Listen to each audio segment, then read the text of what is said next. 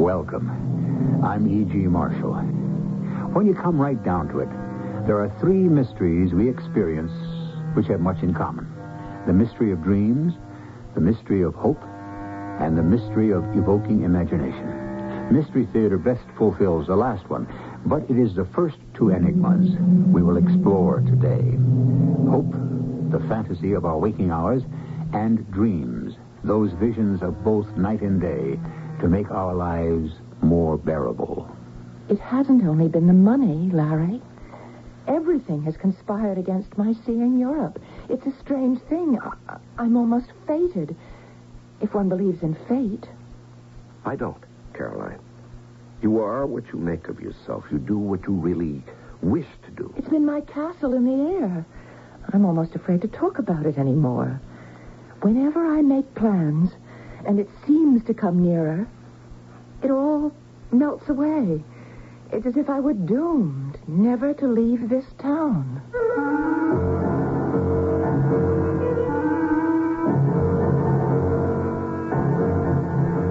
Our mystery drama, Tomorrow is Never, was adapted from a story by Henry James by James Agate Jr., especially for the Mystery Theater, and stars Marion Seldes and Larry Haynes. I'll be back shortly with Act One.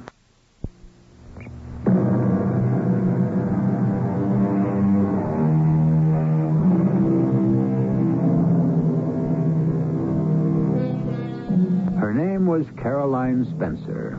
Caroline teaches school, and sometimes her fourth-grade students would wink and make fun of her. For Caroline might suddenly be gazing out the window of her classroom, looking far beyond the snow-covered New England hills, daydreaming of Rome or Paris, places she'd never seen. Today, at a party, she will meet Lawrence Stanford, a man who may change her whole life. Aunt Peg, thanks for inviting me over. Oh, Lawrence Stanford, don't stand in the doorway. Come in or it'll be snowing in my hall. Right, first let me thaw out. It's cold out there. Take your coat off. I will. Be patient with me. Oh, I'm glad you braved the storm to come to my party. People are so rude. Hardly anyone has arrived yet. You'd think they'd have the decency to let me know. Oh, Aunt Peg, are you being fair? The drifts are 3 feet high. Not everyone is used to climbing the Alps like I am. Vermont is nothing compared to that. Well, so it's snowy. You'd think they'd find some other means of letting me know. I see you've brought along your album of photographs, as I asked you to. I am just the person for you who will be fascinated. Oh, I don't mind showing my pictures in the slightest. That way I don't have to be witty or charming or even talk. Evidence of my travels. Talk for me. Well, stop talking now and join us in the parlor. Oh, Caroline. Yes, Mrs. Pegasus. May I introduce you to Lawrence Stanford? Lawrence, this is Caroline Spencer. Lawrence is my nephew and my neighbor when he isn't gallivanting about the world. How do you do, Mr. Stanford? A pleasure. Now, I have a special purpose in mind, introducing you to... Lawrence, young as he is a world traveler. Oh, how wonderful. There, you see, Lawrence? Here is a young lady to whom traveling is the ne plus ultra. Well, as Paganini said to the King of Prussia only yesterday, I just happened to bring my violin. Oh, stop fooling, Lawrence. What my nephew means is that he brought a whole portfolio of pictures of the places he's been to. Oh, I understood that. Oh, did you? Aunt Peg, I think I hear someone at the door. Good. Hopefully someone else has braved the storm to join us. Miss Spencer, whether you're ready for it or not, and whether I am or not, it's travel time for both of us. Let's sit over here by the fire.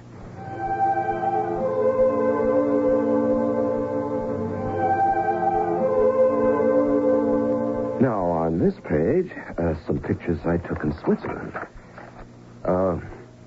You sure I'm not boring you? We've already been through half my photographs. No, not a bit. I'm quite fascinated. Please go. Oh, that lake is like glass.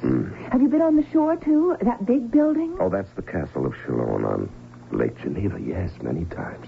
Chalon. Isn't that where Bonaparte was imprisoned? Byron wrote about it in The Prisoner of Chalon. You're quite right. That one picture brings back Byron and his poetry. Oh, yes. And more. see. Well, if you can understand how art and literature and music are all part of European life, I'd say that you are well equipped to visit many countries, Switzerland, Italy, everywhere. But if you want to see Europe as Byron described it, you'd better make your trip soon. The continent is getting sadly dis-Byronized. How soon must I go? I'd give you 10 years. Oh, I think I can go in that time. Well, you two have been sitting by the fire for an hour. Don't you want some tea? Can I get you a cup, Miss Spencer? Oh, thank you. Yes, just plain. No sugar or milk. Plain, no sugar, no milk. And Cakes? Lawrence, come back here. I'll bring you both some tea. Are you sure, Aunt Peg? Besides, I may be taking up too much of Miss Spencer's time. Why do you think I invited you here? Now, put that portfolio back in your lap, and I'll bring you both a cup. Mrs. Pegasus is a sweet lady. Yes. How do you know my aunt? Well, 3 of her little grandnieces are in my English class. Oh, so that's what you do. You teach English. Well, with half a mind, really. Do you speak many languages? Well, after fashion, but well enough to make myself understood from Geneva to Rome. I envy you. Have you been over there many years? Well, it does mount up. Put all the visits together. And you've traveled everywhere. Oh, no, not everywhere. I love it, and happily I can indulge. All of this is like a fairy tale to me. I suppose it's all very expensive, isn't it? Europe? Well, depends how you go. The big ocean liners, they're expensive, but one can go third class. It takes no more than 2 weeks. Once you're over there, you can manage with very little. You can see a great deal if you spend it wisely. Well, I think I could. I've saved, and I'm always adding a little bit to it. And I don't mind doing without things as long as... Oh, well. There's that pot of gold at the end of my rainbow. Those countries. Their history. You must never give up that dream, Caroline. When your rainbow ends in such beautiful colors. You say that in such a kind way. I don't even mind your calling me by my first name. And yet we hardly know each other. Well, I didn't mean to be forward. My friends call me Larry. Oh, it's all right. I feel I can trust you. It hasn't been only saving up the money to go. It's been other things. I'm almost afraid to talk about it anymore. 2 or 3 times, it's come a little nearer, and I start making definite plans, and then I talk about it, and it melts away. I can't explain it, but I'm still possessed with a kind of madness to travel. Well, there's only one cure for it, and that is to make up one's mind and go. Keep believing, and you will. I've read and read. I've prepared my mind, I think, as well as anyone can. Not just Byron, but histories and guidebooks, Baedeker's. Mm-hmm. And when I'm at long last there, when I put my foot on that ground, I know I shall rave about everything. Well, as I say, the only cure is to go. Indulge in yourself. I've got a relative who lives in Paris. He's an art student. So it isn't as though I'd be completely alone. Yes, well, I'll be going back pretty soon. One has to. And I'll be looking for you, Caroline, and I'll expect to find you there. Well, here you are, you two. 2 cups of tea. Lawrence, I believe it stopped snowing. Well, my dear, meeting this young man is almost like an adventure with an explorer, isn't it? Oh, Mrs. Pegasus, you couldn't have given me a more enjoyable afternoon. I do appreciate it. Miss Spencer, Caroline, I'd better circulate a bit, or they'll accuse my aunt of inviting a very rude nephew. But if you do go abroad, remember, I shall be on the lookout for you. And I'll tell you if I'm disappointed.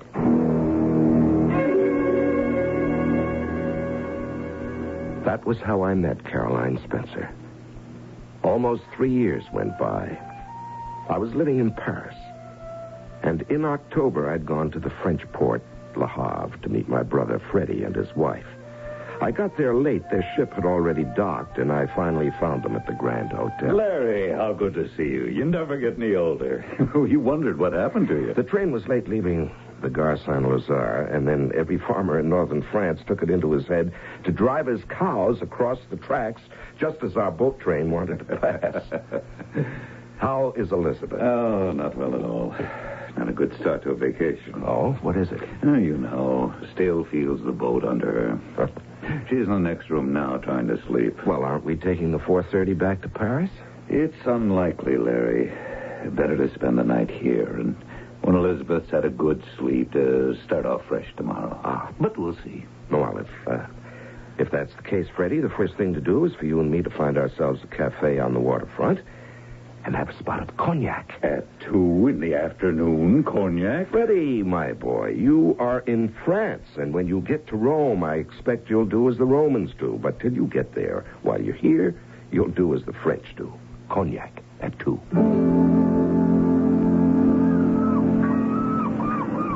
Cheers. To your health, too, Larry. Oh, and to Elizabeth's. Hope she's back on her feet by dinner time. Good cognac, I'll say that for it. And cheap. Great Scott. There she is. The little lady of the steamer. Oh, you mean that girl at the farthest table under the awning? Was she on your boat? On deck from morning till night. She was never sick. And I needn't tell you how rough the Atlantic can be in October. Every day she'd sit there, just as she's doing now, hands folded, looking out at the horizon ahead every single day, as though hypnotized. Well, why don't you go speak to her? Oh, I don't know her. We never met. She talked to no one. I have an idea she's a Yankee schoolmistress on her first trip to Europe. Yes, I think you're right. I think I'll speak to her. Oh, I wouldn't, Larry. She's very shy. Freddie, I know her. I'm sure I met her at a tea party at Aunt Peg's. Oh, well, matter of fact, I'm getting twinges of conscience about Elizabeth. I'll be starting back to the hotel. Well, I'll walk you back. No, it's just up the road. I can find it. Suppose you come knock at our door about 6, and we'll see if she's well enough for us all to go down and have an early dinner. Good afternoon. I beg your pardon? Oh, aren't you? Do you mind if I sit with you at your table? So, here you are in Europe. I hope you're not disappointed. It was you who showed me photographs of your travels. You're Mrs. Vegas's nephew.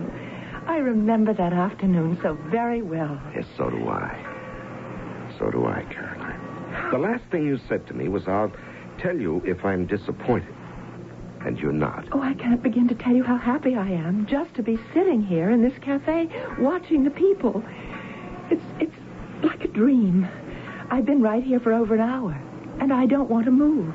Well, if you're that enchanted with poor, prosaic Le Havre, you'll have no admiration left for better things. There are so many more beautiful places just waiting for you. And why are you still in Le Havre anyway? Why haven't you gone on to Paris? Oh, it's quite a long story. It's because of my cousin, George. You see, he has all my money. It happens. There seems to be no end of naivete, of trusting people who believe the best of others. Caroline Spencer seems to be one of those, but not so Larry Stanford, who is beginning to feel compassion, if not care and conscience, for this neophyte innocent traveler. I'll be back shortly with Act 2.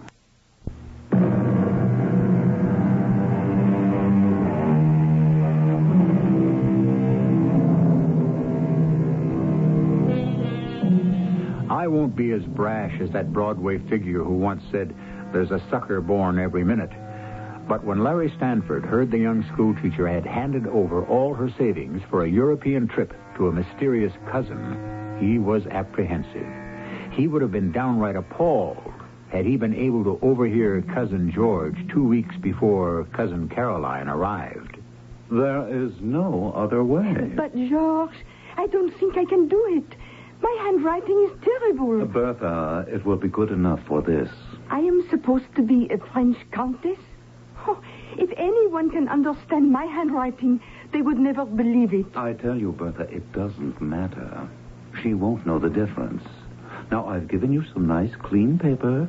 There is the ink. Take up the pen and we'll begin. But, George, chérie, why am I writing this letter?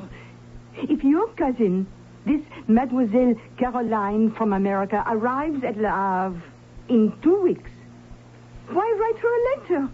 She won't receive it before her departure. Because, ma petite, I shall go to meet the ship when it arrives. And when I think the moment is right, I will give it to her to read. Now, write. Chère mademoiselle, I appeal to you as one woman to another. Woman to another. New sentence. Your wonderful cousin George. Oh, you don't think much of yourself, do you? Brother, will you stop this nonsense and write what I tell you? Look, I don't know whether my cousin is rich or not, whatever. She's certainly better off than we are. All I'm asking is to borrow some money until my chef-d'oeuvre, my big painting, is completed. Now, does that satisfy you? Then why this I appeal from one woman to another? What are you up to, George? I want to know. I have a right.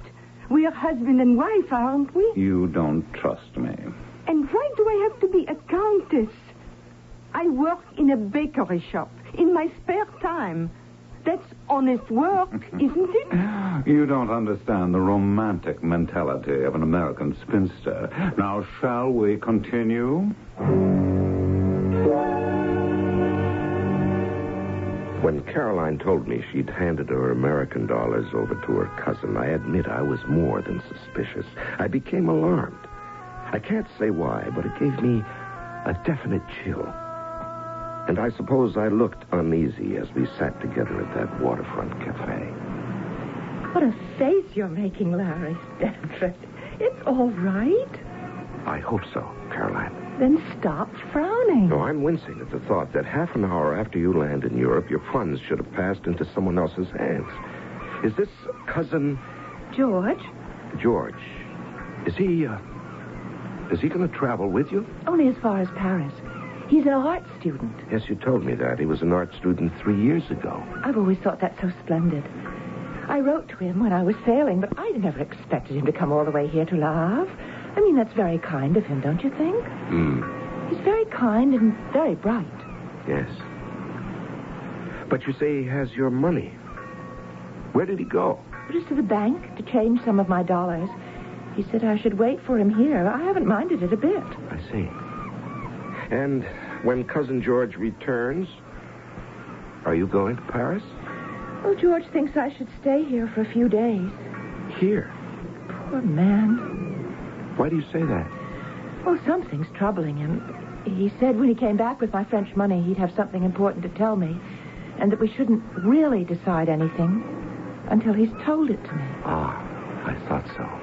He's been so thoughtful, so how can I not listen to him? Caroline, you did not come all this distance to listen to troubles, but to go to new places. Oh, I will. I have it all planned. That's him. Is he coming back? The tall one? Yeah, the one with the swagger stick and the red hair. And the velvet jacket. Don't you just love the velvet jacket? And the slouch hat. That's my cousin. I told you he'd be along. George, over here. How do you do?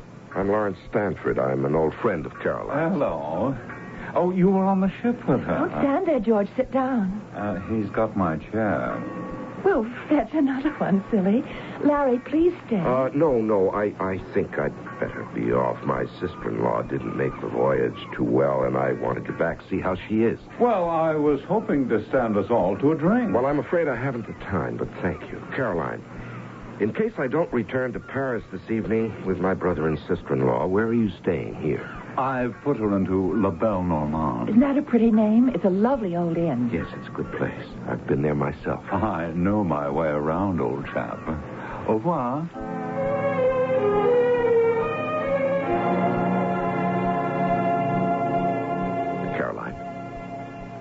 Caroline, it's Larry. May I sit here? Oh, yes. You may if you wish. Beautiful evening, isn't it? Yes. My brother and his wife have decided to spend the night, and we'll all go to Paris tomorrow. So I thought I'd come over to La Belle Normande and see if you were still here. Oh, I'm still here. Have you been crying? Me? Yes. Yes, I thought something was wrong. You're sitting here in the dark. Lots of stars in the sky. Caroline, tell me what happened. Oh, how can you tell? By the way, you've gathered yourself together as if you'd been hit and were trying to ward off any more blows. Your cousin gave you bad news, isn't that it? Between the time I left you this afternoon and now. You've had a very bad time of it. No, not I. It's George who's been having one. He has great worries, and he asked me to... Oh, you won't be angry with me. Angry with you? No, never. He was in dreadful need of money. In want of yours, you mean? Oh, of any he could get. Honorably, of course. Oh, of course, honorably. And mine was all that was available. And he has taken all of it from you. Well, I gave him what I had. Oh, great Scott, Caroline. Is that what you call his getting money honorably, all you had? He's just badly in debt. Yes, no doubt he is, but what was the rush to take yours? Well, I felt so much for him. Yes, so do I. I hope at least he's going to give it back to you very soon. Oh, yes, as soon as he can. And when will that be? When he's finished his great painting. Oh, Caroline, you can't accept that. His great picture. He's an art student. Where is he now? He's in the dining room having his dinner. Why aren't you eating with him? Oh, I wasn't hungry. I wanted to be under the sky in this little courtyard.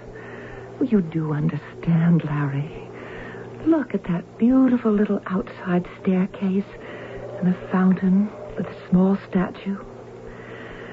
I have to stay out here as much as I can, soaking it all up, breathing it. Caroline, listen to me. Where else in the world could you find such a place? I don't know what to say to you. You see romance everywhere, and this man, this cousin of yours... Caroline, you're too generous. He made the debts himself. He ought to pay for them himself. Oh, he's been foolish. George admits that. He told me everything. He threw himself on my charity. It's not only for him, it's for his wife, the poor young thing. Oh, so he has a poor young wife now. Well, he married 2 years ago. Secretly. Oh, why secretly? She was a countess. Oh, you sure of that? Yes, she's written me the most beautiful letter. Asking you, whom she's never seen... for money? Asking me for confidence and sympathy. She's been cruelly treated by her family for marrying George. He told me that she's a beautiful young widow of a high-born count. I want you to read her letter. She begins by saying she appeals to me, one woman to another. Caroline, I'd rather not read it. See, they're going to have a baby. There's not enough money even to feed it. How could I refuse George? My dear Caroline, my concern is for you. I don't want you to be stripped of every dollar you've saved for this trip for such a rigmarole. But it's not a rigmarole. I mean, how could I enjoy Europe knowing George and the Countess are suffering? Oh, yes, the Countess. Look here, she signed it, Countess Bertha. Mm-hmm. Oh, I shan't live any worse than I've lived. And besides, the next time I come... I'll go first to England to see Stratford, where Shakespeare lived. You speak of next time. What of this time? You're being used unfairly, Caroline. You've worked for that money. I don't know how many years. I'll be coming back. And I'll stay with George and the Countess. He said so. He insisted. And by that time, I'll have everything back that I loaned him. It's a loan, you know. You mean you're going home right away? Well, I've nothing left for the tour. You gave it all up. Well, it's just a loan. George insisted on signing notes for all of it, every dollar, even though I told him we're family. How large an amount, Caroline? Well, I've kept enough to take me back. Please, Larry, don't feel sorry for me.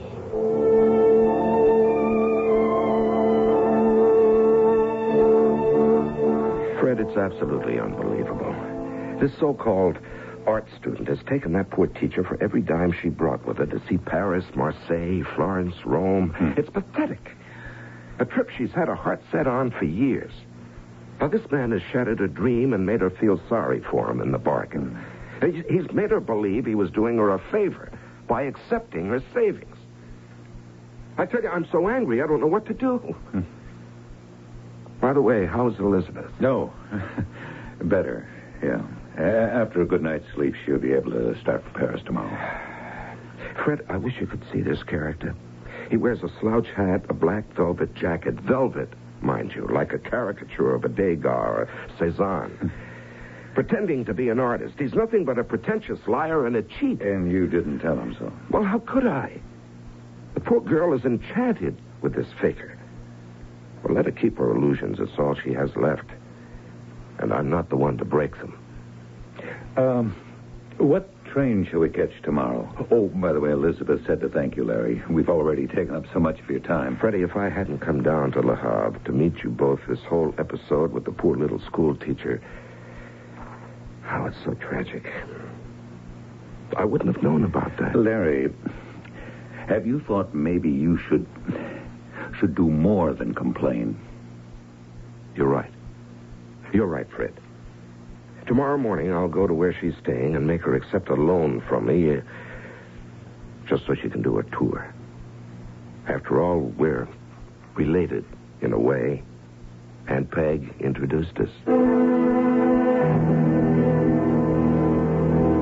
Of all the times of my life to have overslept, this time was unforgivable. Not that our train for Paris was to leave till noon, but what were Carolyn Spencer's plans? As I dashed through the crooked streets to La Belle Normande, one sound echoed my worst fears. Looking for my cousin, are you? Yes. Good morning, George. Is Caroline up yet? Oh, yes, she's up all right. Nice little courtyard this, don't you think? Has she had a breakfast? Oh, yes, we shared a few croissants and coffee. Sat right here. Oh, nice, mellow old place, don't you think? George, we can talk about all that later, all right? Where is your cousin now? Oh, didn't I tell you? She went to the boat about 7 this morning. I helped her with her suitcase, took Carolyn right up the gangplank. She's on board. You might be able to wave to her. If you go up the street, you'll see the ship pulling away. I was too late. I turned away, conscious of the tears starting up in my eyes. That poor, poor woman. The end of her rainbow had been some 19 hours in Europe. Describing his own technique, Henry James tells us, make the reader's general vision of evil intense enough, and his own imagination, his own sympathy or horror will supply him with the particulars. Precisely our aims and ambitions here on Mystery Theater. Indeed, were he alive today, what fabulous, spine-tingling dramas could Henry James have written for us? I shall return shortly with Act 3.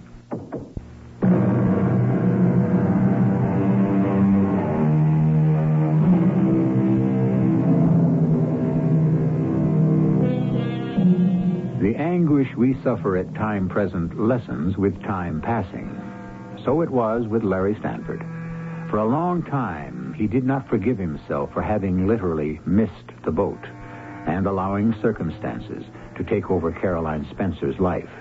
But months went by, then years. I'm not saying he forgave himself, but he did forget. And then... Suddenly, it all came back to me. 5 years after that dreadful episode at Le Havre, I found myself back home in America. It was spring. Again, I was a guest at one of Aunt Peg's tea parties with the same alderman and his wife, a selectman, a few teachers, but no Caroline. Doesn't my nephew look well? After 5 years' absence from his homeland? One hears all sorts of things about Americans abroad. The weather is disagreeable, the food unpleasant. Not the food, Aunt Peg. It couldn't be better. Well, while you're in this house, Lawrence, you'll just have to be satisfied with molasses cookies, angel cake, and my own Boston tea. Oh, I'm not criticizing things at home. Far from it. I hate to hear Americans who come to Europe and run down their own country. I didn't think you remained long enough in one place to meet many Americans, Lawrence. Which reminds me, does that little Miss Spencer still teach school hereabouts? Caroline Spencer? Indeed she does. You'll find her quite changed, poor dear. She hasn't really been very sprightly since her visitor arrived. What visitor?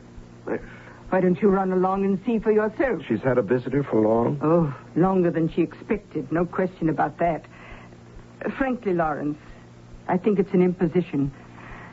She's quite a changed person now. Lives most abominably, and all to accommodate her visitor. Looks 10 years older than she should. A great pity.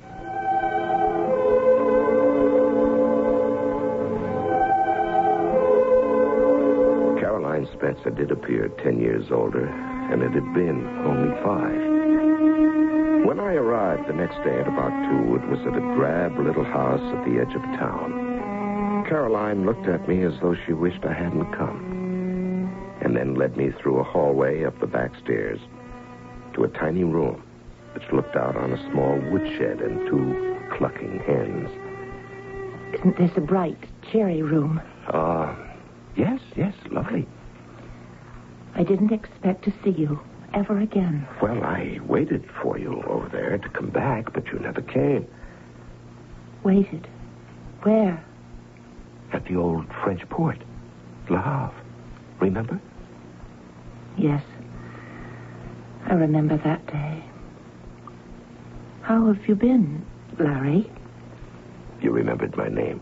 I never forgot it. Caroline, have I come here today at a bad time? Do I inconvenience you? Perhaps 2 in the afternoon is the wrong time. No, not you. No.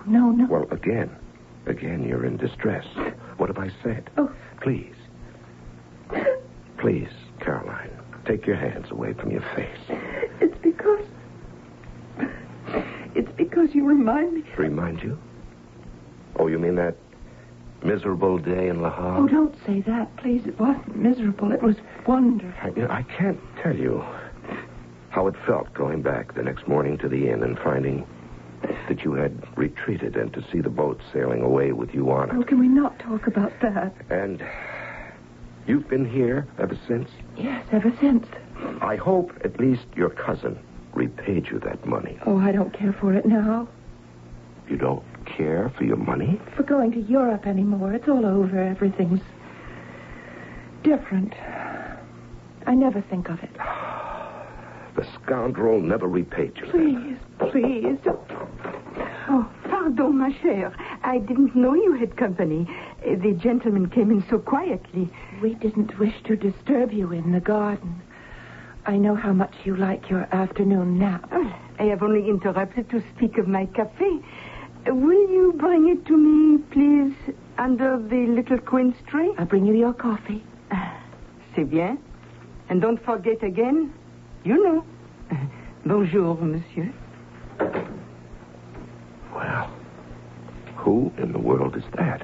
It's getting a little close in here. Do you mind if I open the window? I don't usually because of the hens. Caroline, isn't this your own house? Oh, yes, I bought it. Well, then, without trying to be funny about those hens, why are you cooped up in this little room over the hen house? Surely there must be other rooms in your own house.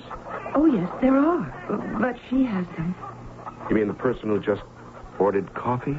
That is la countess, as they call her in France. My cousine.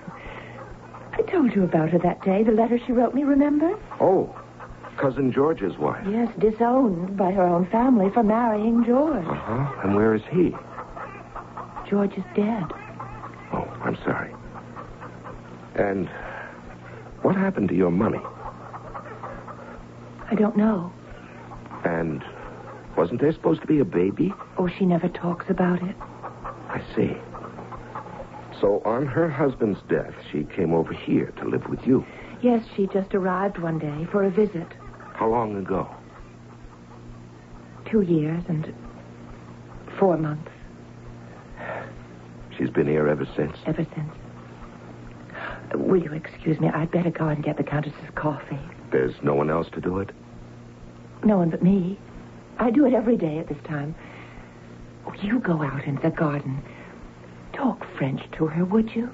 Please, Larry. And I'll bring the coffee along. Well, can't she wait on herself?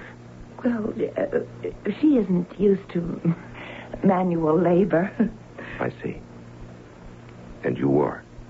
Hand and foot, no doubt. Her family is of the oldest Provençal nobility. Oh, sure. I could see it written all over it. Now, please, Larry, don't spoil everything. Go outside. I'll be there in 10 minutes.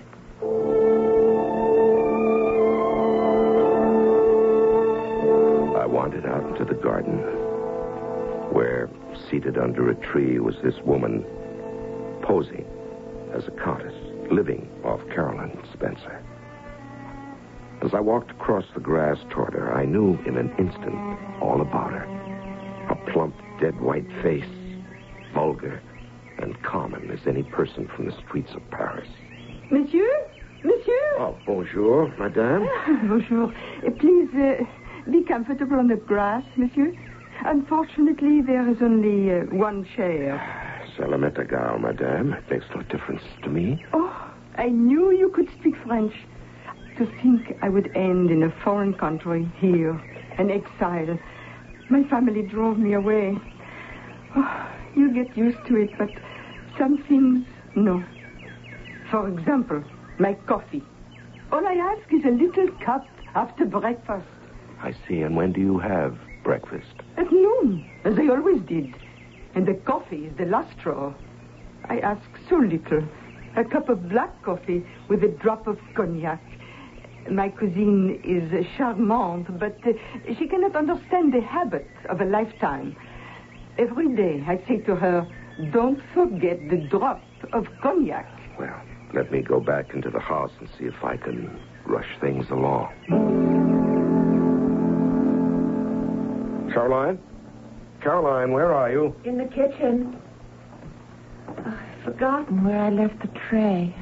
I'm so nervous these days. The coffee is boiling over on the stove. No, it has to boil like that and get black, or she won't drink it. Caroline, don't you see what she's doing? You've got to stop letting people walk all over you. Oh, people only walk on me because I want them to. What? Bring me that small cup. Oh, that one's dirty. I'll get one from the shelf up here. Caroline, look out. The pan of coffee is spilling. Oh, my goodness, it's all over you. Well, where's the butter? Butter? Yes. Do you have any butter in the kitchen to put on your hand and wrist to stop the burns?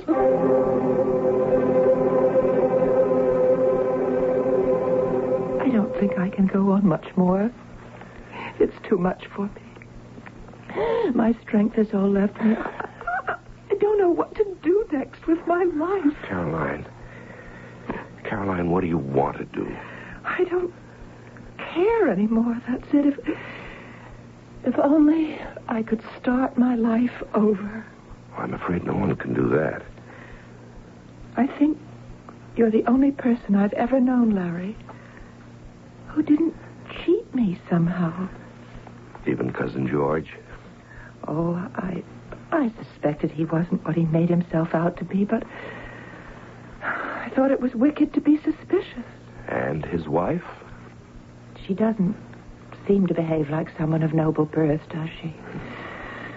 Perhaps I just don't know Europeans, but, well, she's all I've got now. What else is there left for me?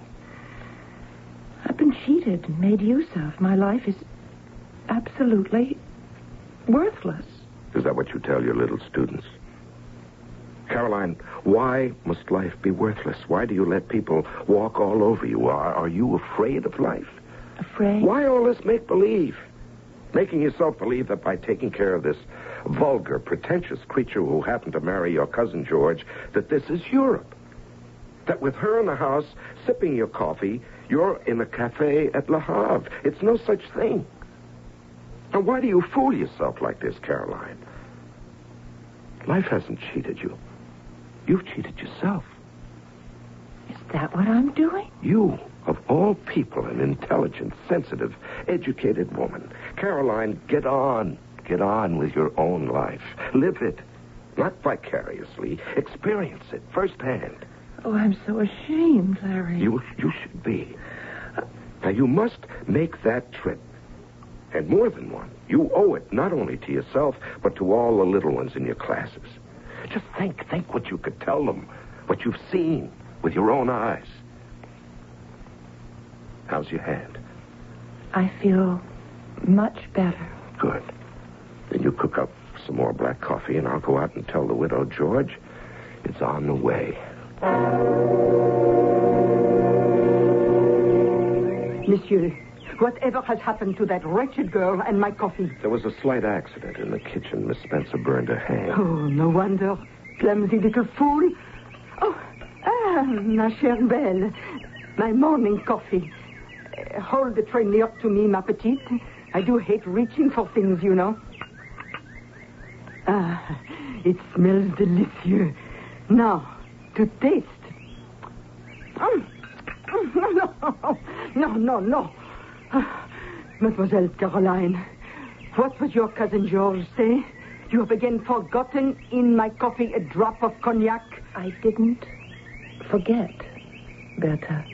I merely decided, since this was the very last cup I should ever again serve you, I brought it the way I prefer it. Incroyable.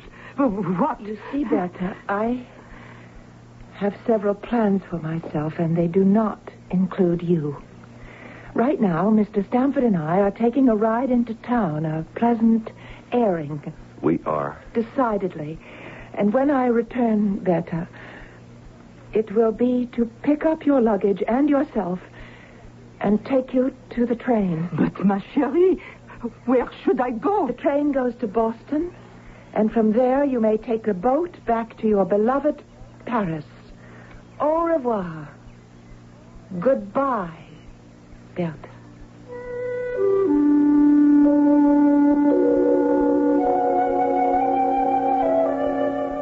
Was it common sense or the urging of a friend that caused the final turning of Caroline Spencer? The unfathomable and mysterious ways of man's behavior never cease to confound us. And as Byron himself said, never take a female's actions for granted. I shall rejoin you shortly.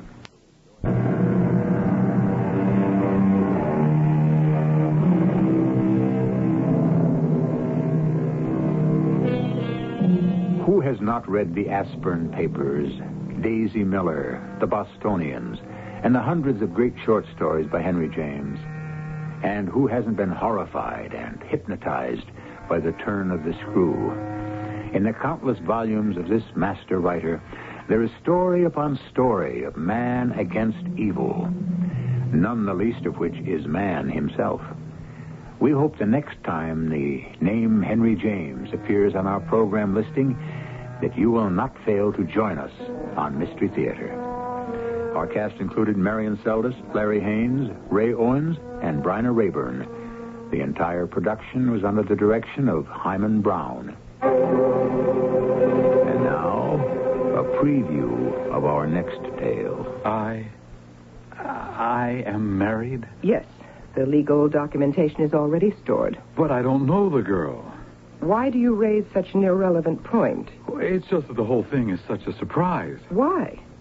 Certainly you knew that one day your marriage would be programmed. It's just that I thought... You thought... What is there to think about? Your home has already been selected and furnished. Furnished? In accordance with the registered and adjusted tastes and preferences of both of you. You will report there at once. Where? To North River. North River? But that's so far away. From what? Well, from my job. You have a new job. For the next 10 years, you and your married companion shall devote all your efforts and energy to producing your young. This is E.G. Marshall inviting you to return to our Mystery Theater for another adventure in the macabre. Until next time, pleasant dreams.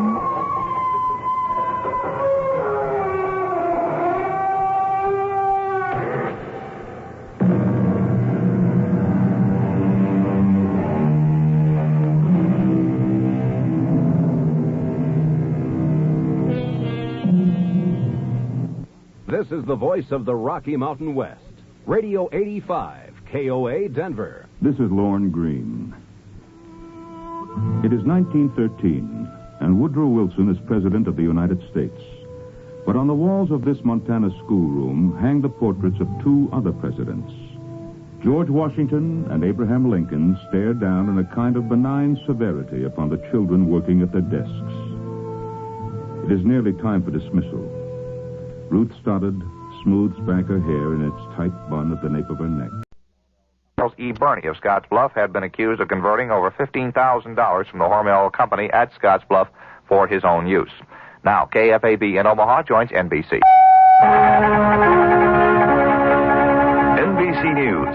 This is Wally Robinson. The continuing crisis in Iran and the brand new one in Afghanistan were cited by the White House tonight as being too pressing to allow President Carter to go to Iowa for his scheduled debate with Senator Edward Kennedy and Governor Jerry Brown. There has been a great deal of reaction to the move from Democrat and Republican candidate alike, and most of it is negative. The latest to comment is Tom Quinn, Jerry Brown's campaign manager. The president's decision is an insult to the people of Iowa and the entire nation. Mr. Carter has been making around 20 phone calls a day to Iowa politicians, and I personally find it difficult to believe that he can politic by telephone every night, but cannot find the time to appear face-to-face with his two opponents. Republican John Anderson of Illinois said the decision lends credence to the contention that the president is politicizing the Iranian situation in order to tighten his grip on the White House. The Kennedy forces are playing it more pragmatically. They offer to move the location of the debates and exclude any Iranian content if that would get the show on the road again. Sources say the Kennedy camp is very keen for the confrontation, feeling it's vital if their man is to get his flagging campaign moving again. More news after this. Tax breaks that may be in store for the 1980 election year. If you missed this major story, you haven't been reading the Wall Street Journal. And in today's economic turmoil, you can't afford to lose touch with what's happening in every phase of business. So have a pencil ready for an important offer that will help keep you informed. Other journal articles reported the facts on Detroit's tailspin, the latest reading on the economy, and the cloudy outlook for retailers this Christmas season. You would have read about the encouraging prediction about oil supplies and the bleak outlook for municipal financing in the state that started the tax revolt. Another article examined aluminum stocks. They're beginning to reflect fears of a long, deep recession. The Wall Street Journal. It's all the business news you need when you need it. Right now, you can get 20 weeks of the Journal. That's 100 copies for only $22. A real money-saving offer. So in the continental U.S., call this toll-free number now. 800-648-5322. That's 800-648-5322. Except in Nevada. You'll be billed later. Diplomatic missions are underway to deal with both the Iranian and Afghan situations. Secretary of State Vance will lead the delegation at the UN tomorrow, though NBC News has learned that economic sanctions against Iran will not immediately be sought. Apparently, Secretary of State Waldheim has a chance to meet and negotiate directly with the Ayatollah Khomeini, and the U.S. will therefore hold off for 10 days. Deputy Secretary of State Christopher is to meet with our allies, seeking a common response to the Soviet intervention in Afghanistan. Meanwhile, Richard Valeriani reports that state seems to be hamstrung in its dealings with Iranians in this country, too. On December 12th, the State Department ordered the Iranian embassy in Washington to cut its staff from 60 to 15 and to reduce the number of people working in 4 Iranian consulates around the country from about 160 people to a total of 20, 5 in each consulate. The top Iranian diplomat here was given 5 days to comply with the order. But 16 days later, the Iranians still have not given the State Department a final list of the 35 diplomats who will operate their embassy and consulates. They did submit one list, but then said they wanted to revise it, and a revised list has not yet been presented. Nor does the State Department know which Iranians, if any, have actually left the country. Officials here say they're still working on getting the problem resolved. Richard Valeriani, NBC News, at the State Department. This is NBC News. Kodak invites you to remember the special moments that make up the holiday season and to trust them to Kodak Film. A bike! Grandpa, you got me a bike. I got one too, a red one. Look, it's snowing! No, you shouldn't have. I know. Oh, this is going fast. I know. How did you know? I knew. Happy New Year! Shouldn't you trust moments like these to Kodak Film? Happy New Year to all you football fans, and the NBC Radio Network is kicking off in great style. The 1980 Rose Bowl pitting the University of Southern California Trojans against the Buckeyes of Ohio State. I'm Bob Buck, NBC Sports, inviting one and all to join us as two of the nation's top-rated teams battle it out. The Rose Bowl, New Year's Day on many of these NBC stations. The The holidays have always been attended by various discomforts, usually brought on by enjoying one's meals too much or enjoying one's eggnog too much. George Gobel once called it being overserved. Now you can add another malady, profiled by NBC's Rob Sharkey in Los Angeles. A problem for many over the holidays is insomnia. It occurs whenever regular daily patterns are disrupted, but what researchers are learning about it may put us to sleep. Insomnia is sexist. More women suffer than men. It's often caused by agrypniophobia, fear of not being able to sleep. Caffeine and nicotine are also causes. Both are stimulants. Alcohol can be, too, making your nightcap an eye-opener. Sleeping pills lose effectiveness after a few days. But what will work is Protein, because it contains a natural sedative. Next time the Sandman stays away, try a high-protein dinner and a glass of milk at bedtime. Wally Robinson, NBC News. In Omaha and Council Bluffs, we have 29 degrees and some light snow. Lincoln, cloudy skies and 30. This is KFAV in Omaha. Now, the Mystery Theater.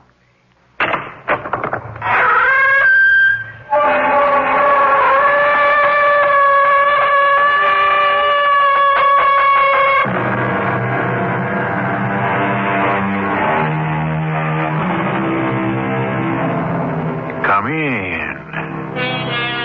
Welcome. I'm E.G. Marshall.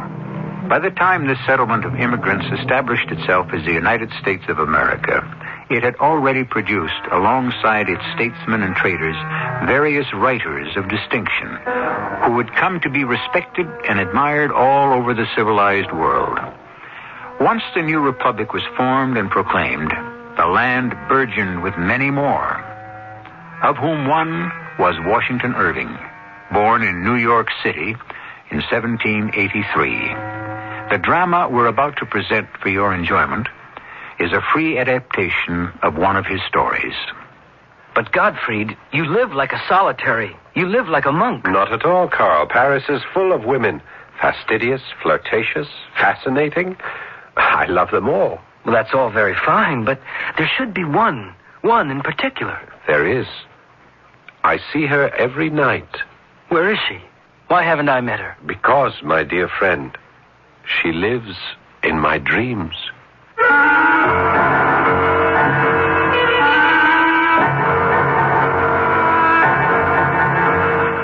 Our mystery drama, The Guillotine, was written especially for the Mystery Theater by Elspeth Eric and stars Paul Hecht. It is sponsored in part by Contact, the 12-hour cold capsule, and True Value hardware stores. I'll be back shortly with Act One. Kodak invites you to remember the special moments that make up the holiday season and to trust them to Kodak Film. A bike. Grandpa, you got me a bike. I got one, too, a red one. Look, it's snowing. No, you shouldn't have. I know. Oh, this is unprofessional. I know. How did you know? I knew. Happy New Year! Shouldn't you trust moments like these to Kodak Film?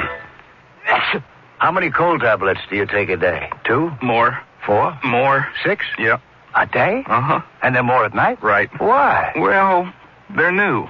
Take Contact. One capsule helps all your congestive symptoms up to 12 hours. All day? And all night while you sleep. That's the wonder of Contact. Hey, you're the guys on TV. Yeah, we're the guys on TV. Take your Contact. Take it fast. Give your code to Contact. Take only as directed. This is the season when Dean's camera centers are specially helpful to camera bugs. Dean's have a complete stock of Kodak film, black and white, color, and self-developing for beginning photographers as well as professionals. And the holidays are one time you won't want to get caught short. Remember, too, Dean's for Kodak film processing and Kodak prints. You'll want to get those slides you took during Christmas and New Year's developed quickly and professionally. And Kodak picks up and delivers to both Dean's camera centers every day. So have a happy holiday, and for film or processing, visit Dean's Downtown or Dean's Countryside Village Camera Center. If you think it takes you a long time to make yourself look good, just think. It took national parks thousands of years to become the natural beauties they are when you visit them today. But will they still be that beautiful when you leave? Everyone likes to have a good time, but litter is no fun for anyone. So remember, leave your footprints on the trails, but leave your candy wrappers, film boxes, lunch bags, and other trash in the trash cans the Park Service provides. This message from your National Park Service, U.S. Department of the Interior. On Council Bluffs at 29 degrees and light snow. Lincoln, 30 degrees and some cloudy skies. This is KFAB.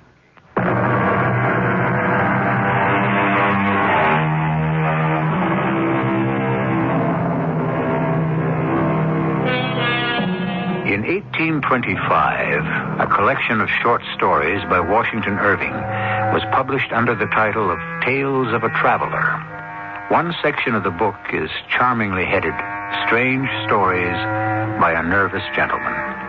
And it is from this section that we have chosen the tale that follows, one we call The Guillotine.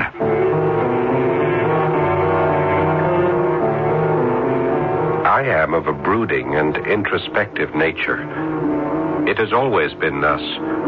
It was never that I scorned the follies and the fripperies of this world. Indeed, I begrudged others their free and easy access to such vanities, their effortless enjoyment of them, with a profound and a scorching envy that was driving me to the very edge of my self-control. I felt about to howl with the torment of my incapacity. In my agony, I turned to the only friend I had, my fellow student, my compatriot, the sole human who had tolerated my intolerable moods without blame, without censure, without what surely would have finished me off, without abandoning me. Gottfried, my dear friend. Help me, Carl, help me. But of course. Just tell me what I can do. I don't know. Is it money? Do you need money? Money. If it were only money. It is myself.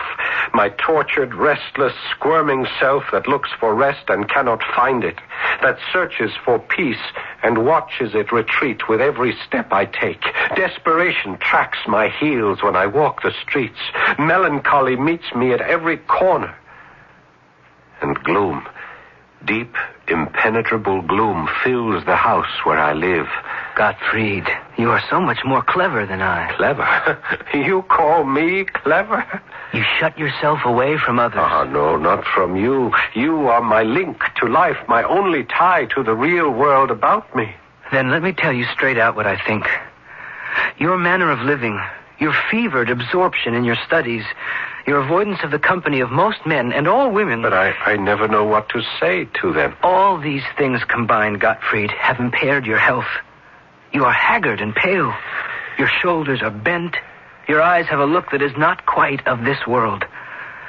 Forgive me, my friend, if I speak roughly. No, you speak truly. But I think it is not alone your body that is failing.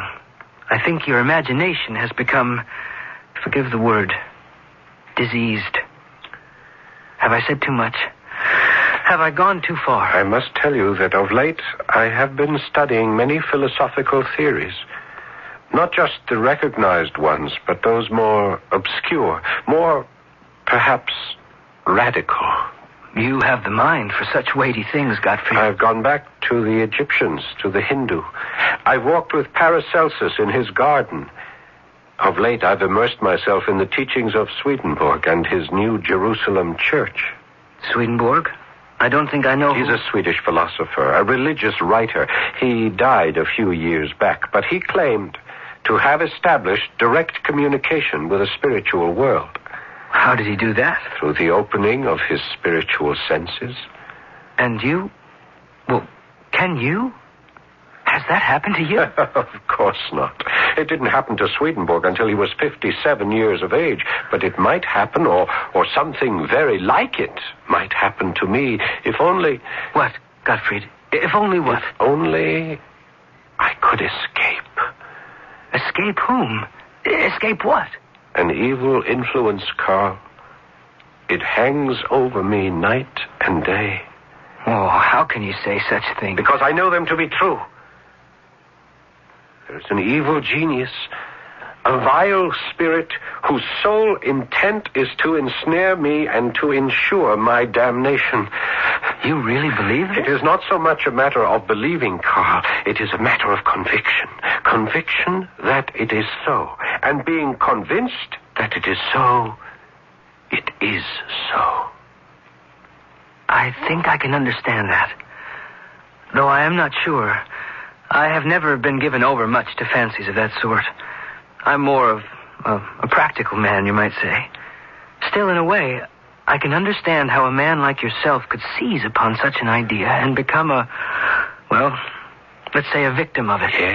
Yes, you've hit on the word, Carl. I am a victim of my own imaginings. Yes, you are exquisitely correct. Well, then, if I could go on and make a further suggestion. By all means, speak out. It's my thought that you should leave here and go to Paris. Paris?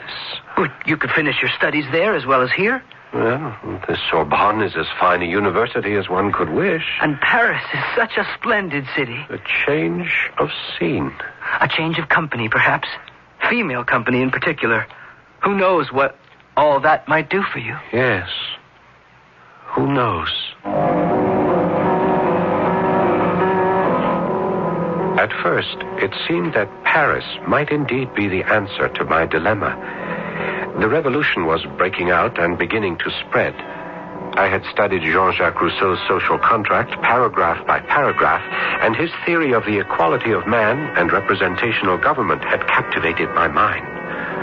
More than that, the delirium of the people of Paris, their fervor, their ecstasy, it seemed that simply to live in such an atmosphere would be enough to cleanse my mind of its morbidity. I found myself a room on a narrow, dark street in the Latin Quarter, not far from the monastic walls of the Sorbonne. The concierge who showed me my quarters was as gloomy as the street itself. There it is. 2 francs. It has a window? You can see that it has... Ah, yes. I'll need a table to put in front of the window. Could you arrange that? And a straight chair to put in front of the table. Is that possible? I am a student at the Sorbonne. I'll be doing some writing. I'll arrange it. Could you also arrange for an armoire? I have only a very few clothes, but I would... There are nails on the wall. Oh, yes, I see. Now, about bookshelves, I have very few clothes, but I have a great many books, and I expect to have more, so... I have no bookshelves. I see. Well, for the time being, I suppose I can stack them on the floor or under the bed. I'll manage. 2 francs. Oh, yes, of course. There you are.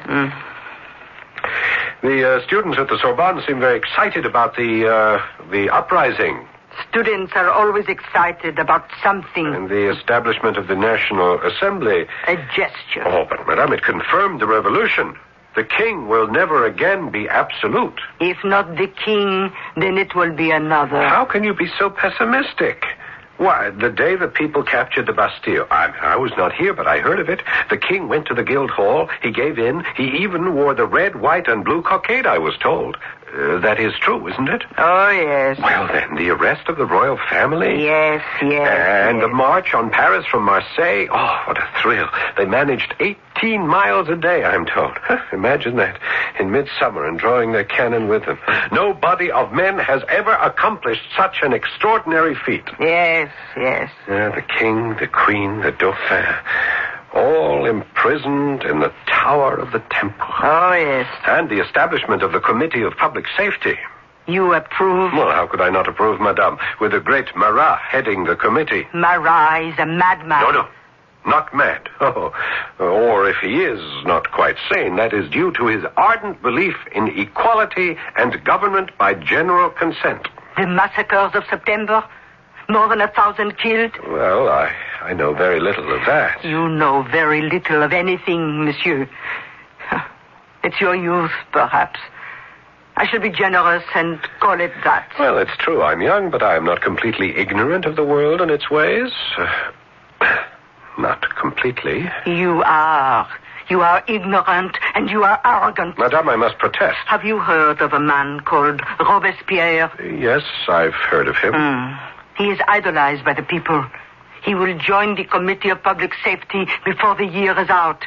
And the king will lose his head. Yes, in January of 1793, King Louis XVI was guillotined. 6 months later, Robespierre joined the Committee of Public Safety. Hundreds upon hundreds passed before the Revolutionary Tribunal and were executed. Danton, the man I had idealized, was among the victims. So was Madame Elisabeth, sister to the king. So was the queen. I sickened and turned away. The terror had begun, and I shrank from the sight of it. I spent the better part of my days in the libraries, those catacombs of departed authors, rummaging among their hoards of dusty and obsolete works in quest of food for my unhealthy appetite.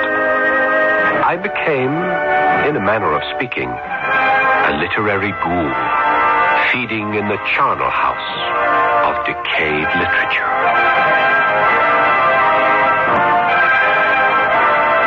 Washington Irving was born just as the seeds of the French Revolution were starting to germinate.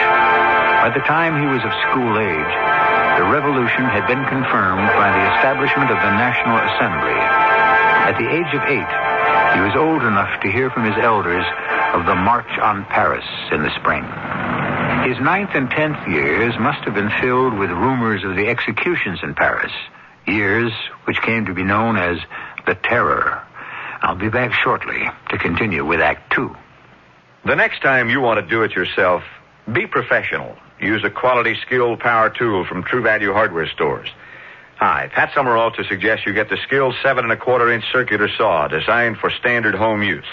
It has a burnout-protected motor, heavy gauge foot brackets to assure accurate cuts at all settings, and comes complete with a blade. Or get the skilled 3/8-inch cordless drill from True Value hardware stores. It features 2-speed controls so you can adjust the speed to suit the job and the material. And it operates forward and reverse to drive and remove screws. It includes a recharging unit to keep the drill ready for use, and because it's cordless, you can use it anywhere. See the wide selection of quality, skilled power tools at participating True Value hardware stores and home centers. And save gas. You won't have to drive far for your hardware and houseware needs. If you're looking for values, for service, and for selection, you'll find them nearby at any one of the more than 5,000 True Value hardware stores and home centers nationwide. It's time for Bryant, with comforting thoughts on cooling and heating your home or business. If you have a fireplace, be certain to keep the damper closed when not in use. You'll avoid drafts, but most important, you'll stop valuable heat from escaping up the flue. When you decide it's time to economize with more energy-efficient cooling and heating, call the man who has it, your independent hometown Bryant dealer. Bryant, a comforting thought.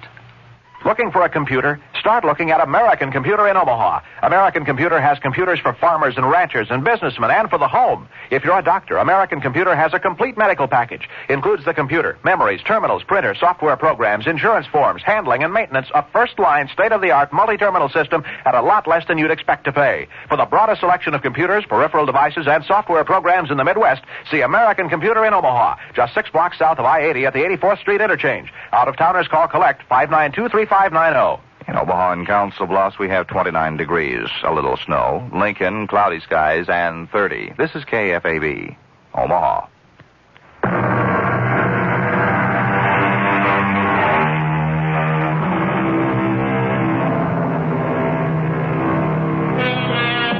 Washington Irving started out to become a lawyer, but his health was not robust. And, as was very much the habit with doctors of his time, he was advised to travel abroad and so build up his constitution. We shall never know what sort of lawyer he might have become, but we know for a certainty that he developed into a first-class writer. And it was his early visit to Europe which roused his interest in the Gothic tales of terror and romance, such as the one we have adapted for you.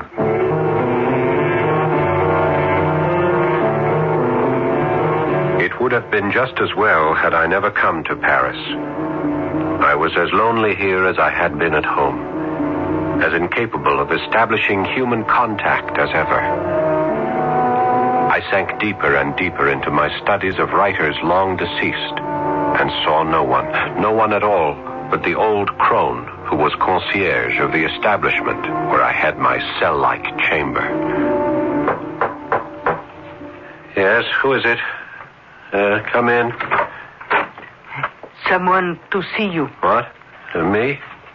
Someone wishes to see me? So he says. Well, who is it? Didn't you ask him? He spoke as though he knew you from elsewhere, as though you were old friends. Carl? Did he say his name is Carl? I told you he didn't say. I didn't ask. Yes, of course. It's Carl. Who else could it be? What shall I say to him, your friend Carl? Well, ask him kindly to come up at once, if he will, or I'll come down. Anything at all. Tell him he's most welcome. Would you believe it? I was trembling all over. Clumsily, I tried to put the room into some kind of order. I kicked books under the bed. I scraped together papers and notebooks from my table and tried to stack them into a semblance of neatness. I patted the narrow little bed and drew the spread more evenly over its lumpy surface. I was scurrying about like the most frantic housewife when I heard Carl's voice from the doorway. It's only I, you know, Godfrey. Only you, Carl. Carl, come in, please. Sit down. Carl, I am so happy to see you. You don't know. You just don't know. I am happy that you are happy. To have someone to talk to, someone like you, someone who understands. I did not know till this very moment how much I have needed someone I could talk to open my heart to. Wait now. You mean there's been no one here in Paris? No one at all. I have spent my time at the Sorbonne, in the libraries, in the museums. But Gottfried, no one can live entirely within libraries and museums. Yes, I know. The moment I saw you standing there, I knew. It begins to look as though I gave you bad advice, counseling you to come to Paris. No. It was sound advice. At least it seemed to be at first. Paris seemed to be the tonic I was needing. At first, you say? Well, then what? Well, wait, I haven't offered you anything to drink. Must have a bottle of wine around here somewhere. Yes, here we are. Cheap sort, I'm afraid. Very ordinary Beaujolais. I'm sorry, I could go out. Godfrey, don't excite yourself. Think of whom you're speaking to. It's Carl, your friend. Think of all the evenings we shared a bottle of the cheapest wine and found it sufficient because of the pleasure of each other's company. Yes. Now, can't we open this bottle in the same spirit? Of course we can. Forgive me. My manners have grown coarse. It comes from being too much alone. There must be another glass somewhere around. I'm sure I had one. Oh, here we are. Now, Carl. Gottfried. To friendship. Our friendship. Yours and mine. You know, I am beginning to feel almost like a man again. Tell me what has brought you to this sorry state. The blood. I beg your pardon?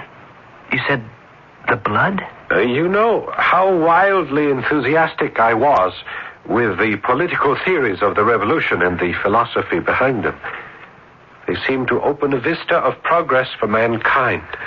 A wide and open road down which we could travel toward the perfect state. You were always one to look for perfection. And why not? Why not? Well, why were we put on earth if not to search for the perfect state? Are we supposed to wallow in the mediocre and pretend that it suffices? Roll about in filth and call it good? Is that our reason for being? Is that what we were created for in God's image? Dear friend, you must try not to excite yourself. Excite myself? It is enough to drive me mad. That the visions were all forsaken and the visionaries turned to killing. The dreams were trampled and the dreamers drowned themselves in blood. Carl, there are times when I think it has done just that. You mean? Listen to me, Carl. Let me tell you something. I must tell someone. There's only you. No one else. Of course, Gottfried. You can tell me anything. Carl, in the most ancient part of Paris, where the Hotel de Ville lies, you know the place? I have heard of it. On the Place de Grève, the open space in front of the Hotel de Ville. That is where they have erected the guillotine. I have heard, yes. This instrument of death stands ever ready. The scaffold runs all day with blood. All day, each day. Victims are dragged there and made to kneel. A heavy blade is released. It slides swiftly down vertical guides. And the head of the victim, oh Heavenly Father, it is too horrible, too terrible. I can't endure it. You mustn't take these crimes upon yourself. A revolution has never been accomplished without shedding blood. Yes, but this has become a mania for blood, an insatiable thirst. Even now, at this moment, while the city sleeps, that horrible engine stands, grim and silent, waiting for fresh victims. It sickens me. It congeals my heart. It freezes my blood. I understand. I do. And that is why I have turned away to the study of ancient writers, dead thinkers, anything to separate me from the awful present. My poor Gottfried. I'm so sorry. So sorry. Thank you. I am ashamed to accept your pity, yet I thank you for it, which shames me all the more that I should be grateful. But there must be other things. There must be more to life. Come, let's finish this bottle of wine before I have to leave. Leave? You have to leave? Oh, not quite yet. I can spend another quarter of an hour with you. A quarter of an hour? No more than that? I must take a train back at midnight. I had hoped that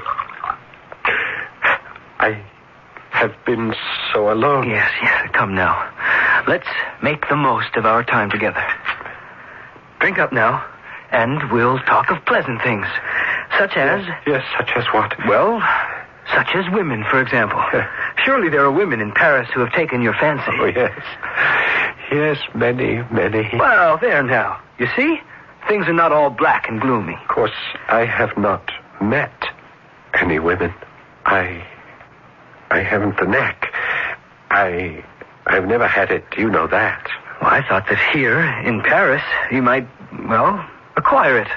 Learn the ways of the world. Oh, no, I'm too shy.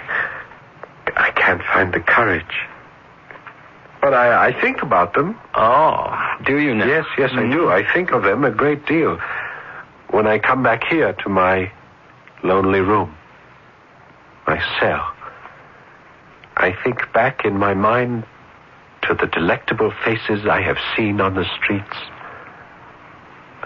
You know what, Carl?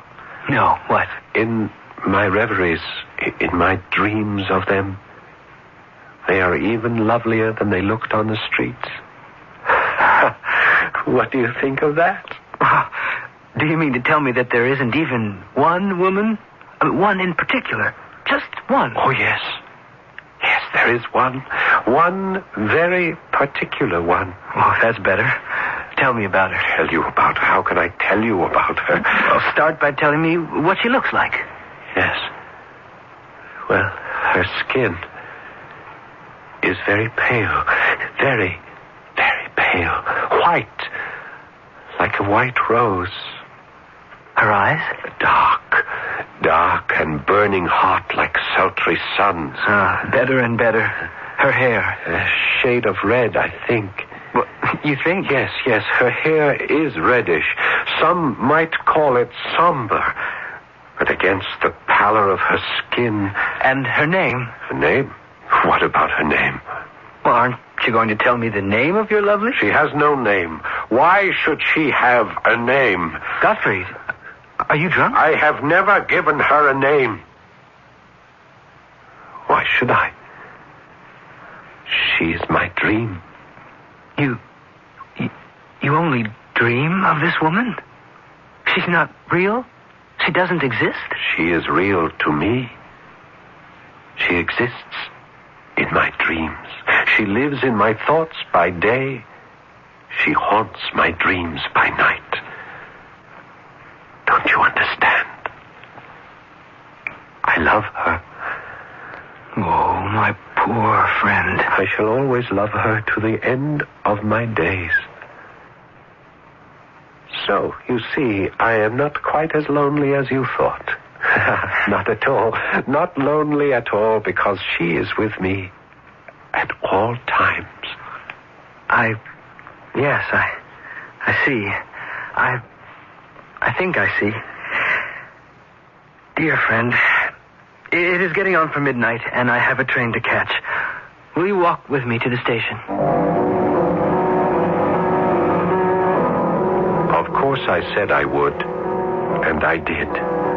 Though it was a stormy night, claps of thunder were rattling among the high houses of the narrow streets.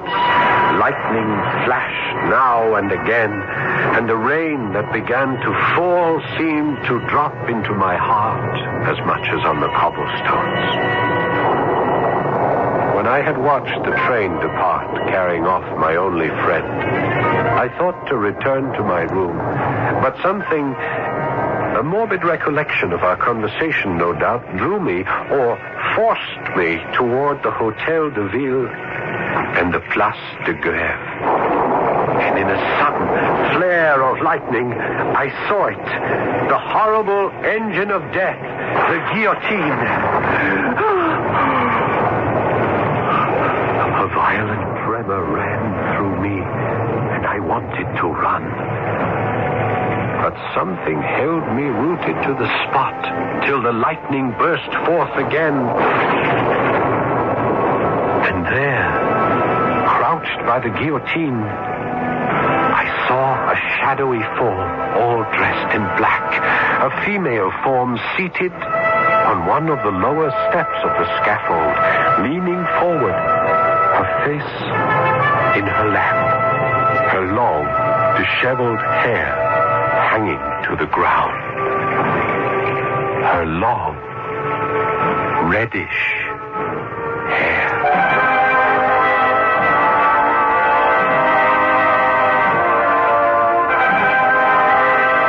You are listening to a tale of terror and romance, told in the Gothic style. So-called Gothic stories were enormously popular in the 19th century, and they have never wholly ceased to be in demand by the reading public, or for that matter, the viewing audience, or, as now, the listening one.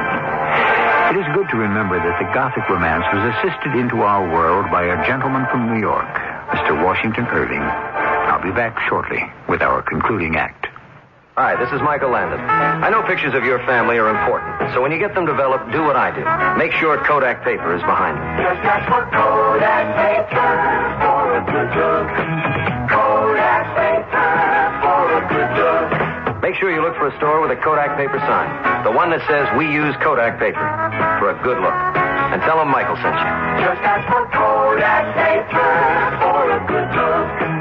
Kodak paper for a good look. Walter Cronkite, one of a kind, writing, editing, working with the superb CBS News team to gather and report the news. The daily, constant pressure of being the best. And there's only one place you can find this anchor man, this editor, this team. Good evening. After strong trust, Cronkite and Company, only on the CBS Evening News. Monday through Friday on the CBS Television Network. They said it couldn't be written. The book that hit America like a runaway locomotive. The new Consumer Information Catalog. For the life of me, Foster, your obsession with the book escapes me. It's only a catalog. The book that's helping America find a better way to live. What do you find in that catalog? Something you could never give me, Lillian. More than 200 back-filled federal publications listed inside. Booklets on home and car repairs, weight control, keeping household records, and more. I read them all to be the man you want me to be. That's a lot of reading. The book you have to read from the Consumer Information Center of the U.S. Government. The new Consumer Information Catalog. It's free. Just write to Free Catalog, Pueblo, Colorado, 81009. That's Free Catalog, Pueblo, Colorado, 81009. Send for the book. Don't wait for the movie. Tomorrow night's Mystery Theater deals with a man who literally fought windmills. Hear the adventures of Don Quixote at 11:05 on KFAB. But now we return to Act 3 of The Guillotine.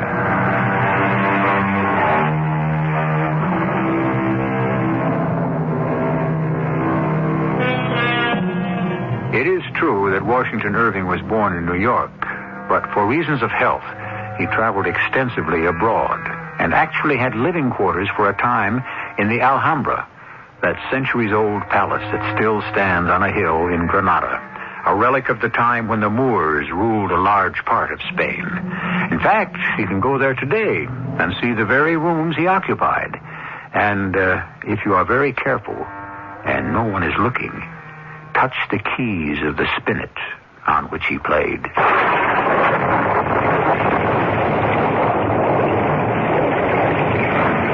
I stood in the teeming rain and gazed at the woman in black who sat on the steps of the scaffold. There was something awful in this solitary monument of woe.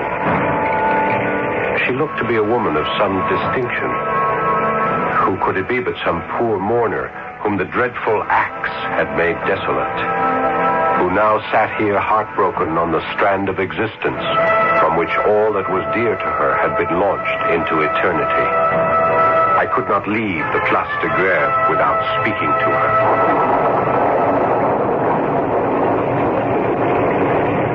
Madame, your pardon, Madame.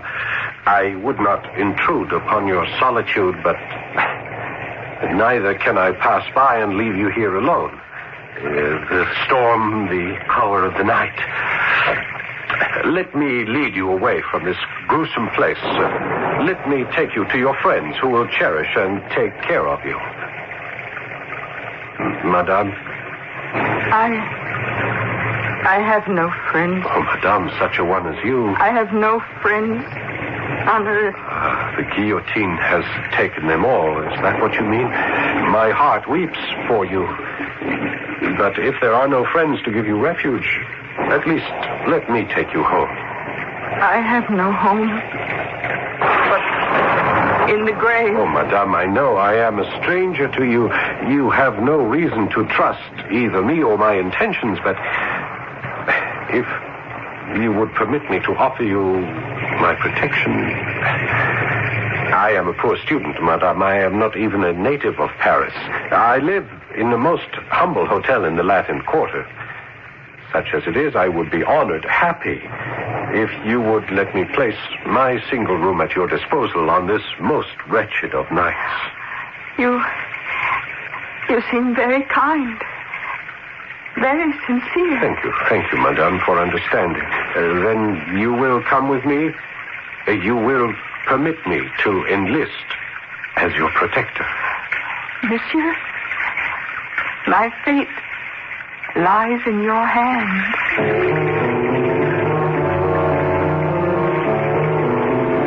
The storm had abated. All Paris was quiet. That great volcano of human passion slumbered for a while to gather fresh strength for the next day's eruption. I conducted my charge through the ancient streets of the Latin Quarter, by the dusky walls of the Sorbonne, to the dingy hotel where I lived. The hour was late, and I had to ring for the concierge. Coming. Oh, don't be afraid of her. She's cross, but really kind. Thank you, Madame. I am so sorry to trouble you. You have someone with you? Yes, a friend. Well, come in, you and your friend. Thank you, Madame. If you need anything, refreshment of any kind. Yes, thank you. My room is on the first floor. You'll find it rather shabby, I'm afraid. This hotel once belonged to a member of the nobility, but only the remains of its old glory are still evident, and you have to look very hard indeed to see them. Here we are. Here is the door, Madame. I'll fetch a light. You can make yourself comfortable. There's a bed over there if you care to lie down. You must be tired. Ah, here we are. Here's our light. You are very kind to a poor stranger. Madame. What is it? You are so pale. Your hair, your eyes, your skin. They please you? Your black dress, your black cape, it's so simple. Oh, I am happy you like them. No jewels, no ornaments of any kind. Only a broad black band around your lovely neck with its diamond clasp. You are too perfect. You are too perfect by far, Madame. May I tell you something of what is in my heart? I have loved you for a very long time. What's that? A very long time? I have seen you every night for months, and many times during the day. Oh, well, have you been following me, young man? I have been dreaming of you. Asleep at night, in trance during the day. It has been your face, your form that filled my thoughts and fevered my imagination. Madame, I adore you. Oh, how strange it all is. Strange, but marvelous. That you should have thought of me all this time. Thought of you, dreamed of you. Or was it that you, young and ardent, have filled your head with thoughts of the other sex? It would only be natural. And your thoughts simply reappeared in your dreams. Madame, though I am of such a shy disposition, I have never had the courage to pursue my fancies into the world of reality. All this is known to a friend of mine. He was here today. A short visit to Paris. We talked here in this very room. I spent a good part of our time together telling him that while I thought of women as any man does, still, there was one in particular. One very particular one. Are you saying... My friend asked me what she looked like, this one particular woman. He asked me to describe her. Yes? And I said her skin is white as a white rose. Oh. Her eyes are dark like sultry suns, and her hair a certain shade of deep red. Oh, my dear. Surely such a miracle that you have come to life, that you sit here in my little room in all your beauty and desirability. I told my friend this evening, I said, do not pity me because I love this woman of my dreams and shall always love her. Oh. And what did he have to say to that, your friend? I think he understood. At least he accepted what I said as truth, as my truth. But then it was time for him to take his train. We said farewell. I started to walk back here. And then we met by the guillotine. And I dared to speak to you. And I listened and believed and you. I brought you back to my humble room, and here we are, together. I tell you, it is a miracle. The miracle of my life. It is yourself. It is you come to life. It is you sitting next to me. Your hand I am holding. Your eyes I gaze into. It is your lips I desire. If I might only... Yes? If I might kiss those lips just once. Oh, only once? Madame, my most beloved. Oh, my darling. Again. Again. Oh, my sweet angel. You give me courage to ask you something I never thought to ask. Yes, my love. Do you feel as I feel? Yes. Why should we separate, you and I? Our hearts are already united in the eye of reason and honor. We are as one. Oh, yes. You have no home, no family. Let me be home, family, everything to you. Rather, let us be everything to each other. Here, take my hand. I pledge myself to you forever. Forever?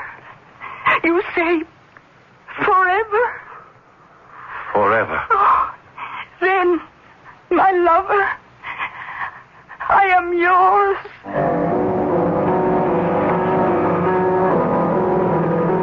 The next morning, in order not to disturb my beautiful sleeping bride, I crept cautiously and quietly from our bed, and as quietly dressed myself and went forth early in the day to look for larger quarters, since it was clear to me that my situation had so changed as to make the tiny student's room quite inappropriate.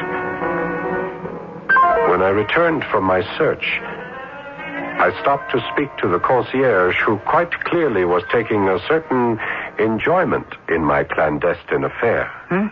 Good morning, monsieur. Morning. Will you be wanting a small repast, you and the lady? A coffee, perhaps? A croissant? Yes, that would be very nice. Thank you. The lady has not asked for me. No, monsieur. Nor has she gone out. I've watched for her. No, she still sleeps in your room, I believe. Thank you. I'll be up in a moment with your coffee and croissant. Thank you so very much. We'll both appreciate that.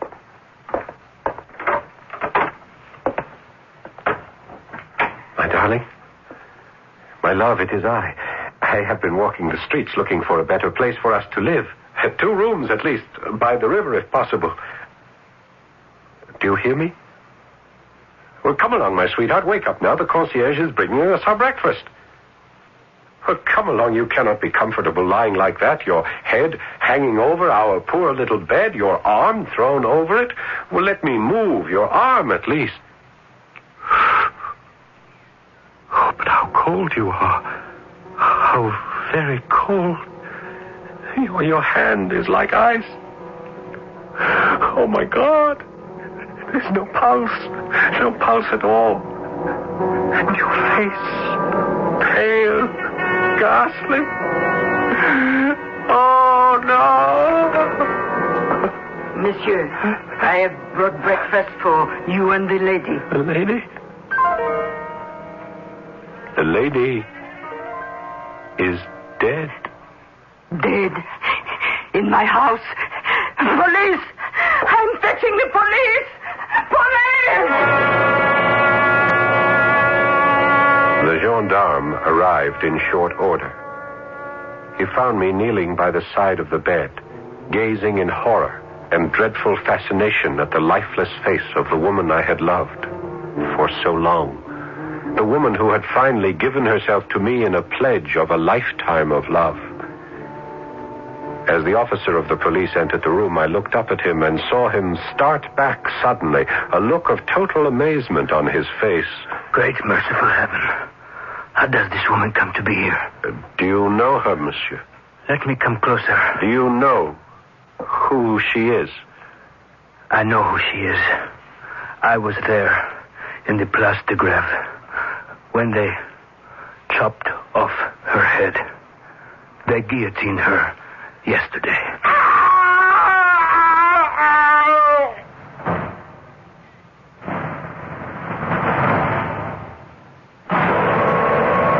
I hardly know how to tell you what happened then. The policeman leaned over and unfastened the black collar with the diamond clasp that encircled the neck of my beloved. And horror of horrors, her beautiful head rolled upon the floor. And then I knew. My most awful fear had been true all along. The fiend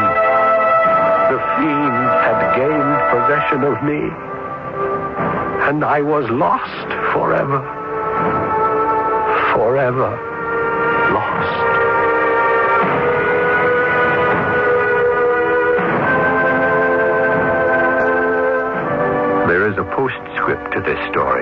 appended by Washington Irving, and I shall read it to you. Is this really a fact? Said the inquisitive listener. A fact not to be doubted, was the reply. I had it from the best authority. The student told it to me himself. I saw him in a madhouse at Paris. I'll be back shortly. It's June 1778, and we're at the desperate Battle of Monmouth. A legend is being born before my very eyes. A young woman volunteer, Molly Pitcher, is helping fire one of the American cannon. Can you talk to us, Molly? Are you kidding? With half of the British Army coming at us? Fire! Isn't this hard work for a woman? Hot and hard? Try cooking in a colonial kitchen sometime. Man or woman, we've all got to help our country. Today, thousands of women are volunteers who have joined National Guard and Reserve units. They are a vital part of our military manpower. And woman power. At only a fraction of the cost of equivalent active duty forces, over 300,000 employers have signed a statement of support encouraging employees to participate in Guard and Reserve training. Shouldn't you? Hey, you employers out there.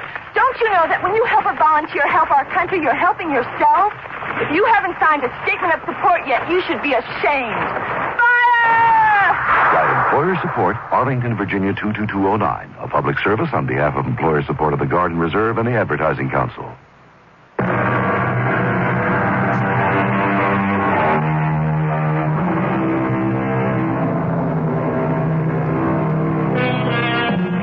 The horror story is international. Starting with the Castle of Otranto by the Englishman Horace Walpole, it was followed and improved upon by Honoré Balzac in France. And in America, it was carried on by Washington Irving and brought to a peak by the genius of Edgar Allan Poe. Oh, yes, the horror story is here to stay.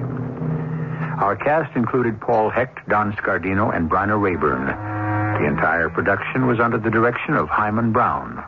And now, a preview of our next tale. Oh, Rosinante, whoa! To me, to my poor ignorant eyes, I could have sworn they were windmills. If you are afraid, say your prayers. I'll meet them all alone. You stay here, Sancho. What are you up to, my lord? Stand your ground, you cowardly knaves!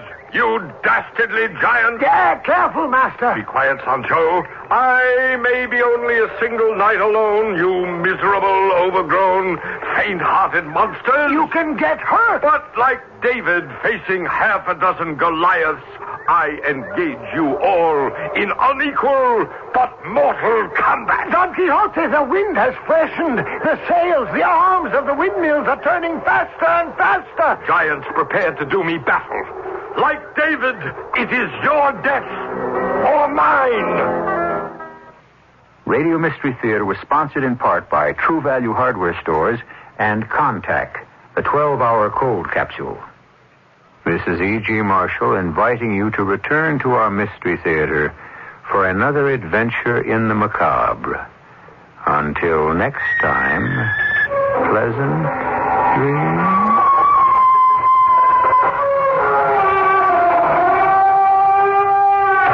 This is KFAB in Omaha. The CBS Radio Mystery Theater presents...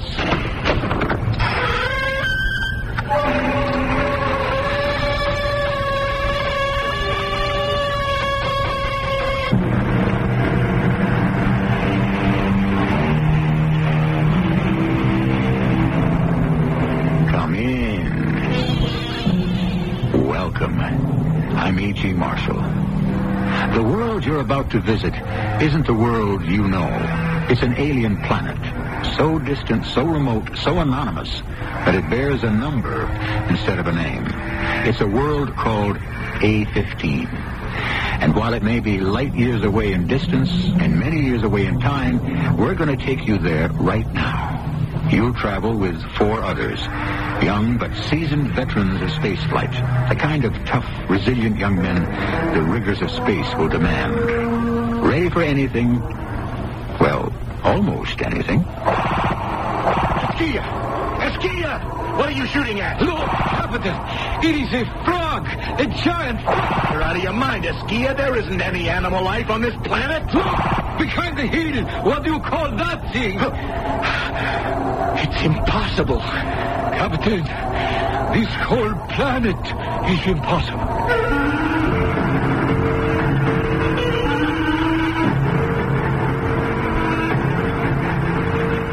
Our drama, The 11th Plague, was written especially for the Mystery Theater by Henry Slessor and stars Russell Horton. I'll be back shortly with Act One. Denture wearers agree. Snug cushions hold loose dentures so comfortably tight, I feel confident again. Soft adhesive Snug brand denture cushions ease sore gums from loose-fitting plates. No messy fixing like powders or pastes. Snug is easy to shape and fit, won't wash off. Get temporary relief from loose-fitting dentures until you see a dentist with Snug. Now in the new 4-cushion economy package. Snug, another fine product from Mentholatum. Saturday on CBS television. Don't miss the 38th annual Golden Globe Awards during a live broadcast from the Beverly Hilton Hotel in Beverly Hills, California. Leading the nominations are Alice, Dallas, Barbara Bell Geddes, Ed Asner, Lonnie Anderson, Alan Alda, and Valerie Bertinelli. Who will win? Find out during the 38th annual Golden Globe Awards. Saturday at 9, 8 Central and 9 on CBS television. Winston Churchill, Albert Einstein, Nelson Rockefeller, Bruce Jenner, Thomas Edison, Leonardo da Vinci. These people and many other brilliant, talented, creative people overcame a form of learning disability. This is Pat Collins for the Foundation for Children with Learning Disabilities. There are over 10 million children in this country who are learning disabled, and they can be helped to overcome their learning differences. We owe it to them and to ourselves. Some of these children can be our country's future doctors, lawyers, artists, scientists, and politicians. You can help children with learning disabilities. Please send a contribution to SCLD, 99 Park Avenue, New York, New York, 10016. That's SCLD, 99 Park Avenue, New York, New York, 10016.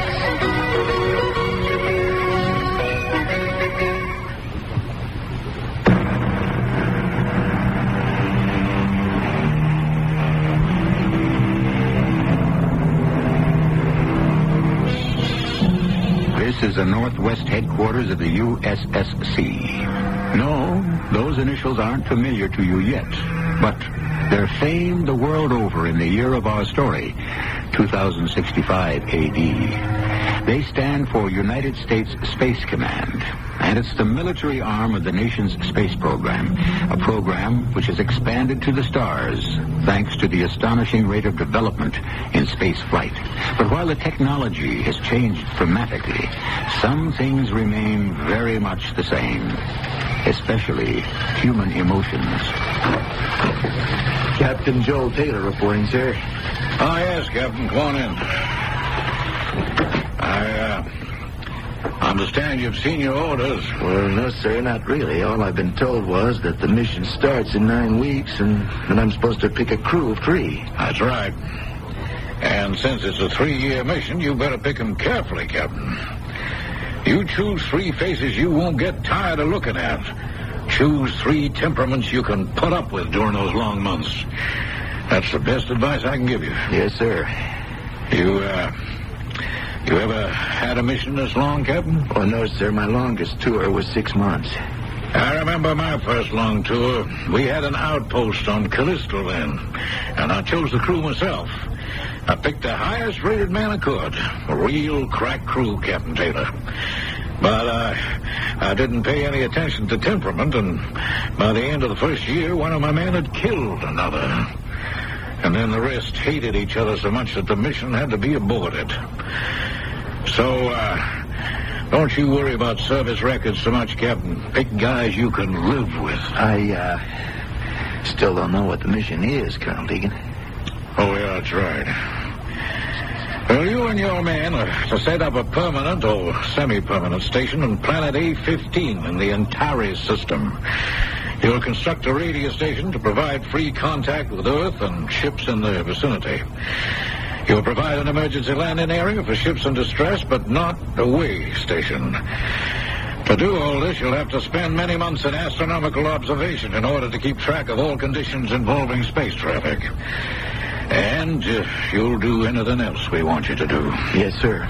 There'll be a 4-week briefing session for you and your men as soon as you've determined who they are. Start collecting those service records. Choose your men and report back to me. Oh, and one other thing. Remind me to tell you about the magician.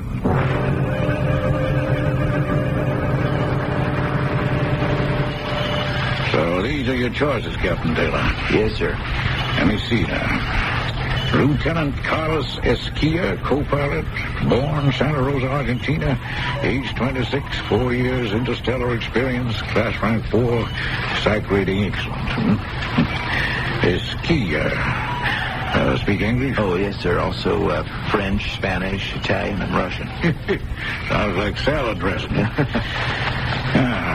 Lieutenant Gary Flack, navigator, born Birmingham, Alabama, age 26, 3 years, interstellar, class rank 7, psych rating excellent.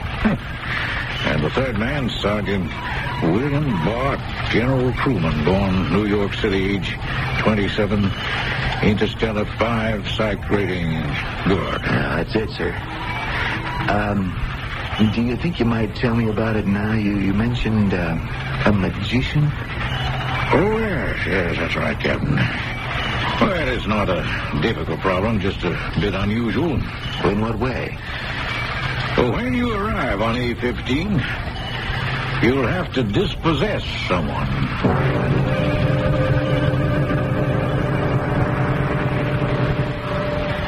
Madre de Dios, Captain. You mean there's somebody living on that hunk of rock? That's right, Esquilla. Around the year 2041, there were a lot of wildcat merchant ships beachcombing the Antares system after false rumors of gold were spread. Well, the United Space Federation stopped it finally. However, one of those vessels left a prospector on A-15. You mean marooned there, Captain? Well, they don't really know, Sergeant, but he's been there ever since. Surviving God knows how. His name is Corsini, and Colonel Deegan says he's probably a little mad. Well, after 14 years, what else could he be? What are we supposed to do with him, Captain? We'll take him into custody. Put him on the first supply ship that arrives after our base is established. Well, how long will that be? About 2 months. Sir, what was that you said about him being a magician? Well, that's the only background information we have, Sergeant. But prior to becoming a space prospector, he was a stage magician. Right now, the supposition is that he fancies himself as king of the planet. He may not want to abdicate, Captain. Yeah, we'll humor him. Tell him the Earth government wants to give him an official welcome as ruler of another sovereign state. All right. Now, briefing begins at 1400 hours today. From now on, all sessions will be at 0800 every morning, excluding Sundays, until blast-off.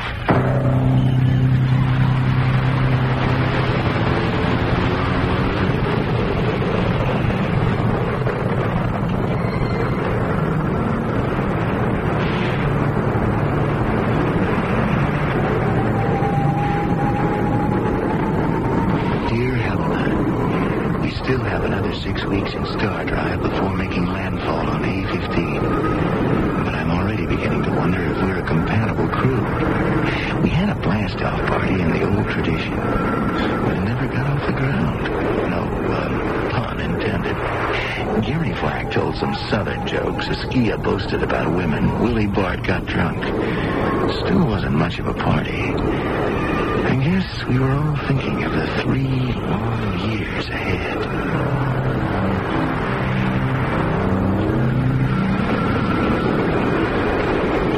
Dear Helena, I'm happy to report that we made an uneventful landing on A-15. The only word I can think of to describe this place is eerie. It's small, hardly bigger than an asteroid, and just as rocky.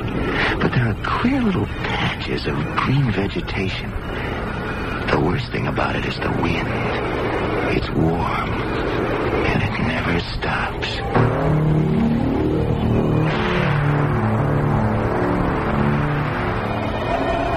Dear Helena, it's taken us almost 6 weeks to build the base that is both our control headquarters and our home. The truth is, I was sorry to see the work finished, because the crew can only start getting restless. That's why I decided it was time to complete another part of our mission. Then, starting tomorrow, we're going to hunt up our friend Corsini the Great. Well, you sure there is such a guy, Captain? We haven't seen one sign of him since we've been here. Maybe he made himself invisible, huh? Or maybe he died a long time ago and nobody knows it, huh? Well, that might be true, Lieutenant. But just the same, we'll make up a searching party that'll fly the copter in a circle covering a radius of 100 miles. If we don't spot him the first time, we'll make temporary camp at the perimeter of that circle and cover another 100 miles the next day. We'll keep doing that until we have our man. Or his body, huh? Either one. Who calls, Captain? Well, 2 men will be needed here, Sergeant. One at the ship and one at the transmitter. So, I go and, Lieutenant Flack goes with me. Well, that suits me, Captain. We'll go full battle dress, Lieutenant. This Corsini may be harmless, but, we won't take any chances.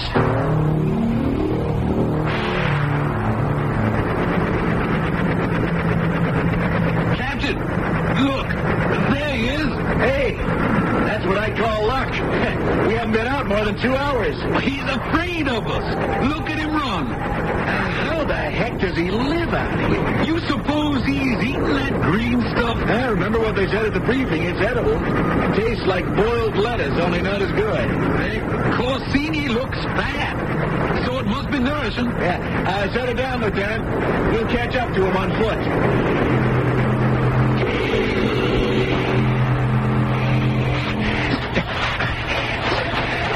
Corsini! Corsini! We want to talk to you. Help you! Should I fire a shot, Captain? No. We don't want to scare him any more than he is right now. Look, Captain.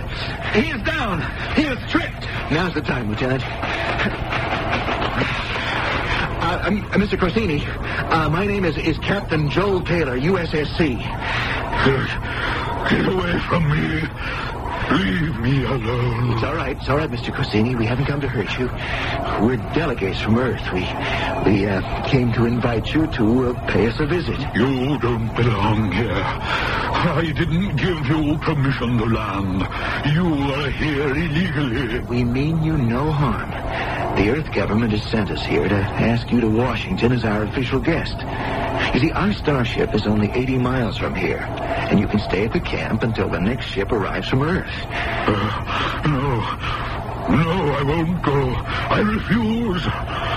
Well, it's for your own good, Mr. Corsini. This is my planet. Mine. Invaders. That's what you are. Captain, look out. Spin him around, Captain. Lieutenant, wait. Don't hit him. Oh, for Pete's sake, you may have killed him. Well, he was trying to kill you, wasn't he? It's okay, he's still breathing. Help me get him back to the helicopter. I was hoping we could bring back a guest. Looks like we've got a prisoner.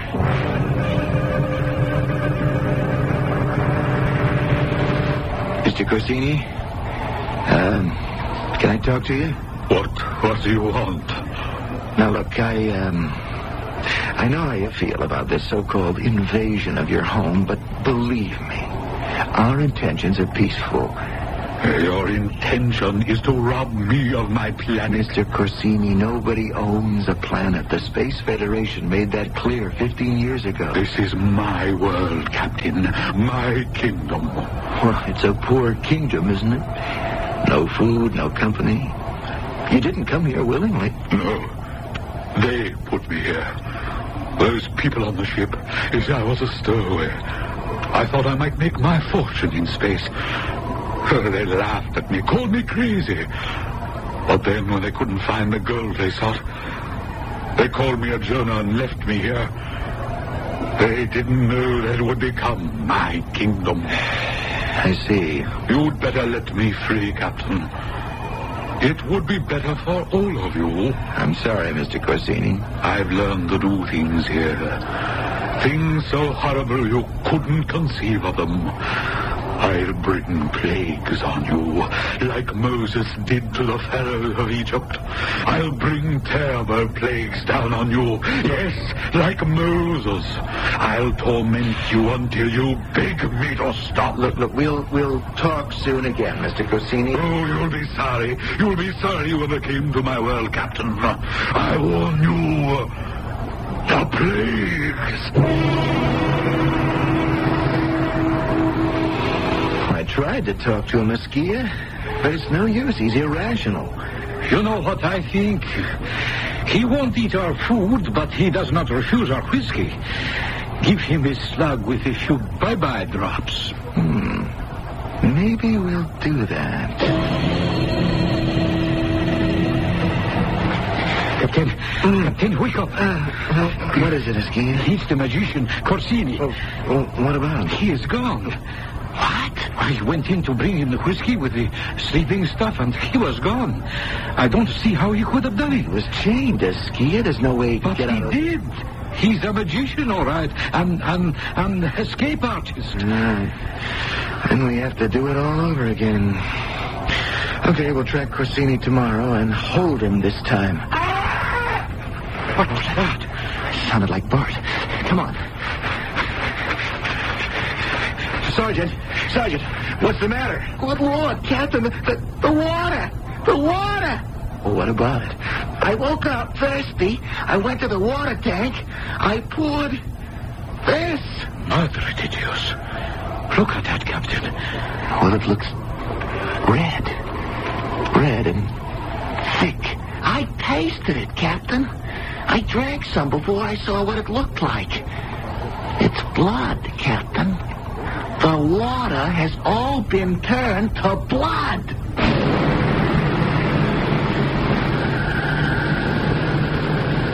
Thus saith the Lord, in this thou shalt know that I am the Lord. Behold, I will smite with the rod that is in mine hand upon the waters which are in the river, and they shall be turned to blood, and thou shalt loathe to drink of the water. As the magician of planet A15 proved that he really is the Lord of his world, and as we all know, the plagues numbered more than one, we'll see what other numbers Corsini the Great has planned for our adventurers in space when we return with Act 2. Once you've tried it, you'll agree the Red Devil Pad Painter Kit from True Value Hardware Stores is a stroke of genius.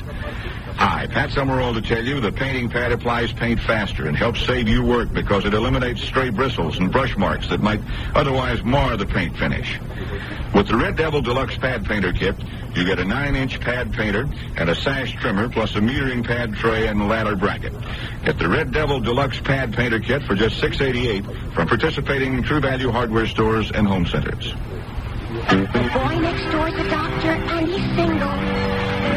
My daughter, what a girl. She's single, too.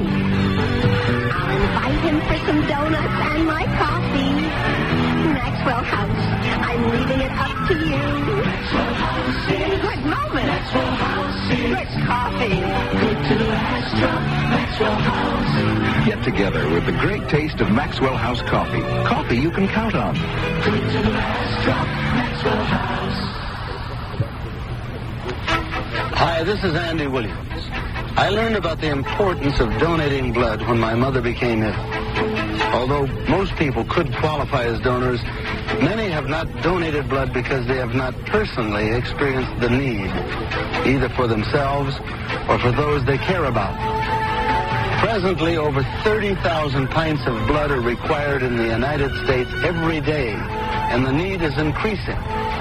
The balance between supply, demand, and human life depends on you, the public. Donors often respond when there is an emergency or a disaster, but blood of every group and type must be available at all times. Blood banks depend on people who are willing to give to meet the day-to-day blood needs. Donate today at a blood bank in your community. Blood is life. Let's keep it running. A public service of this station and the American Association of Blood Banks.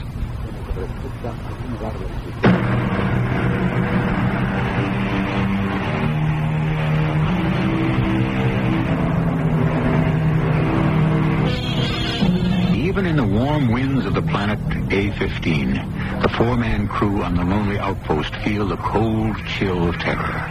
Corsini the Great, the marooned magician, had seemed like comic relief when they contemplated their assignment of capture and containment.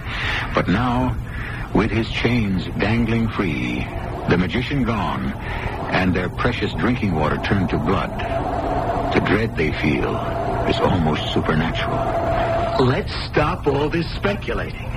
Now, I think it's obvious what happened here. Corsini slipped out of his bond somehow and contaminated the tank. How, Captain? Where did he get whole blood on this nothing planet? The thing we have to do is find a new source of water. Well, we better. Our supply ship won't be here for another 2 weeks.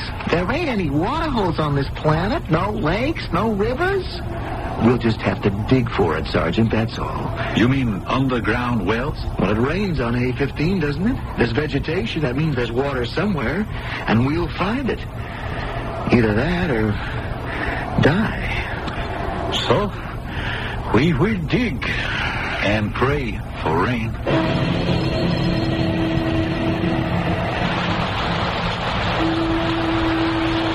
Dear Helena, it's raining today.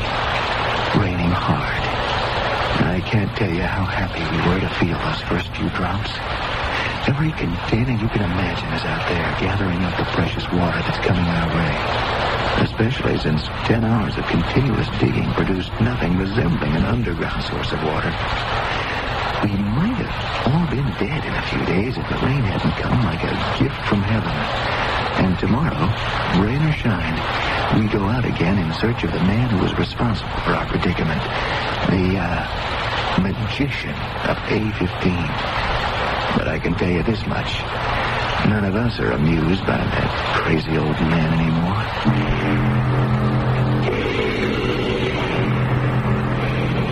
There he is, Captain. Right out in the open. Yeah. Not running this time. You know what I think? I think he's not afraid of us anymore.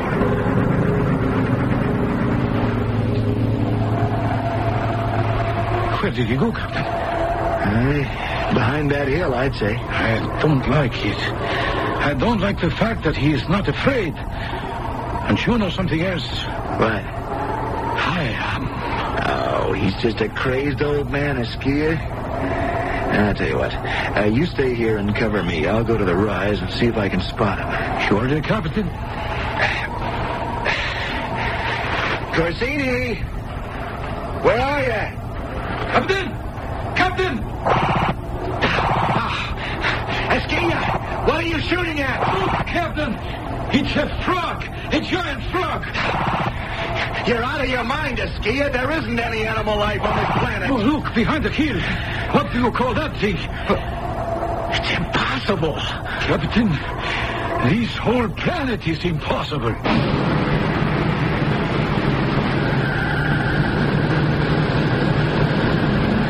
So you didn't catch up with Corsini, huh? We caught up with him, all right. Only he changed himself into a frog. What are you talking about, Esquilla? It was a frog, Sergeant. A monster, maybe 15 feet tall. So there goes Colonel Deegan's theory about the planet not supporting life. Well, now, we don't know if the thing was indigenous. Maybe it was brought here. By who, Captain? Corsini the Great? This is crazy. First the water turns to blood, and now you see big... Hey, you hear something? Well, sounds like an aircraft or something. Wait. Look at the stars. Over there. They're usually bright as diamonds. Something's coming from over there. Maybe it's some planet phenomenon. The sky's getting dark. That's what's happening. Listen to that sound. It sounds like insects. Hey, that's what it is. Insects, flies, gnats, billions of them. Look out, they're coming for us. No! Take cover. Back to the shelter. We're being alive. Hurry! Hurry!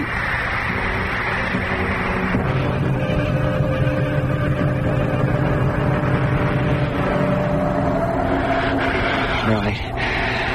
Let's hear it. How bad is it, Lieutenant? Well, pretty bad, Captain. Those damn flies didn't get many bites out of us, but they did manage to get into the food supply. But everything was sealed up tight. They ate right through the containers. Good Lord. Is it all gone? All of it? Whatever's left is inedible, Skia. It's full of maggots. First, no water. Now, no food. What do we do, Captain? We do have water, Skia, remember? Yeah, but I doubt if it's going to rain food, Captain. We'll eat grass if we have to. The stuff is edible, remember? Corsini thrived on it. Yeah, well, this is Corsini's doing, Captain. It has to be. He's trying to drive us off. He can't control nature, Lieutenant. Well, I'm not so sure. Maybe he's a better magician than you think. Captain! Captain! Now what? What's the matter, Willie? I just made an engine inspection, Captain. Something's gotten into them. Clogged the exhaust tubes. Flies, maybe? Well, some kind of barnacles. Tough as steel, Captain. I couldn't scrape them off. I couldn't even pry them off. It'll take a month to clean them out. Well, then, maybe we better start cleaning right now. What is the matter with you, Taylor? You think you can solve every problem just by giving an order? It's my job to give orders, Askia, and my title is Captain. Wait, let me tell you the facts of life, Captain. It's about time we... What is it? My leg. I just touched it here. Sharp pain. Lieutenant, you're a medic. Take a look. Oh, ow. I can't sit down. The pain. What's going on now? Let's see that leg, Askia. Oh, look. Boils. I am covered with boils. Yeah, same with me. Look at them all over me. Captain, look at your arm. It must be some kind of infection. Well, maybe those flies... they're on my feet. I can't stand up. What's going on? Captain, let's get off this rotten planet. Don't you see what's happening? The plagues of Egypt. Now, Skia, let's not get carried away. Think about it. Blood, frogs, flies, gnats. What next? What did they call the next one? Wait, I remember. A murrain of cattle, whatever that means. And we don't have any cattle, Lieutenant. Yeah, but we have a ship, Captain. That's as precious as cattle were in biblical days. And a murrain might be the same as barnacles. And boils. The plague of boils. Are you telling me that is a coincidence? No, I'm not saying that. The truth is, Corsini the magician, he said something about bringing down the plagues of Egypt. And that's what he's doing. Captain, we can't beat somebody with powers like that.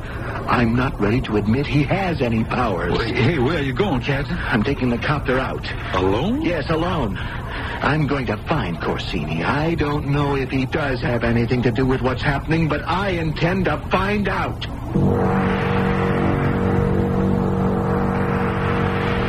Corsini! Corsini, come out and talk! Come to me, Captain. My subjects come to me. All right. I'm coming. Kneel, subject. Look, Corsini. Kneel, I said. All right. I'll kneel. Satisfied? Now you may speak, subject. I want to know something. These things that have been happening to us. How do you do it? I know you're not supposed to ask a magician that question. It is God's magic, not mine. But it's your magic wand, isn't it? I have been given powers, yes. And you have not seen their full scope. Corsini, I came to tell you these tricks have got to stop at once. Or we'll consider you an enemy. We will ignore the order we have to bring you home safely. We'll kill you, Corsini. Go back, Captain. Skia, wake up. Oh, what happened to you? What went on here? Flack. Willie, what is it? Boulders, Captain. Gigantic boulders. What? Stones, Captain. Great big stones from the sky. The Lord knows where they came from. They dropped right out of nowhere. Knocks us all down. Well, Then where are they? If there were stones, where are they now? Well, they're gone. All of them. Hailstones, Captain. That's what they were. That must be the 7th plague. Now look, there weren't any stones and there aren't any plagues. We're being fooled. We're being tricked. Lieutenant, what's the 8th plague? What's going to happen to us next? I can tell you that. If Corsini sticks to the script, it'll be locusts. Oh, no. There will probably be another swarm like the flies in the gnats. I can't take too much more of this, Captain. But we'll be prepared this time. We'll make sure we get inside the ship at the first sign of things. We'll use the heat guns to blast them. And if they get too troublesome, we'll blast off and burn them with our rocket fire.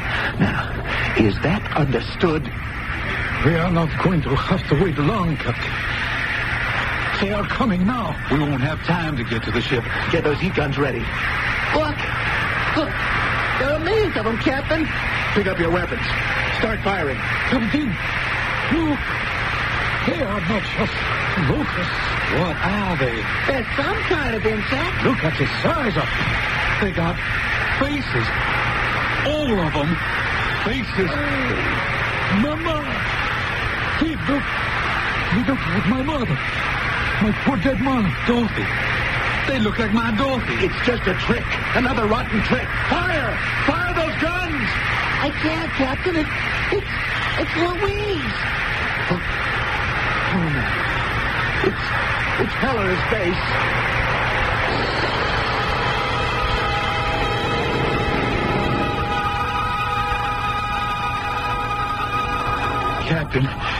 Captain, where are you? Back. Is that you? I can't see. I'm blind. Somebody help me. Look, everybody stay where you are. Don't move. They blinded us, Captain. The locusts. No, we are not blind. There just isn't any light. No light? It's another plague, another trick of Corsini. Darkness. The plague of darkness. Oh, how do you know? How can you be sure? Just stay calm.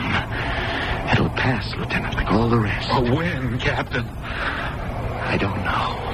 Captain! Corsini! Where are you? I'm here, Captain. I can see you, but you can't see me. Turn the lights on, Corsini. I know you can do it. Yes, Captain, you're right. I can do it. I can give you back the light. But I will not. Unless you and your men make me a solemn promise. We can't make deals, Corsini. We're acting on orders. Very well. If you wish the plague of darkness to remain with you forever. Listen to him, Captain. Give us back our eyes, Corsini. We will do what you ask. Tell him, Captain. Please, Captain. What are your demands, Corsini? That you leave, Captain. That you get back into your ship and leave my planet at once. It can't be that immediate. There are preparations. The ship has to be thoroughly checked, refueled. Do what must be done. But be off my planet by the next 3 suns. Is that understood? All right, Corsini. I agree. Your solemn word. My word, Corsini. Now, give us back the light. It's yours, Captain. You leave by the next 3 suns. We're not leaving. We'll radio headquarters and tell them the situation, but we won't leave unless they order it.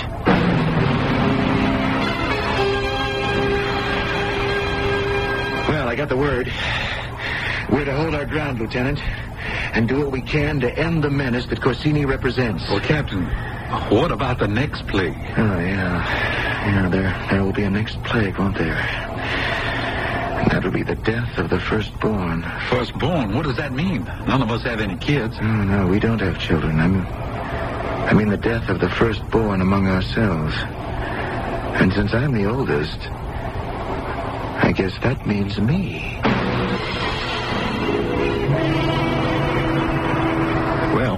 If the great Corsini runs true to form, the men on planet A15 will soon be without a captain. But can the angel of death, which passed over the homes of the Israelites to smite the firstborn children of the Egyptians, find its way into outer space? We'll find out when we return to Act 3. Today we're on a college campus for another Bell System quiz.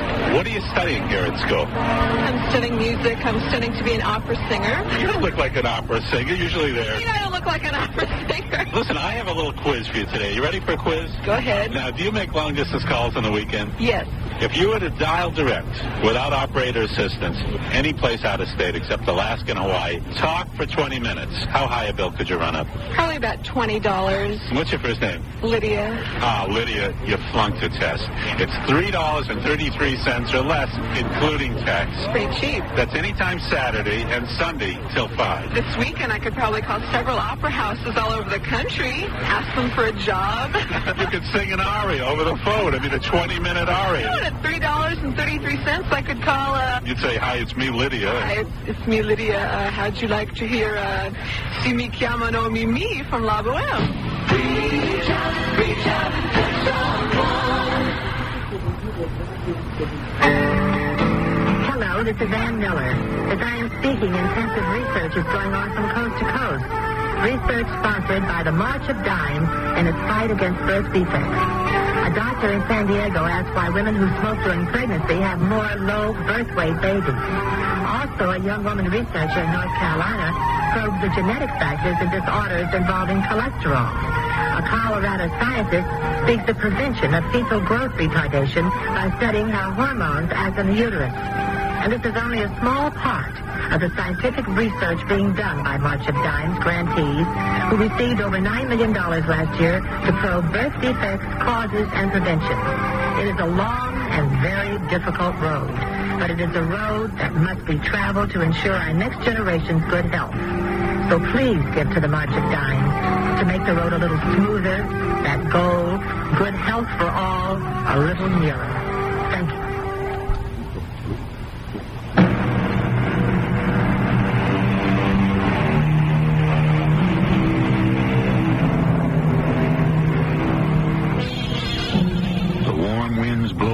Fiercely on planet A15, whistling through the slate-gray hills as if whispering a warning to the four men who wait for tragedy to strike again.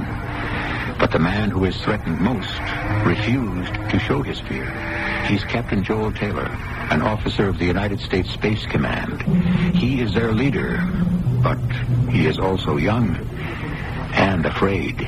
Nothing's going to happen. It can't. Now, take my word for it. How do you know?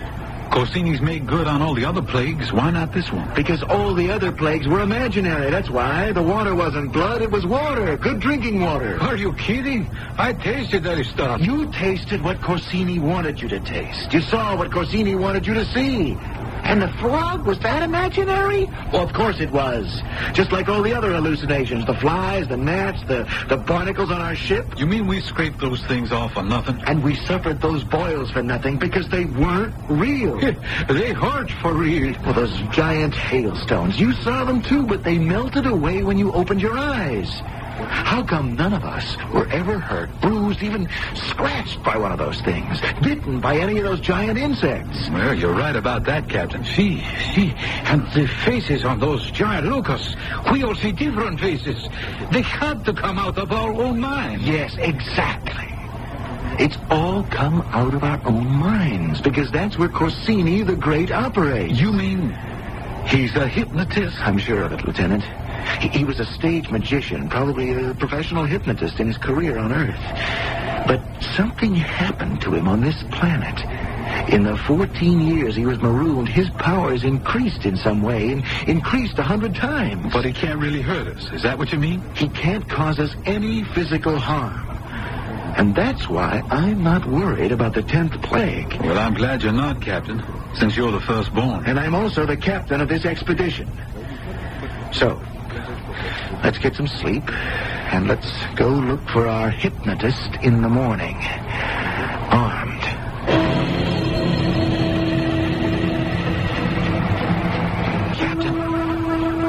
Captain, Captain Taylor. Hey, what is going on? Well, I'm trying to wake the captain. What time is it? It's early, but I wanted to see if he's okay. Captain, wake up. What is it? Thank the Lord. You were sleeping so soundly for a minute, I thought... Lieutenant, you are a nervous wreck. Now, go to sleep. No. Maybe we should get an early start. We don't know where Corsini is right now. We might have to make several sorties to find him. Okay, somebody wake the sergeant. Go ahead, Frank. You are good at waking people. Hey, Willie. Hey, wake up. He's a heavy sleeper, all right. Willie, what's the matter with you? Come on. Oh, no. What's wrong? Oh, Captain, he won't wake up. I mean, he's lying there with his eyes open, but he doesn't move. Madre de Dios. Get away. Let me see him. He looks dead. Yes, he looks dead. And he is dead. And I think he's been dead for more than a few hours. Could it be Corsini? No, that's not possible. Even if it was the plague, that would be all wrong. He wasn't the firstborn. Stop this. I told you the plagues are imaginary. Corsini can't harm us. He harmed Willie. He killed him, Captain. But he isn't the oldest. It's wrong. He is the oldest. What? He is. I know it. And Corsini knew it, too. God knows how. It is magic, Captain. It is really magic. Esquilla, you don't know what you're talking about. Willie must have had a heart attack. And he wasn't the oldest. He was 27. The captain's 28. No, that is not true. Willie, he got drunk the night of the blast-off party, and he told me about it. He's been lying about his age for years. He didn't want to wash out of space service. He was 31. 31. And now, he's dead. Esquilla, wait a minute. Say you don't believe it now, Captain. Go ahead. Call it hypnotism. No, Esquilla, that's what it wasn't. What do you mean, Captain? Everything else that happened to us was an illusion, but death is real. Willie's death is real. Look. This pinpoint of blood on the back of his head. You think that caused it? Somebody was here last night, Lieutenant. Somebody was here while we all slept. Corsini must have crept into the place and slipped a needle into poor Willie's brain. It's no illusion, Lieutenant. It's cold-blooded murder. That filthy coward. It's also something else. It's the last trick up his sleeve. Then let's get him right now. We'll get him, all right. Get the ship ready for blastoff. What? You heard me. I want to leave A-15 within the hour, just as he expects us to do. I want us to blast off this godforsaken planet as soon as we can. And let him get away with it? Oh, we won't be gone long. Only long enough to make that madman think we're gone. Then we're coming back. Well, what's the strategy, Captain? We'll make a shallow orbit around the planet and then head back for the original campsite. Unless I miss my guess, our magician friend will be in the vicinity, celebrating his great victory. And then what? We bring the ship down, Esquilla. Rockets full blast to break for landing. You understand? Yes, sir, Captain. I understand.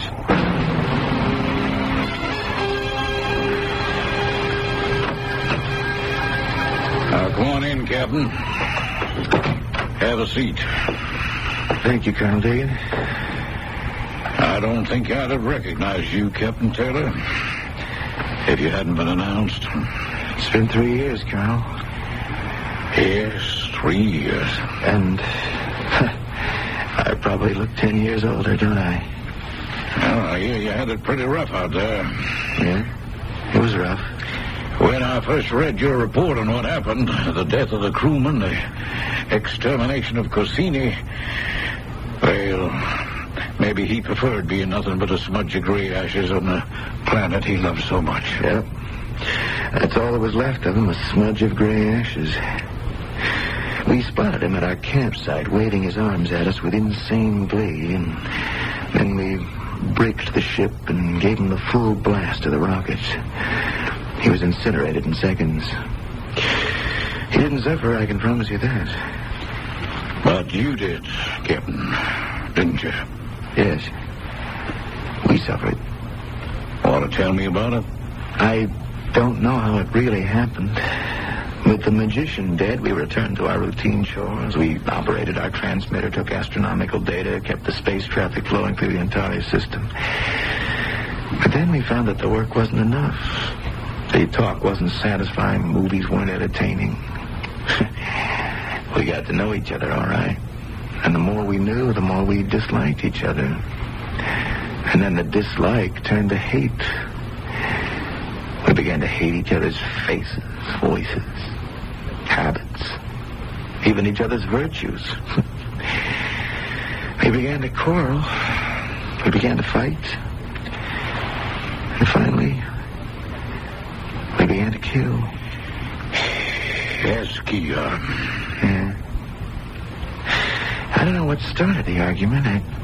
I don't think Lieutenant Flack meant to fire that heat gun. But he did. I had to lock him up, Colonel. I had to keep him in restraints until the supply ship arrived almost a month later. And I had to bury Eskia's body in that gray sand. Dear God Almighty. All right, easy, Captain. We didn't know how well off we were when Corsini was alive. When he was after us, his plagues drew us together, Colonel. They united us against a common enemy, made us a unit. For months, he gave us something to occupy our minds, something to fight for, to live for. But when the magician died, there was nothing else. Only space. Only that half-dead planet. And boredom. And each other. Yes, Captain. I understand. That was the worst plague of all, Colonel. The 11th plague.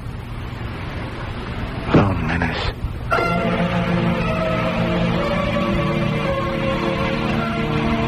Loneliness. One of the saddest words in the English language.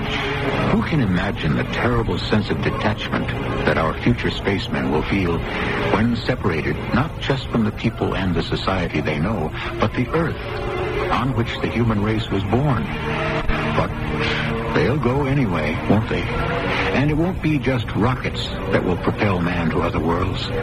It will be the most human trait of all, curiosity. I'll be back with a final word. Get on the air. Excuse me. Yes? When you get a cold, are you a stay-at-homer or a keep-goinger? I just give my cold to Contact. Then you're a keep-goinger. I've got a cold right now. Right now? Sure, I'd sneeze for you, but I can't. You know, Contact. Your nose, can you make it run? Oh, I'd like to, but... We know. Contact's tiny time pills. Look, I gotta get back to work. To work, ma'am. Gotta keep going. No cold tablet or liquid keeps relief going up to 12 hours per dose like Contact. That keeps you going cold medicine. Take only as directed.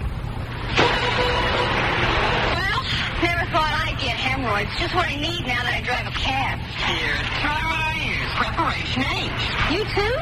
Anybody can get hemorrhoids, especially people who sit a lot. But Preparation H often gives me fast, temporary relief from occasional pain and itch. Sounds great. Even helps shrink swelling of tissues caused by inflammation. I'll try it. It's good this week? Yours is the best. Preparation H relieves pain and itch, even helps shrink swelling. Use only as directed.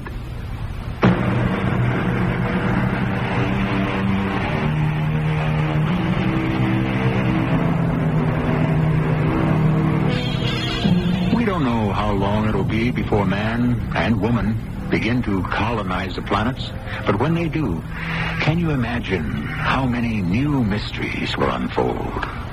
We hope the Mystery Theater will still be around to relate those stories to new generations of listeners. And who knows, if we find life on the worlds out there in space, we might have a whole new audience with green scales and built-in antennae. Why, they might not even need a radio to hear us.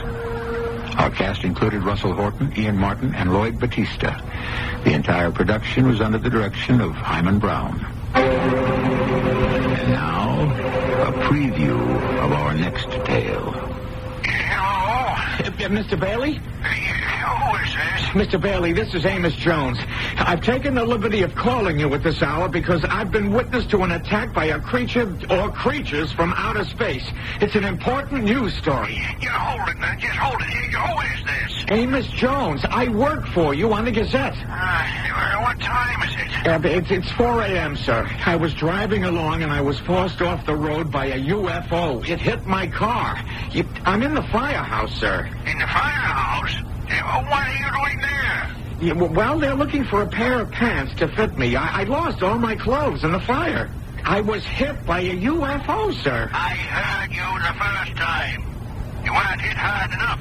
Now, you be in my office in the morning, and you'd better be wearing pants. This is E.G. Marshall inviting you to return to our Mystery Theater for another adventure in the macabre. Until next time, pleasant dreams.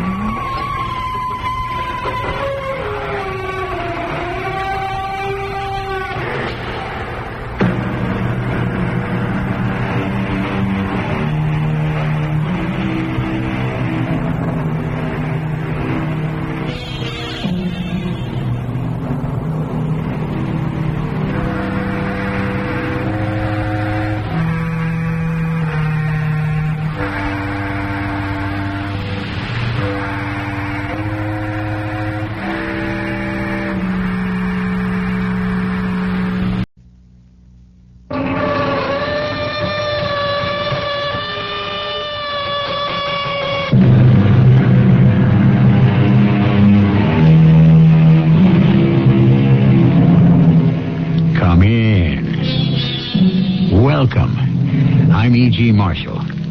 Today, a tale of hatred and jealousy and the meager nourishment one can derive from such a diet.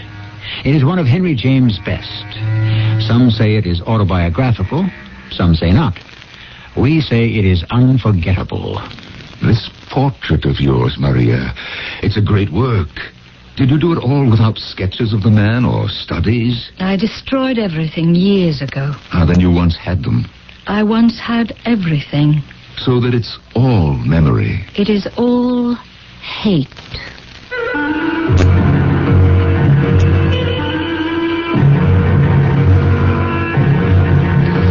Our mystery drama, Portrait of Memory, was adapted from a story of Henry James by James Agate Jr., especially for the Mystery Theater, and stars Norman Rose and Marion Seldes. I'll be back shortly with Act One.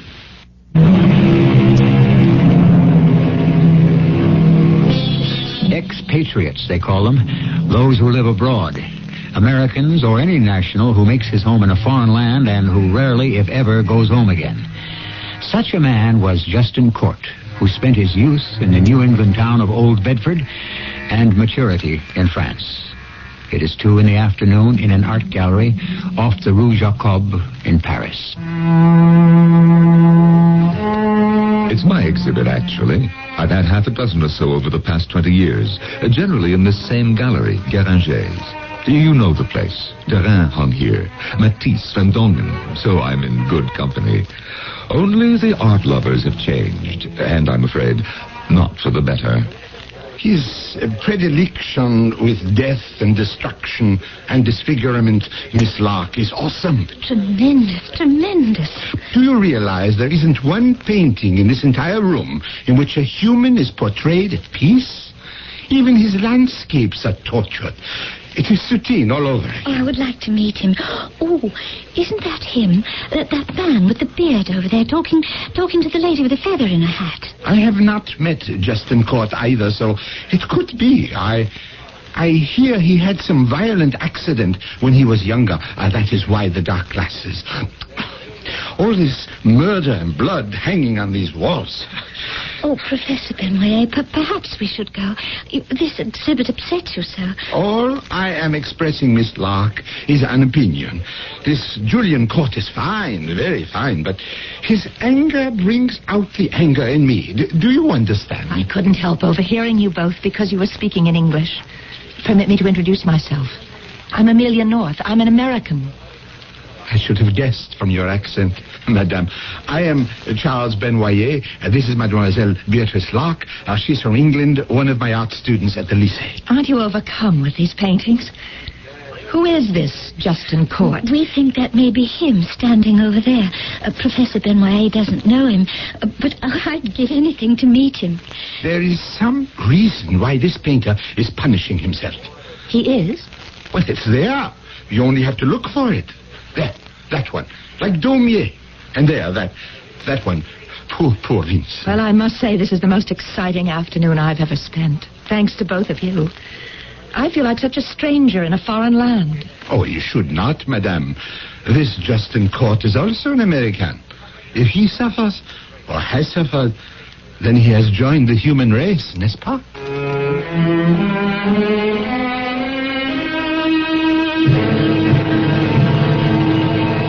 Garçon, enfin, s'il vous plaît.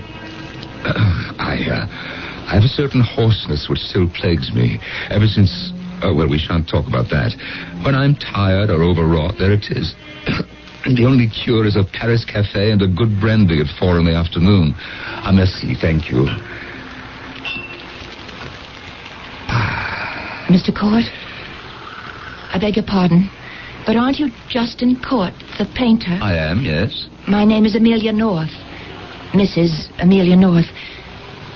May I sit at your table for a moment? Oh, by all means.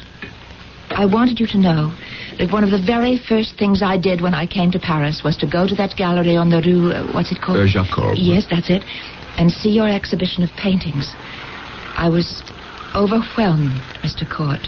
So modern, so real, so new. You're very kind, Mrs. North, but I'm afraid I'm a throwback to the minor surrealists of the 30s. Oh, you're famous. Oh, no, dear lady. Though I've lived here for 20 years or so, I'm still regarded as that relatively unknown American expatriate dauber. Is that what they say? No, they say, there goes what's-his-name. There is such a thing as too much modesty, Mr. Court. In fact... Are you staying in Paris long, Mrs. North? A few weeks. Then the south of France, and then I'm coming back in the fall. I have a lovely place in St. Cloud. But really, I've nothing to keep me here or take me there. Ah, yes, a free American spirit. No, actually, I'm not telling you the whole truth. I do have something to keep me in Paris. Hopefully, it is you. Me? In fact, do you ever do commissions, Mr. Court? Well, I have. Well, did I tell you that when I was in Guéranger's just an hour ago that I came away overcome? Well, it's kind of you to say so. On the whole, Americans seem to appreciate what I'm trying to do much more than Europeans. The commission I have in mind is not an ordinary one. Well, I accept the compliment. Have you ever done a portrait without the person sitting for you? No, I never have. I rarely do portraits. Oh, yes, but there are people and things in your pictures. They're so sad, really. They're quite awakening. The person you wish portrayed is not in Paris? I don't know where he is. Even if he's alive. Would you have photographs of him? No, nothing. My dear lady, how do you expect any artist to paint a likeness for you with no reference? Who said anything about a likeness? Un très bel homme. A beautiful man. 35. Drawn purely from your imagination, Mr. Court. My imagination would satisfy you? Oh, yes. Mrs. North, you don't know my work well enough. I'm sorry, but I am not the painter for your commission. I would pay well. Well, I'm in the fortunate position that money cannot pay me for making a fool of myself. I can but do in my own way the face I see, not the face I imagine. Well, I shan't disturb you much longer.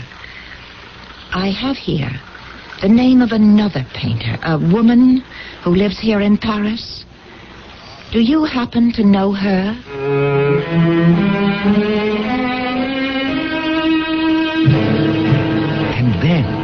And then, Maria Elena, she hands me this card with your name written on it. Why are you so surprised, Justin? It's possible my reputation has reached America. Of course. I'm not saying that, but the coincidence of you, someone I know so well. After all, I was born there. So, send her along, your Mrs. North. I can always use another commission. I don't see how. Yours is the most crowded studio on the Rue Saint-Benoît. Maria, you'll never live long enough to complete all these works. Ah, commercial stuff. Copying the old masters for film studios, schools, and for the not extremely rich. Oh, this isn't the original Rembrandt, is it? No, my dear. It's my prize copy. I shall make money with that one. Fantastic. I think this Mrs. North's commission will intrigue you. So long as it is something to copy I can enjoy. No, not a copy this time. She wants a portrait out of the blue, as it were. Oh, but you do portraits, Justin. No, my kind is not for this lady. She wants a pretty picture. Of whom? Of nobody. No person in particular, but it must be someone the artist wishes to do. I've never heard of anything like that. Do you mean I choose the sitter? There is to be no sitter. Well, then, whom is the portrait to represent? An ideal. Mine or hers? This is what this strange and wealthy American lady wants. A handsome, distinguished, agreeable man, 30, 35, clean-shaven, well-dressed, a perfect gentleman, and a perfect scoundrel. A perfect scoundrel. And I'm to find him myself. Well, I told her you could. Well, I suppose if I wandered about Montmartre, I could find a model. And after all, if Rembrandt could pick up some old bum by the docks for his Apostle Paul, I should be able to find the right face. No, Maria Elena, this is not what Mrs. North wants. She wants a portrait from your soul, your imagination. Why didn't you take this on, Justin? Because I have to start with the face I see before me. And you think I can paint a face I don't see? You see so many more faces than I do. And you see them in memory. From all the museums that you've haunted, the great art you've studied. Now, let me arrange a meeting between you two. No. You won't take the job? Well, do I have to meet her to try it? Is she married? Not married? Is this to be her lover? Now, the way I see it is, I see her at home or here in her apartment in Paris. Visitors arrive. Your creation hangs over the mantel. Who is that extremely handsome man, says someone. Oh, that's a portrait of my dear departed husband. That's my guess, Maria. I'll do it. Thank you, Mrs. North. Since she's an American, double whatever price you had in mind. Tell her she'll have it in a week or two. You already have an idea, don't you? Something very powerful is telling me to go ahead with this. That all the roads I have taken in the past converge on this very decision. Ah, Maria, I am glad. It'll be an experience to begin in my studio, not in a museum. I shall make him supremely beautiful and supremely base. Base? The finest gentleman a young girl did ever see. And the worst friend. Dustin, I have always wanted to ask you, Is Justin your real name? Maria, what a strange question. Do you realize, my old friend, that in all these years, I have never seen you without those great big dark glasses covering half your face? Neither has anyone else. But accidents happen. Glass cuts, vocal cords, skin is punctured, bones fractured. But in time, everything heals. But one's looks. Goodbye, my dear. I must go. The finest gentleman and the worst friend. I shall repeat those words to your patron. And again, double the price I had in mind.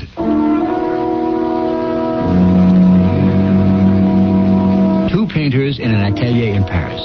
One who paints only emotions, and tortured emotions at that. The other, a success at duplicating past masters so well that few can tell the difference. This strange commission of an idealized man is now hers. What will she do with it? I shall return shortly with Act 2. Oh, great master. Yes? My daughter and I have traveled far to seek your wisdom. Is that your daughter with the, Bag over her head. Bag. Yes. Say hello, April. Hi. Why is she, Her cream rinse gives her hair the greases. Oh, Daddy. Yes, that bag looks like it held a 6-year supply of French fries. Thanks. What can we do, sire? Well, let's see here. Take the root of the imbo bush. I tried that. The juice of the beagleberry. Look, nothing works. I'll have permanent greasies. Oh, no. Now, look, I'll tell you what my kids use. Agree cream rinse and conditioner. Agree? Yes, Agree cream rinse and conditioner is 99% oil-free. Oh. So it helps stop the greasies. No more greasies. I won't have to Yes, my daughter's hair became so beautiful she was elected homecoming queen at Guru U. Wow. How can I thank you for telling me about Agree? Give me some advice. Should I let my daughter wear pantyhose? How old is she? 28. Oh, then I think... Both legs? Yes, both. Fine. You can search the wide world over and may never find anything that can help stop the greasies better than Agree Cream Rinse and Conditioner. And be sure and try Agree Shampoo. It helps stop the greasies, too. Hello, this is James Earl Jones for Social Security. The people at Social Security are concerned that some of you may not be fully aware of the value of the protection you have under Social Security. So let's see if we can make it clear. If you worked long enough in a job covered by Social Security, here's a rundown of the benefits. Monthly retirement checks as early as 62. Higher payments if you delay retiring past 65. Disability checks every month for you and your family if you can't work for a year or more because of a serious accident or illness. Medicare at 65 or at any age if you get Social Security disability benefits for 2 years or if you have a permanent kidney failure. And when you die, your family can get monthly survivor's checks. And one more thing, you can even earn some money and still get monthly Social Security retirement checks. If you're still not sure about the rights and benefits you have, get in touch with any Social Security office. They're listed in the phone book under Social Security Administration.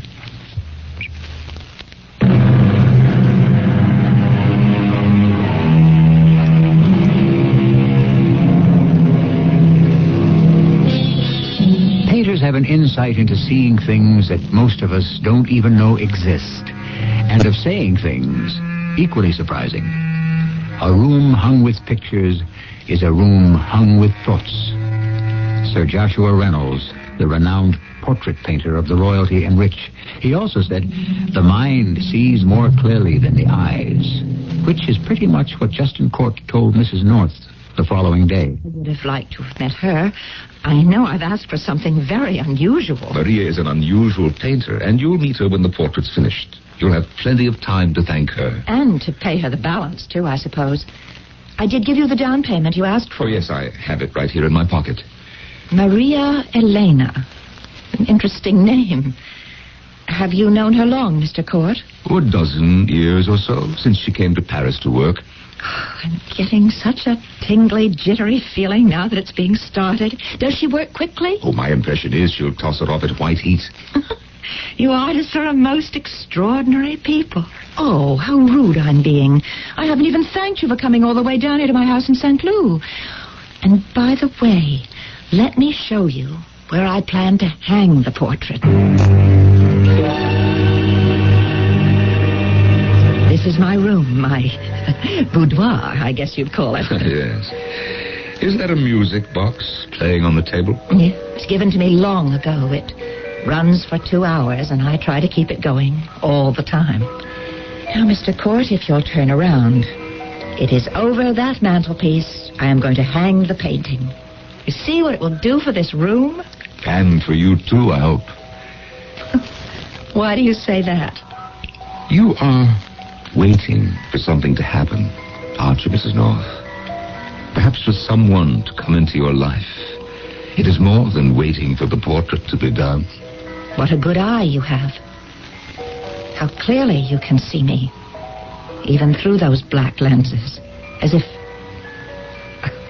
No, that's not possible. As if you could see right into my soul.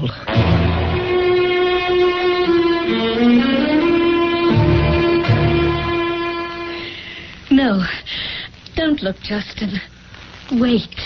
Wait. Maria, do you mean to tell me it's finished already? It's been less than a week. Justin, before I let you see it, I have to tell you, I cheated. You have?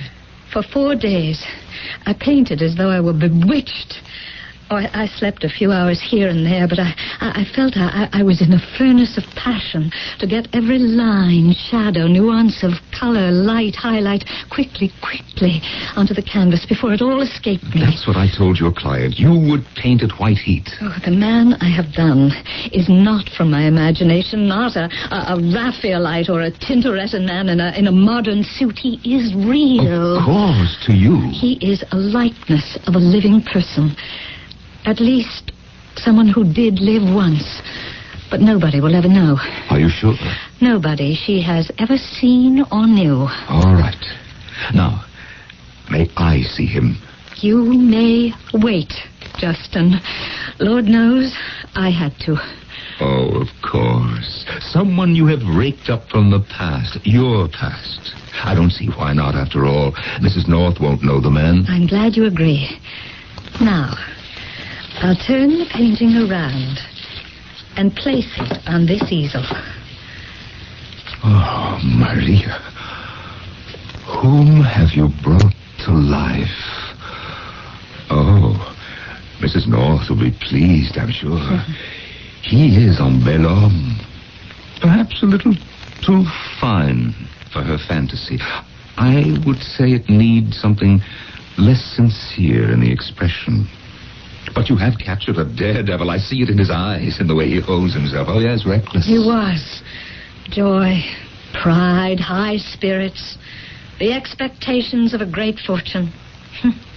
But he was a dilettante, a would-be painter, believe it or not. Oh, how many years ago that all was. It's a great work, Maria. All done without sketches or studies. And I destroyed them years ago. Ah, then you once had them. I once had everything. So that it's all memory. It is all hate.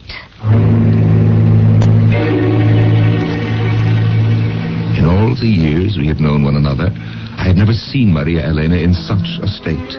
She turned away from me. I could see her eyes filling with tears. And abruptly she left the room. Maria Elena, please come back to the studio. Maria! Forgive me, Justin. I couldn't bear to look at him any longer. I'm all right now. I don't know what to make of all this. I didn't want you to see my face, Justin, that's all. Your tears. I was 17. What is that? 20 years ago. I was very much in love with him. I thought we would marry. To this day, I don't know whether my love was ever returned. Then, one day, without explanation, without even saying goodbye, he left me to marry someone else. You were in love with the dilettante? Of course. What does one know at 17? He loved painting, hoping to study and become one. It's funny, isn't it? I think that's why I took it up. I had to be better than he was at what he desired.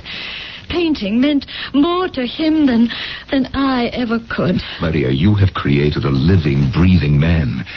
But the evil in him, the evil you speak of, the evil Mrs. North wanted, is not as clear. Nor was it in him. Take it. Take it now, right now.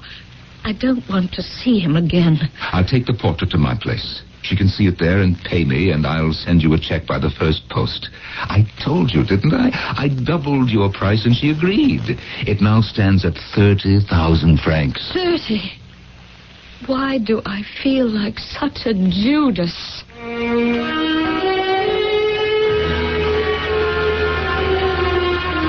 I'm almost afraid to look at the painting, Mr. Court. I don't see why. It's fantastically done.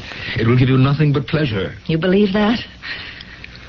Well, may I look now? For the money you are spending, your request isn't out of line. It's on the easel by the window, the one with the cloth over it. No, well, no, I can't. Not yet. What if I were mistaken? About what? Well, oh, never mind. Mrs. North, I have a great deal to do today. I cannot wait for the mood to hit you, for you to see what you've bought. All right. Yes, I will. Now. Oh!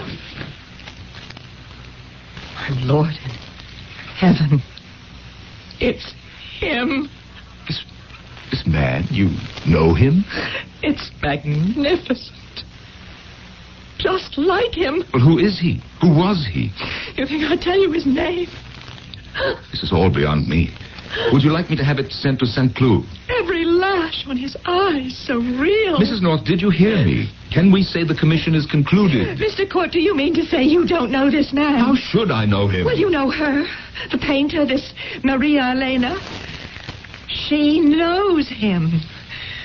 likeness. It's beyond me how true it is. This is someone you actually knew, do I understand? He has been brought back to me after all this time. He's looking straight at me. But a resemblance to a known individual, that was not what you wanted. Oh, you've no idea how many portraits I've commissioned.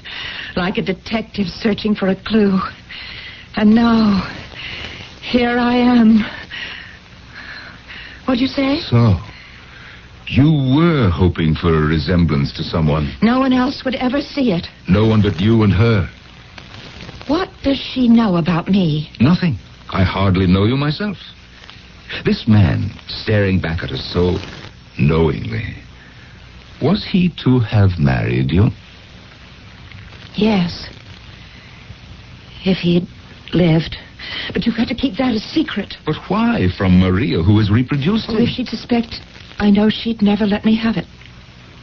Now, what did we agree the price would be? 30,000. I'll send you a check for 40 immediately when I get home. But promise me you won't tell her it's because I must have it. Just say I was so pleased with the spirit of the thing that I had to give her more. You're willing to pay 40,000 francs for a painting she originally agreed to do for 15. And I'm to make such a transparent excuse? Now stay with 30. It's enough. No, I'm afraid to. Now, don't let her know, Mr. Court, I beg you. She'd be jealous, and it would start all over again. But you knew her. You gave me her name on a slip of paper when we first met. She doesn't know me. I must have this painting. I must. I can't tell you more. I don't wish to know more. I don't wish to know what comedy or tragedy you two have shared. Obviously, this man played a prominent role. And as a painter, what do you think of it? What can I think of a portrait that is a tour de force, not done with love?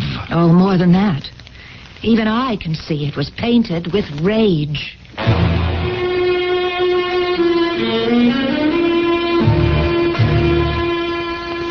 40,000 francs. It was my idea, Maria. You contracted for a decorative trifle, and you've produced a breathing masterpiece. Is that what she calls it? Oh, Justin, what does she know? She knows she wants it. As much as that? Said she'd send me a check today, and you'll have mine by the first post tomorrow. But why such a roundabout way? It's not my idea.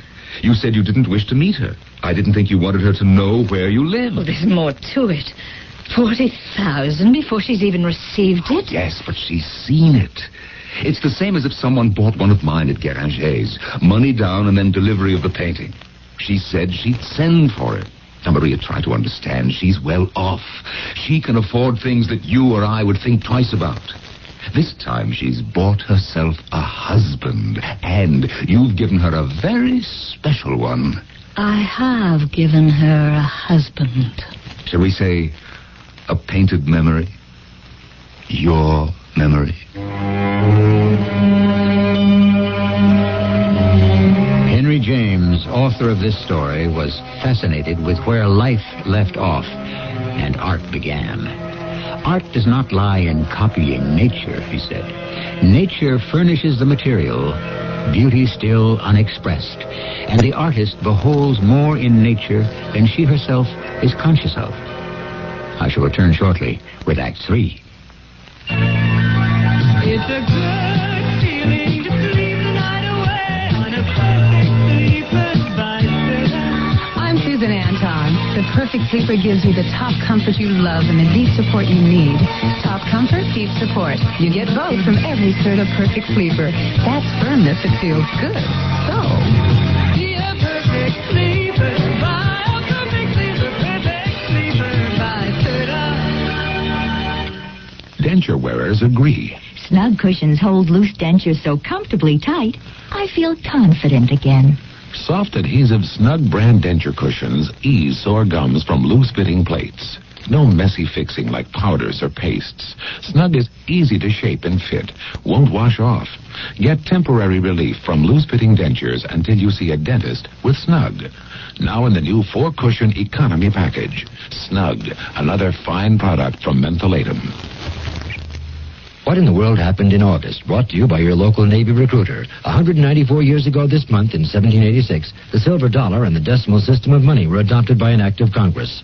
134 years ago this month, in 1846, the Smithsonian Institution, named for English scientist James Smithson, was chartered. 80 years ago this month, the first international lawn tennis competition for the Davis Cup was held at Longwood, Massachusetts. The U.S. won 3-1. 45 years ago this month, in 1935, American cowboy philosopher Will Rogers was killed along with his pilot, Wiley Post, when their plane crashed near Point Barrow, Alaska. 21 years ago this month, Project Teepee was announced to the public. The system was developed by Dr. William Thaler of the Office of Naval Research to monitor 95% of the Earth's atmosphere for missile launchings and nuclear explosions. To find out what's happening in the Navy today, call toll-free 800-841-8000. In Georgia, 800-342-5855. Navy, it's not just a job, it's an adventure.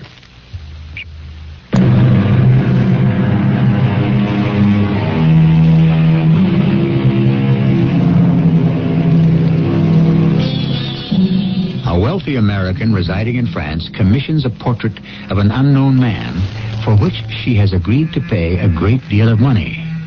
But as fate would have it, the painting is not of an unknown man, but of someone from the past of both patron and painter.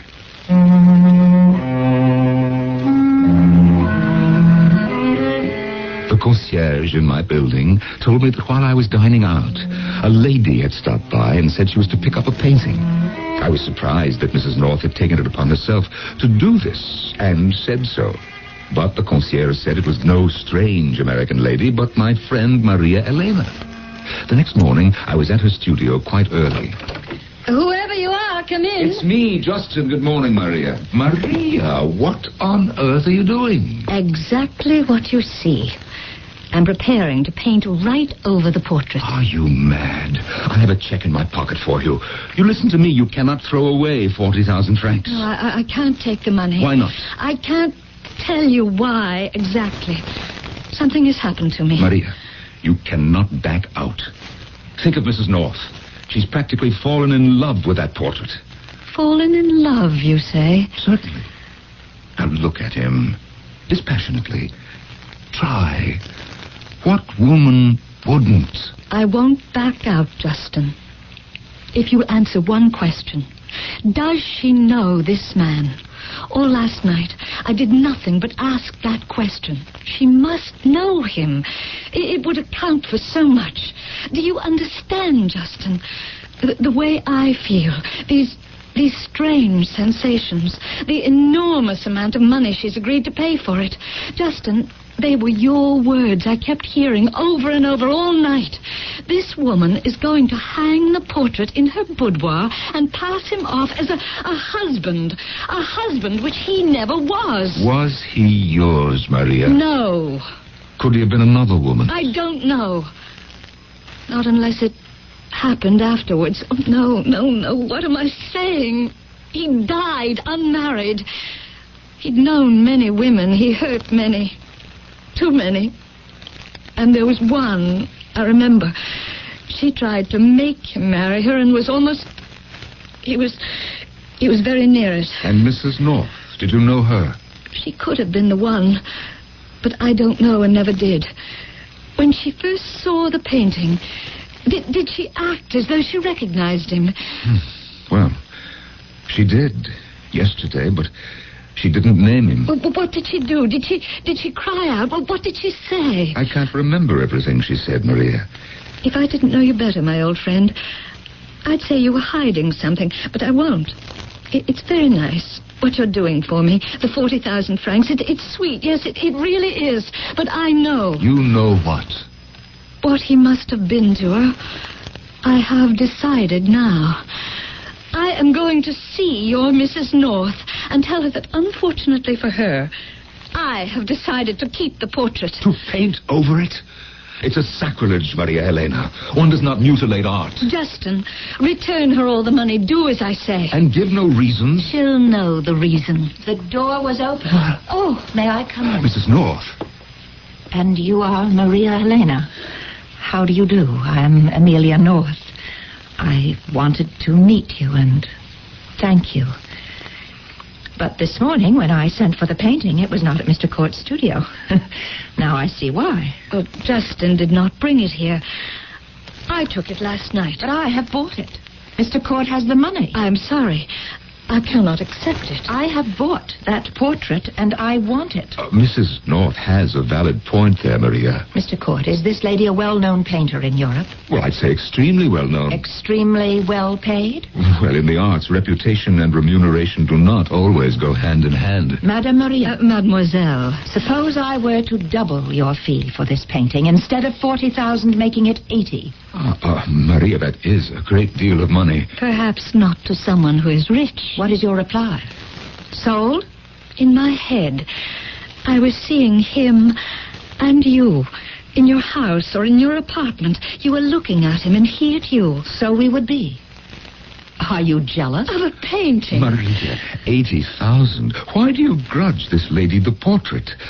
Maria, you said you painted it in hate and bitterness. Sell it. Let it go. No, I can't. I'm sorry. You came here for nothing, Mrs. North. Let me turn it face to the wall. The subject is closed. My dearest Maria, what kind of revenge is this? My last offer, 90,000 francs. All the years. Why should you, Amelia, of anyone in the world, why should you have it? Mrs. North, I apologize. Believe me, I had no idea when you first gave me Maria Helena's name that it would turn out like this. You knew my name. You've known it all along. You've known it was me, Amelia. 100,000 francs. Did you hear me? You can paint him again. 100,000. You can have it. If you wish it now, I have nothing to wrap it in. No. Let it sit on the easel for a little while. Justin, will you arrange about the money? Yes. Maria Helena, this was wise of you. For your own sake, your own heart. Don't you wish to stand closer, Amelia? It's yours. Go ahead and look at it right in the eye. Maria, let us have some tea. Now, if you don't have any cake, I'll run out and get some. I have everything. Will you join us before you go, Amelia? I would love to.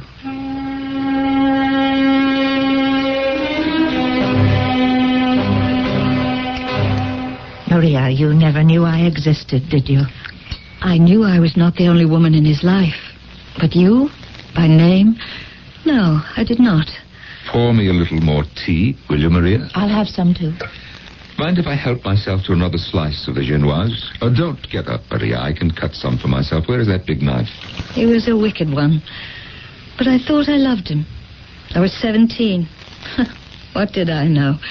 A child of 17 in a small backwoods town in Massachusetts, needing so much reassurance. I used to say to him, "Do you really love me?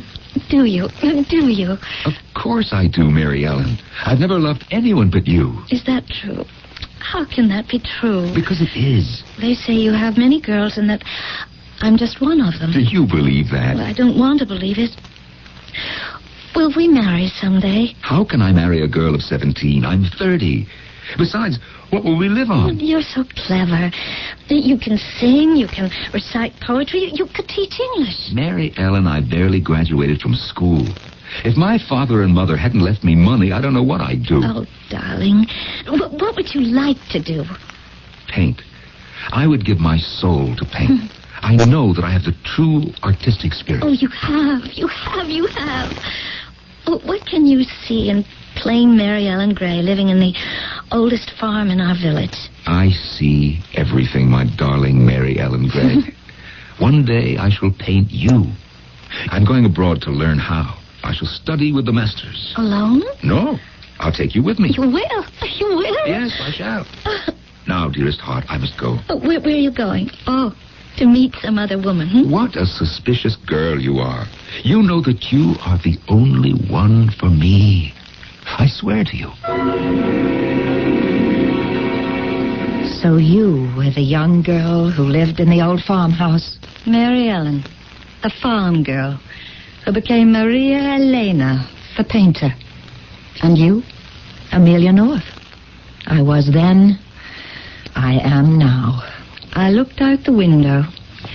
And I saw him walk slowly up the road and disappear behind a clump of maple trees. I was standing there.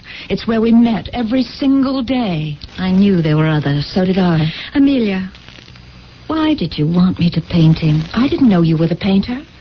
I had no idea it was you or who you were. 3 months ago, I ran across a story of an exhibit in Paris by an artist named Maria Elena.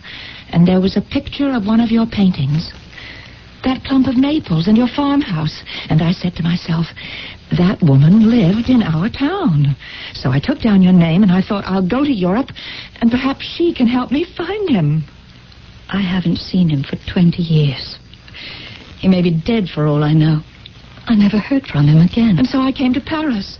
All the time, something driving me to have him brought back to life. As I was painting him, the same desire. How could I tell you I was from the same town? I was afraid if you knew you wouldn't paint him. That's why I was so vague. But I was sure that you had to know him. 4 days. That's what it took me, Amelia. I told Justin. I thought I still loved him. But every stroke, I was painting him with hate. Mary Ellen, we brought him back to life. Now, we must end it. Mrs. North. Amelia, what are you doing with that knife? I paid for you. I destroy you. You took everything. You gave nothing. You destroyed young girls. You lied. You gave them hope, and then you took everything away. No! Look at that pretty face. I tell you, on the floor. I will trample on your face, but I can't. I can't forget I loved you once. Oh, you see difference. He and I were to be married. Yes, married. My mother and father, all of us, were waited at the South Church in Old Bedford like some old-fashioned drama, but it's true. Every word. How was a girl to know? The banns had been read.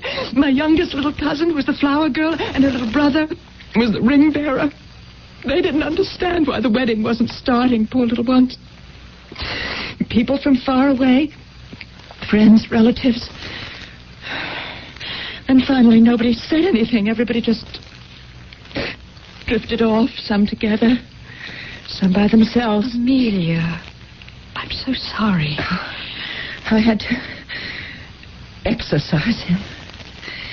You see, my heart was still married to him, broken and dying. And I've lived with this all these years. Amelia, your tragedy was far greater than mine. It was a Sunday, like today. The first day of June. For 20 Junes, I've cried all day. And all I have to remember him by is a music box my grandfather gave me that day when I came home from church. Without a husband. Sunday, June the 1st. He was with me. I keep it wound and it plays for hours on end. We were to be married at 2:00. He left my house. The farmhouse at 1:30. Where are you going with all those fancy clothes? I said to him. Oh, this is a fancy day, he said. I watched from my window. He was starting to walk up the road to the South Church, and then...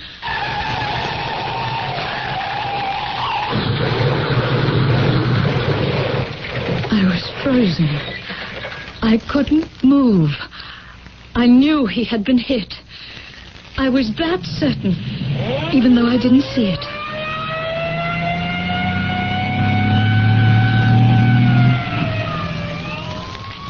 I couldn't find him. He hadn't been taken to any hospital nearby, or the one in the next town, or the next. I went everywhere. I finally found him in a big city hospital. Yes, there had been an accident. A man in a rented gray-striped morning suit, nothing to identify him. He was in a coma. They wouldn't allow me to see him. Even then, I wasn't sure it was him. Day after day, I made up excuses to my parents. I'd go to the big city hospital. One day I went. They said he had lost his memory. Another time, they were fixing up his face with surgery.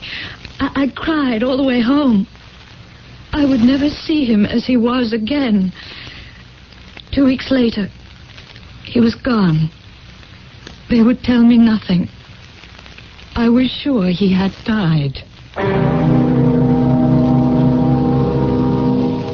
I watched the two women cling to one another. Time, the passage of time might dim and erase their memory of this man. When I reached home, I took off my dark glasses and searched my scarred and rebuilt face. Was I that man? Today, how ugly is my face. But if Justin Court was the man who lived in America 20 years ago, I was much uglier then. I stare into the mirror, but no memories come to me. Nothing. My mind is a total blank.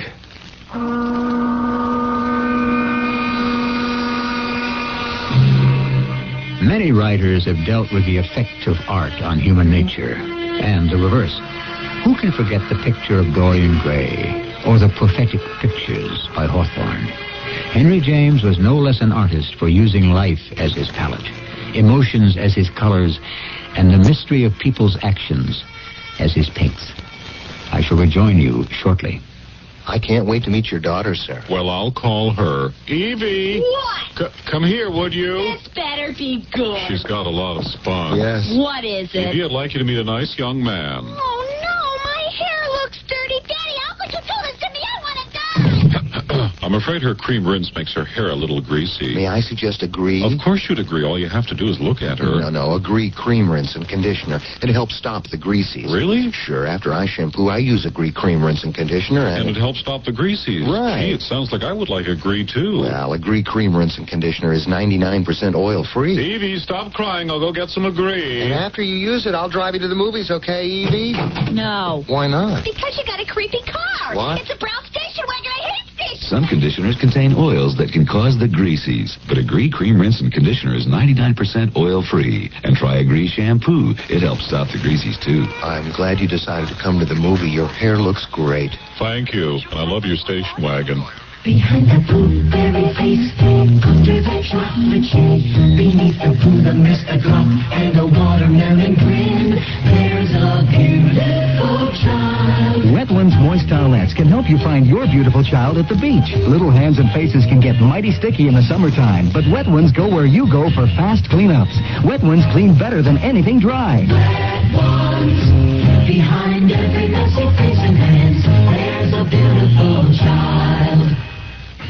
I run a supermarket, and people always ask my advice. Nick, what should I buy for this? What should I buy for that? Well, I can't steer them wrong or they won't come back. So when someone asks, well, what should I buy to clean my bathroom?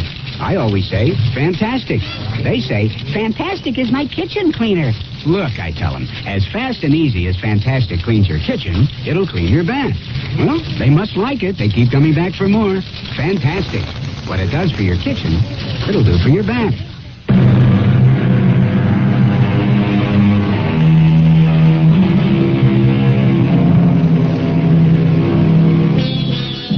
There is a sense of mystery surrounding our lives. From accident to accident, birth to death, we live with beauty and pain. We find ourselves, we lose ourselves.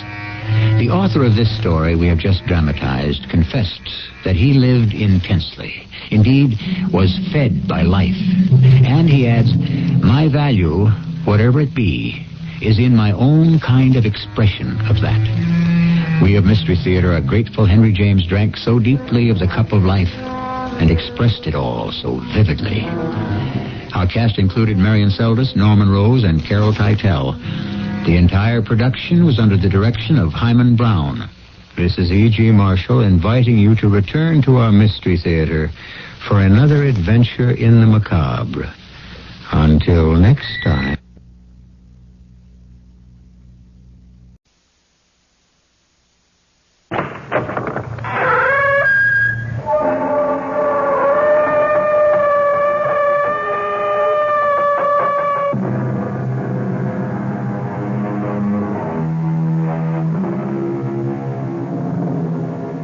Come in. Welcome. I'm E.G. Marshall. Welcome to the world of terrifying imagination. To the fear you can hear. Tonight, I hope you have strong stomachs. For we're bound on a Caribbean cruise. Oh, we don't expect rough sailing on the way. So if you are easily seasick, have no fears. Save them all for your landing on the twin island of Mauritius and Sandorin.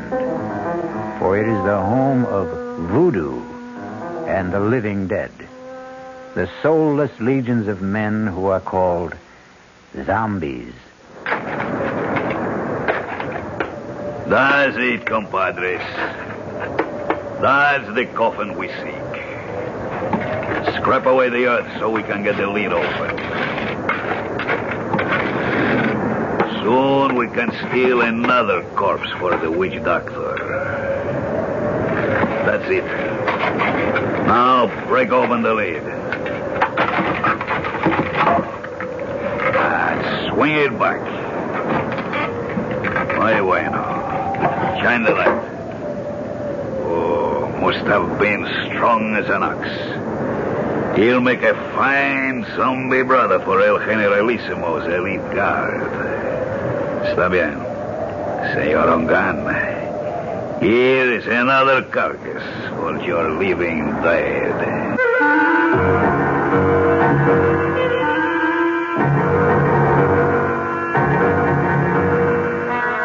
Our mystery drama, The Walking Corpse, was written especially for the Mystery Theater by Ian Martin and stars Tony Roberts. It is sponsored in part by Anheuser-Busch Incorporated, brewers of Budweiser, and by the Kellogg Company, makers of Kellogg's Special K cereal. I'll be back shortly with Act One. Great taste in the morning. Kellogg's has that wholesome taste to get you up and grinning. This is Jerry Coffer for Kellogg's Special K. We've been having some fun in our television and radio commercials by using a ball and chain to symbolize the slight overweight problem common to so many of us. We point out that being a few pounds overweight is just a little more difficult for you. Climbing stairs, just walking around, even sitting down can feel, well, like you're wearing a ball and chain. In case you missed the message, it's this. If you really want to get rid of that extra weight, you really have to work at it by exercising and with sensible meals like the Special K breakfast. A 1-ounce bowl of Special K, America's favorite high-protein cereal, 4 ounces of skim milk, tomato juice, and coffee. Less than 240 calories. Nutritious and, by the way, delicious. So why not begin each day with a Special K breakfast and then keep up the good work? Special K can't help you lose weight all by itself, but it really is a good start. Hey, Mom, what's for dinner? Hey, Mom, what you got? What's for dinner? Your ShopRite is featuring ShopRite or Shenandoah brand Grade A Rock Cornish hens, a real family treat at just 47 cents a pound. What's for breakfast? Listen to these ShopRite values. ShopRite Grade A large eggs, 59 cents a dozen. ShopRite sliced bacon, 1 pound package, 79 cents. ShopRite Grade AA butter, 1 pound brick, 69 cents. Crown Top white bread, 22-ounce loaves, 3 for $1. Save on every meal at ShopRite.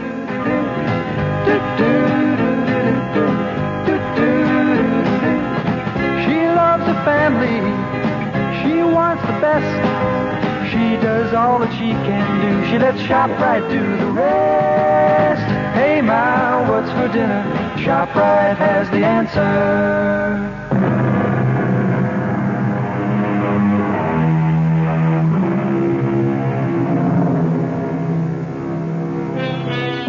The body of a dead person, given the semblance of life, usually for some evil purpose.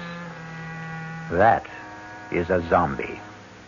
The very name itself is calculated to make the flesh creep and the blood run chill. But on a plane headed for Miami, taking them to their honeymoon, nothing could be further from the thoughts of Steve Ramsey and his new wife, Pat. Oh, I can't believe I have you to myself for these few hours, Steve, let alone a glorious 2 weeks. I don't know what the other associate professors go through, but my first 2.5 years teaching parapsychology have laid me out. I can't wait for those hot sands and warm water. Can I serve you a drink, sir? Oh, now that's what I call perfect timing. Why not? One more, and I can fly solo to Miami without the plane. Well, then I'll join you. I can't have you orbiting alone. May I get by, please, stewardess? I'm sorry, sir. Just let me move the cart. Oh, thank you. Chris! It is Christopher. It's all right, stewardess. I'll join my friend here for a moment. Hey, Steve, man. Good to see you. Here. I'll move over. Sit down. Chris, you look something else. It's great to run into you. Only just for a moment there, I thought you were thinking of giving me the brush. You? Never. I'll explain in a minute. Oh, Pat, this is Christopher LeClaire. I want you to meet my brand new bride. Oh, this is a pleasure, Mrs. Ramsey. Let me congratulate you on your impeccable taste, Steve. And both of you on your marriage. I'd like to buy some champagne, but you already have your drink. No more champagne, thank you. We've had enough in the last few weeks to float a battleship. At least, let me get a drink for myself to toast the bride and groom. He's your old football buddy, right? Yeah. Greatest running back I ever saw. All-around athlete. He could have made it big in the pros. Any sport. Isn't he a prince or something? And his father is the king of Mawisha. I wonder what's bugging him. Now, this is better. A toast from my country. To be a good man is first to have a good wife. Abusantes. Thank you, Chris. And to yours. Yours, too. Oh, yes. Drink to my good health, please. What is it, Chris? You want to talk about it? I wish I still had you calling the plays for me, but this is a different ball game. You know about my father? No. What? He's dead. Oh, no. What can I say? Hang in there, man. Oh, I will be tough, all right. Was it recent? The day before yesterday. I didn't see anything about it in the papers. It wasn't in the papers. He didn't die. He was assassinated. Oh, no. Any idea who did it? There is no proof, but I know. Who? Oh, maybe not by his own hand, but at least on his orders. Hernando Trujillo. The Generalissimo? But I thought he was your father's best friend. And my godfather. His gift to me on my 21st birthday. His own good luck charm. The bracelet of the sacred serpent. The head, the voodoo symbol of life. The tail, the symbol of death. You see, they are woven together. But then why should he? Because, Mrs. Ramsey, my father gave our people freedom. A freedom the San Dorindian cannot share. Why not? Because if they had it, they would tear the man who rules them by terror to pieces. So he's planning to move in on Mawisha and annex it. The moment my father's assassination is revealed. A coup d'etat while the people are in confusion with no leadership. That's why I've given up any dream of becoming a doctor. And am going home. A private plane will meet me in Miami to fly me to Mawisha. To save time, I took this commercial flight under an assumed name.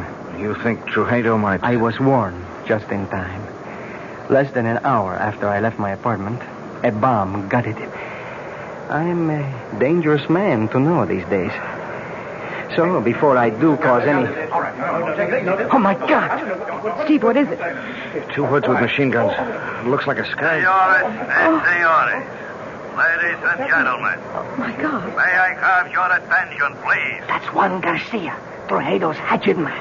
Oh. What can we do? Nothing. It's me. Everyone quiet. If you do as I say, no one will be hurt. We are commandeering this plane. Quiet! Quiet! There is nothing for any of you to fear. The plane will land at Miami, and all passengers will be discharged, except for the flight crew and 4 hostages. I repeat, there is no cause for alarm if all of you keep your seats and your heads.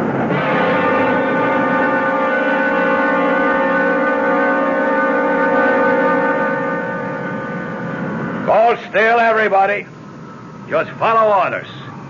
Anyone who doesn't will be shot. Okay. All right. You 3.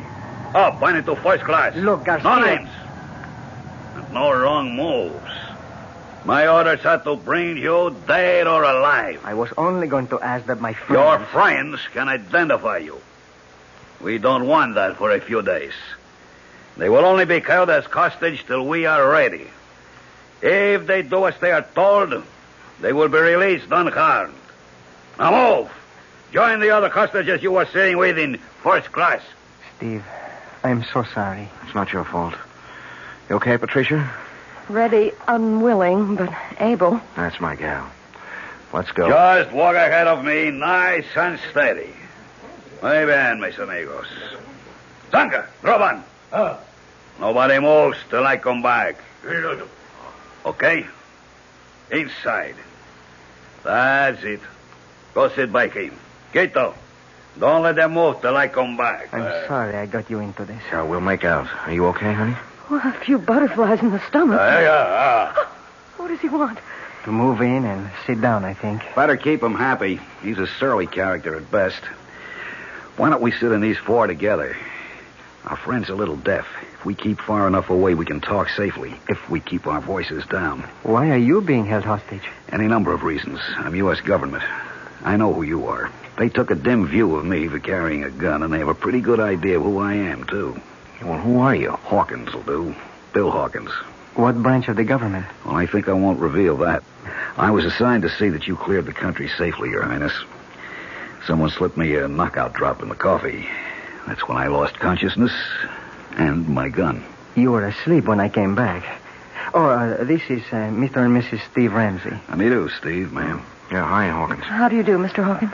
Any idea what their plans are? Refuel, clear the rest of the passengers out. Then we head straight for San Dorinde. That's the notion. So, the moment they get our friend Christophe here to San Dorinde, he's a gone goose. He'll just drop out of sight suddenly and for good. Now, my guess is they'll set up one of these goons as a fall guy, have a big show trial, and in the meanwhile return the plane with us aboard. Only, somewhere on the way, we'll all disappear in a puff of plastic bomb smoke. We're just as long gone as the king here. What's the alternative? Distract Ugly there long enough for one of us to disarm him. Garcia and his other boys can only get at us through the narrow passageway between tourist class and here. I can keep them pinned down till you get out the emergency exit. He's a big guy, but I'll admit... Okay, no time to argue. Now, how do we distract him? That's my job. Pat, please, stay out of this. I'm in it just as much as all of you. Watch this. Hey, mister, come here a second. Well, okay, then, I'll come to you. Take it easy. I just want to ask something. Well, if you can't hear me, I can't speak any louder. Oh, please, come closer. That's it. I just want to ask where the ladies... Watch it, he's strong as a bull. God, he's broken my arm. It's all right. I have the gun. Stay where you are. Don't let him near you. I'll shoot. What are you waiting for? Stop him! No! Good, stay like that. Don't move. All right, Kilo. Bring up your gun. Chris, you shot him, Garcia. You killed him. If I talk him dead or alive, it makes no difference. But that other man, Chris shot him twice. Point blank. It should have killed him. Quito? Oh, no. Don't you know you can kill a zombie?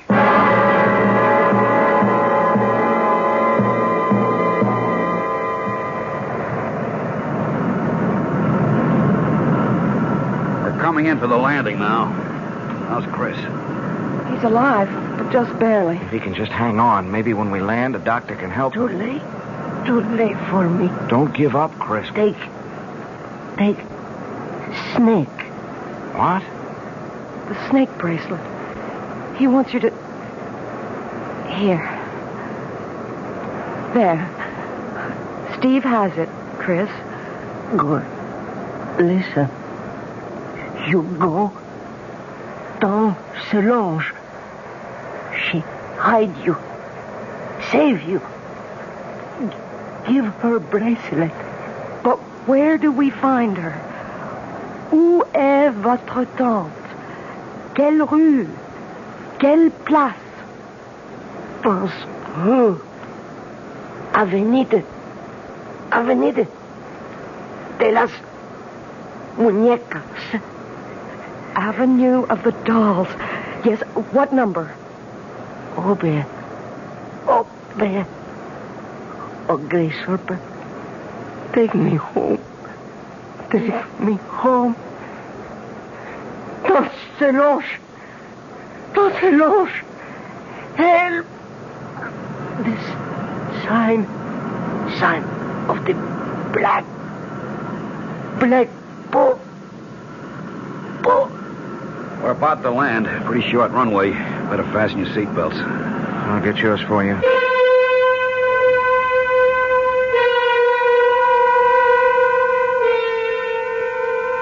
Not the most promising way to begin a honeymoon, particularly when it seems there is more than a little chance of ending it, even before it's begun. Who knows what kind of reception is ahead for the newlyweds? I'll be back shortly with Act 2. Oh, sure. You can talk about good-tasting diet drinks, but I know. I'm Goldilocks, and here at my taste-testing laboratory, I taste-test them all. And nobody's been drinking my diet drinks until I tested sugar-free Diet 7-Up.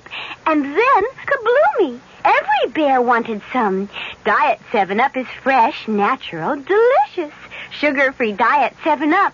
This one's just right. There's a very special deal going on at all offices of Suburban Savings throughout North Jersey. It's called Suburban Special Interest Deal.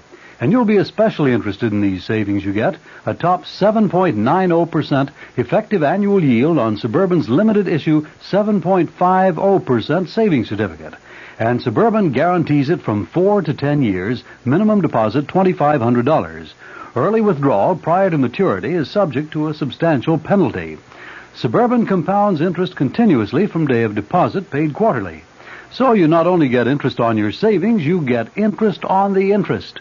And Suburban offers you the highest interest rate allowed by law. Here's your chance to get a great savings. A top 7.90% effective annual yield on Suburban's limited issue 7.50% savings certificate. Why not deal yourself into Suburban Savings Special Interest Deal in Bayonne, Edgewater, Elmwood Park, Emerson, Hackettstown, Morris Plains, Nutley, Paramus, and Sparta. There is no mystery about the morning when you come rambling with gambling. Good evening mystery fans. This is John Gambling, and every morning, Monday through Saturday, here at WOR from 5 a.m. till 10, we get the crew together to try to put the morning together for you, to tell you what the weather's going to be like, whether there's heavy traffic coming into the city, whether the subways and the commuter trains are running. Bob Harris is in WOR's Weather Center every morning with all that very complicated equipment that he has to help prognosticate the day's weather. We cover sports completely with Don Cricky. In the news department, Peter Roberts, Henry Gladstone, and Harry Hennessy. And up in the helicopter, George Meade or Fred Feldman, keeping an eye on the traffic scene. So altogether, we do try to take any mystery out of the morning. And just to brighten up the beginning of your day a little bit, I think we have some kind of nice, listenable, and tuneful music. So tune in tomorrow morning or any morning for Rambling with Gambling. Now, back to the mystery.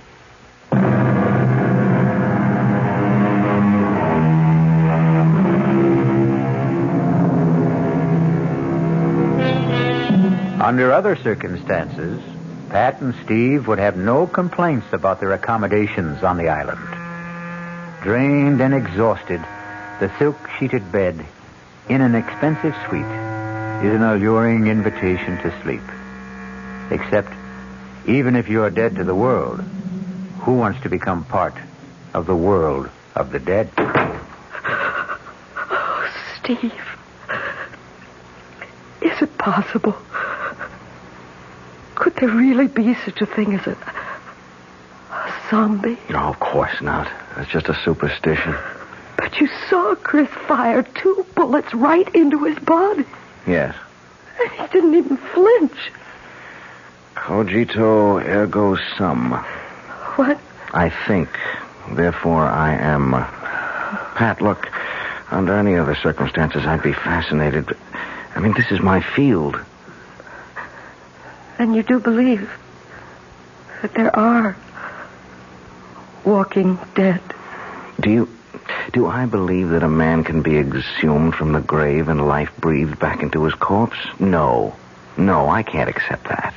That's beyond my credulity. But I've seen things in parapsychological experiments and in psychic research that... Honey, the power of supernatural belief is beyond belief. The right subject, particularly one of low mentality, under hypnosis, is capable of incredible feats. Superhuman strength, no sensation of pain, no shock reaction. Oh, Lord. Now what? The knock wasn't at the door we came in. It's that one over there. Oh, wait a minute. Stay where you are, Pat. Yes? Who is it? Bill Hawkins. I'm in an adjoining room. Is there a bolt on your side? Yeah. Half a sec. Hiya, Bill. Listen, we've got to talk. What's the sense in talking? Hello, Pat. Hello, Bill.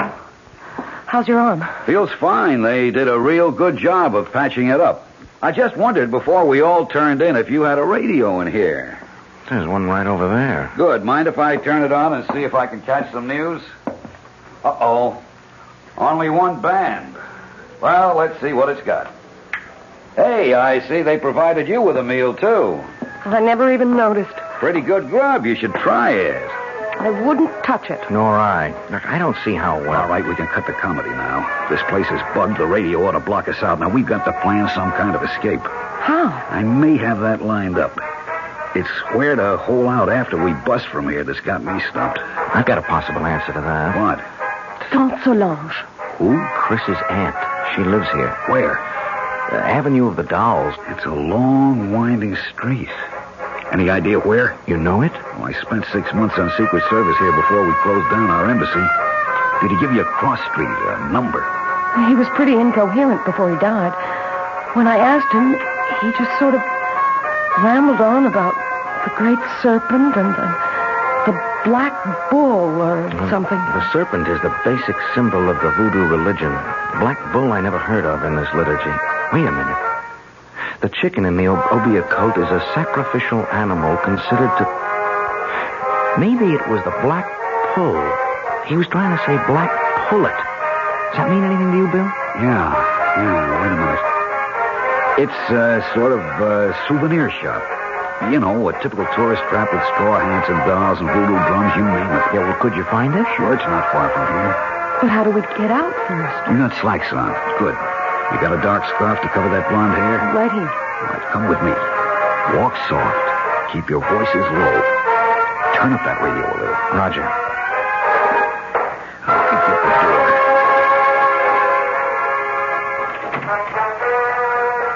Good. Come on. Leave it open. I'm over here to my window. Now keep off to the sides. Now look down. There's one of those zombies down there. But you see, there's a balcony and steps that lead to the street. With something subhuman, or maybe I should say superhuman, armed with a gun right at the bottom of them. If he's cold-cocked, it isn't going to do him any good. Bill, you have a lot of guts, but you're no Muhammad Ali, and the only strength I have is in my brain. Hold out your hands. I'm going to give you the equalizers. Steve, with his fist wrapped around a roll of nickels or quarters, a 13-year-old boy could deck Joe Frazier given the chance to blindside him. Yeah, but we haven't got... Keep your hands out. Now, this is a salt cellar. Same difference. I'm spilling the salt into your left hand. Wrap the other around this heavy crystal. I'm doing the same with the pepper. Now, you, Pat. Oh, I wouldn't know You're how going to cover us by making a diversion. Pick up that glass water pitcher there. Too heavy for you to throw? No. Throw where? We turn off the lights, turn off the radio, make like we're turning in. Then we sneak out the French windows onto the balcony. You go off to the right, opposite end from the steps. When that zombie reacts to the crash of that pitcher on the flagstones on your side, Steve and I go down the steps and take him out. Then we go look for Saint Solange. No, but he'd see you. Of course. So we wait until dark. And that won't be long now. Now! You take him, Steve. He's still not out. I'm throwing the pepper. Throw the salt in his eyes. They are. Watch it. I think I think I killed him. Well, don't stop to find out. The light's going on. Come on, Pat. We'll have to run for it.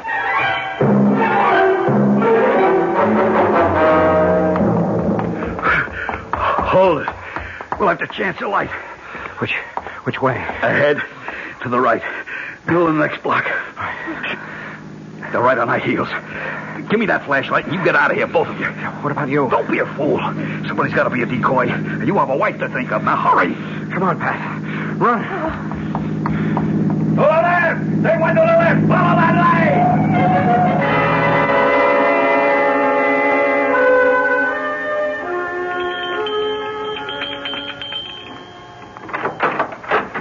Yes? Tante Solange. Who wants her? I am Christopher's friend with my wife. We are running from Tuxedo, the Generalissimo. Christopher told me to seek refuge here and to bring you this. The great serpent. A moment. Enter, my children. Quickly, quickly. So, turn out your lights also. We must hide like cats in the dark.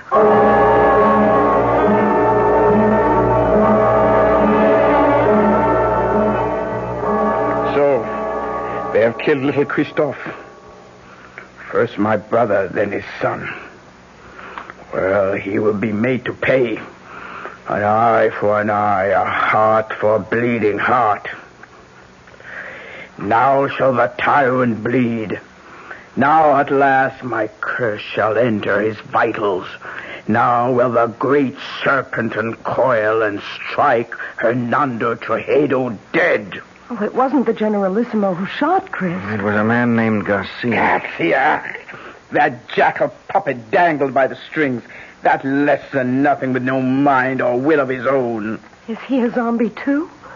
What do you know of zombies, my child? Nothing, except what I saw on the plane and what my husband tried to tell me. Oh, you are a teacher in college, Monsieur Ramsey, no? Yes, and much of my studies are in the supernatural. You believe in zombie? Well, no, not altogether. Very well. We shall put our beliefs to the test.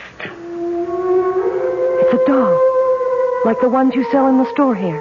Not quite the same. This one is like the souvenirs of El Generalissimo, with this difference. I've been a long time making him. You see, the straw is from his favorite horse's stall.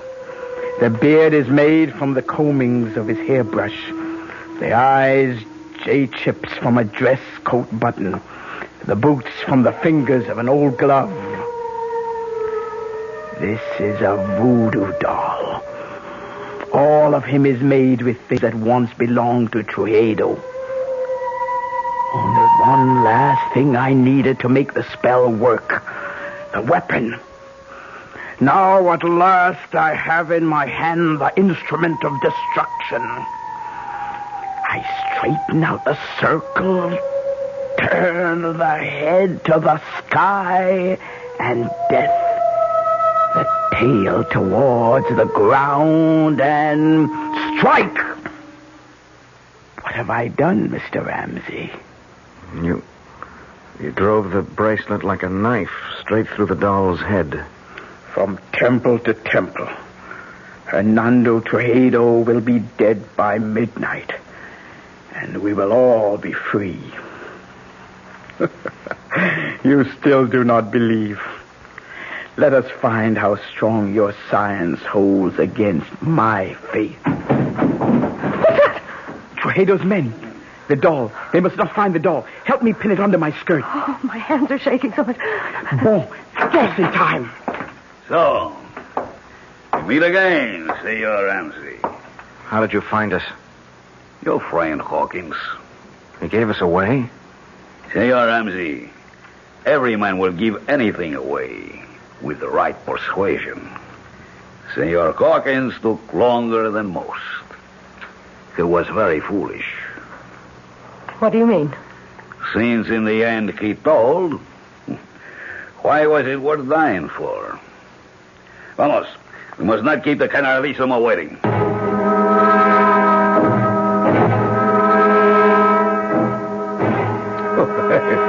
Please, let me assure you that you have nothing to worry about. I ask you all to relax. Now, the table is set for a late supper. I am sure you must all be famished after a long and difficult day. Won't you be my guests? Prisoners, you mean? For Hado. Ah, yes. La bonne Princesse Solange, I am honored. I had no idea you had come to live among us. I've been here longer than you know. Ah, yes, I must speak to my secret police about that.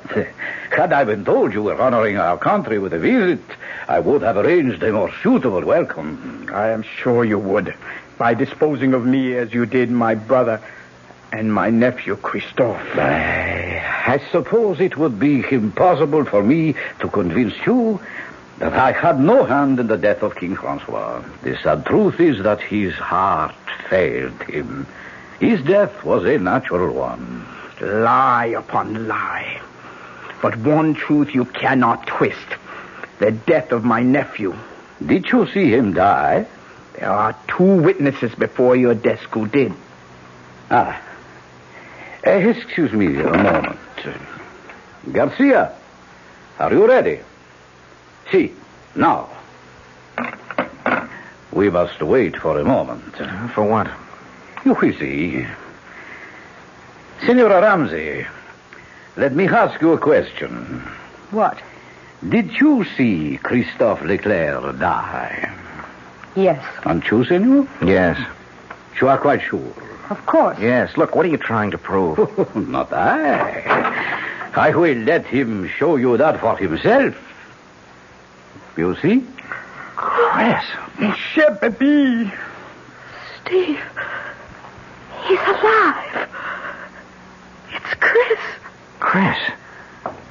Is it really you? Sure, man. Sure. Don't you know me? There is no mistaking the tall, lithe figure, the regal bearing, the proud, handsome face. All those belong to Christophe Leclerc. He might easily have remarked, as Mark Twain once telegraphed, "The reports of my death are an exaggeration." We'll return shortly with Act 3. Some research experts say you can't taste the difference between beers. Well, if they're right, then Anheuser-Busch wastes a barrel of time Beechwood aging Budweiser. Only they don't think so. Brewing beer right does make a difference. And they're betting a bundle that you can taste the difference in Bud. When it comes to brewing Budweiser, the Anheuser-Busch choice is to go all the way because they still care about quality.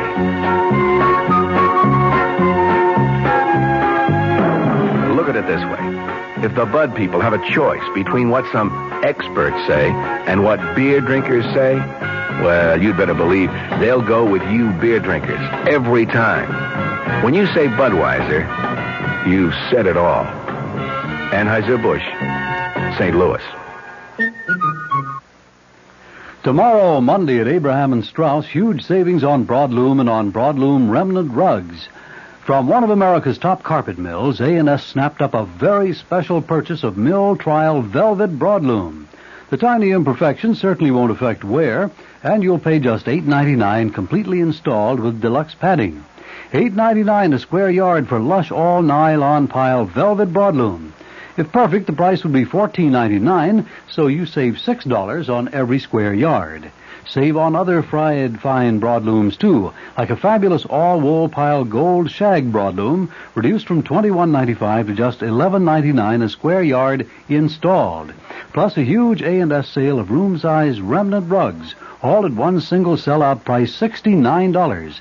Take your pick of a tremendous assortment of nylon pile rugs in room sizes up to 12 by 14 feet.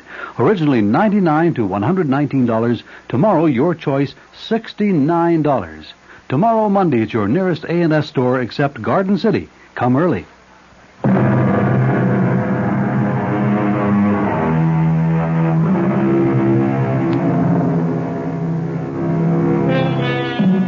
At the shock of the reincarnation of a dead man appearing from the grave, it is not surprising that his friends and relatives are literally frozen in their tracks.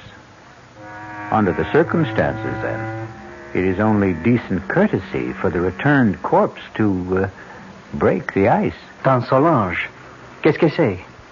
Have you no greeting for me? Ah, mon pauvre. Je te remercie, pardon. Forgive me. I thought never to see you again. But here I am. Ah, mon cher baby, mon cher baby. Well, now, here is a reunion worth celebrating. That was a pretty rough wound you had, Chris. Worse than it looked. Thank God. It was mostly flesh damage. The doctors tell me the bullet bounced off my sternum and never entered the chest. But should you be on your feet? Long enough to ease your minds about me. I'm still a bit woozy. It's like the time you took the XB2 slant off tackle against Ohio State and that big linebacker Sawchuck kicked you in the head. Something like that. Tell them the good news, El Generalissimo. Set my aunt's mind at rest. Well, I know you hold out my motives, even Christophe did. I can hardly blame him, since I took such extreme measures to bring him here to Sandorinde before his planned arrival at the Boeotia. What was your reason for that? We walk a tightrope on this shared island of ours. 2 cultures, 2 languages, 2 forms of government, perched precariously on a ever-increasing population in a far more ancient and primitive culture than either of ours. Your brother and I, each in his own way, preserved that delicate balance. With his unexpected death, steps had to be taken. Why? You know his plan was to return the government to the people. That would not have worked, not even for them. We would have ended, both of us, in anarchy. Fortunately, my godson was perceptive enough to realize that. We have worked out between us a better plan. A compromise? I would prefer to call it an entente. Tell them, Christophe. It's quite simple. Tomorrow, together, my godfather and I shall proclaim a union between Mauritia and Sandorinde. A trilingual state with one government. Ruled by whom? By the Generalissimo and myself. I as president, and my godfather as prime minister. Trujillo in second place. We elders grow no younger, Solange. Someone must take our place. I am happy to yield to the future. What better hands could this island be in than in Christophe's? So, now I think, Mr. Presidente, you should rest. Doctors can do only so much. Nature handles the rest. Yes, I would like to lie down. I am sure you will be excused. I beg you not to wait for me to enjoy your supper. The Presidente and myself have a few matters to settle about the announcement tomorrow before he goes to sleep. Forgive me, please. I'm tired. And tomorrow's a big day. Good night. Good night, Chris. Good night. Adieu, mon baby. Goodbye. Forever. What is it? What's the matter with you two? You saw? You know? Do you now believe in zombies? What are you trying to say? That wasn't Chris who was here just now. I don't understand. You don't know him as I do. First, he never would accept this deal. The guy's too decent, too honest to be part of it. But there are other things. What? Well, first off, our school never played Ohio State. Second, Sawchuck was no linebacker, but a running back who murdered us on the only loss we had together. Third, XB2 wasn't a run play, but a deep pass play that had nothing to do with Chris except as a decoy.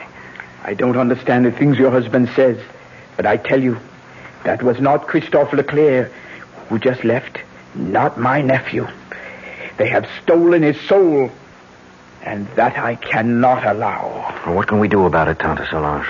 It is a very few minutes to 12. I told you Hernando Trujillo would be dead by then. Remember? Yes. Here is a conjured doll which will make his death. I place it on his desk so he can see it. For it is by his own guilt he must die before the end of this day. But if he doesn't return? He will return.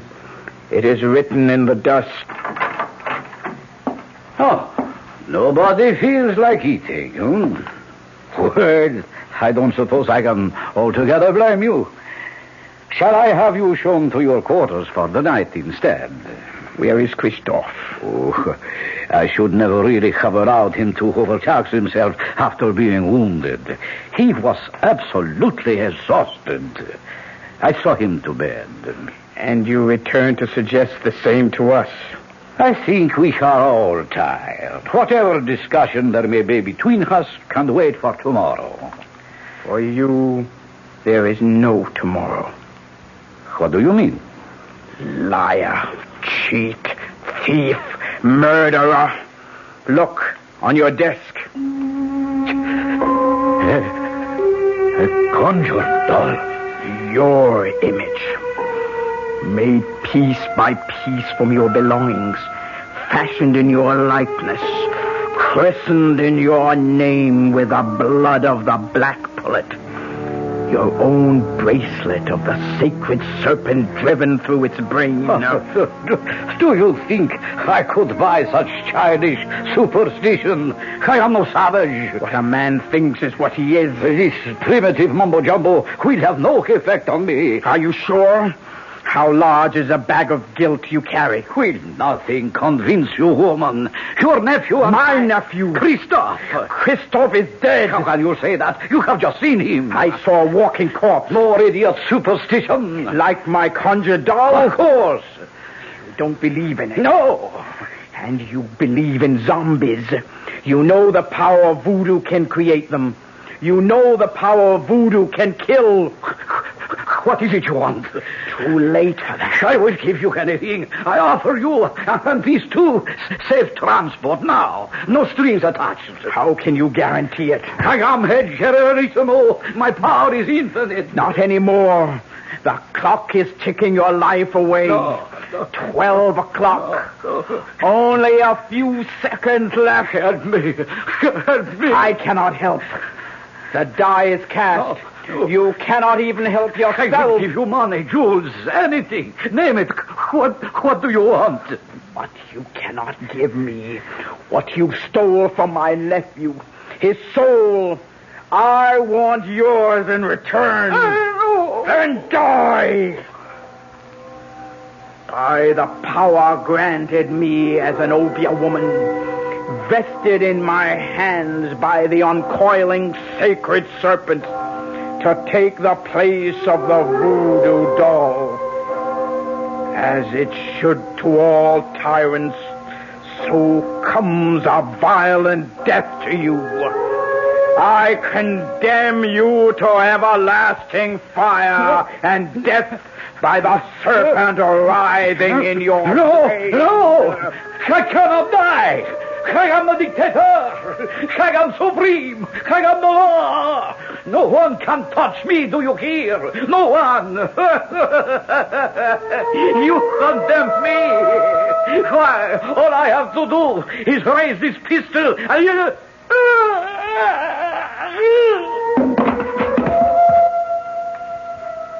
What happened? I wouldn't like to guess. Does it matter? He's dead. Are you sure? He's dead, all right.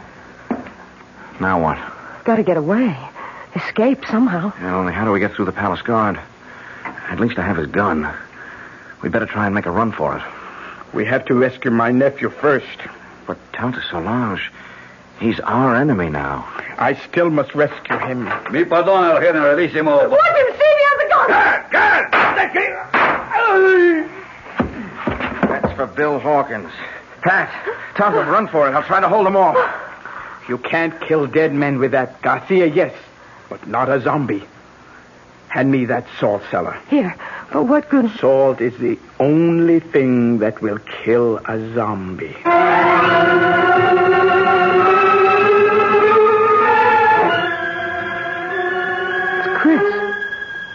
Lying on the bed. Is he... No. No, he's still breathing. He's just asleep. Leave me alone with him. Go if you want to. But leave me with Christophe. Will you be long? As long as it must take. Go. Well, we can't find our way out of here without you. We'll wait. Oh, great serpent who coils about the sky and holds our world together. Help me now. Help me to break the black magic that chains my baby to a living death. Help me to bring his soul home to you. Christophe. Christophe. Listen to me. It is Tante Solange who speaks. You know me as an obeah magician. My magic is greater than the magic of the Hugan who made you what you are. He summoned you from the grave and stole away your soul. Now I must summon you back to the grave. Back to the dead. The everlasting dead. So that your immortal soul may live. But only you can break the bonds. Rise, zombie. Rise. And cross to the window. Open the shutters.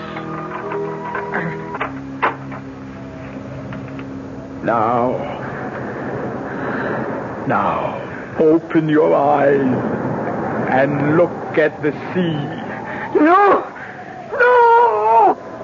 In the name of the great serpent, I command you, open your eyes. Tante! Tante! I'm going home!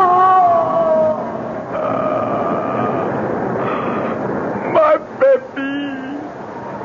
My baby! Tante, are you all right? What happened? Is he... His body may be dead, but his soul is safe. Christophe is home at last.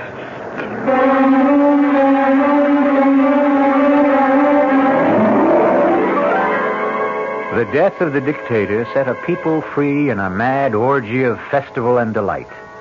In the wild celebration that lit up the city, no one had time to pay any attention to the three somber people who found their way back to the hotel.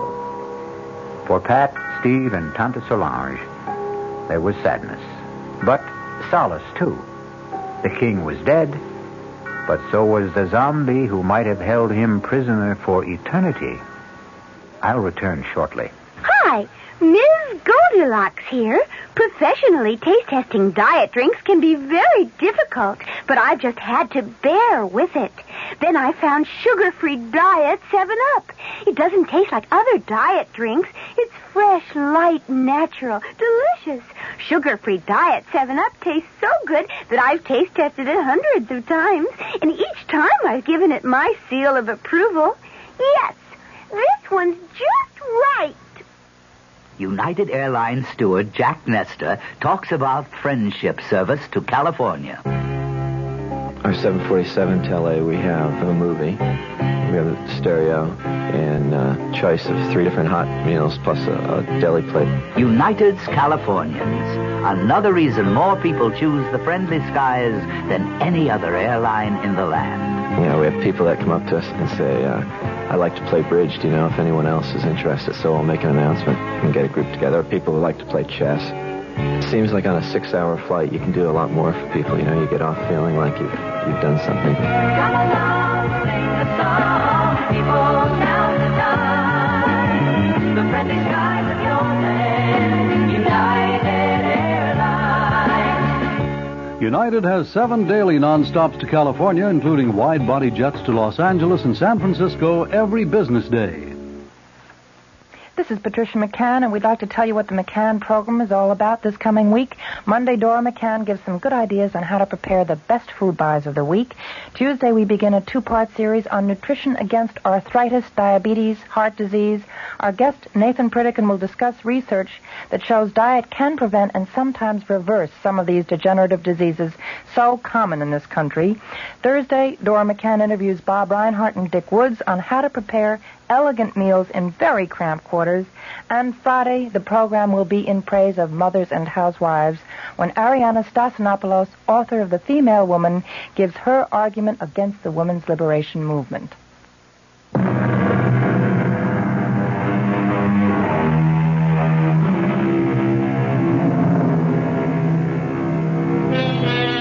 Power of suggestion, hypnosis, superstitious fear, overpowering guilt complexes, terror of the unknown.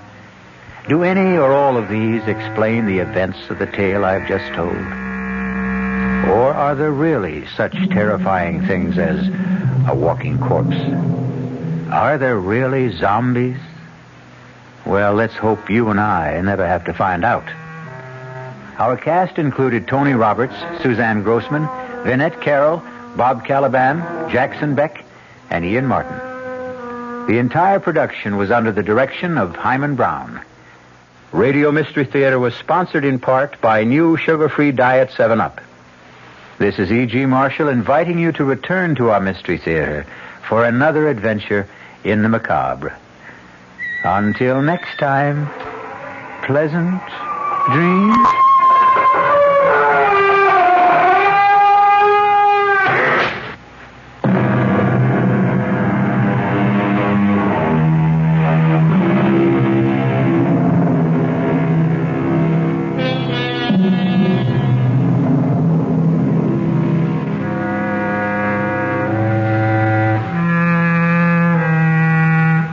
WR Mystery Theater has been brought to you by ShopRite Supermarkets, where you get a lot more for a little less, and by Suburban Savings with offices throughout North Jersey. The preceding Mystery Theater program is furnished by the CBS Radio Network.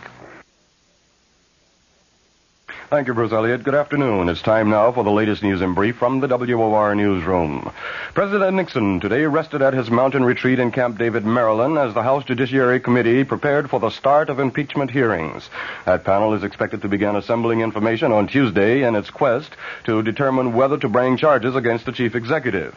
A survey by the Gallup organization says that the White House apparently gained little or nothing in the way of public support by releasing transcripts of Watergate tape recordings. The Gallup poll says 700 persons were questioned after that release.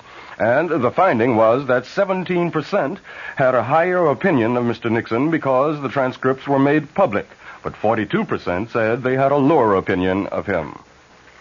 A prominent Democratic senator, Henry Jackson of Washington, hammers away at the Nixon administration's economic policies. That story from WOR's Bob Brady.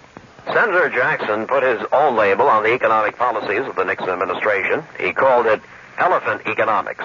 Jackson, a potential candidate for the Democratic nomination for president, says there's no better symbol to represent the slow and sluggish economic state of the nation.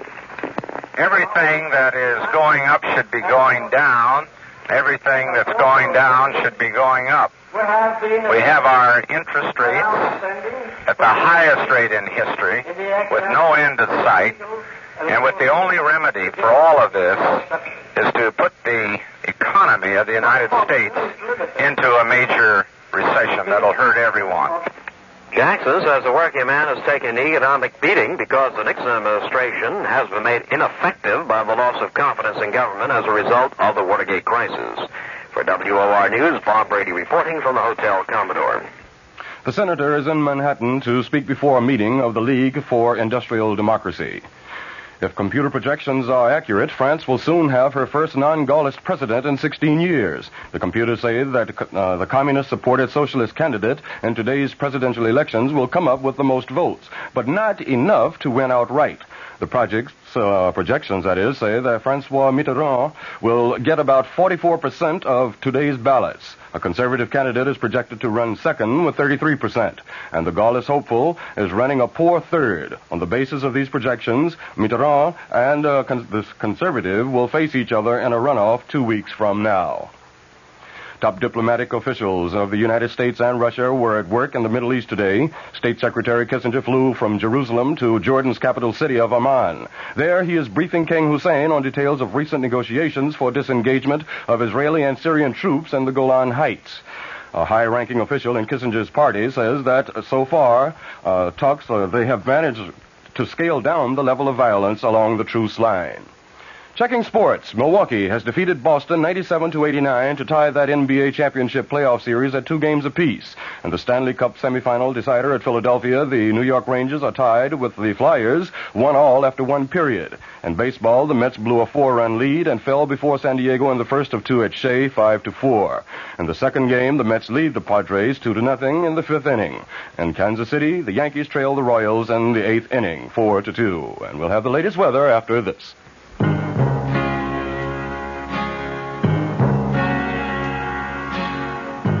Someday you'll own, someday you'll own, sooner or later you'll own Generals. With so many new kinds of tires coming out and so many claims being made about tires, maybe you're puzzled about making the right choice. There's a solution. It's your General Tire specialist. He's trained to handle all your tire needs and automotive service problems, too. So if you need new tires, he'll be glad to spend a few minutes explaining which General Tire is the best for you, your driving, and your budget. Your General Tire specialist is just one reason why, sooner or later, you'll own Generals. Look him up in the Yellow Pages today. Sooner or later, you'll own Generals. Sooner or later, you'll own Generals. Here's the latest forecast for New York City and vicinity. Cloudy and cool tonight, with rain likely developing towards morning. The low tonight in the mid-40s. Tomorrow will bring periods of rain into tomorrow night. The high in the mid-50s tomorrow. The low tomorrow night in the mid-40s. Under cloudy skies in mid-Manhattan, the temperature 52 degrees. Humidity 38%. Barometric pressure 30.02 inches and falling. The winds are out of the south at 9 miles per hour. That's the latest news. I'm Bert Wilson. This is WOR New York.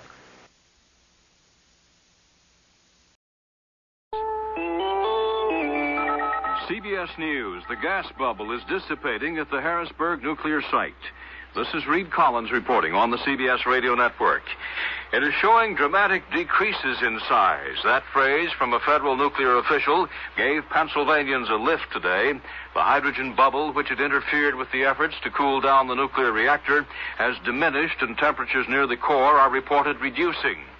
Energy Chief James Schlesinger was asked about the situation following some testimony today on Capitol Hill. Nelson Benton has the story.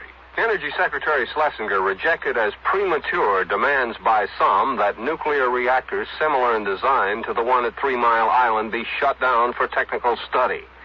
Schlesinger spoke with reporters at the Capitol about the Pennsylvania nuclear accident. The problem at the moment seems to be on its way to resolution. The core is cooling. The gas bubble is being reduced. I think that all of us should withhold judgment until we have had the opportunity to look at this incident in the light of total experience. Schlesinger said he expects President Carter to disclose new administration energy policies this week, possibly in a nationally broadcast address. Nelson Benton, CBS News, Capitol Hill. News continues after this. Denture wearers, if you're tired of switching from paste to powders and back again, try something different. Ezo denture cushions. Unlike pastes and powders, Ezo cushions are a soft, pliable, all-natural product that form a cushion between gums and dentures. They don't dissolve like pastes or powders, so they hold all day without afternoon slippage. And Ezo denture cushions leave no bad taste or odor.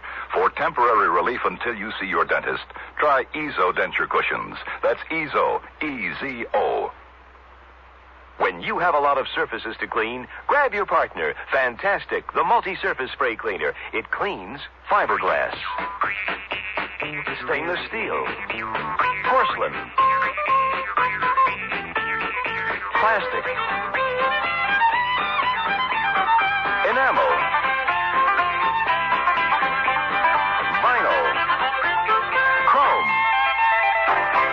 fantastic spray cleaner. Clean surface after surface. Republican efforts to cool down federal spending collapsed today in the House of Representatives. Treasury Secretary Blumenthal wrote a letter to the House Speaker warning that some $8 billion worth of Social Security checks already in the mail would bounce unless Congress approved a new and higher debt ceiling and did it right away. Treasury sources also were saying that Blumenthal had ordered a halt to the mailing of the income tax refund checks. The House, faced with the possibility of a mini default by Uncle Sam, quickly abandoned the argument over balanced budgets and sent the ceiling raiser to the president's desk. With the Teamsters and the truckers at odds, thousands of auto workers are being put on short shift. At GM and Ford plants, an estimated 48,000 assembly line workers were sent home early today. The truckers began shutting down when the Teamsters announced they would strike the firms selectively. Fire destroyed a boarding house in Farmington, Missouri today, and authorities say at least 25 people were killed. The dead included some elderly and some mental outpatients from a nearby state hospital. A fire official says the roof of the place collapsed, trapping many of those in their nightclothes. 9 persons had died in a boarding house fire in Connellsville, Pennsylvania, and most of these victims were elderly. Several persons, 4 of them policemen, were in intensive care in Dayton, Ohio today after a prisoner in the jail set fire to a padded cell, padded with a plastic-coated material that filled the place with smoke. Tanzanian planes bombed Ugandan targets again today, and reportedly they hit the industrial city of Jinja, causing panic there. Reports from the area say President Amin entered Jinja shortly after the bombing, calmed the residents down, and declared that that will be the place for his last stand. More news in a minute. I'm confused. What do doctors recommend for pain today? Doctors' number one choice is the pain reliever in Anacin. Doctor's number one choice? A recent report shows the ingredient in Anacin was recommended 5 million times last year for pain of headache, backache, minor arthritis, and muscle aches. Anacin is strong, a combination of medical ingredients free of stomach upset for millions. So the ingredient in Anacin is the doctor's choice. Doctor's number one choice. Get Anacin. Use only as directed. Boy, I love beef ravioli.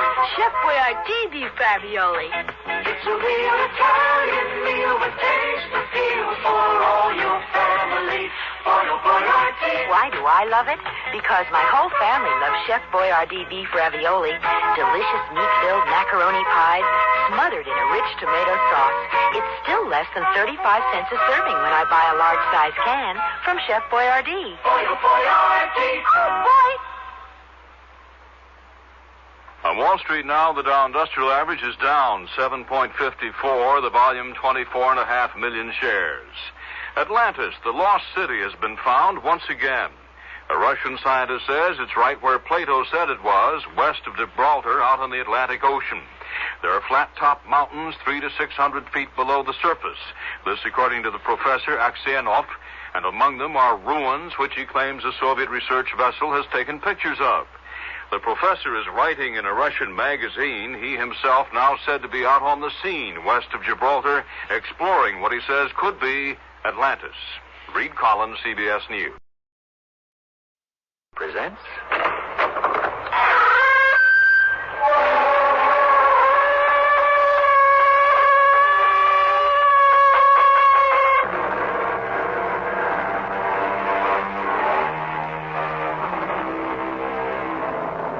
Come in. Welcome. I'm E.G. Marshall. Welcome to the world of tomorrow. I caution you, though, that because man is the creature he is, whether he is placed or misplaced in the centuries past, present or future, is no assurance he gets smarter or better. The fact that our story takes place upon some man-inhabited planet is no guarantee of brotherly love or peace. In fact, though his planetary address may have changed, man has not. So, beware. Victor, how long are we going on like this? What are you talking about? You have shut yourself up in that laboratory. You've given up all your other patients. That's my business, isn't it? It's no life for me, Victor. We're never together anymore. All I do is bring you pounds and pounds of baby food 3 times a day. We could feed an entire nursery on that amount. I want to know, what have you got in that laboratory?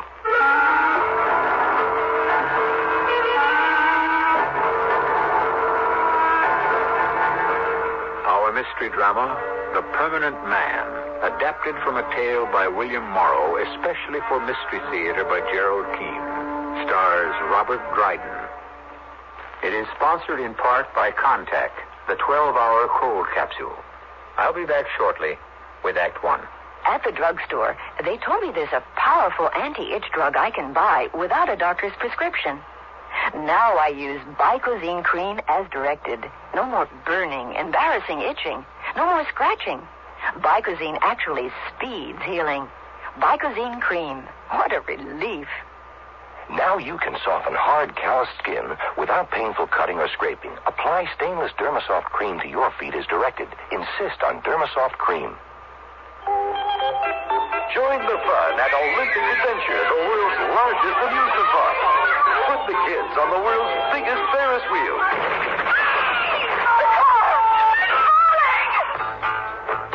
Read Amusement Park, the novel that takes you into the beds and boardrooms of those men and women whose manipulations turn a day's fun into a nightmare of death.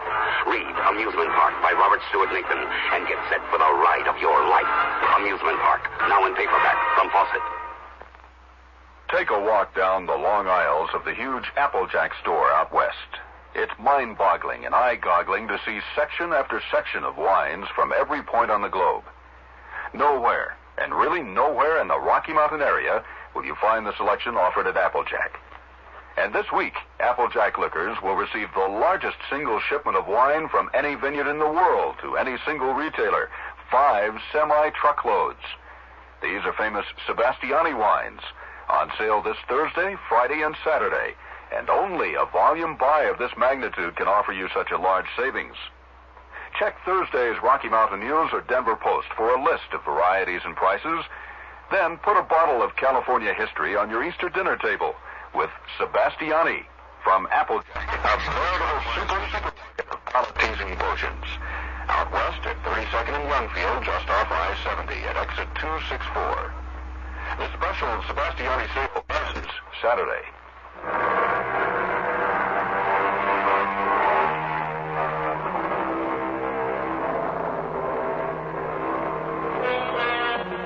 It is a lunar year 2120 in a small colony of men living on Neptune. As everyone knows, oxygenated life on Neptune is only possible inside a geodesic dome.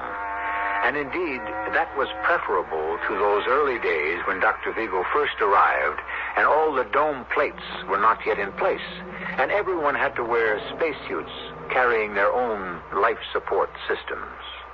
Doc Vigo had arrived on a shuttle in 2099, and let me tell you, the Neptunians were glad to see him. In fact, they had built him his own dwelling right near the spaceport, where everybody and anybody with stellar ills could get to see him. Next. Are you the security police? That's what the sign says. Your papers, please. All in order. You're on the 0300 to Venus? Yes, sir. Have you had clearance from Dr. Vigo? Clearance? Health check. What did you say your name was? Oh, it's Tech. T-E-C-H. I don't see a doctor's check-off here. Well, I have the district overchief's signature. Isn't that enough? Oh, yes, so you have. I didn't turn the page. Your flight leaves at 0300. Here's that manifest. 25 males, 25 females. You know, this is a space probe for the genetic thin air colony. Probe? Well, the overchief told me the dome was in place. You're ready for colonization. Well, have a good trip. Well, excuse me, I just thought of something. What's your problem, Tech? This, Dr.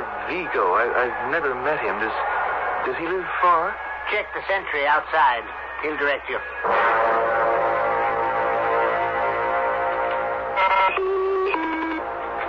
Who is it? My name is Tech. Face the lens. Don't turn away. I'd like to see Dr. Vigo. What about? You don't look sick. Well, it's a little hard to explain being outside and talking into a camera lens in the door. I can't take any more charity patients this month. Well, I'm not asking for charity. I have 300 credits in my account. Well, why didn't you say so? Just a minute.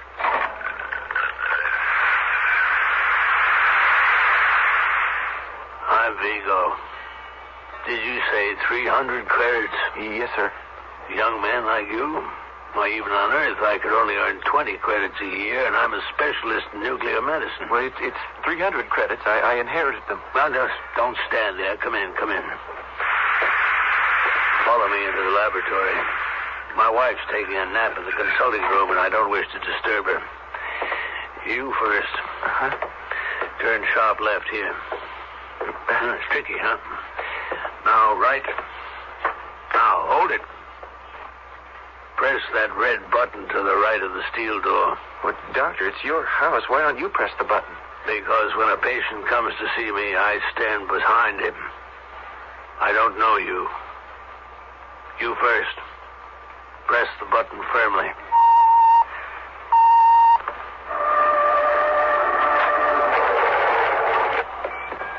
Go to that chair you see facing the marble desk and sit down. Uh-huh. Right. Hey, excuse me while I take a look at this scope. What is it? It's an adaptation of the heat-seek installations. Well, what does it show you? That you're not armed. Doctor, don't you trust me? On Neptune, I don't trust anybody. Well, you're clear. So suppose we find out what's troubling you. Doctor, I'm 25 years old. I was born on Neptune, and I shall die on Neptune. No doubt. Unless you'd like to get into the Mars or Venus colonizations. The dying here is more civilized, I'm told. You're joking with me, but I'm serious. I don't think I have long to live. What did you say your name was? Tech. I'll tell you something, Tech. 75% of my patients also believe death is around the corner. My own wife, same thing. It's due to the rationing of oxygen inside the dome. It's affected many people here. But you've got to fight it. Things will get better. You'll adapt. Already they've clamped down on immigration, so there'll be more oxygen for those of us who live here. I can give you some medication to heighten your awareness and desire to go on from day to day. But I don't want that, Doctor. You wish to die. We're all going to, isn't that so? Someday. So I've decided the most rational thing to do is to give my body to science. When did you decide that? Oh, I've had it in my mind for some time. It's not a hasty thought. It's a noble thought, Take. Well, if you just fill out this form and have it notarized and put through the interstellar biorecording channels, when I get it back cleared, I'll put it in the files. When your time comes, it's all automatic. Science will get your corpus. But you don't understand, Doctor. I wish to donate my body to science now.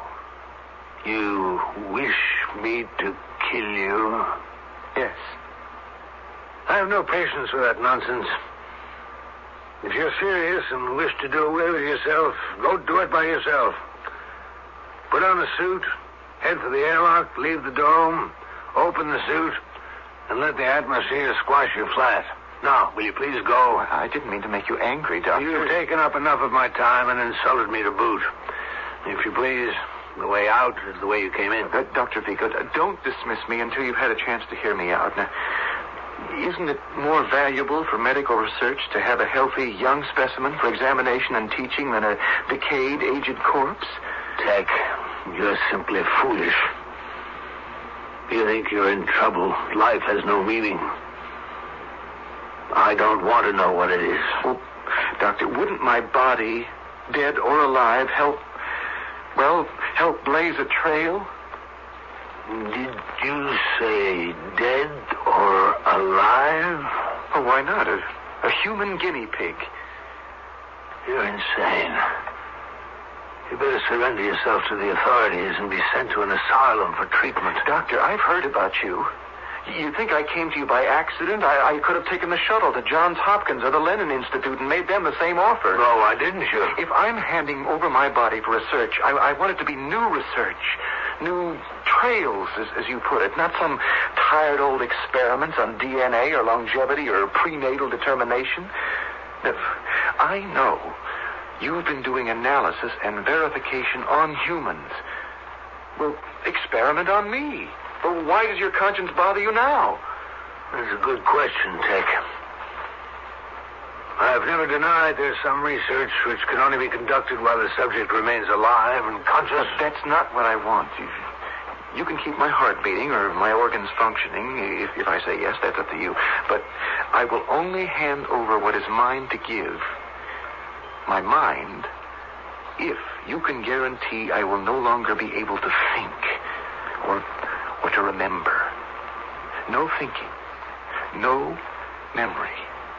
What is it you wish to forget? There's nothing on Neptune I wish to remember. You see, all my life, I wanted to be a priest, to devote myself to God's work, and that's been denied me. I was born at the wrong time, too late. 900 years ago, I might have joined the Crusades. I was born into this world of scientific know-how. No room for the spirit, no room for miracles or devotion to a deity.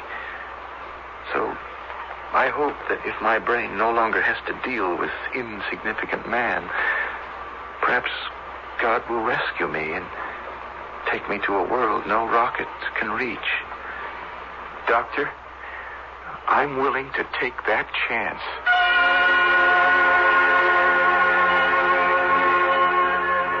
Does anyone know you came here? No, Doctor. You swear it? Yes. But your prolonged absence will cause alarm and lead to a search for you. I provided against that. Oh? How? I signed up for the new genetic thin air colony. You see, they don't check you off when you enter the space cruiser. I've already been cleared. Oh, there's the cruiser. Was it 0300? Yes, it is. Well, there's your answer. Whoever I know thinks I'm on it. This is one of the disadvantages of living so close to the spaceport. But my wife and I weren't about to look a gift house in the mouth. So, no one knows you're still here on Neptune, eh? Who is going? 25 females, 25 males. Now there'll be one short. Where did you say they were headed for? Well, Venus. Where else? I shan't be missed there. Or here.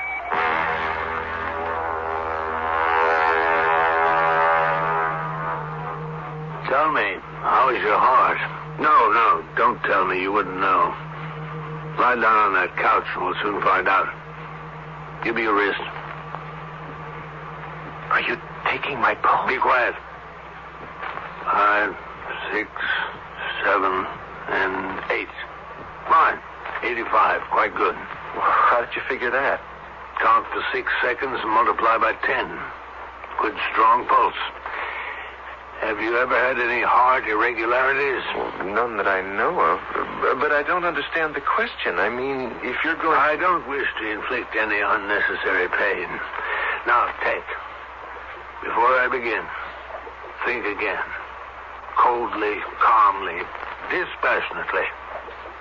You have absolutely no desire to change your mind? None whatsoever. What's that liquid you're pouring in that glass? The first liquid you must drink. Take. You've asked me to rid your mind of its present state. You've told me if it means death, you don't care. But you won't die. I can promise you that. All right, here. Drink it down.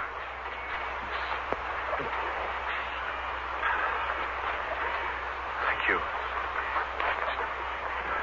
What if I swallow that? How long will it take to have an effect? 10 minutes. You have reached down from your seat with the gods, Doctor, and have lifted me up to glorious peace and rest. Close your eyes, young man. If you only knew how I have prayed for this moment.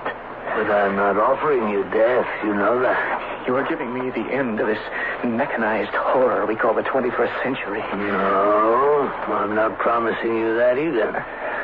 The facts of life on Neptune won't change, only your awareness. Yes, to stop knowing, being aware. Tech, Your body now belongs to science.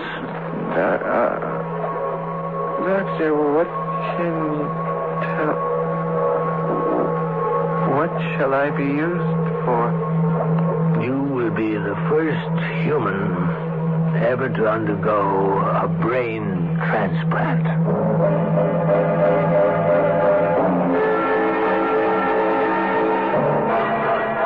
Life-taking or life-giving. Hippocrates, the first doctor who wrote the code for medical practice in 400 BC, also wrote, "From the brain, and from the brain only, arise our pleasures, joys, laughter, and jests, as well as our sorrows, pains, griefs, and tears." Tech, the 25-year-old 21st century man, can no longer burden his brain with struggles and unhappiness, and soon shall know them no more. I shall be back shortly with Act 2. Take your contact, take it now. Give your code to contact. I'm going to change your mind about nighttime cold medicine. You see, of all major medicines, only one works up to 12 hours against the cloggy virus symptoms that keep you awake. Only Contact. One capsule's release stays with you all through a long night's sleep, no matter what cold virus attacks. Only Contact. Give your code to contact. Take only as directed. Fellow Americans, if you're still shopping here and there and everywhere for shoes, hold it right where you are. Put your feet together, stop running around. Just step around to Kinney and you'll cover the ground. Anywhere you want to go, head your feet in our direction. Kinney's got an Oregon. Wow, what a store. What a great American shoe store. If I want to make sure I buy the right thing, then I look at a magazine. I look at the consumer magazine. I do a lot of price comparing before I buy. Well, if I'm thinking of buying a certain refrigerator or air conditioner, I ask around. I see what experiences people I know have had with that manufacturer. I found it best to check with my friends who have the product I want to buy. When I have to make a decision between two items, I just toss a coin. I just let my wife decide. I always buy things on Wednesday. I think that's my lucky day. People have lots of ways to buy things. Some are good, and some are not so good. But one way that really helps is to read and compare warranties, just as you would price or quality. The law says on purchases of $15 or more, warranties must be available for you to see before you buy. You'll find that some are full and some are limited, so compare. A tip from the Federal Trade Commission. It's good to read warranties before you buy. And don't be bashful, because it's your money.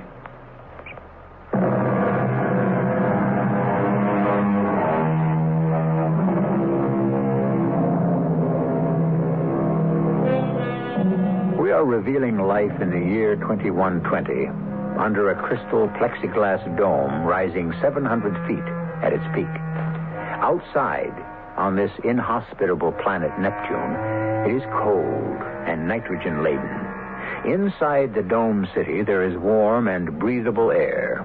A city of buildings, of young people, and of dreams, like those of Tech, the young man in Dr. Vigo's laboratory, relinquishing his tomorrows. Delicious. I feel it going. Doctor. Reflexes weakening. Doctor. Eyesight going. Can you feel my hand on your arm, Tech? I'm gripping your arm tightly. Feel? Numb. Extremities are numb. Doctor. Past hearing. Can you hear me snapping my fingers at your ear? Tech, can you? Hearing's gone. Dripping.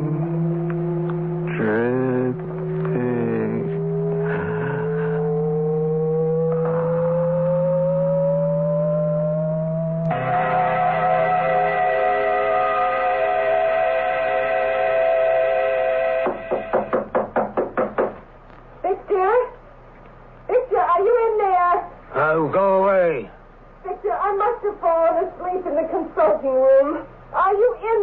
Well, of course I'm in here. I'm busy. Victor, please come out. I'm worried. What is it, Vivian? Victor, don't make me stand out here in the hall. Let me come in and sit down.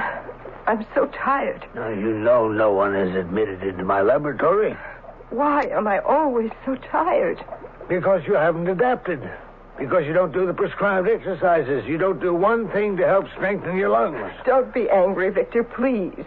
Fine example you set, the wife of the doctor. I keep making excuses for you all the time. Now go away and let me get back to work. Victor, I had this terrible dream. I woke up with this ominous dread. Did someone come in? Someone? In here? In the house? Could it have been my dream? But I heard... What did you hear? I thought I heard someone in the house just now. I don't know. I was sure I heard footsteps. Walking up the stairs. 2 people. Yourself and someone else. Vivian, I'm shutting this door. I do not wish to be disturbed. If the security people call and they need me, tell them not today. I can't see anyone today. I don't care how many space travelers need health clearances. Understand? Oh, yes, dear. You'd better go to bed. You're dead on your feet.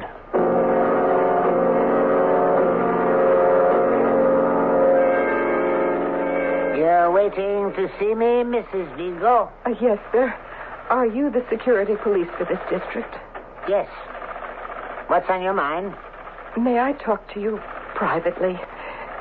This is a little difficult for me, and I... All right, Mrs. Vigo. This way to my office.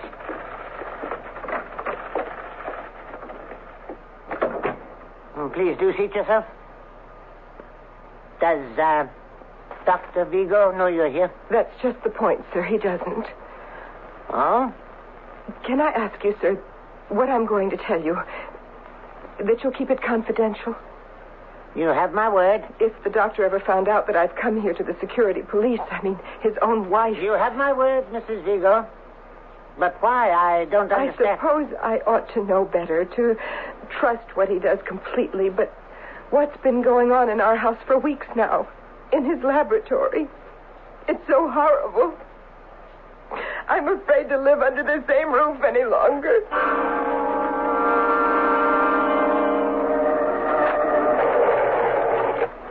Vivian, where's our dinner? I mean, my dinner. I'm coming. Steps get harder every day. Just hand me the tray as you always do. Here.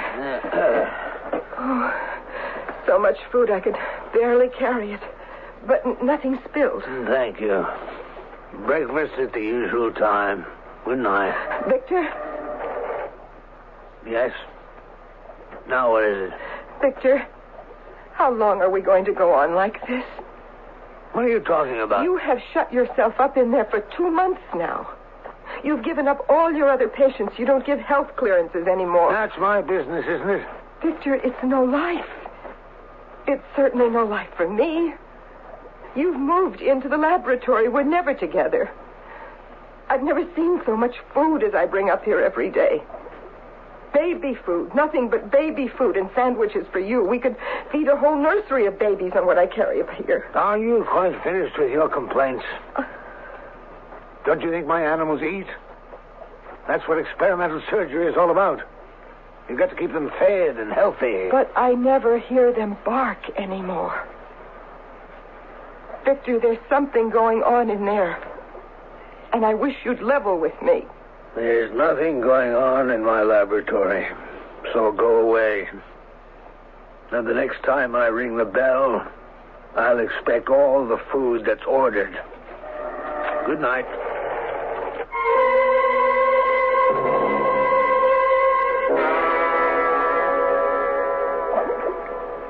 Here we are, my dear Tech. Spinach and carrots, and now let's see what's in this dish. Oh, you'll like this. Oh, nice hot sweet potatoes all mashed up so they'll go down easily. Oh, my dear Tech, I know it's annoying for you to be tied down so, but it's for both our sakes. I'll have to tie down your arms if you carry on like that. Now put them down at your sides. There's a good boy. Now, we'll just open up this nutrition hatch in your neck. And there goes your food. Good, isn't it?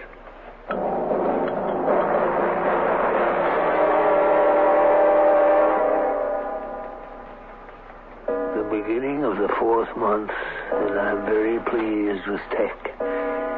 Where I failed with removing the cerebrum from the dogs, I have succeeded with the human. The dogs became idiotic, but retained their physical senses to some degree. But with Tech, an opportunity of a lifetime, and I have succeeded.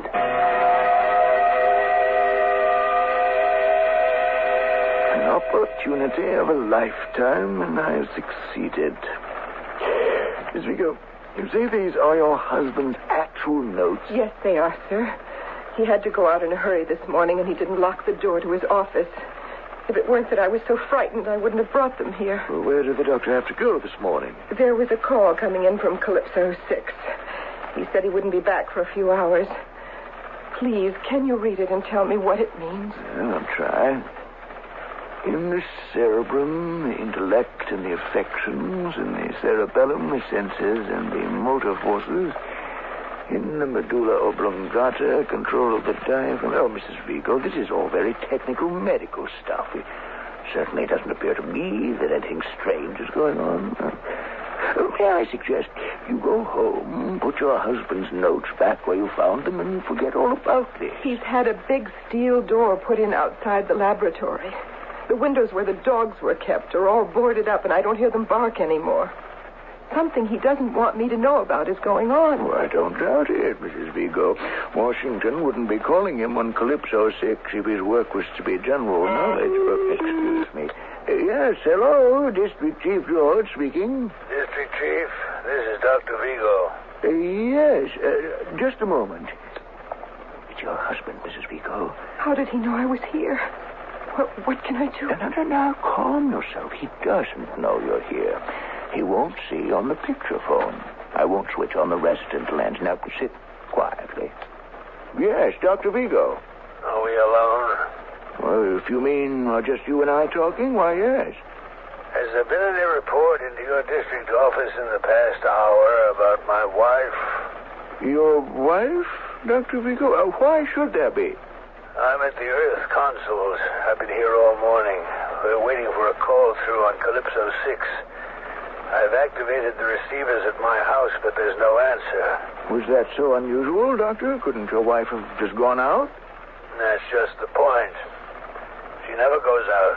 Well, no, we haven't had any report on her. Well, the reason I was so concerned about my wife is that, I fear she is losing her reason. She imagines things. And I wouldn't want her wandering about the colony, you understand? She might do herself some damage. In an age of space and space travel, of planets connected by jet shuttles and interplanetary ferries, there comes a point where mechanisms are shut down and man prevails. Life, as we are picturing it, may one day exist in the remote regions of distant galaxies. Yet the human element will always remain. Man is man, with the same wisdom and the same failings, telling the same truths and the same lies. I shall return shortly with Act 3. I like pickles, but they don't like me. Send your stomach some Digel. I like pizza, but it doesn't like me. Send your stomach some Digel. Digel's special combination of antacid and anti-gas ingredients gives you fast, gentle relief from acid indigestion, heartburn, and gas in just minutes. I like hot dogs, but they don't like me. For occasional use only as directed. Join the fun at Olympic Adventure, the world's largest amusement park. Put the kids on the world's biggest Ferris wheel.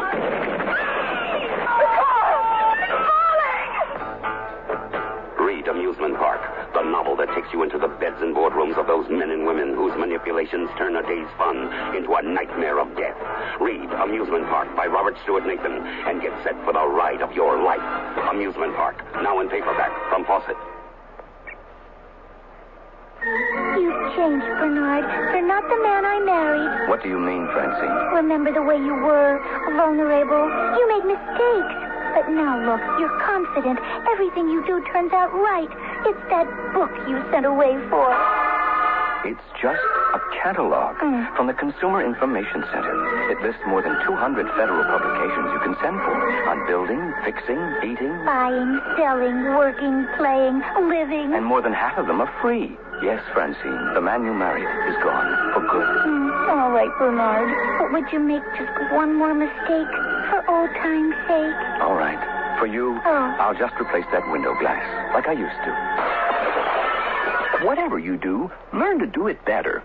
Send for your free catalog. Just write Consumer Catalog, Pueblo, Colorado, 81009. Francine, send for their publication on First Aid. What was that address? Pueblo, Colorado, 81009.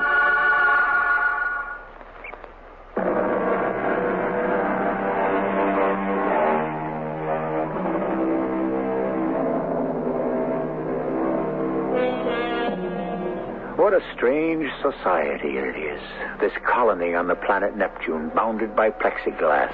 Half a globe encasing 10 round miles. Picture it. The tallest structure on an airstrip outside the sphere, a tail-standing spaceship. 300 feet high, dwarfing humans around it. And there are always humans. Always a finger to activate a solenoid. A voice to activate a switch, an eye to read a scope, if they remain sane enough. I heard what my husband said, but I don't think you believe him either. He said he doubted my sanity. Well, now, he didn't put it quite that way. Don't you see why he said it? Just in case I might be telling people what I know about his work as I'm telling you. Now, these papers you took this morning from your husband's laboratory... Is he going to miss them? I hope not. And you're quite convinced Dr. Vigo is no longer confining himself to experiment with animals, that somehow he has, let's call it a human guinea pig? I don't know if it's human. It eats and eats. It makes terrifying noises. But he won't let you see what he's doing. Oh, no. My husband gets very angry when I bring up the food trays if I stand in the door too long. And he just said, well, you heard him, that you are imagining things, Mrs. Vigo.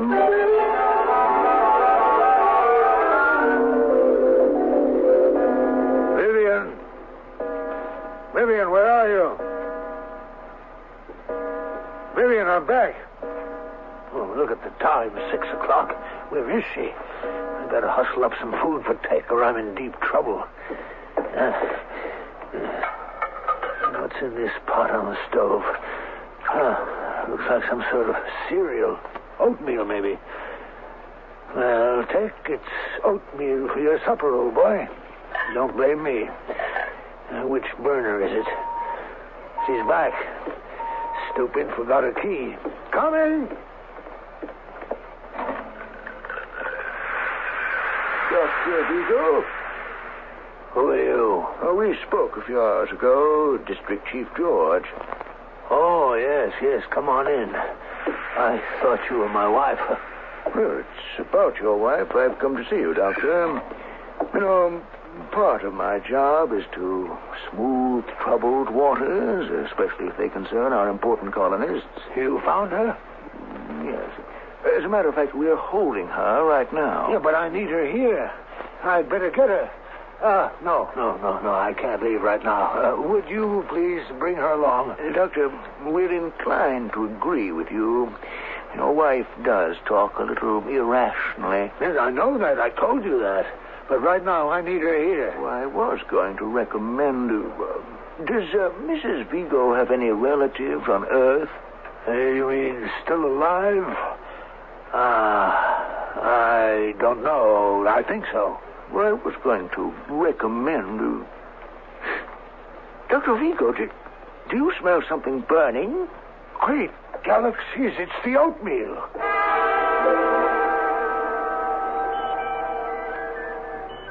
Jack, I want you to know that I'm very pleased with your progress. You're becoming stronger every day without the encumbrance of a mind. It's the mind that defeats man. Oh, you agree. I admit I haven't done a perfect job on you. The nutrition hatch is imperfect. I know you're getting air into your stomach, and that causes discomfort. I'm going to replace it with some kind of valve. But the silver vent pipe to your lungs works fine. And you're getting to make intelligible words by breathing air through it. Now just try to speak more clearly. More clearly. Understand, Tech?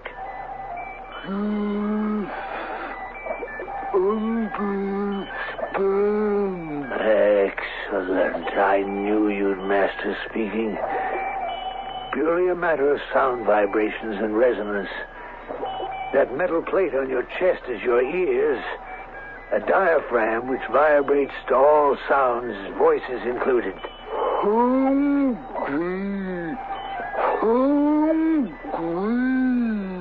You're still hungry? I've given you plenty to eat. No more until morning. Hey, what are you doing? Let go of me. Put your arms down, you big ox. Let go of me. You're squeezing the breath out of me. Stop.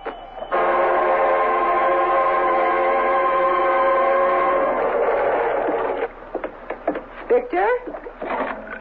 Victor, where are you? The lights all switched off in the front hall. Oh, that's better. Why is the house so dark? Victor? Are you upstairs? It's probably in the laboratory with all the doors closed. Victor! I'm coming up. Victor? Is that you on the landing? Victor, what is it? Why are you lying there? What happened to you?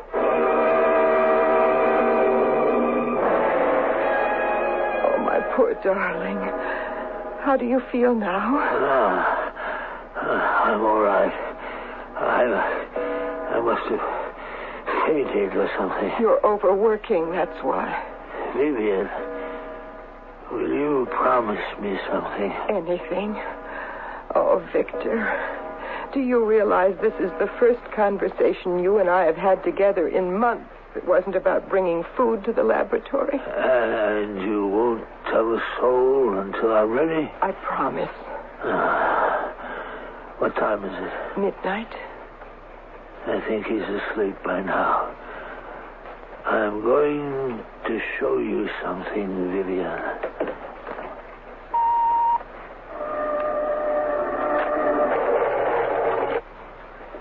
What is it?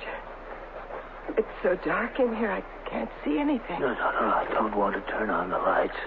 He's very susceptible to radiation changes, and even the low level of amperage into a lamp would disturb him. Him? Try and adjust your eyes to the dark. What is it? Is it alive? Very much so. I see it. No, it isn't. A giant. He's sitting in a huge chair, covered in a blanket. I had the chair specially made. It's iron and bolted to the floor. Does he... I don't see... Is his head bent over? He has no head, and not the kind that you would recognize. But why, Victor? Why? It is the human mind that controls the body. The aging process, the survival process. I have done away with those limitations. I've done a transplant. But what have you put where the head is? Vivian, come closer. Now can you see what I've done? Oh, the poor creature. But why? Why? What's the good of it? Tech is twice the size of an ordinary man. You are looking at a boon to mankind. But that thing up there where his neck was... Hair, ears, cheeks, nose, mouth, they're all useless appendages. They stop up, they sag, they interfere. Hearing and sight are not necessary. Tech can tell everything, respond, and obey by reacting to vibrations. He can be ordered. He will fulfill. Now, he won't hurt you, Vivian. In fact, I think he likes you. He's so enormous. It's so frightening. He won't wait now. He keeps eating and growing, and he needs his sleep. I'm going to light this kerosene lamp. Electrical current wakes him, but fire does not. Now, I'm holding it high. Hear that? Can you hear him? What is he doing? Breathing through a tube. Now you can see his head plainly. No,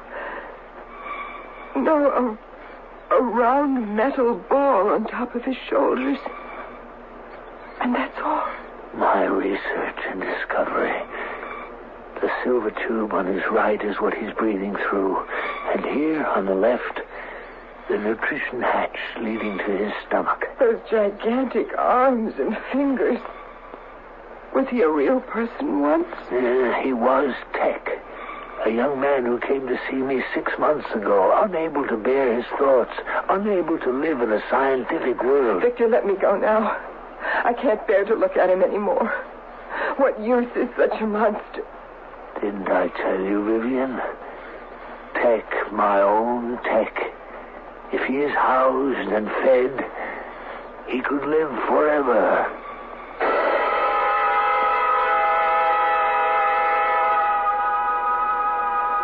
Six months.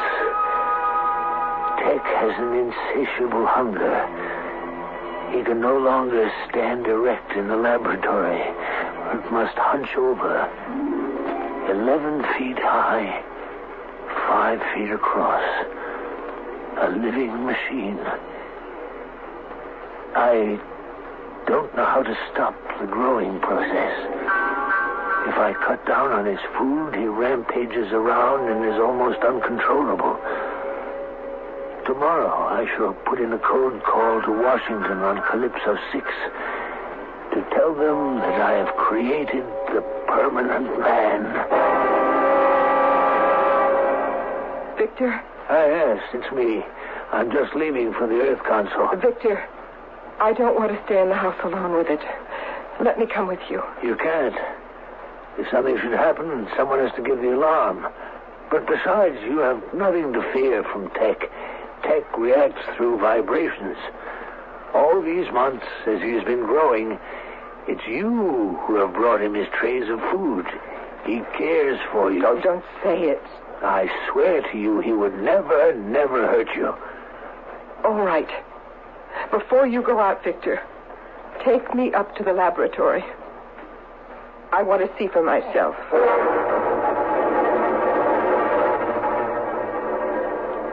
Good morning, Tech. I brought you Vivian. Good morning. His talking is getting so much better. How are you this morning, Tech? Nice, Vivian. Lady. Good. Go on over to him. Hello, Tech. Good Tech. He's putting his arms around me. It's like being folded into a rug. Yeah, I told you he wouldn't hurt you.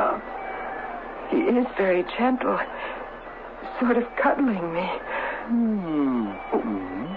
Why is he pointing to his head sphere? Trying to tell us something. Yes, Vivian has a head and you have a head. Now put your hands down. Goodbye, Teck. I'll visit you again.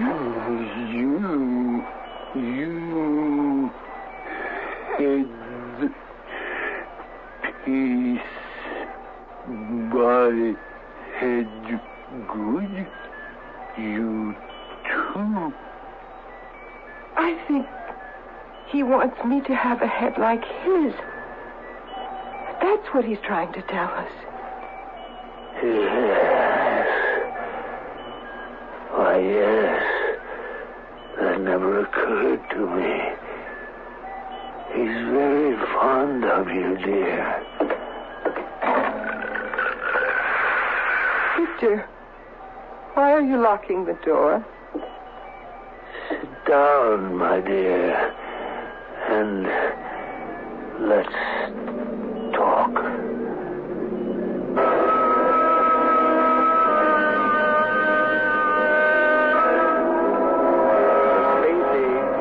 Horizons Unlimited began over 20 years ago in October 1957 when the Russian Sputnik orbited the Earth.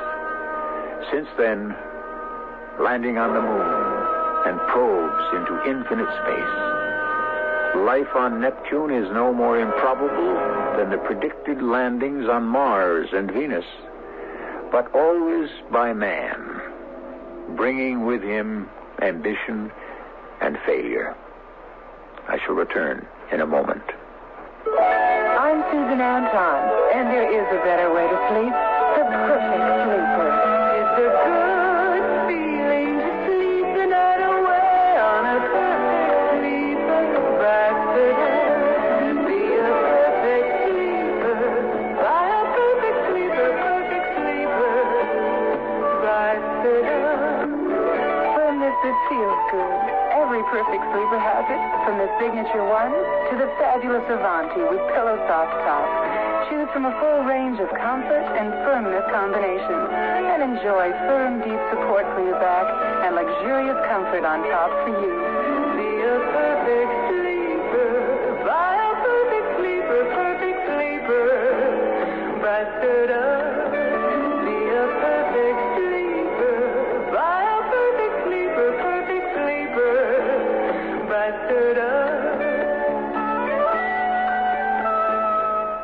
Hey, I got something for you. What is it? Ask me what it is. Haven't got time. I got to get over to Goodyear. Oh, well, that's what I wanted to tell you about. Worn-out tires won't wait, and Goodyear's having a special tire sale. Yeah, you know that Goodyear's America's best-selling tire?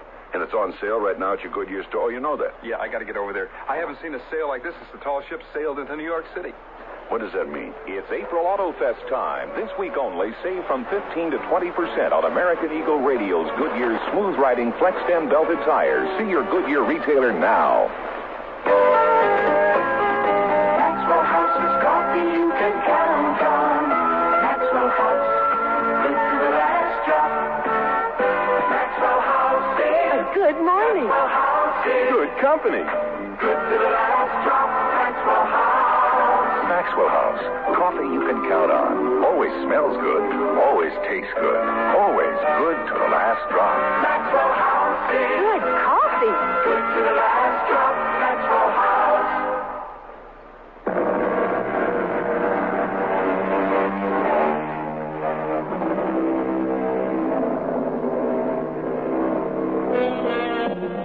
The line separating fantasy from fact becomes thinner and shorter with every passing year. Man is constantly chinning himself on his own dreams, trying to outdo himself, avoiding death, seeking permanence. What he will do in the worlds beyond is beyond imagining. In the meantime, we of Mystery Theater will try to guess. Our cast included Robert Dryden, Terry Keane, and Russell Horton. The entire production was under the direction of Hyman Brown. This is E.G. Marshall inviting you to return to our Mystery Theater for another adventure in the macabre. Until next time, pleasant dreams.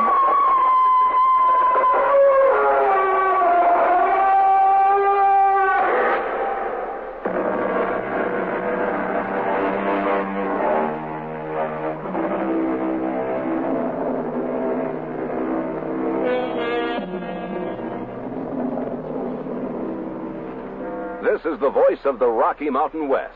Radio 85, KOA Denver.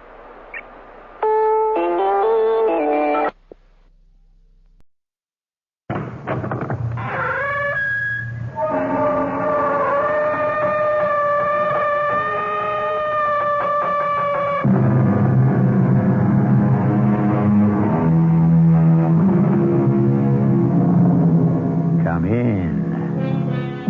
Welcome. I'm E.G. Marshall. In our world, nothing is lost. The droppings of birds fertilize the ground sends up grass, the grass nourishes the sheep. Evil lives on as well. A bit of gossip becomes a rumor. The rumor grows into a falsehood. The falsehood engenders fear, and the fear leads to a killing. A malicious word wounds a soul. An act of indifference congeals a heart. For good or for evil, nothing is lost. Our mystery drama, Nobody Dies, was written especially for the Mystery Theater by Elspeth Eric and stars Terry Keane and Ann Shepard. It is sponsored in part by True Value Hardware Stores and Buick Motor Division. I'll be back shortly with Act One. It is a magic moment. You are at your Buick dealer's, about to drive home in your brand new Buick LeSabre. It's lean and trimmed, classic line. It looks quite unlike any full-size Buick you can remember. You get in. A heady new car smell surrounds you. Your LeSabre feels the way it looks, tight. You turn the wheel a little. No wasted motion in this car. Big brushed metallic gauges look back at you. That V6 engine is doing great. You rub your hand on the seat. 6 people could be really comfortable in here. You swing into your driveway. Your wife, the kids, the dog, everyone but the parakeet descends in the car and gets in. Off you go to nowhere in particular. Life and your new LeSabre are great. Maybe the dog shouldn't sit on the seats.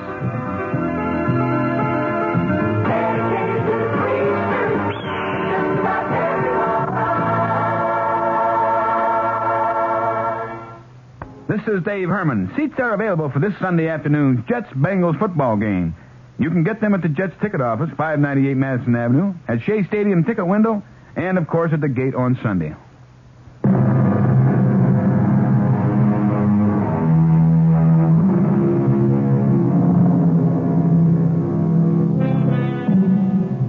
The story has its beginning 50 years ago.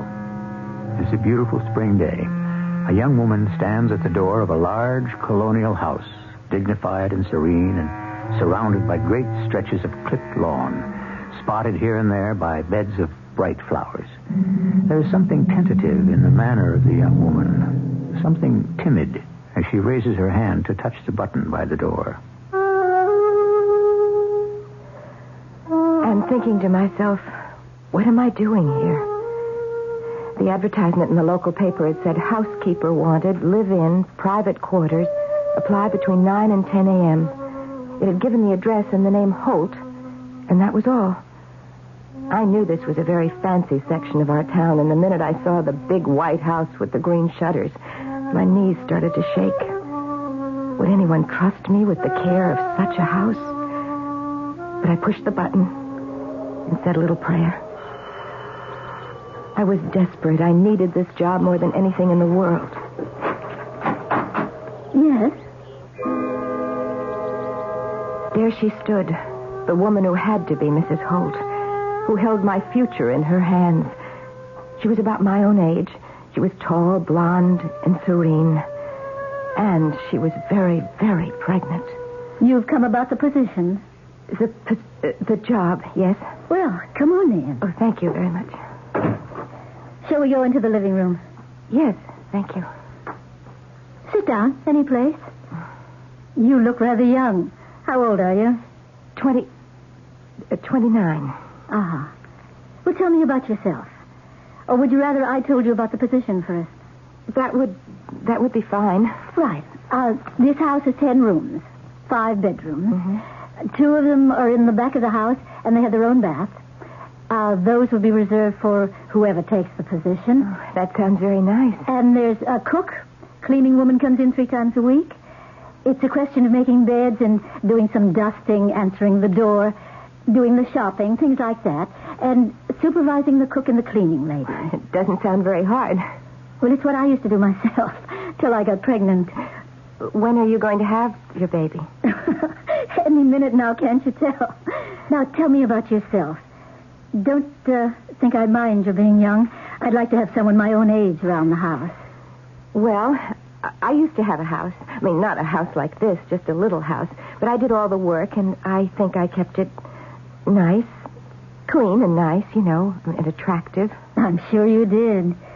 But you have a house now. I couldn't afford it after my husband left me. Oh, I'm sorry. Since he left me, I've been living in a furnished room, and I've been doing house cleaning by the day. I'm very good at it.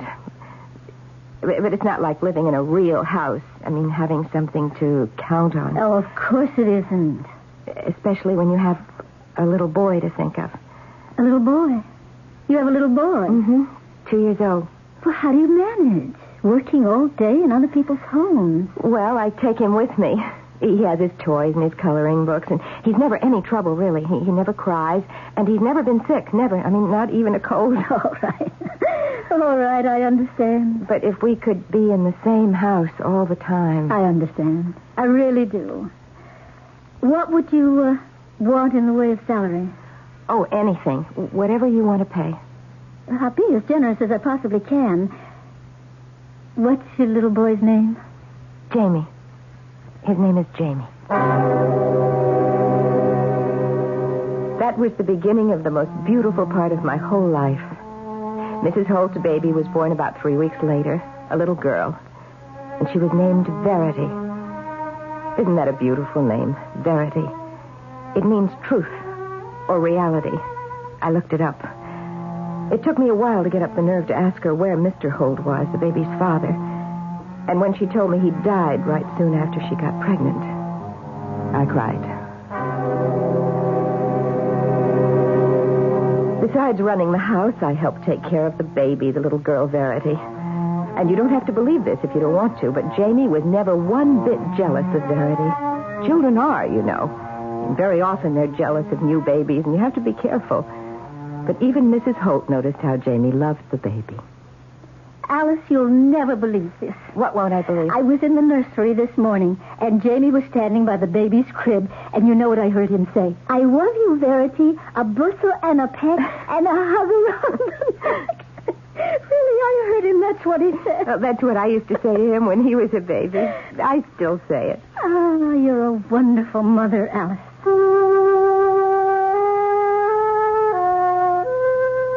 Life just went on that way, and I was as happy as it was possible to be. Alice, look at this. What? Why, it's a drawing. In pastels. Of a little bird on a branch. Oh, it's very good, don't you think? It's very touching. Very sweet. Jamie gave it to me. Jamie? He made it in school. But he's only 8 years old. No. I'm going to frame it, and I'm going to hang it on the wall. That's the way it went. Every day better than the one before. And nothing but nice things to look forward to. Where did Jamie learn so much poetry, Alice? Well, I suppose he learned it in school. I heard him the other day. He and Verity were out here in the garden, and I could hear them through the window, loud and clear. Stay, O sweet, and do not rise. The light that shines comes from thine eyes. The day breaks not. It is my heart, because that you and I must part. Stay, or else my joys will die and perish in their infancy. Well, for heaven's sake. I happen to know that's John Donne from the 16th century, and why a boy of 14 would bother to learn it, I can't imagine. Jamie went on learning poetry. I never asked him about it, why he bothered. I thought it was nice that he did. One day I heard his voice in the conservatory. I stopped to listen, and then I realized he wasn't alone. For thy sweet love remembered such wealth brings, that then I scorned to change my state with kings. Oh, Jamie, that's beautiful. That's Shakespeare. Jamie was just 16. I didn't know a line of Shakespeare, and I'd never known that he did. I couldn't help asking him about it. I know all of Shakespeare's sonnets by heart. Oh, my goodness, I am impressed. I hope Verity was impressed. I was trying to tell her how much I love her. Love? You told her you loved her? I've always loved her. She knows that. You're both very young. Romeo and Juliet were even younger, Mom. Well, life went on. Jamie got into the local college right in the same town. Lucky for us because he could go on living at home. He'd finished his second year, and Verity was enrolled to start that fall.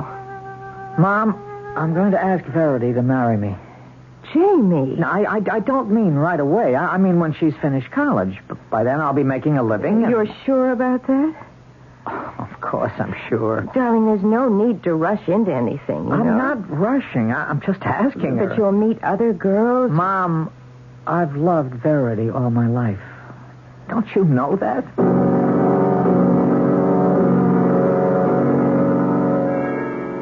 He asked her to marry him? Well, of course, he didn't mean right away, after she finishes college, and he wouldn't expect her to marry him now. That's very considerate of him. Mrs. Holt, I don't think we have to take it seriously. They'll both meet other people. Jamie says that won't make any difference, but you never can tell, can you? I think I'll send Verity away to college. Some good Eastern school. Oh, would you do that? They're both so happy here. Alice, how much did you have to do with this? With what, Mrs. Holt? With this attachment, this liaison between your son and my daughter. Well, I didn't have anything to do with it. You plotted, didn't you? From the beginning, you plotted and you schemed to make everything turn out this way. No, I had no idea anything like this. First, you wormed your way into this house, bringing your son with you. Then you made yourself indispensable. You pretended to be my friend. I did not pretend. None of this is true. Are you some kind of witch? I think you are. And you've been weaving spells up there alone in your room. No, Mrs. Holt, no. You know. You've always known that my daughter could never marry a son of yours. It's unthinkable. But I had nothing to do with it. Nothing at all. Or had I had everything to do with it? I don't know, and I have thought long and hard about it. I'm reduced to calling it fate. Simply fate. Or call it the machinations of some spirit perhaps lodged in me, a spirit whose name I don't know. If such a spirit chose to work through me, it was without my knowledge or my will. I swear that's true. I swear. I believe. I think it's true. Oh, I hope it's true.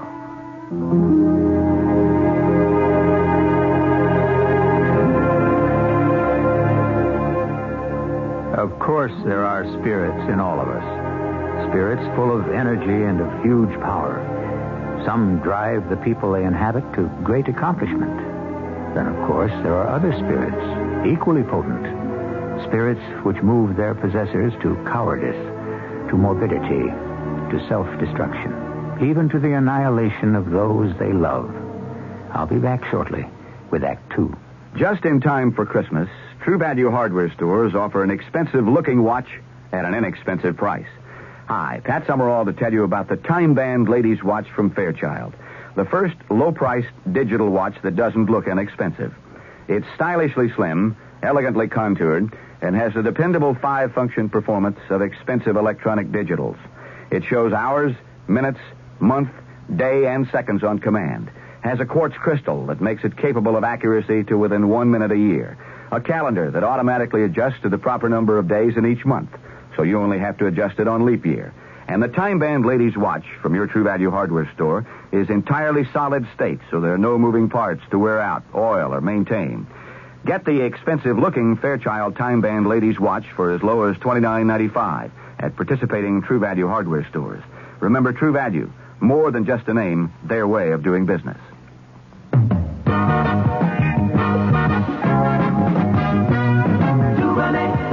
Any day, anyway, what you say? Hey, Dubonnet is a really special drink that started over in France, but you can enjoy it right here.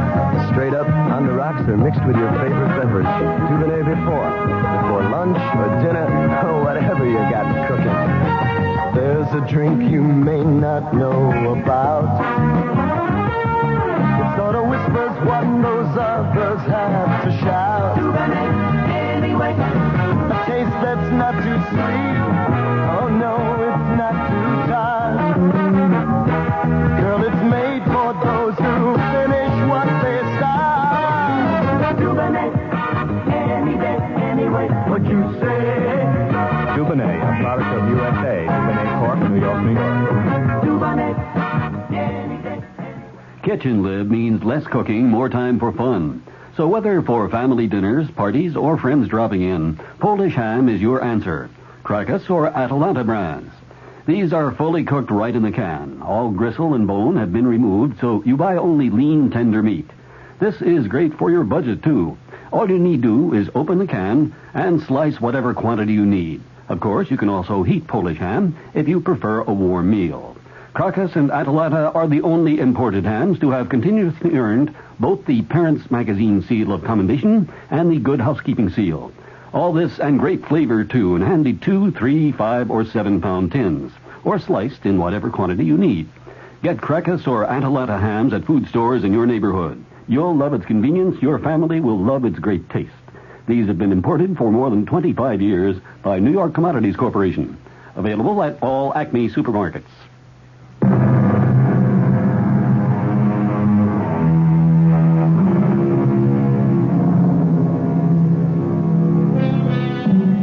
When Alice became housekeeper to the affluent Mrs. Holt, it was a relief from a life of drudgery and anxiety, and a haven both for herself and for her son Jamie, 2 years old.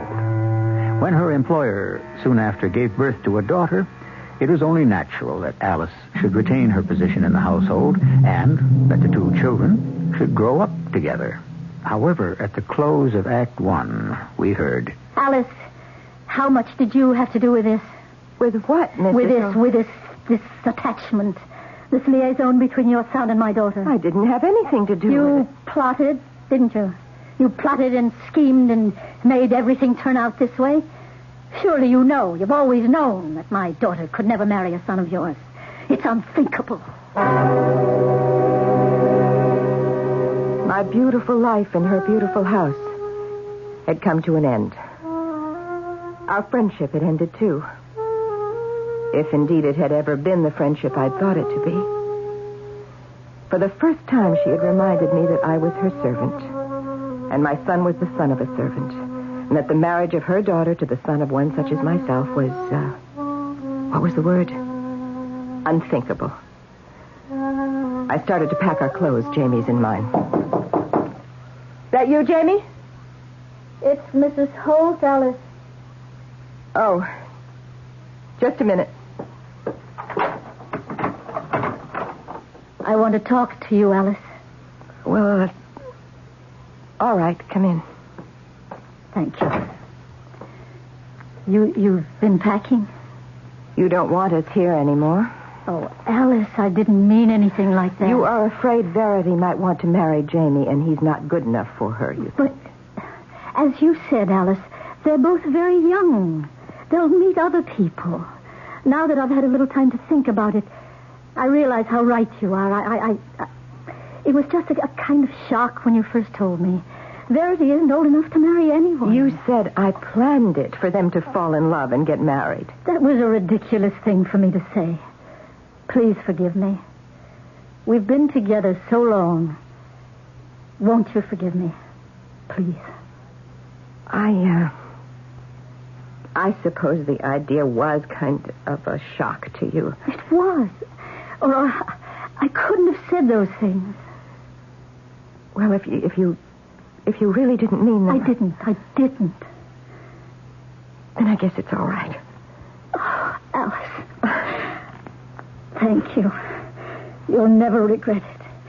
And you will stay on here, won't you? I've always loved it here, Mrs. Holt. And so has Jamie. Then it's settled. You'll stay on, and so will Jamie.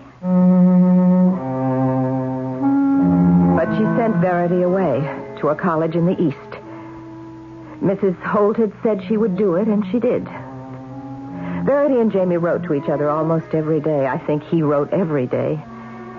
His ways grew quieter, more reserved, but he'd always been like that, more or less, and I didn't worry about him. Not until Verity came home for her vacation. Verity's engaged to some guy. Some guy? Well, some guy she met in the East. Oh, Jamie. What's the matter? Well, you mean you don't care? Well, why should I care? She won't marry him. Well, how can you be so sure? Verity belongs to me. She always has, ever since she was born.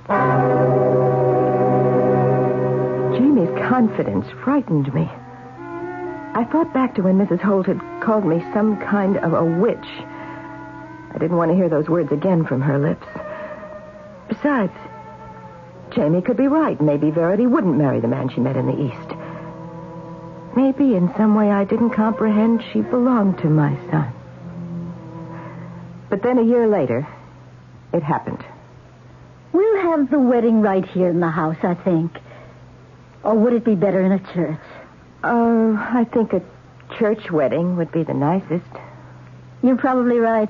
His parents will be here. They'll expect it. His father's in the diplomatic service. Did I tell you? No, you didn't tell me.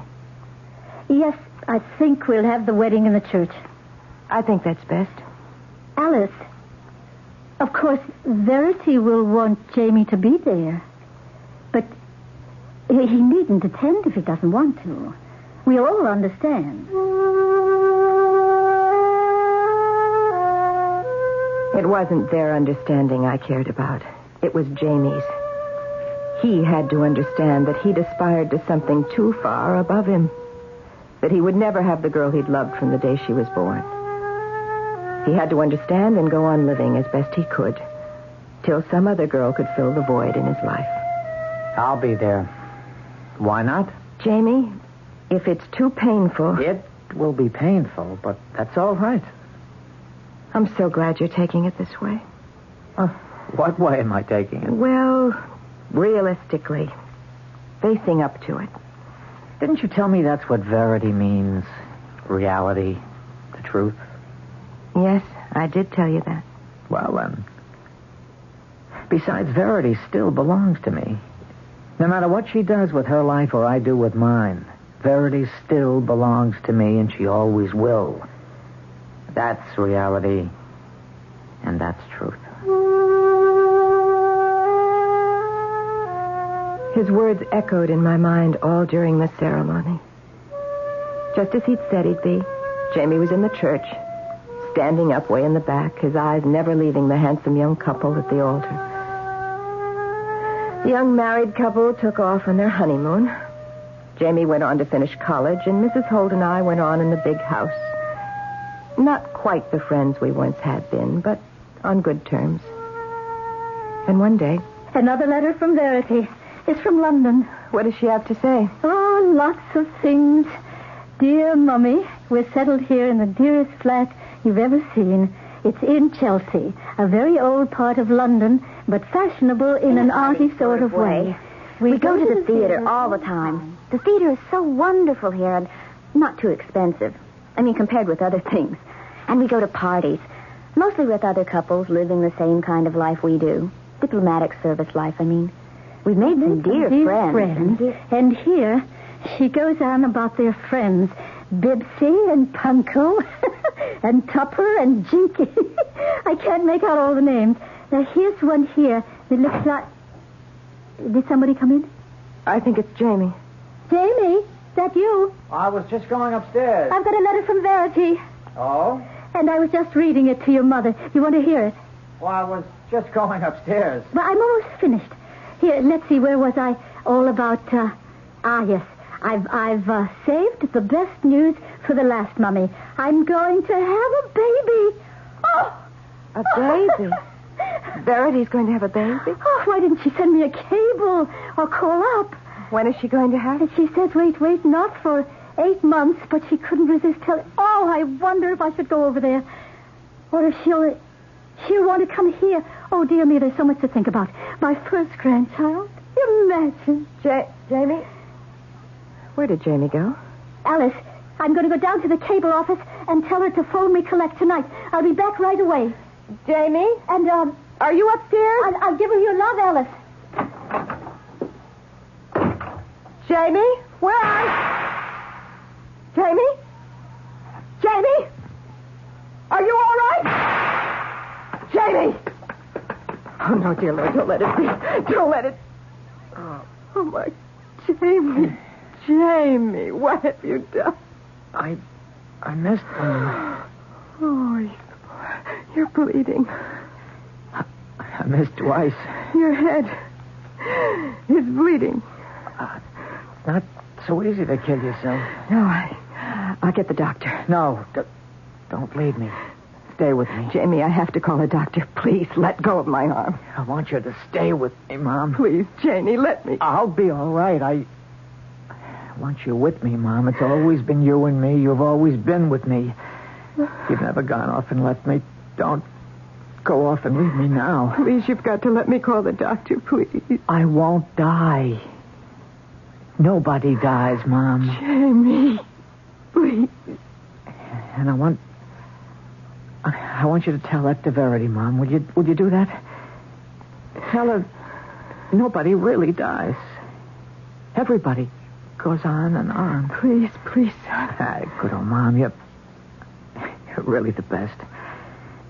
Oh, always there when I needed you. Always right nearby. Always where you could see me and hear me. Remember, Mom, all my life from way back. Be near me now, Mom. Listen to me now. Yes, all right. Did you understand what I told you? About what to tell Verity? You mean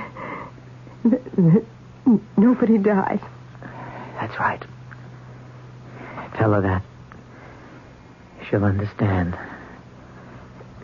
Just say, nobody dies. The blood was still running from his poor head, and he was still staring at me. But the hand that had been gripping my arm went limp, and I knew he was dead. The light had gone out of his eyes. The light had gone out of his life. My son was dead. My son was dead. I tried to take that in, even as his last words echoed through my mind. Nobody dies. Nobody dies.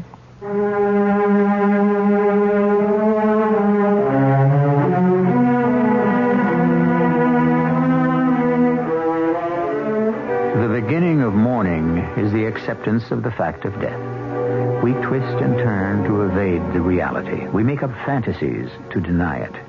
We comfort ourselves with memories which hurt while they comfort. There simply is no way to escape the awful pain. Unless perhaps we can bring ourselves to believe what appears to be a flagrant lie. Unless we can believe that nobody dies. I'll return shortly with Act 3. When a woman buys a shirt for her man, it's usually a pretty good sign that she loves him. And because she loves him, she wants that shirt to be something special. Something he'll be happy with for a long time, even if he's hard to please. Buying a shirt for the man she loves is one place a woman doesn't want to miss. That's why for a long time now, women have been buying more Arrow shirts than any other kind, because it's hard to miss with Arrow. Arrow makes shirts that look good, feel good, and fit good from the collar to the tail. Shirts that look like today, but don't look like yesterday a month after you bought them. Shirts that are worth exactly what they cost, button for button and stitch for stitch. For the man you love, even if he's hard to please. It's hard to miss with Arrow. It's hard to miss with Arrow. Arrow shirts. Arrow, America's shirt maker. You'll find Alexander's has what you're looking for. How lucky can you get? You'll find Alexander's helps your money buy more. How lucky can you get? Are you in for a sensational fashion buy? Mrs. Genuine Suede Coats, reduced from $99 to $69 right now at Alexander's. You save $30. And these genuine suede coats are warm as toast, with lush dyed lamb fur collars and rich furry acrylic pile linings, even in the sleeves. And the suede is butter soft and supple, luxury to the touch. In wonderfully flattering belted wrap styles in black or brown. Mrs. fur-trimmed and pile-lined genuine suede coats were $99. Right now, just $69. In Alexander's Leather and Suede shop. What a warm, luxurious gift for that special woman on your list. You'll find Alexander's has what you're looking for. Wow! How lucky can you get? Now this message from your Ford Dealers Association.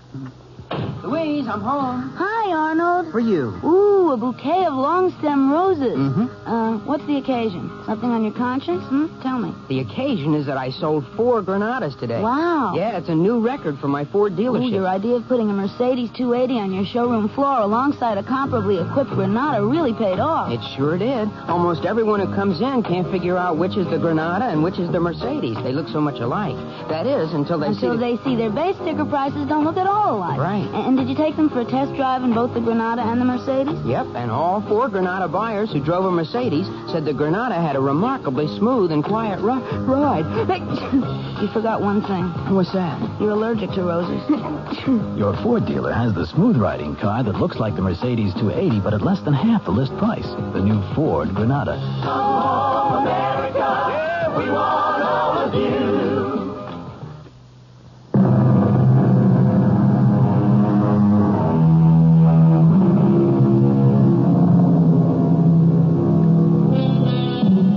Toward the end of the act just completed, Alice's son Jamie shot himself after hearing the news that the girl he had loved all his life, who had married another man, was now preparing to give birth to that man's child. Holding fast to his mother's hand, Jamie had spoken his last words. Tell her that, Mom. Verity will understand. Tell her nobody dies. Mrs. Holt, of course, was dreadfully shocked when she came home, and I had to tell her what had happened. We never discussed it or referred to it in any way. But I'm certain she knew as well as I that the fact of Verity's being pregnant crushed Jamie's last hope that one day she might return to him. At any rate, Mrs. Holt persuaded her daughter to come back to her mother's house to have her child. Oh, Alice, it's so marvelous being here. You know, I really didn't know I'd need my mother so much. But the first time, you know how it is. It's all so new, so important. Your husband couldn't come with you? No, not right now. They can't spare him in London. Maybe later. Verity, I have something I want to give to you, if you don't mind. How could I possibly mind? Well, I don't want to make you sad, but, these are some of Jamie's baby clothes. Oh, Alice. Now, they may be old-fashioned by now. I don't know what babies wear these days. Not very much. But they are all made by hand, and you don't see much of that anymore. Oh, they're lovely. You know, Jamie was my dearest friend. For years and years, more than a friend, more like a brother. Loved you. I know he did. The last words he spoke before he died, they were for you. For me, really? He said, "Nobody dies, Mom. Tell Verity that. She'll understand. Nobody dies." That was the last thing he ever said. A couple of seconds later, he was dead. Alice. Verity, do you know what he meant? Well, no, not exactly. He said that you would know. He was very definite about that. Well, perhaps he meant that as long as a person is remembered by the people who loved him, that he isn't really dead. You think that's what he meant? I can't think of anything else.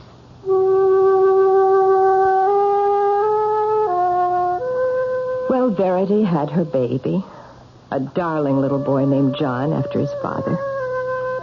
And a few months later, Verity went back to London, but she phoned once a week at least, and the letters flew thick and fast across the ocean. Sometimes Verity would write to me about the baby, nice chatty notes full of all sorts of details. Then one day, I got a present in the mail. Well, imagine all the way from London. Imagine Verity thinking of me. That's really wonderful of her. What is it? Well, it's a drawing. Well, so it is. A drawing of a bird sitting on the branch of a tree. So it is. She said it's little John's first drawing, and she wants me to have it. Done in pastels? Yes. It's very good, don't you think? Alice, how old was Jamie when he did the picture of the bird sitting on a branch? I said I didn't remember, but I did. It was when Jamie was precisely the age that little John was when he painted his bird on a branch. One night the phone rang. It was London calling. Verity was on the other end, and Mrs. Holt told me to listen in on the upstairs extension. Verity? Mother? How are you, darling? I'm fine. How are you? Fine, fine. How's Alice? She's on the extension. Alice, say hello. I'm fine, Verity. How's the boy? He's marvelous, simply marvelous, almost as tall as I am. No. You mean it? And bright, you'd hardly believe it. Of course I'd believe it. Why wouldn't I? Well, I never was. Listen, he knows poetry, really. That's remarkable. He recited a whole poem to me today. Not a long poem. Well, I should hope. Something by John Donne. John Donne? 16th century. Can you imagine something about, stay, O sweet, and do not rise? I forget. The light that shines comes from your eyes. Yes, that's it. Alice, is that you? The day breaks not. It is my heart, because that you and I must part. You know it. You really know it. Stay, or else my joys will die and perish in their infancy. That's it. Can you imagine a young boy knowing something like that? Verity, my dear, we've talked long enough. Oh, but I have all kinds of things to tell you yet. Yes, it'll have to do for now. We're rather busy here. Oh, okay. Well, I'll call you next week then. Bye. Bye, Alice. Alice, will you come downstairs, please? There was nothing I could say to Mrs. Holt. Of course, it was the same poem Jamie had learned and recited at exactly the same age. But Jamie had died a full year before this boy was born. This boy lived 3,000 miles away in a foreign country. Then came the fateful day. Verity arrived from London. Darling, how wonderful you've come home. Mother? How are you, Verity? Welcome back. Alice? Darling, you don't look at all well. Don't I? Have you been ill? No. Did your husband come with you? No. No, my son came with me. Well, for heaven's sakes, where is he? Oh, he'll be along presently. I wanted to see you alone first. Well, I'll just go upstairs and see if Alice, please stay here. I want to talk to both of you. All right. Mother, this is going to come as a shock for you. My husband has left me. Oh, darling. Oh, Verity, I'm so sorry to hear that.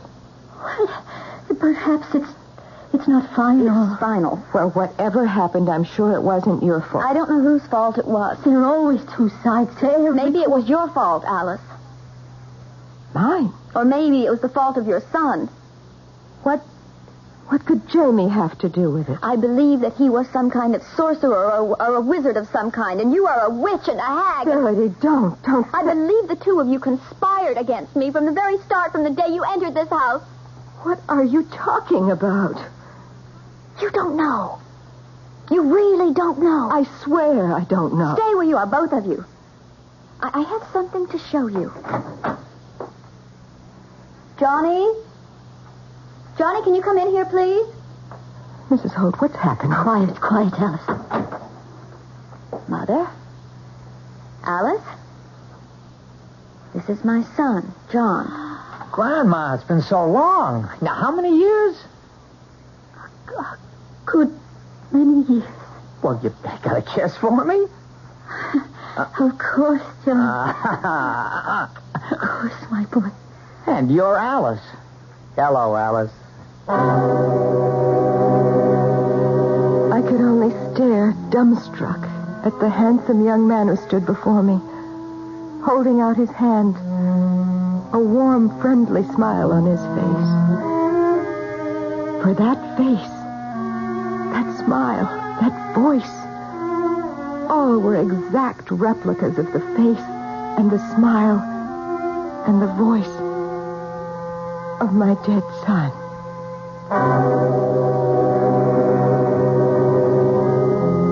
Young John, in the innocence of his youth and the ignorance, was the only one of the household who retained any self-possession. Verity moved about the house with a tight mouth and baleful look. Mrs. Holt kept to her room most of the time. When I took her something to eat, she told me that Verity and John would stay on with her. John was going to teach at the local high school, and Verity... Well, where could Verity go? Verity's child was destined to be the precise image of Jamie. Why? I don't know. But I don't blame you. Perhaps you should. I hoped for so many years that they would marry and have a child. Perhaps all my hoping, my wishing, my praying for something that never came to pass. But you mustn't think Jamie had anything to do with it. Didn't he wish, hope, and pray? Yes, but he loved her so. He'd never have wanted anything like this to happen to her. I don't know. I cannot tell. But this I do know for a certainty. There are forces in the world over which we have no control. Alice, I think you best leave this house. Tonight, if possible. I did leave that night and moved into a furnished room. I got work almost immediately, cleaning by day, just as I'd done before Jamie and I became part of Mrs. Holt's household. Every now and then, I would walk by the high school just to catch a glimpse of young John who was teaching there. It was a thrill.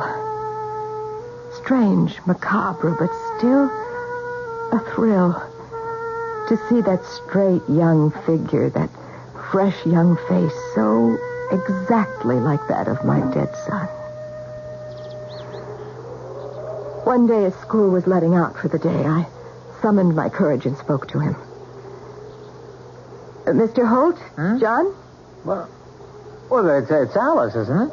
Yes, it's Alice. Well, I've asked Mother about you. Why aren't you living with us anymore? You moved out so suddenly. Well, with you and your mother there, you needed the room. Oh, there's plenty of room. Now, come on, why don't you move back? Oh, no.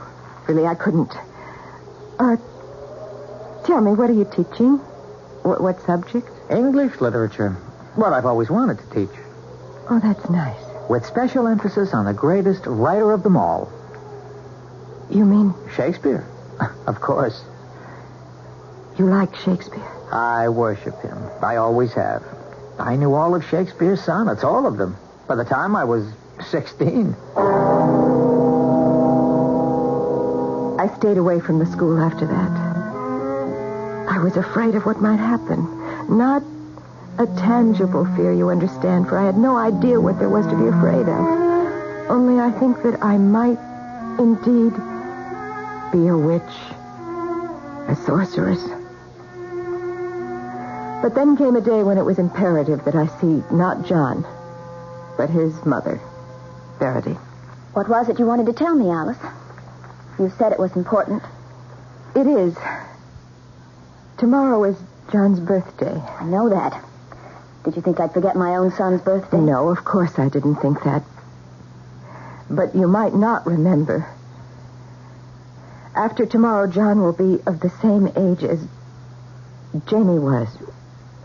When he died? Is that what you mean? When he killed himself. Killed himself? Alice, no one ever told me that. Mother said it was an accident. Verity, he shot himself twice when he heard that you were going to have a child. Oh, Alice, I should have been told. What could you have done? Nothing. Alice, I must tell you something. If there was any sorcery or any witchcraft, it was wrought by me. Every day of the 9 months I carried John within me, I wished with all my heart and all my soul that I could be carrying Jamie's child. A whole year has passed. Nothing untoward has happened to John. I believe him to be safe. I still live in a furnished room and go out to work by the day. But on Thanksgiving and Christmas and sometimes on other holidays, I go to the big white house and spend a pleasant day. And when I hear John's voice, his laughter, when I look at his handsome face, his friendly smile, so often directed at me, then I think to myself, it's true, quite true, what Jamie said to me at the last. Nobody dies. Not really. Nobody really dies.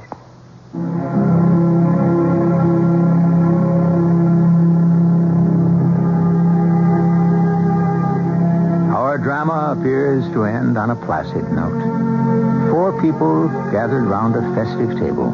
If you walked in on them today, you would never guess that behind their light talk, their pleasant smile, their solicitude for one another, their consideration and their kindnesses, lies a deep and mysterious tragedy which no one of them comprehends. I'll be back shortly. There are 2 kinds of first-class service. First class, and second class, first class. As the Red Baron of Lufthansa German Airlines, I would like to explain the difference. Mine is first class. There is fresh orange juice, freshly scrambled eggs, fresh flowers, caviar, and you'll find at least 7 entrees on the menu. Just a few reasons many professional travelers call mine the best first-class service across the Atlantic. But I won't go into greater detail about them. There's a better way for both of us. Fly my first class on your next trip to Europe. You'll never fly second class, first class again. Fly with the Baron. He knows how to travel. For a Baron of the towns of German Airlines.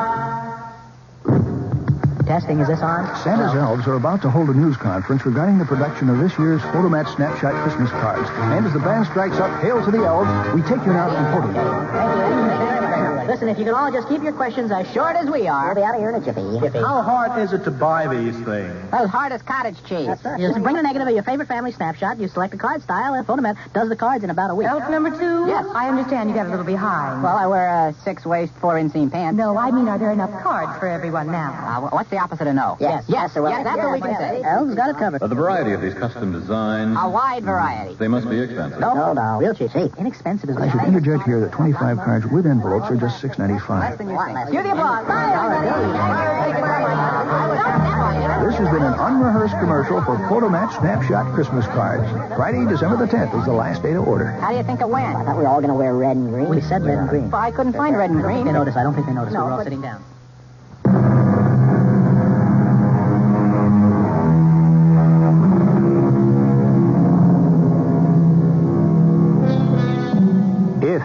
a moral to be gleaned from our story, and I do not think there is, and certainly there was never meant to be, it is the old one. Be careful what you wish for. You might get it. But if you take my advice, you will not look for a moral. You will simply accept the whole thing for what it is, and no more. A story. Our cast included Terry Keane, Ann Shepard, Jack Grimes, and Morgan Fairchild. The entire production was under the direction of Hyman Brown. Radio Mystery Theater was sponsored in part by Buick Motor Division and True Value Hardware Stores. This is E.G. Marshall inviting you to return to our Mystery Theater for another adventure in the macabre. Until next time, pleasant dreams.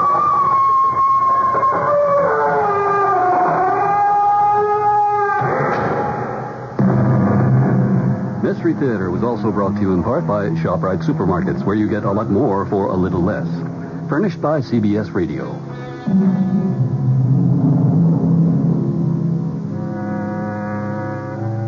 It's hard to believe, but Christmas is right around the corner.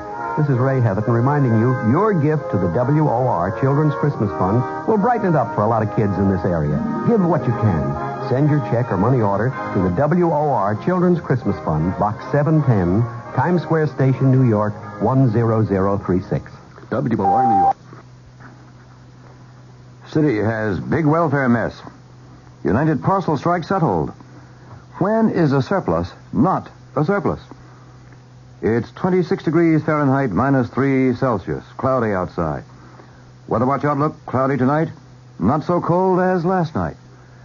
Good evening. John Wingate with the 8 o'clock report from WOR News.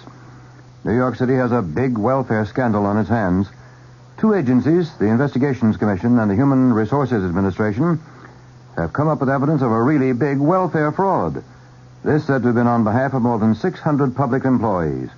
They're accused of collecting almost $3 million in payments they did not deserve. The alleged cheats came from many parts of government, but the big guys and gals are said to be on the city payroll. For example, 247 listed as working for the Board of Education, 37 with the police department. The Investigations Commission Special Assistant Stuart Holzer tells WOR's Lester Smith these workers were employed regularly. People were employees who were earning a living working in these government agencies. They were not part-timers. Can you tell us, was the matching of the computer information of welfare recipients against those Social Security numbers, was that something that had been triggered for some particular reason, or was that a routine operation? This was a plan which was put into effect by the Human Resources Administration to attempt to find individuals on the welfare rolls who were not entitled to welfare. After they culled that information out, the matters involving criminal fraud were investigated further, and those are the ones that we're referring to here. In fact, I think the Human Resources Administration today projected that they would save some $14.5 million on an annualized basis for all forms of public assistance cheating, which they had discovered by use of these computer matches. Is there reason to believe, perhaps, that this is even more widespread than you have found, or have the computers done a pretty good job of turning up the culprits? Well, the computers have turned up a substantial number here, and we intend to continue this kind of thing in the future. Investigations Commission spokesman Stuart Holzer with WOR's Lester Smith. Striking Teamsters Union members have overwhelmingly okayed a new contract with United Parcel Service. That ends an 84-day strike. There's no immediate word, however, when UPS deliveries will resume in the 15 eastern states from Maine to South Carolina affected by the strike.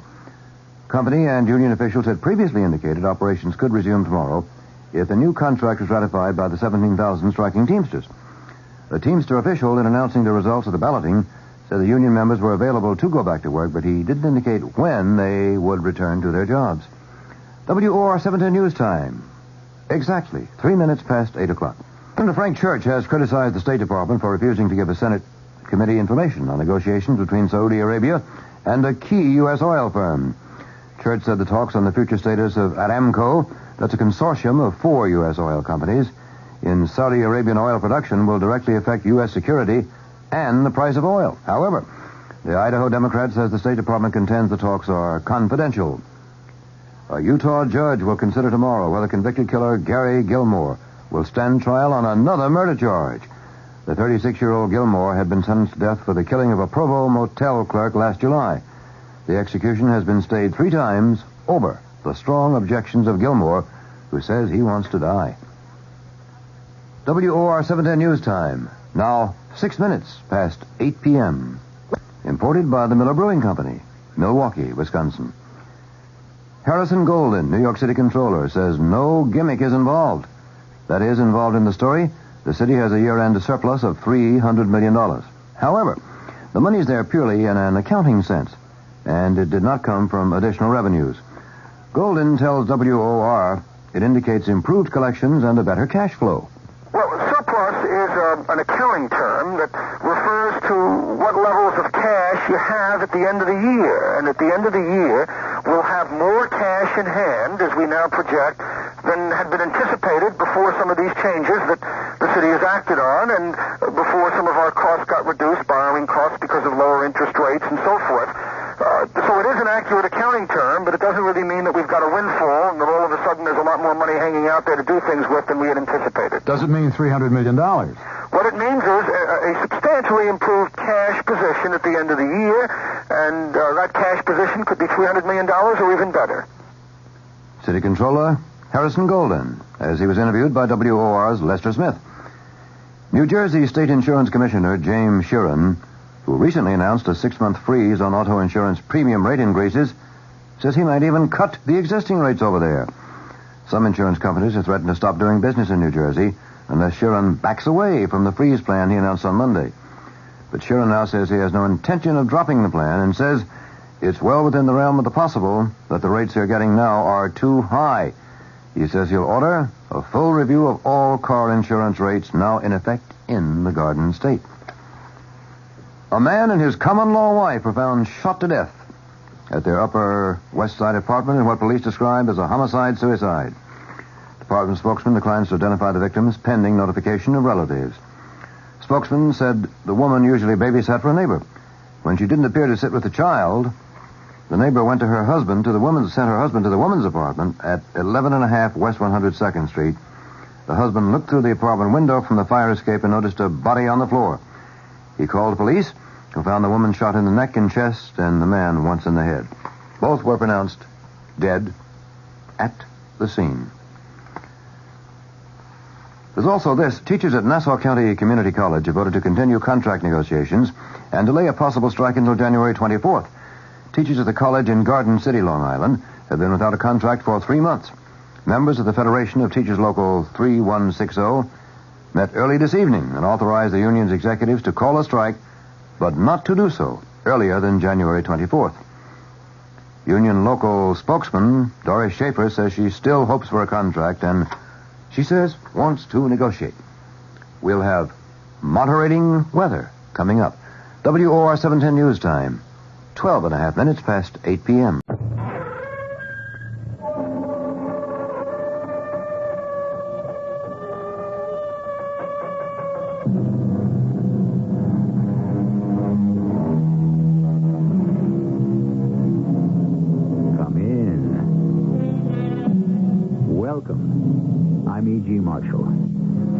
Treat your friend as if he will one day become your enemy, and your enemy as if he will one day become your friend. This bit of philosophical advice comes down to us from the days of ancient Rome, and it would seem to be even more valid today. Just stop and think how our friends and enemies have reversed roles in just the past generation. Sometimes you can't tell the good guys from the bad without a scorecard. I don't like him. Why? Why don't you like him? I don't trust him. Why don't you trust him? I don't know. You must have a reason. I don't need a reason. Now, you're talking like a woman. But I am a woman. How else should I talk? Oh, forget it. Just remember, he intends to destroy you. And I said it first.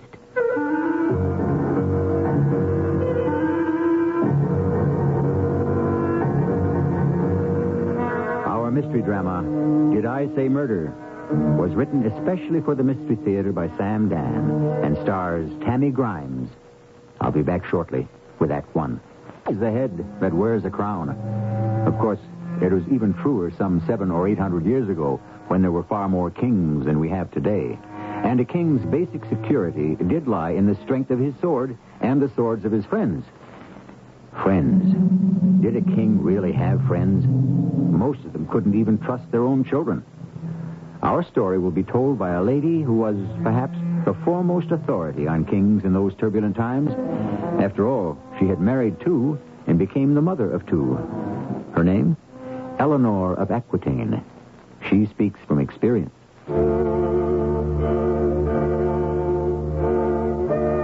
They say I was the most beautiful and the most brilliant woman of my time.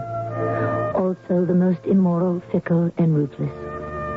I cannot say these accusations are completely without substance. But had I been a man, who would have noticed? When I was 30 years old, I made a tragic mistake. I did what no woman should ever do, because in the end, it will always destroy her. I fell in love. But what could I do? He swept me off my feet. He was hardly more than a boy, and I was a married woman and a mother, and my husband was the King of France. This way, milady. Where? Follow me, milady.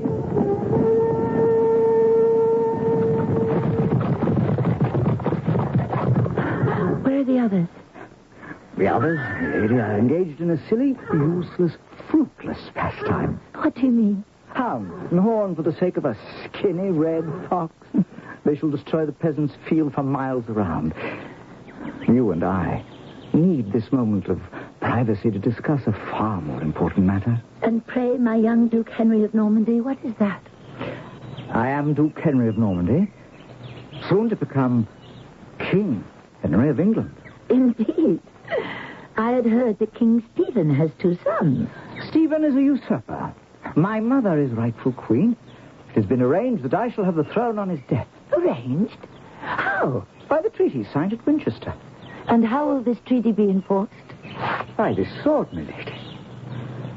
Look at it, closely.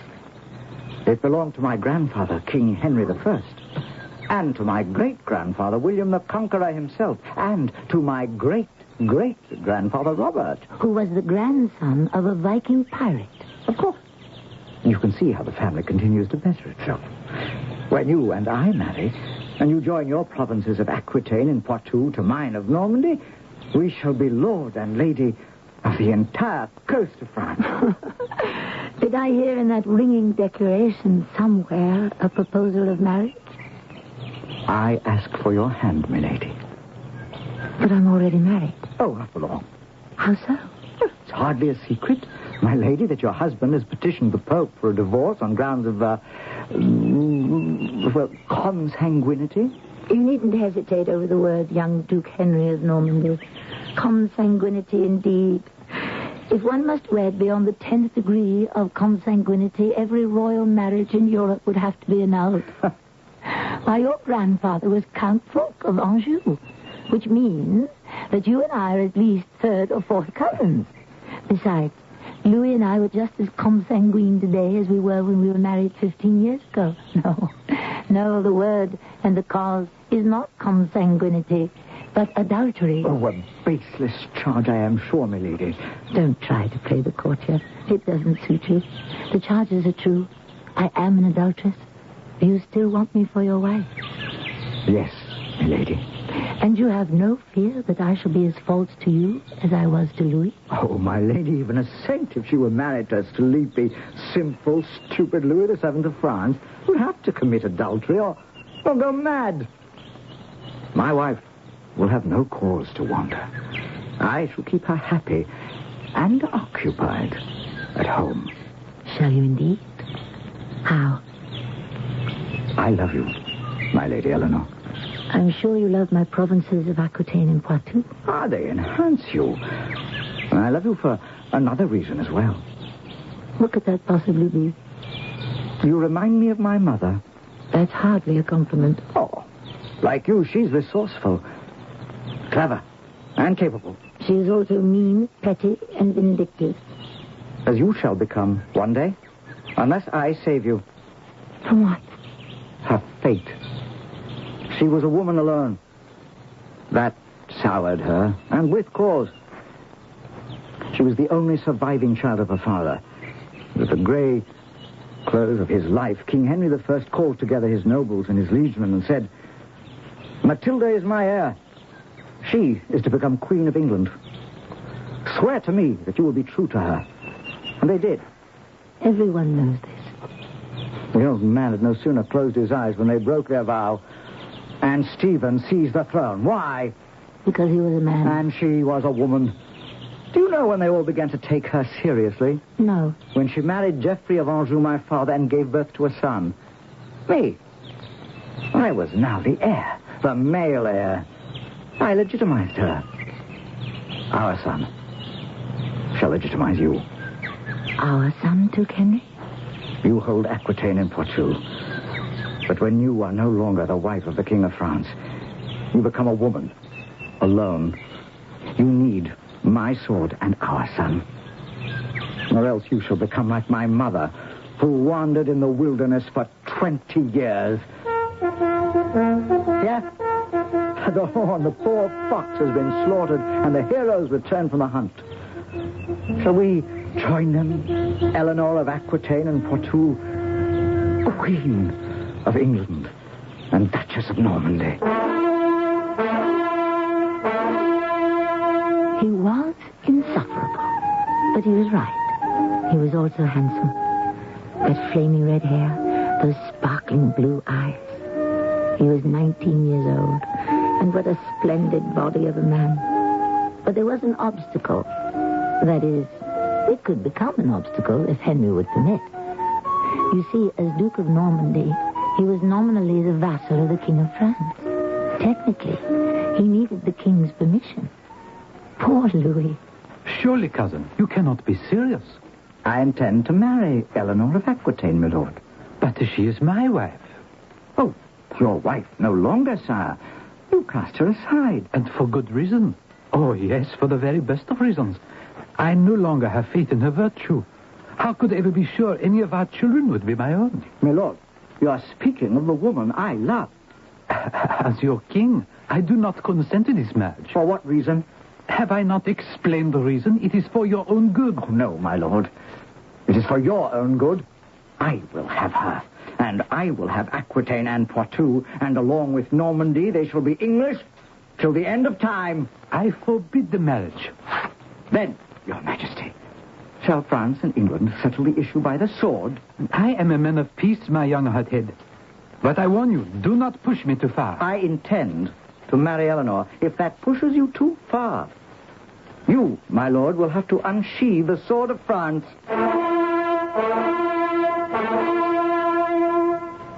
Poor Louis. He didn't know what to make of it. Had he struck quickly and decisively before Henry became King of England, this story might never have been told. But as usual, he delayed and debated, and meanwhile Henry and I were married. Then he delayed and debated some more until King Stephen of England died. Then it was too late. Henry and I were crowned king and queen in Westminster Abbey.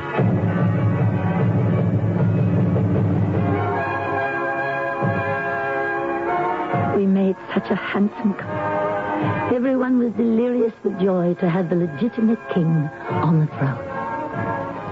Listen. Yes, my lord. The Frankish men, they had a queen. Eleanor.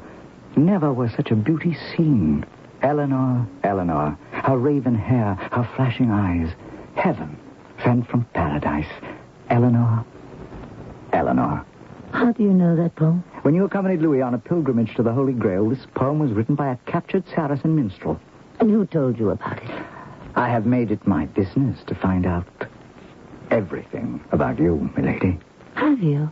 Why? I told you. I love you.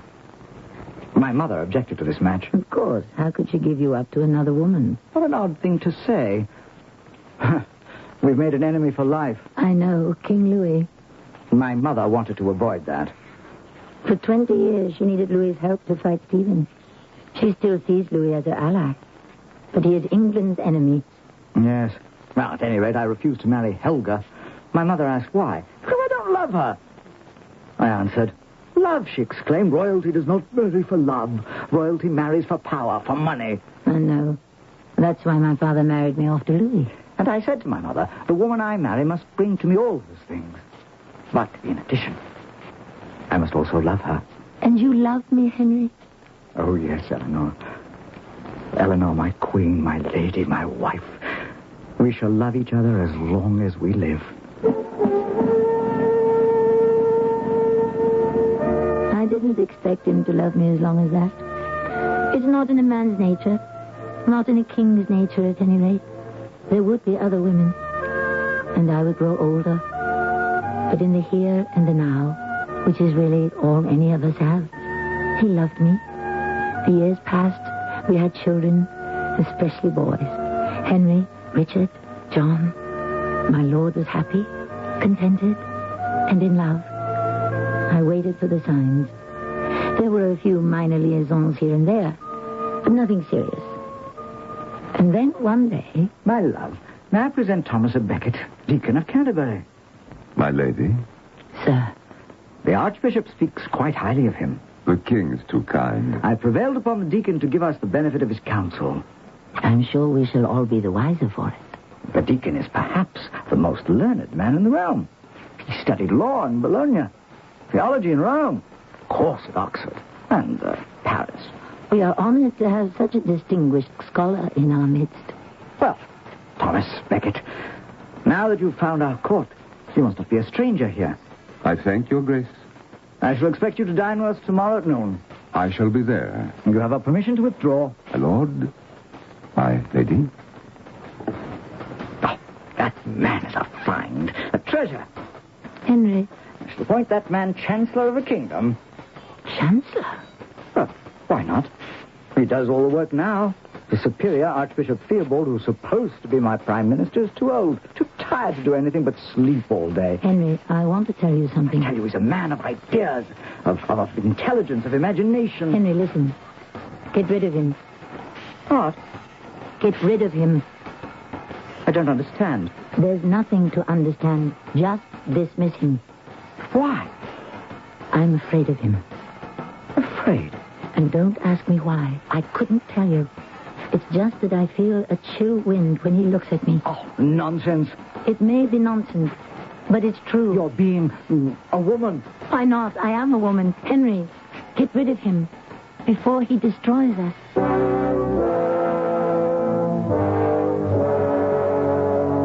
And here we are, back to women and their alleged intuition. In these liberated days, one hesitates to ascribe unique qualities to the ladies. But this story takes place around the year 1156 or 7, when women had very little going for them and had to develop every single talent they possessed. Well, we'll see what develops in Act 2, in a harmonious relationship. But such is not always the case in the world we have to put up with. A trio is always more difficult to manage than a duo. And so, eventually, something or someone has to give. We are listening to Eleanor of Aquitaine, who has become Eleanor, Queen of England.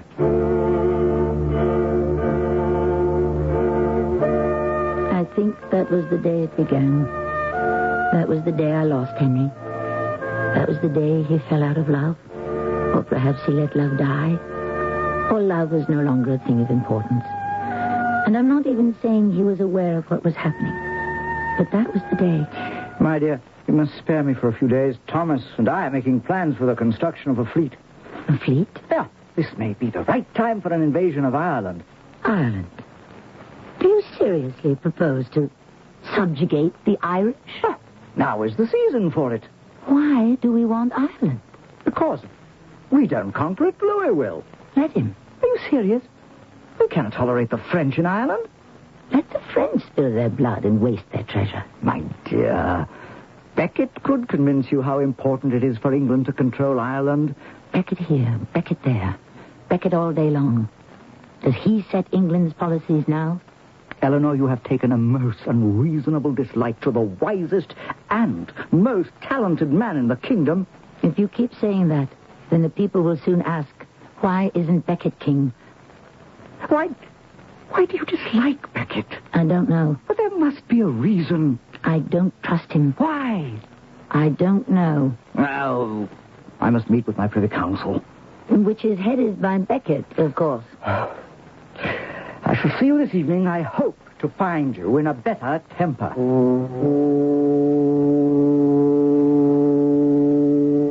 My lady? You may be seated. Thank you. It is gracious of you to receive me.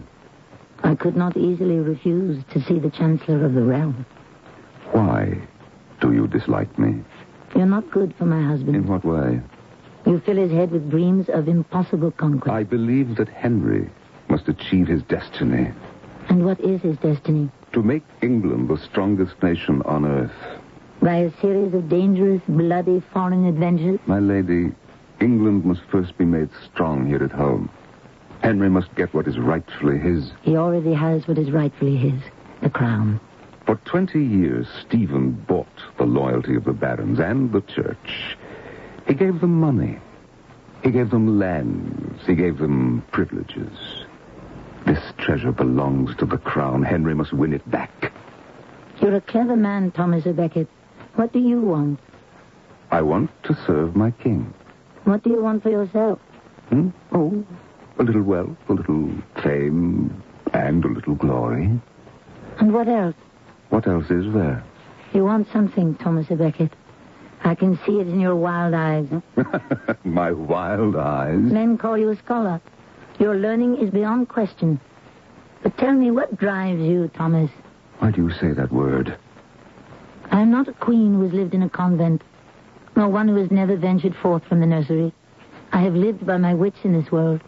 I know driven men when I see them. Very well, my lady. I am driven. To what impossible deeds?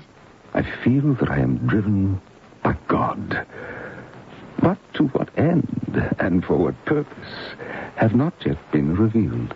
You're the worst kind of fanatic, Thomas. A religious one. I began to see less and less of the king. Becket, it seems, had raised a barrier between us. And of course, by now there were stories of parties. Actually, people were afraid to use the word orgies in my presence. I had been raised in France, attended the court in Paris, and, of course, seen my share of depravity. No king, unless he's a saint, is above this type of thing. But Henry, I fear, was carrying matters too far. You sent for me, my lady? Yes, Baron Fitzhurst. Where is the king today? The king? Well, I'm afraid I cannot say. Reginald Fitzhurst, you are the king's most loyal servant. He looks upon you as his faithful dog. It's the truth, and I am proud of it. And yet, if I were to insist on it, he would have you broken on the rack. Where is the king? Well, there is a place. A certain house in London. Yes? Everybody knows about it, my lady. Everybody, it seems, but me. Well, His Majesty and Becket go there quite often. I see. Well, the ladies must be very special. Escort me there. Your Majesty. At once.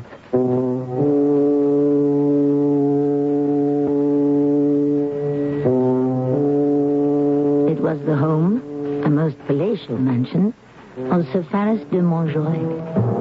A most apt name, for he was easily the most depraved scoundrel in England. I walked inside. Who would dare to bar my path? The king and Becket were in a private room with several young ladies. The curtained archway was partially open. I could see. I could hear everything. Now, little Maud, off with you. Thomas and I have serious things to talk about. Isn't that so, Thomas? We always have serious things to talk about. So, little Maud, you and your... What's the name of yours, Thomas?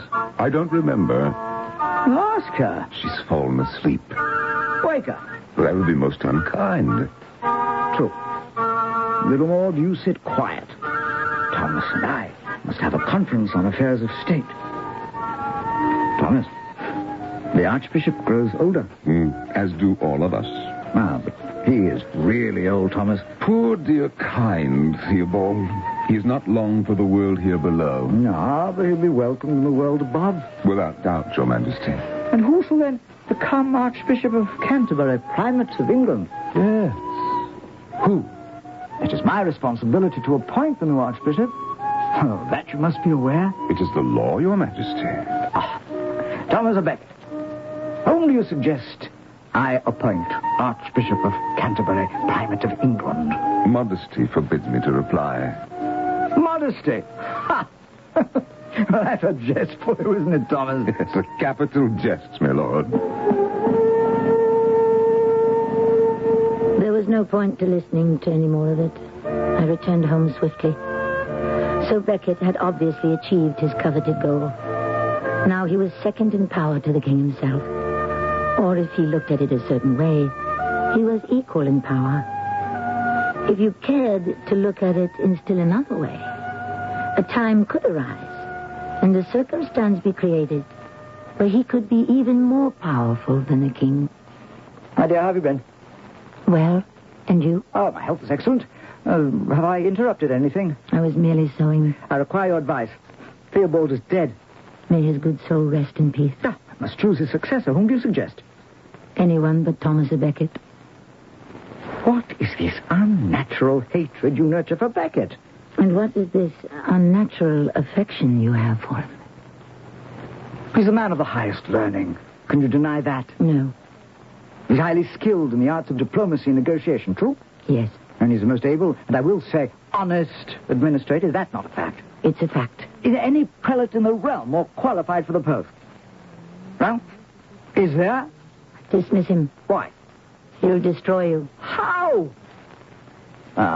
You can't tell me. Well, you should know. I've decided to appoint him. I thought you wanted my advice. I did. But only if it didn't conflict with your own intentions. Oh, why are you so difficult? Because I love you. Eleanor. Yes?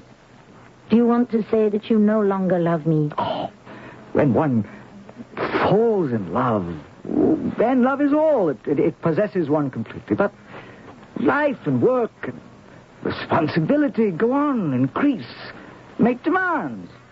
And therefore love dies. No. It just...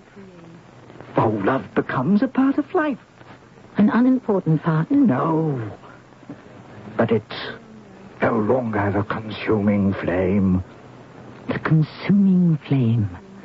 Oh, you Plantagenets. You do know how to turn a phrase. Oh, Eleanor, I still love you. Still? Oh, do not attempt to choke me with words, Eleanor. I appointed Thomas because he will help me curb the encroaching powers of the church.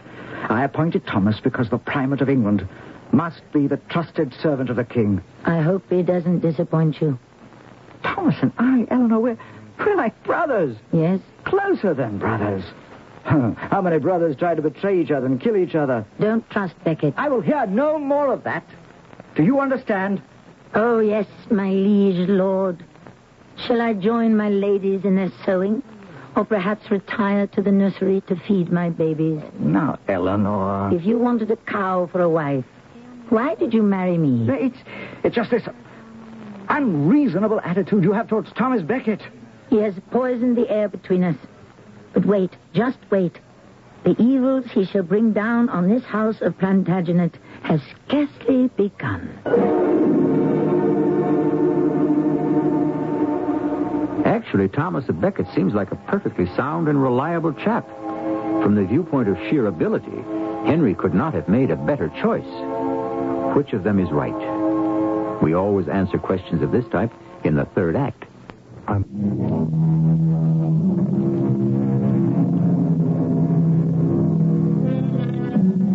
She was one of the great women of her time, but it was the wrong time. Quite simply, it was the wrong time to be a woman. A woman was nothing, nobody. A mere chattel who belonged to her husband, her father, her brother, or to any man who could claim kinship or responsibility. A smart woman could only make a man feel uncomfortable. Smart women, therefore, pretended to be stupid women. It made life less complicated. Unfortunately, Eleanor of Aquitaine was too smart for her own good. Ah, the newly created Archbishop of Canterbury. Good day to you, Your Excellency. You did not come to see me. I came to see you. And why should I come to see you? To talk of those matters that concern your soul. Come, Thomas à Becket. Yes, despite your robes of office, despite your august titles and powers, I know you as the ambition-ridden, driven little clerk. I forgive you, my lady. For what? The sin of slender. Ah. Talking of sin, do you and my husband still enjoy yourselves at the house of Faris de Montjoy? Not to mention other similar sundry places? Oh, I no longer concern myself with the false pleasures of the flesh, my lady. My destiny is to serve my God. Henry would say, and I would agree, that your destiny is to serve your king. But, my beloved sister, I serve Henry best by serving God first. I think Henry would prefer the order reversed. I have come to give you my blessing. One good turn deserves another, Your Excellency. I shall give you my advice. You are familiar with the admonition, render unto Caesar the things that are Caesar's, and to God the things which are God's. Of course, my lady. When in doubt, a prudent archbishop will always side with Caesar. Oh, thank you for the advice, my lady. Somehow I sense you shall not follow it. I can only follow my conscience, my lady. That's what I'm afraid of.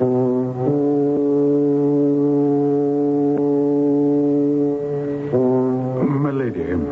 Why have you asked to see me, Baron Fitzhurst? Oh, my lady, this is a very, Delicate? Yes, delicate. I'd have never thought of that word, but it's what I need. For what purpose? My loyalty is to King Henry. Your loyalty has never been questioned. I never really liked Thomas Becket. Oh? I like him less even now. Why? Have you ever been to his house, my lady? I managed to deny myself that privilege. But you heard about it. You see, I never saw a man spend money, I should say, throw away money like he does. His house was furnished in the finest way. You ate off silver plates, drank from golden goblets.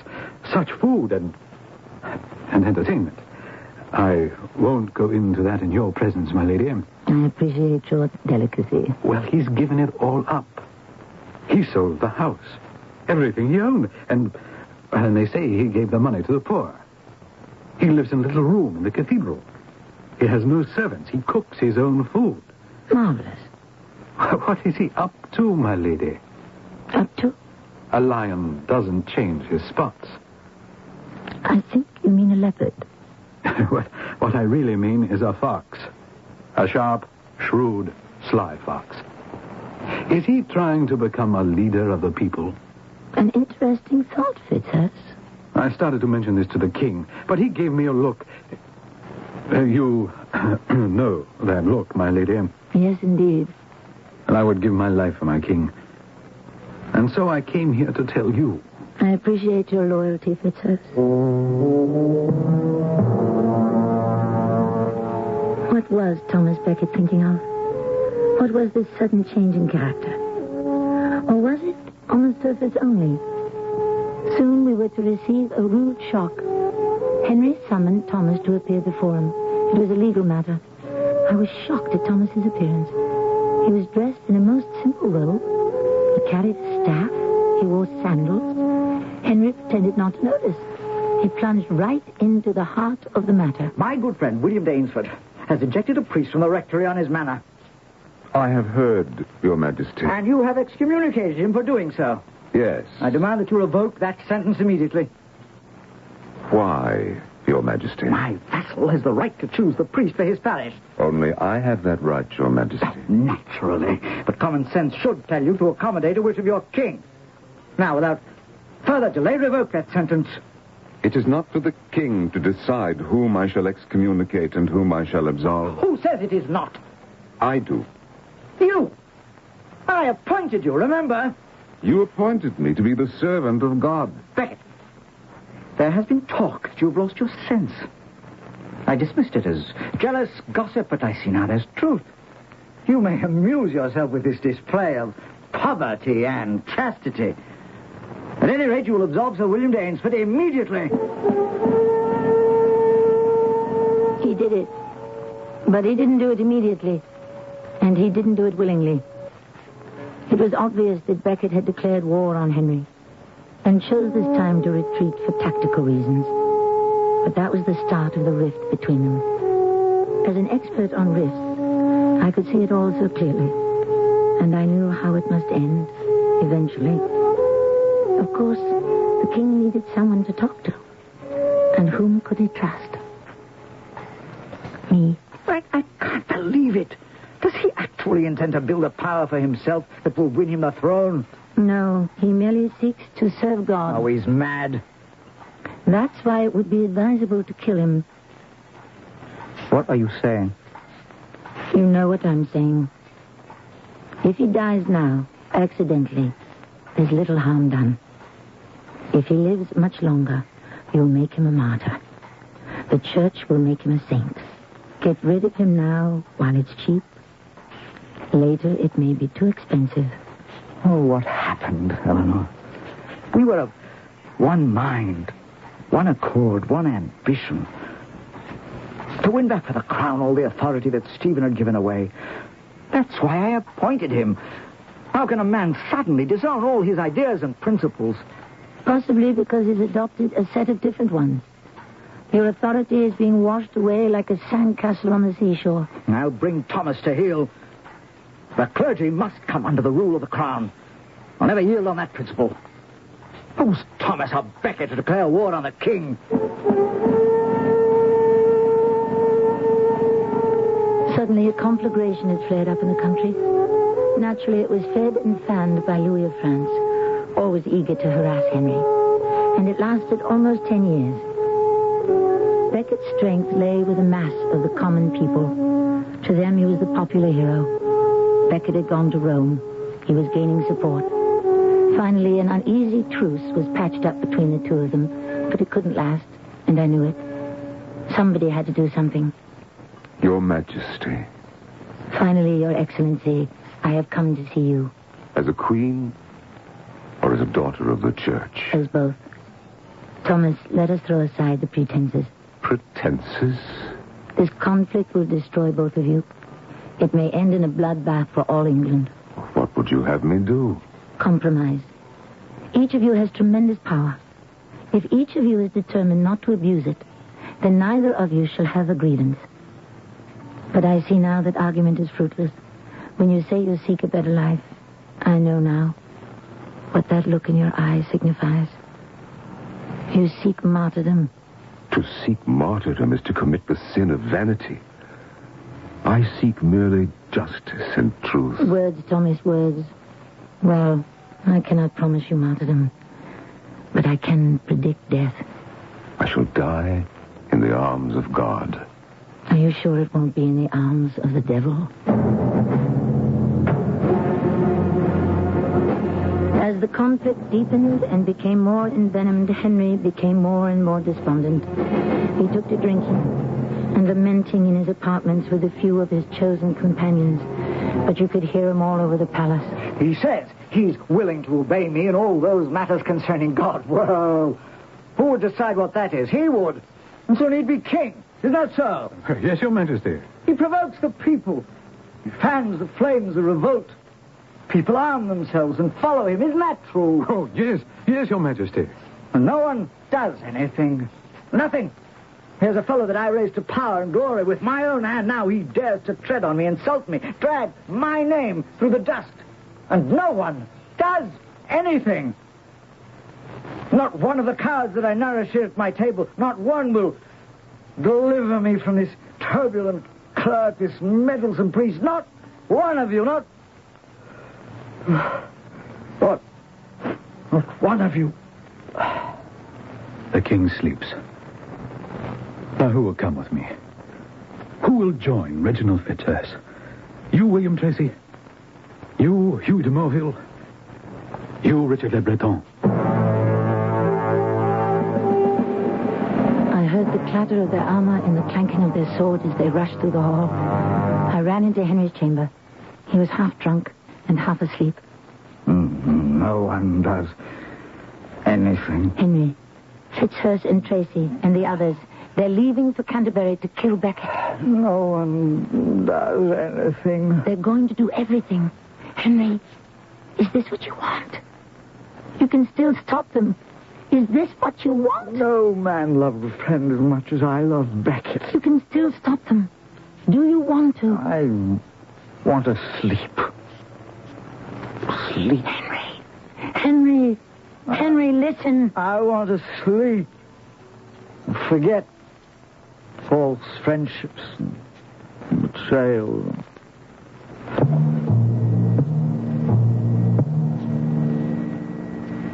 Later, did he know? I don't know. I only know that Fitzhurst and his followers bound themselves together by an oath. And I know that they confronted Beckett in the cathedral at Canterbury. And as Fitzhurst later confessed, they suddenly lost their nerve. But Beckett would have it no other way. What do you here in this holy place with drawn swords? Well, speak. We come that you may repent your disobedience to your lord the king. One may only show repentance to God. We demand that you acknowledge the king as your master. I freely acknowledge the king as my master.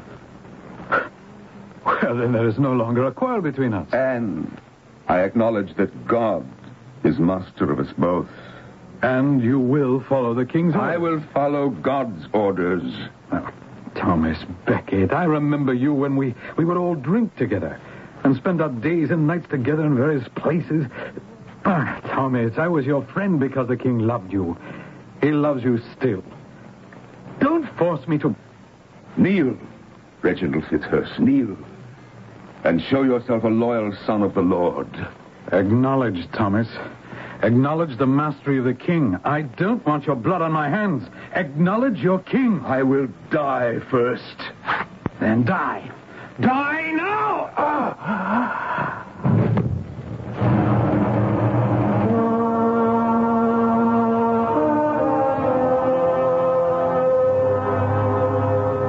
When the news was brought to Henry, he was seized with shock and grief and horror. He shut himself up in his room.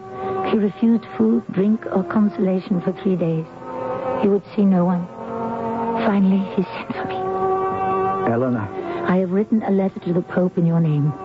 I let him know how grieved, how outraged, and of course how innocent you are. I asked him to reserve judgment till he heard the full details of the story. He's dead, Eleanor, he's dead. Yes.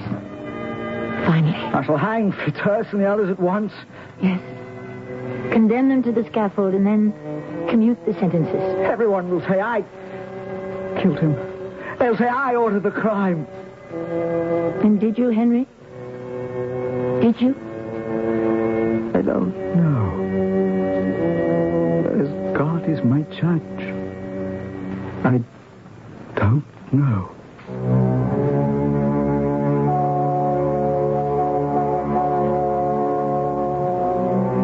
And there the matter must rest for eternity, or until such time as these things are made known to us.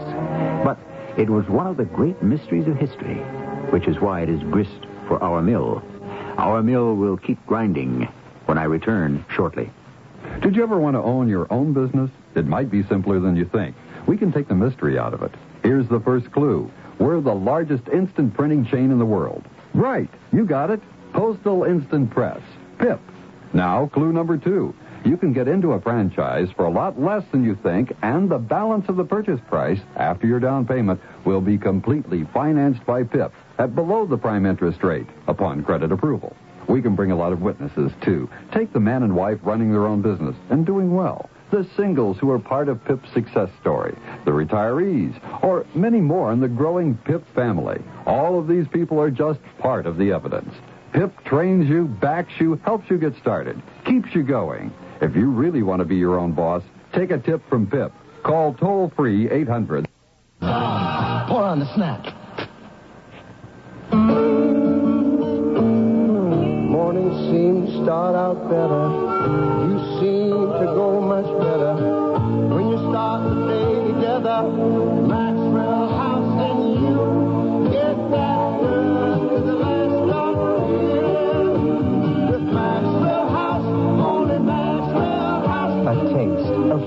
like no other coffee. Always good to the last drop.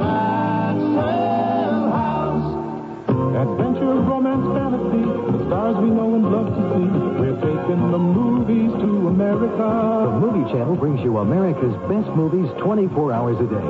Whenever you turn on your TV set, you'll see an endless variety of great movies.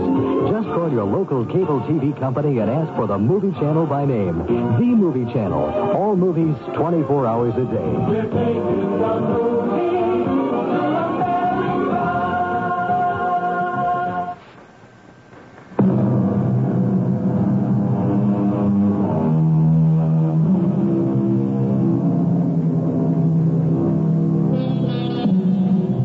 Trickery is as old as recorded history. I'm told they discovered loaded dice in one of the tombs of ancient Egypt.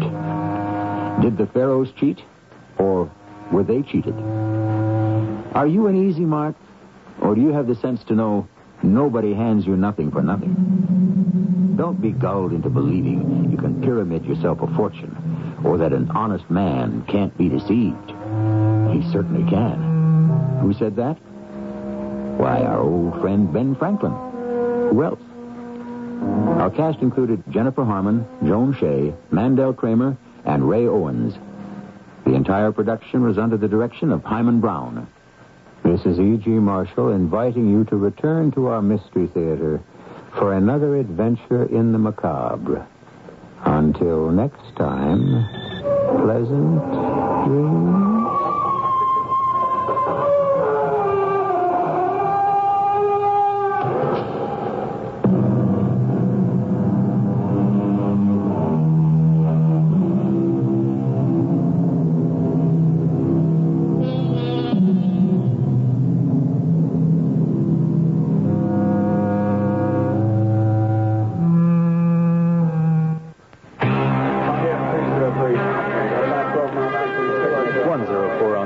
Turn downwind now, heading 170. Skip Calvert is an air traffic controller, but don't look for him the next time you're flying. Skip works for the Navy. 203, slightly above glide path, on course. Some of the best people in their fields are working for the Navy. They're Navy-trained men and women who joined to learn a highly technical skill and chose to turn their experience into Navy careers. It's a demanding job, very demanding, but it's important. Personally rewarding, and you can feel good about it. We wouldn't be the best Navy in the world without people like Skip Calvert. Navy career men and women who not only believe in being the best at what they do, but also believe it means more when it's done for their country. Call the ball. Navy know-how. It's working for America.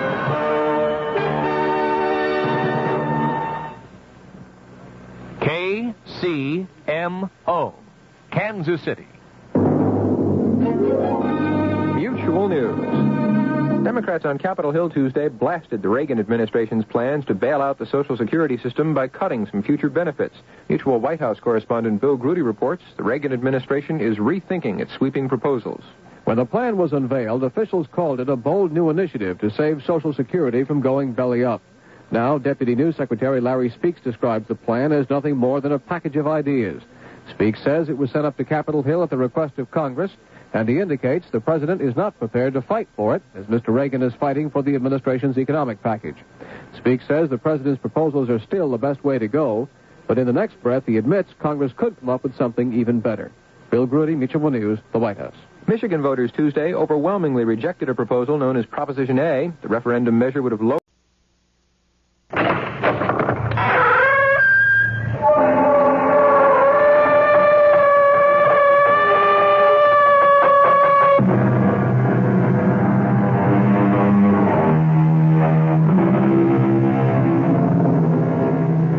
Come in.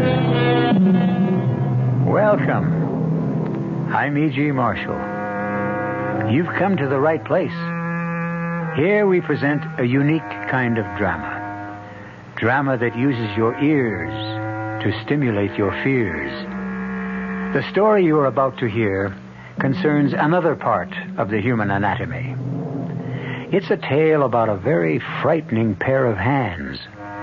Not because they're ugly or mutilated, or because they do evil things.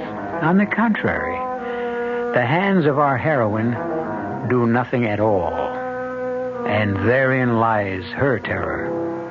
But there's one other subject our story deals with, and it's the most mysterious of all, the human mind. Our mystery drama, The Hands of Mrs. Mallory, was written especially for the Mystery Theater by Henry Slessor and stars Celeste Holm.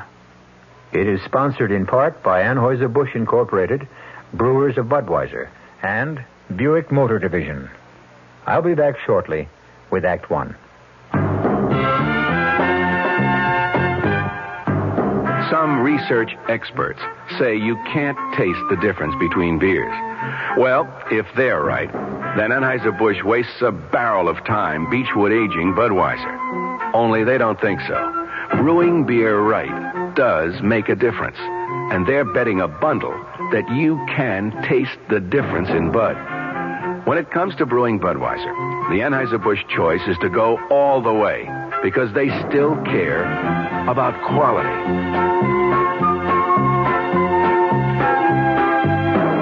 Look at it this way. If the Bud people have a choice between what some experts say and what beer drinkers say, well, you'd better believe they'll go with you beer drinkers every time. When you say Budweiser, you've said it all. Anheuser-Busch, St. Louis. Hey, Mom, what's for dinner?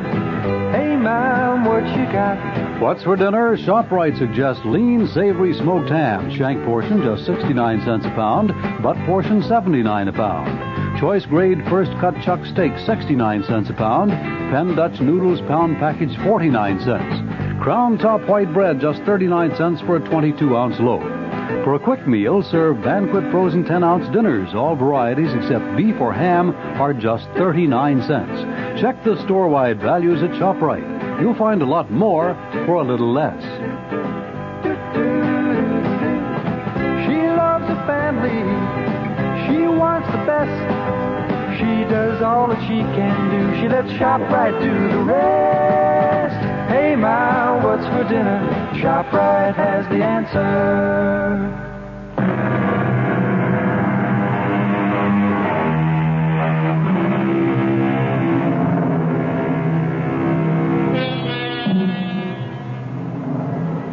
Think of the most beautiful day you can imagine. A day so perfect that the birds are singing its praises. And even the people who line the park benches, those roosting creatures who seem to exist in a vacuum without emotion, seem happy and contented today. But there's one exception. A lady of middle years who sits alone on a bench. Is it her glum expression that has driven away other people? Or perhaps it's the obvious elegance of her mink stole and the glistening perfection of the diamond on her finger. Hey, lady, is this seat taken? No. It's okay if I sit here and wait for my brother? He's playing in the ball game. How nice. He plays first base. Hey, you want to see my baseball? Not especially. It's got Reggie Jackson's autograph on it. Here, look at it. No, please, I really don't know. What's the matter with your hands? Nothing.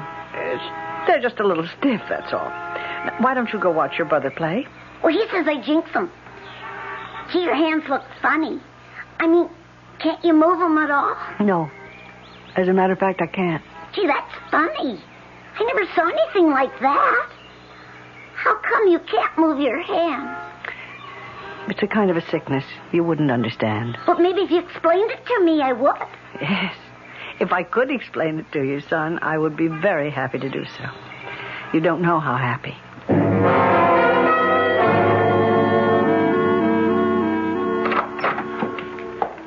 Come in, Ida.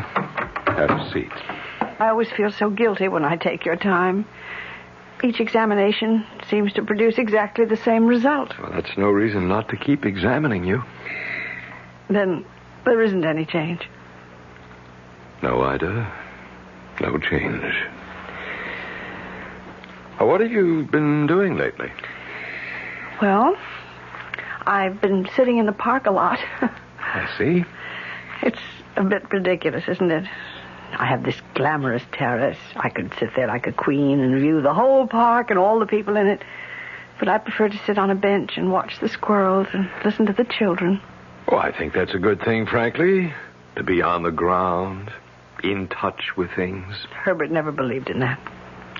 Herbert liked to get away from the smell of the crowd. Yes, that was the phrase he always used, the smell of the crowd. My husband knew a great number of unkind phrases. Well, I never knew him, of course. No. Neither did I suppose. Even when he was lying in his coffin, I felt as though I were saying goodbye to a stranger. And after Mr. Mallory died, how soon after that did the paralysis set in? Oh, it was about a month. Yes, a month after, I suppose. That soon? Yes. And now it's been how long since you haven't been able to move your hands? 5 years. Can you believe it, Doctor? I can't. After the first 6 months of this terrible paralysis, I thought I couldn't go on living with these stone fingers of mine. I thought it would be preferable to be dead. But you never lost hope of a cure. No. I mean, that's what's kept me going. The hope of a cure. Oh, and something else. I suppose one must say a kind word for money. If there was one thing Herbert did in his life, he managed to leave a very rich widow behind him. Ida, I hope you won't misunderstand what I'm going to say. Doctor, you don't have to say it. I know what comes next. You're going to advise me to get out of myself, to stop thinking about my poor hands and think about other people. Charity work. Well, Ida, that's one suggestion. Oh, if you knew how many charity committees use my name, or how many thousands of dollars I give to every foundation with an impressive name. Ida, I was going to talk about going back to that psychiatrist. Oh, that. I honestly think you gave up too soon. If you'd given the man a chance... Dr. Merritt, my hands are paralyzed. I'm not imagining it. They're paralyzed, frozen, insensitive. You've made all the tests yourself. Do you think I've been faking? No, of course not. The illness is genuine, but sometimes the origin of an illness of this nature can... It's all in the mind. Yes, of course. All in the mind. So easy to say that, isn't it? So many doctors have told me the same thing. It's so much easier to blame my mind than their own failure. Ida, please. Doctor, excuse me.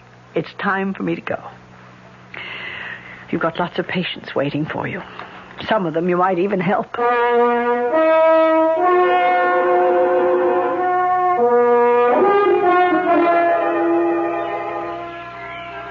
Hey, hi. Oh, it's you again. Waiting for your brother? Nah, he's not playing today. Oh, that's too bad. It's a lovely day. He broke his leg. Oh, I'm sorry to hear that. Hey, is that what happened to your hands? I mean, did they get broken? Something like that. Well, do you feel anything at all? I mean, like your fingers? You're a very curious boy. Did anyone ever tell you that? Can I just touch him, lady? Please? No, please don't. Hey, you kid. Now cut that out. Well, Stop bothering this lady, you hear me? I wasn't bothering her. All right, now go on, get out of here, leave her alone. Okay. I just wanted to touch her hand. I'm sorry, ma'am. I just couldn't help overhearing. Thank you. He was getting a little too bothersome, although I'm sure he didn't mean any harm. Well, I could see that you were getting annoyed. Ted? Oh, yes, I'm over here, Melinda. Lend me a hand, huh? I can't manage 2 hot dogs and a bag of peanuts and 2 crutches at the same time. Oh, sure. Hey, I'm sorry. Excuse me, ma'am. Oh, this one's yours, with the mustard. Thanks. Do you think I could sit down? Of course. Ted, would you grab that crutch? Yeah, I got it. Listen, I told you that I'd get the hot dogs. I mean, you didn't have to be quite so independent. That's funny. You're always complaining that I'm not independent enough. Oh, am I crowding you, ma'am? Oh, no. Plenty of room. Ted, who was that boy I saw running off? Oh, I drove him off. He was bothering this woman. Oh, dear. Oh, are you all right? Oh, yes, I'm fine. As a matter of fact, he was telling me about his brother's accident. He hurt his foot. I guess this must be the season for accidents. You mean these crutches? I'm afraid that was another season. Hey, gee, it's warm, isn't it? Huh? For this time of year? Of course, you're warm. Saving fair damsels and all that stuff. I didn't know you were a regular St. George, Ted. Yeah, sure I am, with kid dragons. Would you like some peanuts, ma'am? We've been trying to give them away to the squirrels all day, but we haven't seen any. No, thank you. I don't like peanuts very much. I can't imagine what squirrels see in them. Don't worry. My brother will happily eat them all by himself. Your brother? I'm Melinda West. This is my brother, Ted. And my name is Mrs. Mallory. How'd you do? Haven't I seen you two here before? Oh, you probably have. We live close to the park. Are you from around here, Mrs. Mallory? Oh, yes. I live in that building right there. Oh. What a view you must have. Can you see the park from your window? Oh, yeah. Oh, if I had a window like that, I'd never come down to the park. Well, of course, these crutches sort of discourage you walking around very much. Do you both live in the city? No, we're from Ohio. We've only been here about 2 months, but I guess we'll be going back soon. Don't say that. Don't even think that, Ted, please. I'm sorry, Melinda. I didn't mean to... I gather that you don't want to leave. Well, not if it means that... Well, the truth is we came here to see a doctor, a surgeon who specializes in cases like mine. You see, I was in an automobile accident 2 years ago. I haven't walked since. Oh, I'm so sorry. I know exactly how you must feel. Well, people always think they do, but they really can't. Melinda. What? I think your brother is trying to signal you, Melinda, about me. What do you mean? He means these. My hands. Oh, I'm so sorry. I didn't even realize. No, some people don't realize that I can't move them. See, as long as I sit here very quietly, my whole body is as immobilized as my hands. Yes. Now I know what you mean. I know how tempting it is to just want to sit, be a statue, so that for a little while you can forget that part of you is dead. Oh, come on, Melinda, please. Let's cut this out, huh? Please, tell me more about this surgeon. I can tell you what he said in one word. 1 2-letter word. Oh, dear. He won't operate, then? He said it wouldn't do any good. He turned us down flat. That's why I want Melinda to let me take her back home. Oh, well, do you have parents there? No, we have no one. But I don't want to go back. I don't. I want to see... What were you going to say? Never mind, Mrs. Mallory. Now, come on, Melinda. You finished your hot dog. Let's go home. Ted, let me tell her. Let me ask her. For Pete's sake, what kind of nonsense is this? What do you want to bother the woman for? Because there's no one else I can talk to about Dr. Griff. I can't talk to you about him. You just get red in the face and stomp away from me. There's nothing to talk about, and I'm sure Mrs. Mallory isn't interested in fairy stories. I really don't know what either one of you is talking about. Who is Dr. Griff? Oh, he's a quack, a phony. Ted. Well, that's all he is. A 2-bit faith healer who robs every cripple he can get his hands on. You don't know anything about him. You only met him once. Yeah, well, that was enough. I could tell in 1 second that the man is a fake. He can't cure a broken spine. But why not let him try? Somebody has to try. I don't want to be the way I am. Oh, Mrs. Mallory, I don't want to be this way. Help me. Help me, please.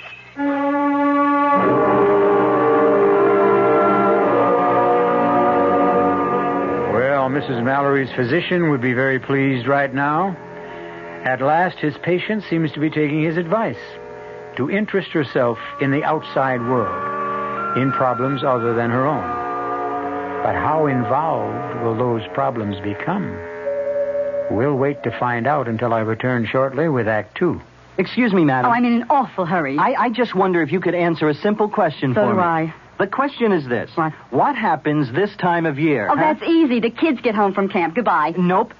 What do you mean, nope? Nope. I mean, I should know when my kids get home from camp. Well, the answer I had in mind was a tad more general in scope. Well, I gave my answer. Let's hear yours. You know, I'm glad you asked. Are you? You see, what happens this time of year is that Buick dealers are giving particularly great deals on all their 74 Buicks. For a family woman such as yourself, I think a neat little Apollo would be just the ticket. It's small, economical, but surprisingly roomy. And it's a Buick, so it's really quite elegant. You don't say. Uh-huh. Now, isn't that good news? Yes. I mean, that you can get such a nifty deal on such a nifty small car. To be sure it is, yes. To be sure. By the way, where do your kids go to camp? Guam. It's a small island in the South Pacific. Guam. There's a very special deal going on at all offices of Suburban Savings throughout North Jersey. It's called Suburban Special Interest Deal, and you'll be especially interested in the savings you get. A top 7.90% effective annual yield on Suburban's limited issue 7.50% savings certificate, And Suburban guarantees it from 4 to 10 years. Minimum deposit $2,500. Early withdrawal prior to maturity is subject to a substantial penalty. Suburban compounds interest continuously from day of deposit paid quarterly. So you not only get interest on your savings, you get interest on the interest. And Suburban offers you the highest interest rate allowed by law. Here's your chance to get a great savings deal. A top 7.90% effective annual yield on Suburban's limited issue 7.50% savings certificate. Why not deal yourself into Suburban Savings special interest deal at any Suburban Savings office in northern New Jersey? Located in Bayonne, Edgewater, Elmwood Park, Emerson, Hackettstown, Morris Plains, Nutley, Paramus, Sparta, and Wayne.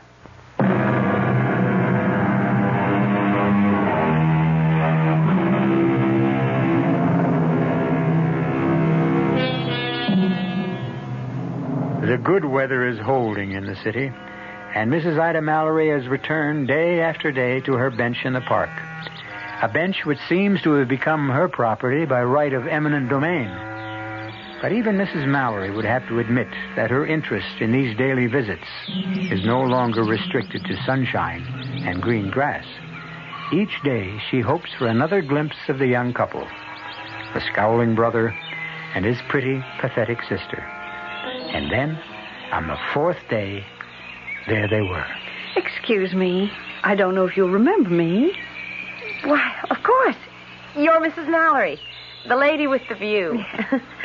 Yes, that's right. How are you both? Oh, we're okay.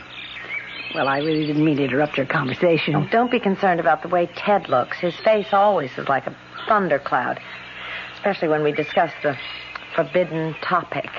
I suppose you mean that doctor. Yeah, she talked me into seeing him again. You know something? Every feeling I had about him the first time was confirmed. That's really impossible, Mrs. Mallory. Tell me something. Is he a real doctor?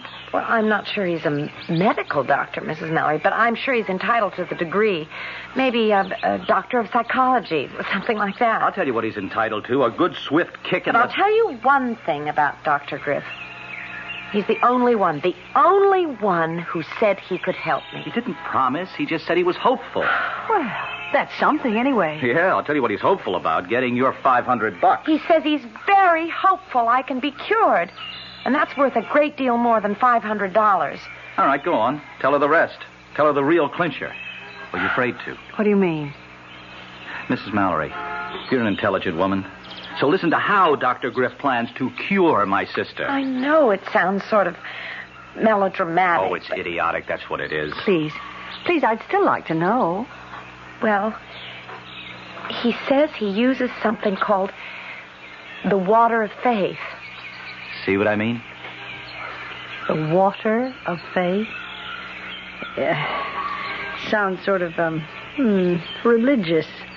Like, the holy water at Lourdes.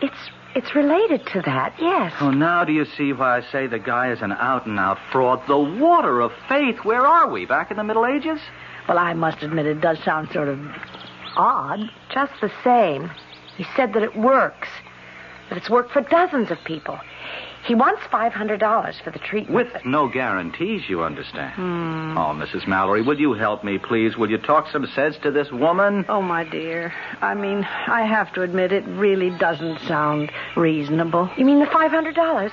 Oh, but it's a very special treatment, Dr. Griff said. Well, I meant it's not reasonable to assume that such things can do any good. I see. So I'll never know. Is that it? I'll just turn around and take a plane back to Ohio and live out the rest of my life as a cripple. When for $500, at least I might have had a chance to live. Yes, I see what you mean. Ted. Oh, I hope you don't mind my calling you Ted. Oh, no, of course not. Your sister, well, she may have a point there. I mean, even if it is a waste of money, perhaps she'll never be happy unless you let this man try. If not, she'll always wonder about it. Always. Yes, I know that. That's what his whole bag is, making you wonder if it just might work. And, well, about the money, I don't know how to say this, but you see, $500 may seem like a lot to you, but it isn't to me. So if I can help you. Oh, no, please, absolutely not. It's not really a problem, Mrs. Mallory. We've got the money. Besides, it's not the money so much as, well, seeing Melinda disappointed again. I've had so many disappointments, you see. Yes. Yes, I know all about such things. Oh, dear. Yes, of course you do. Oh, you see what a selfish person I've become. I keep forgetting that you have your own affliction. I'm not sure that it isn't even worse than mine. To lose the use of your hand. Well, never mind about me. What are you two going to do? Oh, I don't. It looks like I'm outnumbered on this thing. Ted, does that mean you'll let me do it? You'll let me? Well, if you go back without trying this dumb water of faith, you'll always regret it. So, okay, let's get it over with. Oh, Mrs. Mallory. Oh, thank you. You're the one who did it. Oh, my dear. I just hope your miracle happened. All my life, I wanted to believe that miracles happen.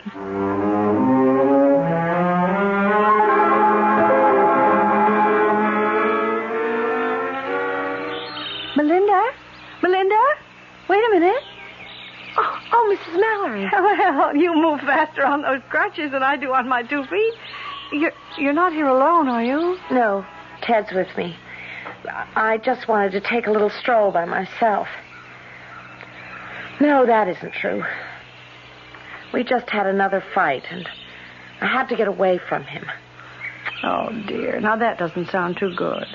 Well, you know how Ted is.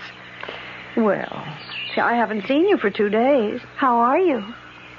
The truth is, I don't really know. But I started treatments, Mrs. Mallory. With Dr. Griff? Yes. I started about 5 days ago. And it's nothing at all like what I expected. Well, tell me about it. Well, you remember how silly it all sounded, this water of faith business. Well, it sounded a little theatrical. But it isn't. It's scientific, Mrs. Mallory. That's the most wonderful part of it. Dr. Griff only used that phrase as a convenient description of the drug. What drug is that? Well, maybe I shouldn't tell you this. Why not? Oh, I don't know. I have the feeling that there might be something slightly illegal about it. The drug he uses. A psychedelic suggestion. Psychedelic suggestion? Now, what on earth is that?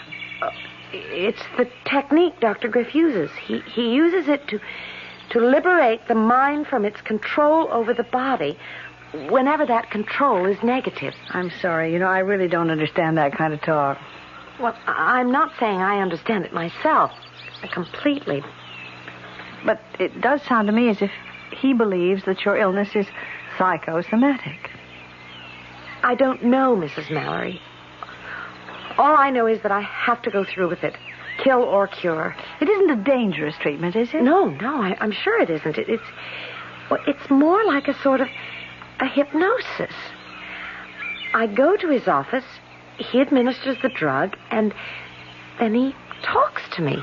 And that's all there is to it. And? Has it helped? I think I'd better go back to Ted. He's probably getting worried about me. Melinda, please tell me if... Melinda, look out! That bicycle! Melinda. I'm sorry, miss. I'm sorry. Melinda, are you all right? Oh, here, let me help you up, miss. Oh, you idiot. I mean, can't you see that girl is crippled? Quick, give me that crutch. Oh, you sure? Wait. I think I can manage to pick myself up this way. Now, just take it easy. Mrs. Mallory. What is it? Are you hurt? No, it's my leg. Did you see that? My leg bends slightly at the knee. No, I didn't see Look, it. miss, if you're sure you're okay. Oh, get out of here. Go away and be more careful next time. Yes, Mrs. Mallory, I'm sure it happened. I saw it happen. My leg moved. For the first time in 2 years, it moved.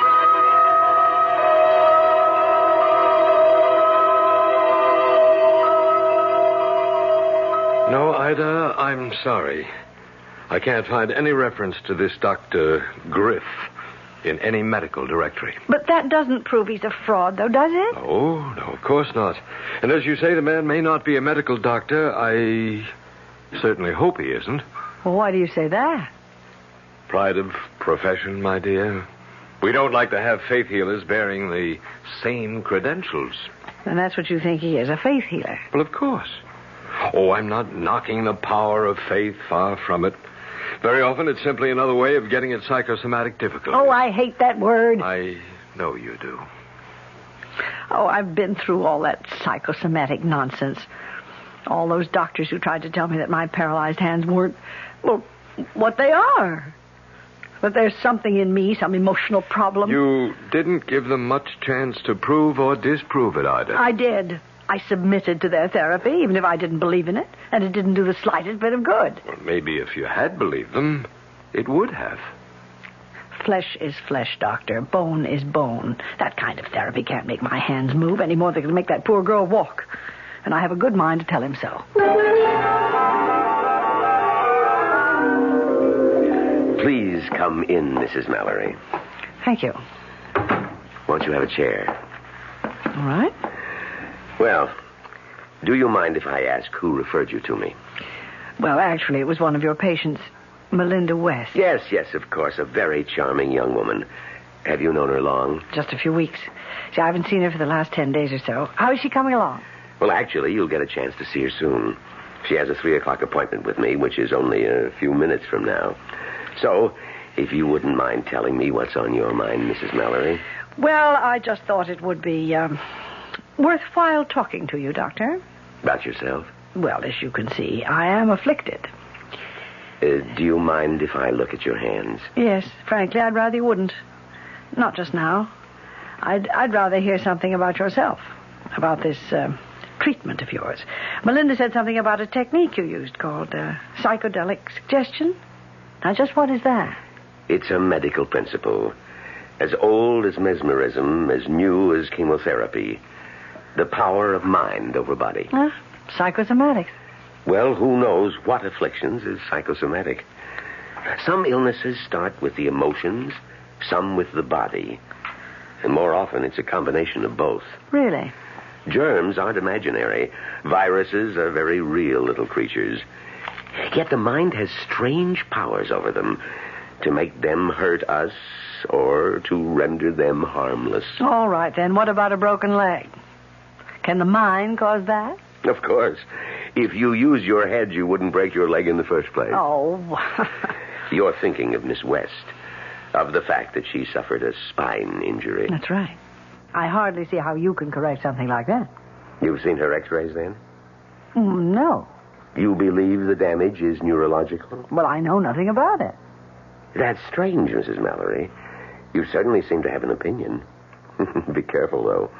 You don't have a medical degree. Someone might call you a quack. Listen, Doctor, I came here... Oh, excuse me, Mrs. Mallory. Ah, Melinda. I'll be with you in just a minute. No, come to think of it. Why don't you come in now? There's a friend of yours here. A friend? Oh, it's I, Melinda, Mrs. Mallory. Oh, Mrs. Mallory, how nice to see you. Come in, Melinda, please. Melinda? Your crutches. Where are your crutches? Look at me, Mrs. Mallory. I can walk without crutches now. I'm not very steady, but I can walk.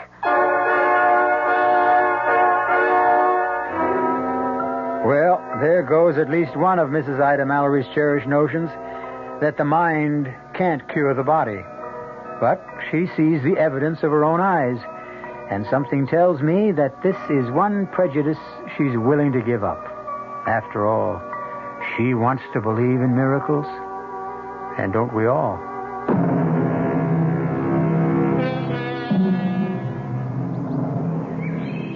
Mrs. Ida Mallory has spent a sleepless night, dreaming of things she never thought possible. But when the sun streamed in her windows, her first thought was to get out into the park, and with only one hope, of seeing Melinda West again, and seeing her miracle confirmed. It's true. It's really true, Mrs. Mallory. Even Ted has to admit it. Well, I guess there's something to it, all right. I haven't seen my sister off those crutches in 2 years. But how did it all happen? I don't really know. As I told you, he used this drug. He made me go to sleep, and then he simply talked to me. At first, there was nothing, and then I started feeling life in my legs again. Well, you saw me that day in the park when I fell down. Oh, Melinda. I just can't tell you how happy I am for you. Well, and what are your plans now? Oh, go home, I guess. I've got to get back to my job if it's still there. The treatment cost much more than we thought it would. Yes, the 500 went in no time at all. Then he asked for another 1,000. He said it couldn't be helped. The drug he uses is so horribly expensive. Now, listen. I told you once that if there were any way I could help you out financially. No, that's out, Mrs. Mallory. We'll manage okay. Of course we will. And I can go back to work now. I can do anything I want now. Oh, yes. Yes, that must be a wonderful feeling. To be able to do anything you want.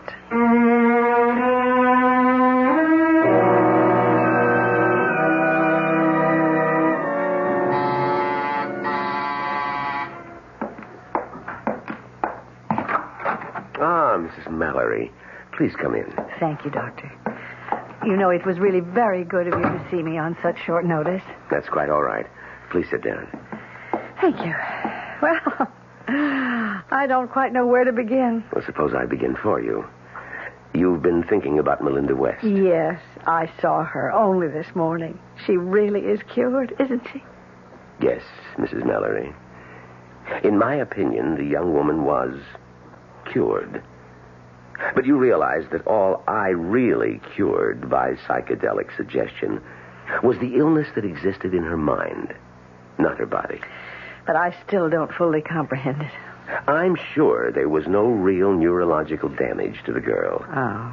I think her bones and muscles and nerves were all in the proper place and functioning normally. Only her mind wasn't. But she seemed so sensible. Mrs. Mallory, do you know the story of that accident? I beg your pardon? Did Melinda ever tell you exactly what occurred that caused her injuries? No, as a matter of fact, she didn't. She simply said it was an automobile accident. That's correct. And she was the driver. Oh. There were 2 other passengers, her mother and her father. Both of them were killed. Oh, dear Lord. She did sustain some injuries in the crash. But it was apparent to me that they were not sufficiently grave to cause her the total paralysis she suffered. You mean she felt that guilty about what had happened? Guilty enough to seek punishment for herself. And she did. She punished herself by losing the use of her legs. And so your treatment was able to cure her? Yes, I'm happy to say. But of course it couldn't cure someone like me. What was that? I said it couldn't cure me. See, I didn't lose the use of my hands for any kind of reason like that. I mean, it's just some sort of nerve damage. Doctors could never explain it. Well, if that's the diagnosis of your physician, that it's purely physical and incurable. Oh, but I didn't say that. See, I mean, my doctor has never used the word incurable. I have been hoping for years that it would just heal itself. I can't go on living like this, so helpless and so useless. Mrs. Mallory, have you come here to talk about Melinda West or yourself? Myself. I want my hands back. Oh, dear God, I want my hands. Yes, I was afraid that's what you had in mind. Afraid? Why? Because if you had any idea of becoming my patient, I regret to say that it's not possible. But why not? I mean, you accepted her as a patient, and you cured her. I mean, you really did. Unfortunately, Miss West is the last patient I can accept, at least in this part of the world. Doctor, I don't understand. Do you have to go somewhere? That's correct. But where are you going? Abroad. And my plans will keep me abroad for at least a year. Oh, no. I mean, listen, if you're going to Europe, I was thinking of taking a trip there myself. No, Mrs. Mallory, my destination isn't Europe. I'm going to North Africa. A case of some importance. Well, since when is one patient more important than another? Oh, no, I didn't mean it that way. Oh. It's simply that this is a prior commitment. But maybe I could go with you. I mean, I could take up residence there. I'm afraid that's impossible, too. Why? Well, the country I'm going to is a Muslim country. My patient is the son of, well, a notable Arab leader. Oh, why would that make any difference? What does it matter? I'll be living within the bachelor section of the official residence. It's an area restricted by Muslim law. You wouldn't be allowed near the place, my dear lady, even if I were free to treat you. And I'm not. But I have money. I'll pay you. I'll pay you anything you want to stay and treat me. I mean, I'll meet this Arab leader's offer. Mrs. Mallory, the fee I'm about to receive, I wouldn't ask of any individual. I've been asked to remain with him for a period not to exceed 1 year. A year? For that year, in a Swiss bank, there will be deposited for me $150,000 in Swiss francs. 150,000? I'm very sorry that you made me reveal that confidence. No, I trust that it goes no farther. I'll pay you the same. What? You heard me. I'll pay you the same. I mean, not in a year's time, but as soon as you've cured me. I'm sorry. Your offer is very generous, but it's also conditional. What do you mean, conditional? You will pay only for a cure. That's something I'd never guaranteed a patient. Not Miss West, not my Arab friend, no one at all. All right, then. Suppose it isn't conditional. Suppose I agree to pay you in advance. Well, that, of course, would be something worth consideration.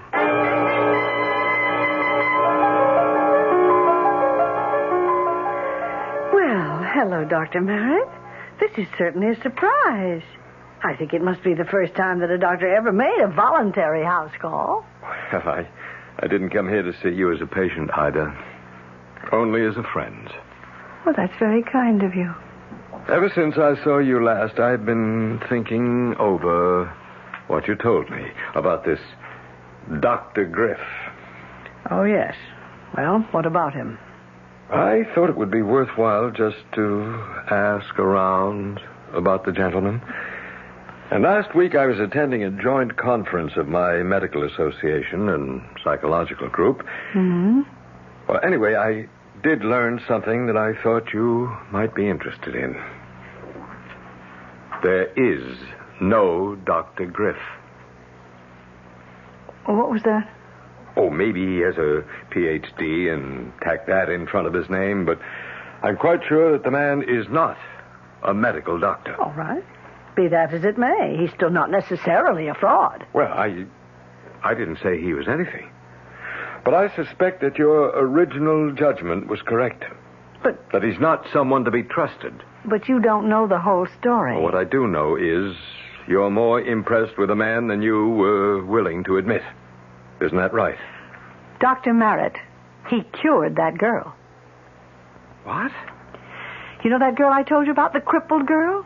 She's walking again. I saw her walk. Well, I suppose that could be true. Faith healing does have its successes. Well, I'm sorry, Doctor, but I'd rather not discuss this any further. Oh, wait a minute. I don't like the way you sound. Ida, have you made any sort of arrangement with this charlatan? Dr. Merritt, I appreciate your interest, but I refuse to say another word about this matter. I mean, do you understand? Not another word.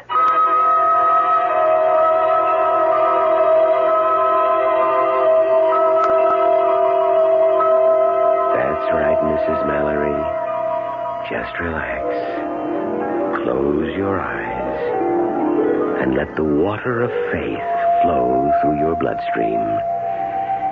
You can feel it tingling through your body, bringing you peace and tranquility, total peace and happiness.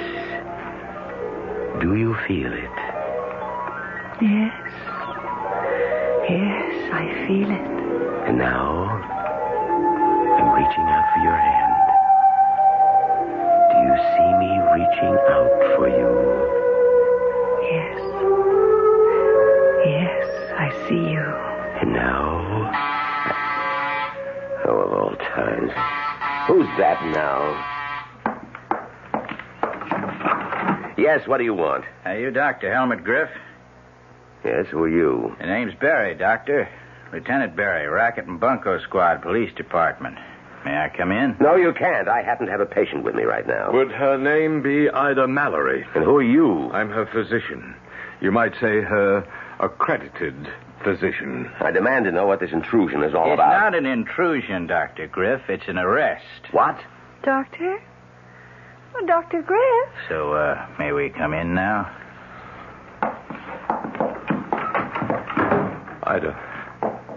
Ida, are you all right? Yes? Oh, what is it? I mean, It's all what's right, happening? Ida. Everything's going to be fine. They've got them all now, all of them. Well, what are you talking about? Is this a lady, Doc? Yes, this is Mrs. Mallory. I don't think she's in any condition to talk. He's obviously given her some kind of drug. It's a legitimate drug, a perfectly legitimate sedative. Yes, of course.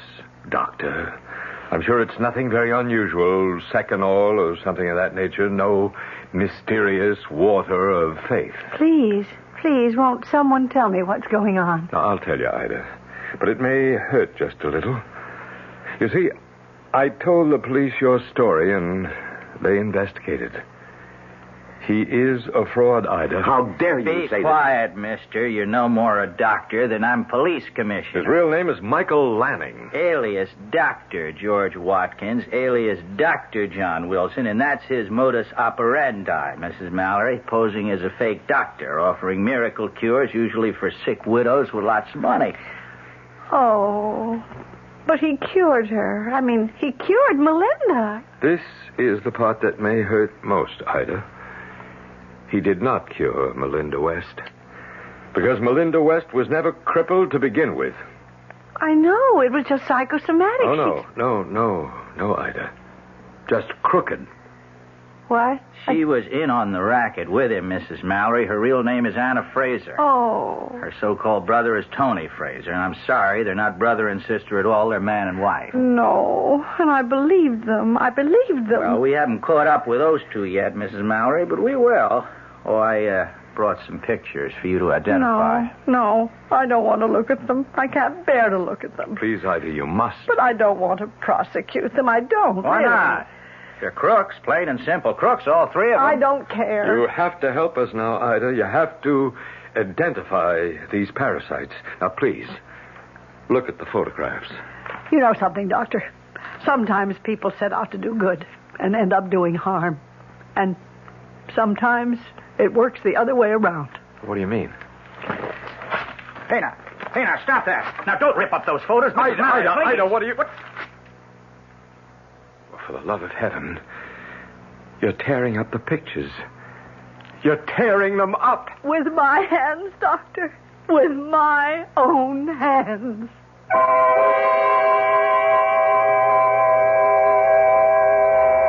Well, they say that it's an ill wind that doesn't blow someone some good.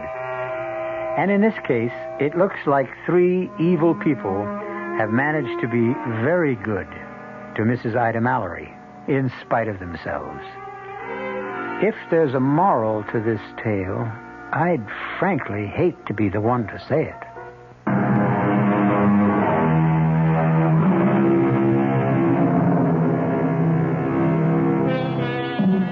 No, we're not recommending that the best way to cure your ills is to fall into the hands of confidence men. Included Celeste Holm, Patricia Elliott, William Redfield, E.V. Juster, Arnold Moss, and Leon Janney. The entire production was under the direction of Hyman Brown. Radio Mystery Theater was sponsored in part by Buick Motor Division and Anheuser-Busch Incorporated, brewers of Bud. Bit suspicious, okay? Our cast included Celeste Holm, Patricia Elliott, William Redfield, E.V. Juster, Arnold Moss, and Leon Janney. The entire production was under the direction of Hyman Brown. Radio Mystery Theater was sponsored in part by Buick Motor Division and Anheuser-Busch Incorporated, brewers of Budweiser. This is E.G. Marshall inviting you to return to our Mystery Theater for another adventure in the macabre. Until next time, pleasant dreams.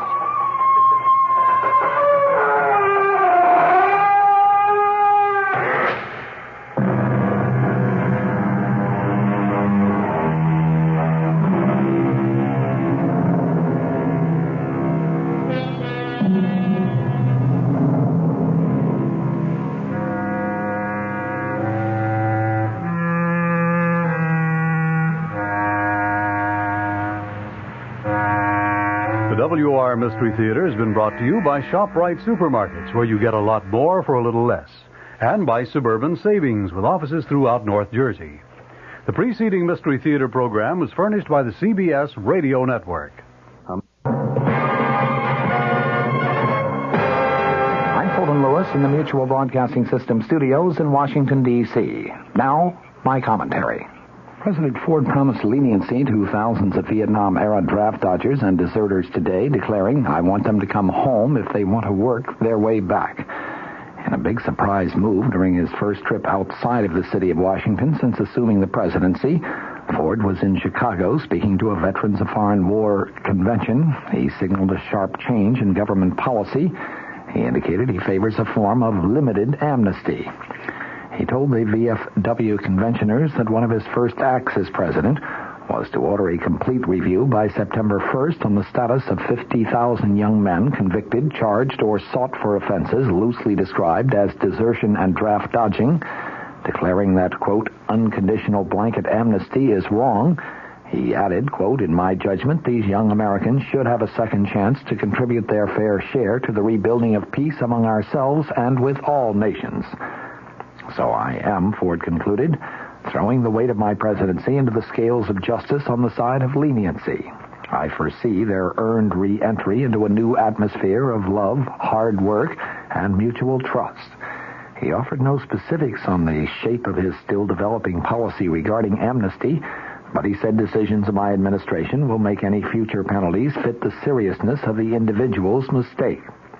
After warmly applauding Ford's declaration that unconditional blanket amnesty is wrong, the some 3,000 delegates to the VFW convention sat almost silent as he added to his prepared text the section signaling a new and softer policy toward those who left the country or their military units during America's decade-long involvement in Vietnam. The VFW, like virtually every other veterans group in the nation, has steadfastly opposed any amnesty. In his speech, Ford also disclosed, much to the pleasure of the VFW, that he was naming former Indiana Congressman Richard Rauterbush as Veterans Administrator. He pledged improvements in the agency's operations. He gave a veiled warning that he may veto a $1.4 billion veterans education bill on grounds that it is inflationary. The president said, we are all soldiers in a war against brutal inflation. America is fighting for its economic life. I will not hesitate to use the veto to control inflationary excesses. Standing in an open-top limousine, Ford was applauded and cheered by tens of thousands as his motorcade carried him through downtown Chicago.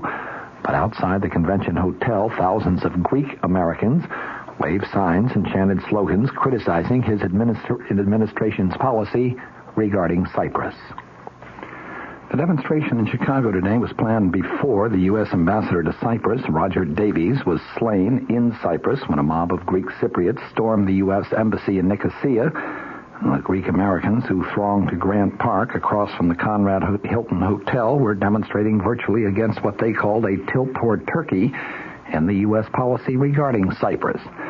Few of the chants today named President Ford, but most of them were aimed at Secretary of State Henry Kissinger. They were calling for Kissinger to resign. Some were saying to give the Nobel Prize back. The president paid no apparent attention to the demonstrators. Ford told the convention delegates that the word of Davies' death was tragic news.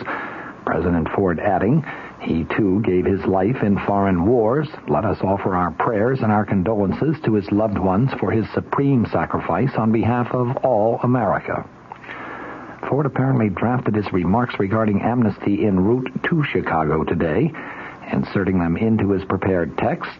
He said, when he took office, I found on my desk where the buck stops the urgent problem of how to bind up the nation's wounds, and I aim to do that. He said as Commander-in-Chief, he will work within our system of military justice, but he said that he has ordered Attorney General William Saxby and Defense Secretary James Schlesinger to consult with other governmental officials and report their unvarnished views and those of the full spectrum of American opinion on this controversial question. Richard Nixon, the man Ford succeeded just 11 days ago, had followed a firm anti-amnesty policy, vowing at one point, never, never, never, when asked regarding amnesty. One of Ford's last duties as vice president was to present, after death, 14 medals of honor to the parents, widows, and children of Vietnam heroes. Ford said, as I studied their records of supreme sacrifice, I kept thinking how young they were. The few citizens of our country who, in my judgment, committed the supreme folly of shirking their duty at the expense of others were also very young. These young Americans should have a second chance. I will act, he said today. I will act promptly, fairly, and firmly in the same spirit that guided Abraham Lincoln and Harry Truman. I reject amnesty, and I also reject revenge. His announcement that Robert Bush, a former VFW national commander and now deputy VA administrator, would be promoted to succeed Donald Johnson drew sustained applause from the delegates today. Ford said he is a man who gets things done. I am confident that he will do a first-class job. He set some guideposts for the new administrator. He said this administration is going to see to it that we still know your name and your problems. A veteran is a person, not just a digit, in a computer system which, more often than not, goofs up. I want no arrogance or indifference to any individual, veteran or not. Because of Richard Nixon's decision to voluntarily step down from the presidency, a long impeachment debate on Capitol Hill obviously has been avoided, and because of that, both the House and the Senate have been able to get down to other pending business, matters which, had the impeachment process continued, may well have been delayed at least another 2 months, and possibly even longer. One of these issues is House consideration of the question of continued U.S. purchases of chrome ore from Rhodesia.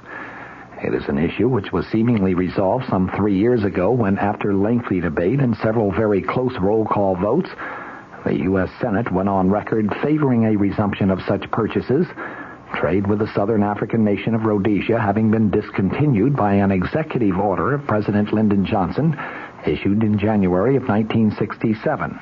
That was an order which brought the United States into full compliance with the United Nations Security Council embargo against Rhodesia.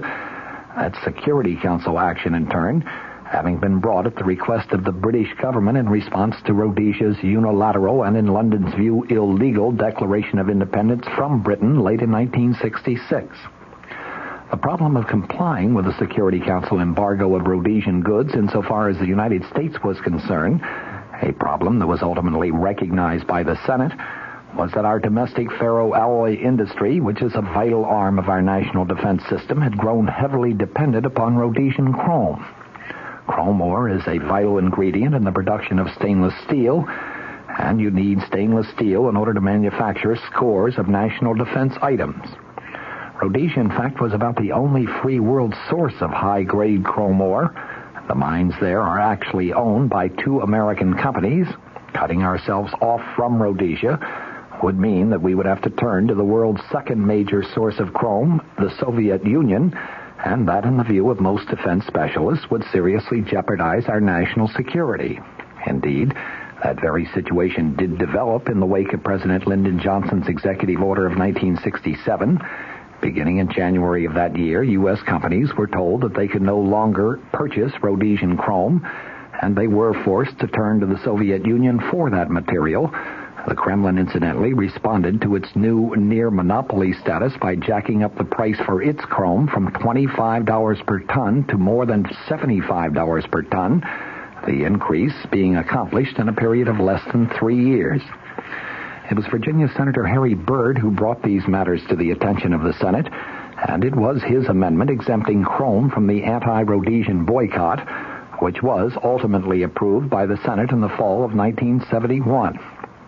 By the time the issue reached the House of Representatives, the United Nations had voted to admit Communist China to that organization's membership, and as you recall, it had expelled one of the founding members, Nationalist China. The mood in the House of Representatives was hardly friendly to the UN, and in that atmosphere, the House members voted an overwhelming 251 to 100 in support of Senator Byrd's amendment, and by early 1972, imports of Rhodesian chrome to this country had been resumed. Liberals had argued vehemently against the Byrd Amendment. Its approval, they insisted, would have been a slap in the face of the United Nations, and some went so far as to argue that a UN decree actually superseded the law and authority of the United States anyway. They actually sued in the courts in hopes of getting the courts of this country to agree with their point, but they lost. The U.S. Court of Appeals ruled that the U.S. Constitution is still our national charter. The Charter of the United Nations is not. Significantly, when the vote in the House was taken in late 1971, Michigan Republican Representative Gerald Ford, then the House Minority Leader, took a strong stand in favor of the Byrd Amendment. Had he remained neutral, many other Republicans might have abstained. Several times since approval of the Byrd Amendment, congressional liberals have tried to have it repealed. Last January, they succeeded in getting the Senate to support repeal. Tomorrow, the issue comes up in the House. Regarding the Rhodesian chrome ore issue, it is to be hoped and expected in view of the overwhelming nature of the House of Representatives' last vote on the very same issue, that the House will remain consistent with its earlier stand when it votes tomorrow. Indeed, in later broadcasts this week, we're going to take a very close look at the roll call to see just which House members, if any, change their position. From the Mutual Studios in Washington, I'm Fulton Lewis, and that's the top of the news as it looks from...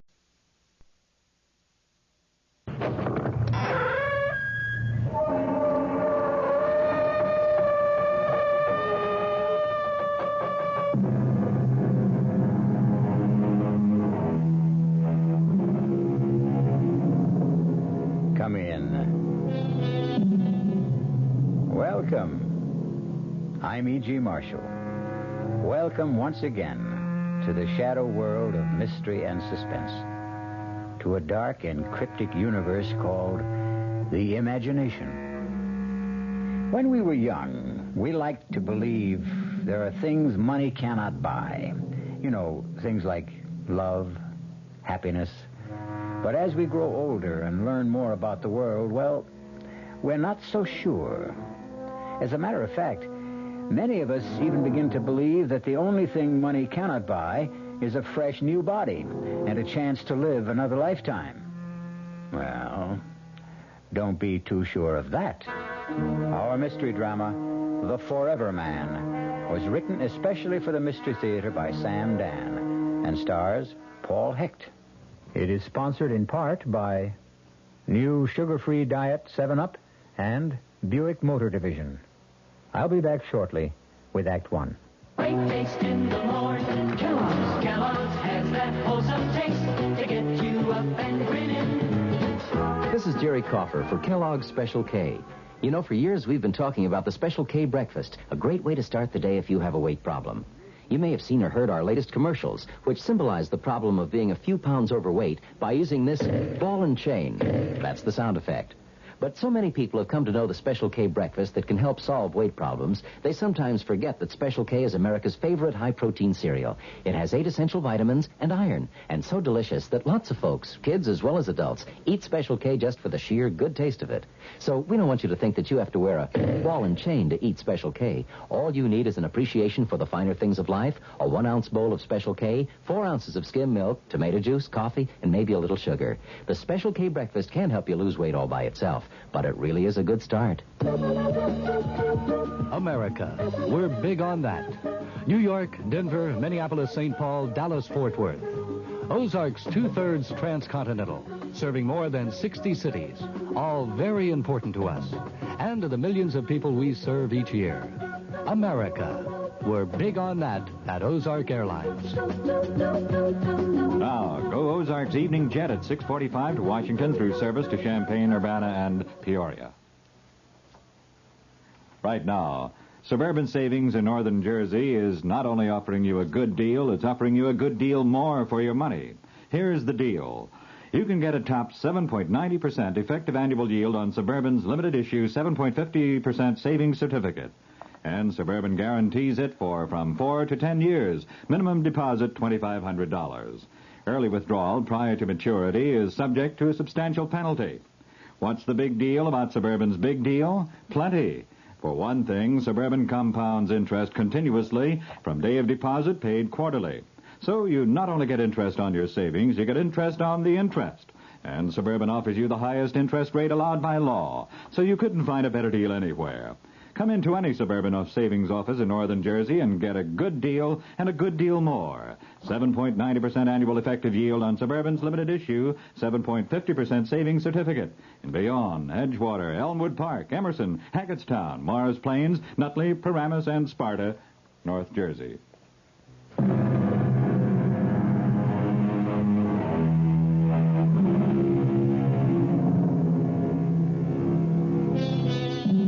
All of our great religions agree on one important point. The soul leaves the body after death.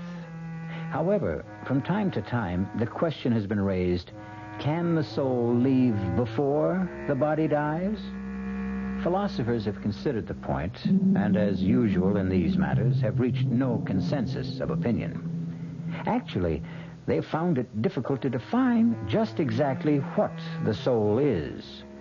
Well, we're about to meet a young man named Jackson Hanley, who will soon become intimately concerned with the problem, even though no one has ever accused him of being a philosopher. He has, however, often been accused of other things, which is why our story opens in what is a rather familiar locale for Jack Hanley, a police station. Well, if it isn't an old and reliable customer, Jack Hanley, the cop fighter himself. Why don't you just count the tiles on the ceiling, Jack? I'll be with you in a minute. Sergeant Burns here. Oh, hiya, sweetheart. Nothing. I just have to dispose of an old client. Yeah, he can wait. What's with Junior? He did. He said daddy, I told you he was a genius. No, sure, me darling. You can always call me up with news like that. That's right. Goodbye. Well, Jack. What are we going to do with you? I guess I'm just a bad boy, Sarge. Why do you fight with cops, Jack? I don't like to get pushed around. Well, there's no percentage in it. Yeah, you're 100% right. I mean, you can't win. So what? All you do is wind up in a cell with a black eye and a fat lip. Look, maybe there's a law that says I got to go to the cooler. But is there a law that says I got to listen to you? Jack, I got great news for you. Yeah, like what? Take a real wild guess, Jack. Okay. Somebody came along and posted bond. That's right. What's right? Somebody came along and posted bond. What are you talking about? You guessed it. Are you kidding? No, it's on the level. But who'd post a bond for me? I don't know. Maybe you got a fairy godmother. You mean I can just walk out of here? There's the door. Take off. That's all there is to it? That's all. You mean you ain't even going to give me the speech? Oh, Jack, on your way, will you? I don't have all day to fool around with every hood that's hauled in here.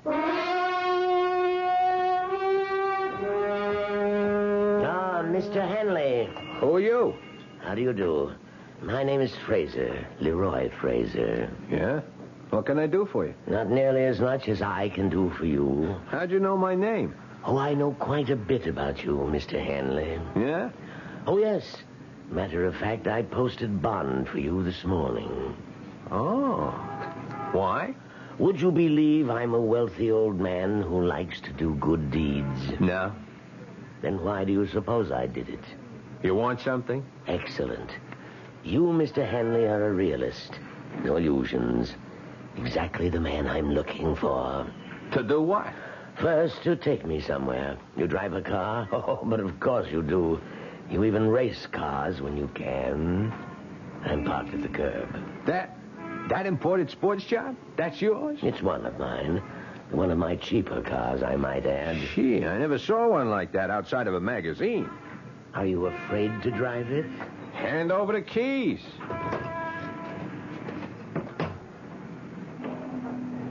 Where to?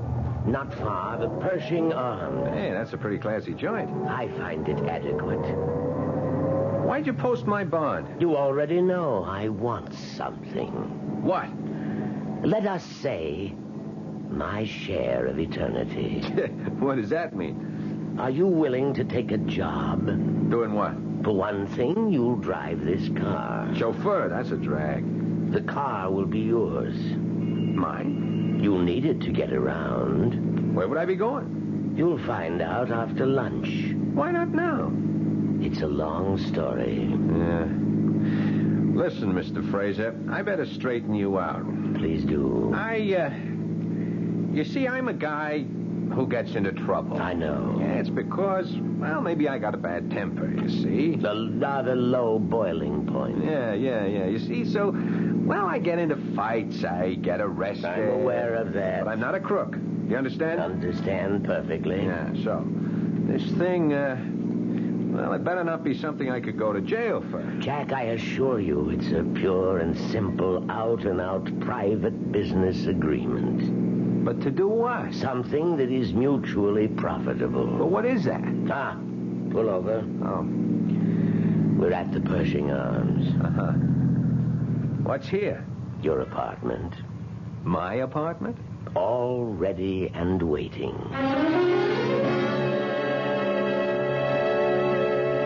Well, I hope the place is satisfactory. Yeah, it's okay. Hey, wait a minute. Come over here and look.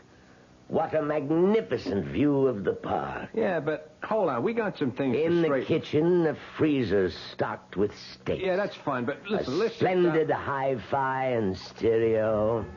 A liquor cabinet. Sure, that's all very nice, Fraser, but... But what, Jack? What is all this about? I promised to tell you after lunch.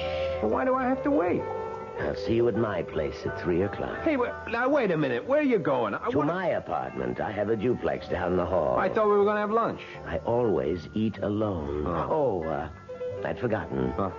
You'll need money. Money? For expenses. Oh, yeah. Hey, what kind of expenses? 300 should see you through the next couple of days. Do you agree? Well, On second thought, let's be safe and make it 5. 5. You see, 50, 100, 2, 3, 4, and 500. There you are. Enjoy lunch. But, Mr. Fraser, I gotta know what I'm getting into. Is it bad so far?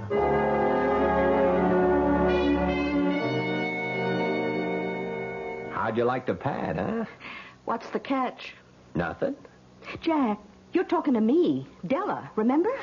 Well, there's this guy. Which guy? An old guy, Mr. Fraser. He puts up my bond. Why? I don't know. He gives me the car. Why? I don't know. And he gives me a job. Doing what? I don't know. He even gives me $500 in advance.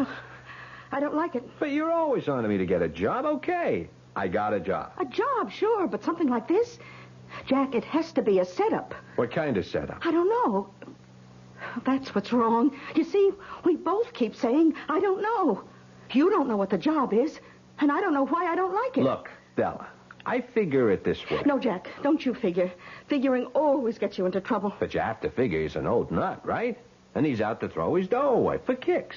So why shouldn't I catch some of it? I still don't like it. You mean there are no old nuts like him? It don't happen? Oh, in storybooks, maybe. In the movies, maybe. Oh, Jack, listen to me.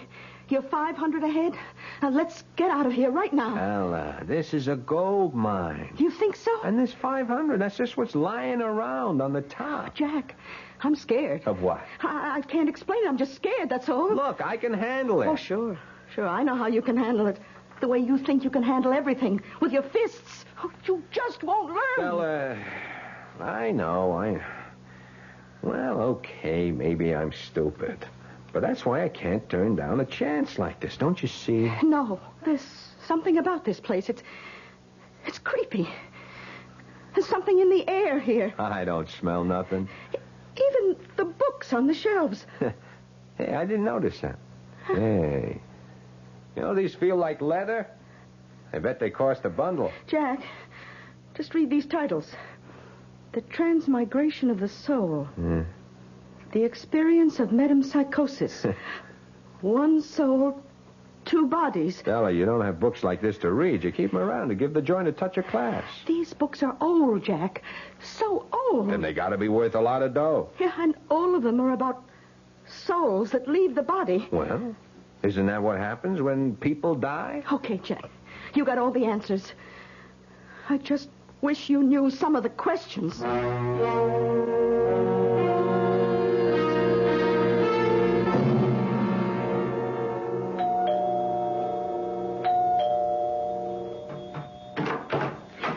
Oh, you must be Mr. Jack Handley. Come in, come in. Now, I'm going to confide in you, because you look like an honest young person. Who are you? Oh, I'm Mrs. Toomey, Mr. Fraser's housekeeper. Oh, let's not make a sound. Why? What's up? Mr. Fraser is, how to put this? Well, he isn't well, and so you should do nothing to excite him. Okay. Dear old gentleman, I do believe that... Aha. That can only be our Jack Hanley. Here it is 3:00, and here you are, right on time. Mr. Fraser, you promised the doctor to take a nap. And I did. Also to take a pill. And I shall. Now, Mrs. Toomey, excuse us. Oh, yes, sir. I hope you and the young gentleman have a most agreeable afternoon. Well, Jack, ready to go to work? I'm ready to be told what the work is. What do you want? I want to make you rich. Why? One step at a time. You asked me what I wanted. I told you. Why is another question, and tomorrow is another day. Okay. Did you know that you are now the owner of a Mark 9 Borghese Fratelli? Here are the registration papers made out in your name. Surprised? Why? I told you the car was yours. Yeah, but I thought just to Now, please sign these documents. What kind of documents? Merely applications for bank accounts, Jack. Now, Jack, take that suspicious look off your face. You filled out cards like these before. What kind of bank account? I said I wanted to make you rich. Therefore, I intend to give you a rather large sum of money. Now, do you want to carry $500,000 around in cash? $500,000? And that's just the tip of the iceberg. Obviously, you can't carry it around in your pocket, can you? Of course not. So we put it in the bank, in your name. Mr. Fraser, I don't want to get you all upset, but look, I have to know why. Is that what's bothering you? Yeah, that's what's bothering me. How do I know you ain't setting me up, huh? Jack, I assure you that I am a completely reputable businessman. Yeah, but sometimes they're the worst kind. Look, it all comes down to this. What do you want? That's a fair enough question, I suppose. Jack, I want your body. Hey, wait. I want your body. And in exchange, I'll give you mine.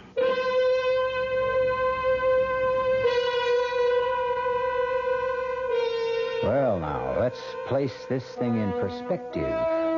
The art of exchange, of trade, is as old as history. Men have traded almost everything you can think of. Empires, goods, even wives. So, just because you never heard of people trading bodies doesn't mean it can't be done. Buick introduces a new concept for you to consider in light of all the concern about miles per gallon. Range. Range is what you get when you multiply the mileage your car gets per gallon by the number of gallons your car's gas tank holds. Range is one of the things that help make Buick Apollo such a special small car. It comes from coupling the Apollo's economical 6-cylinder engine with a standard 21-gallon gas tank. It holds a lot, but it doesn't use a lot. Look into the Apollo. It's the Buick of small cars.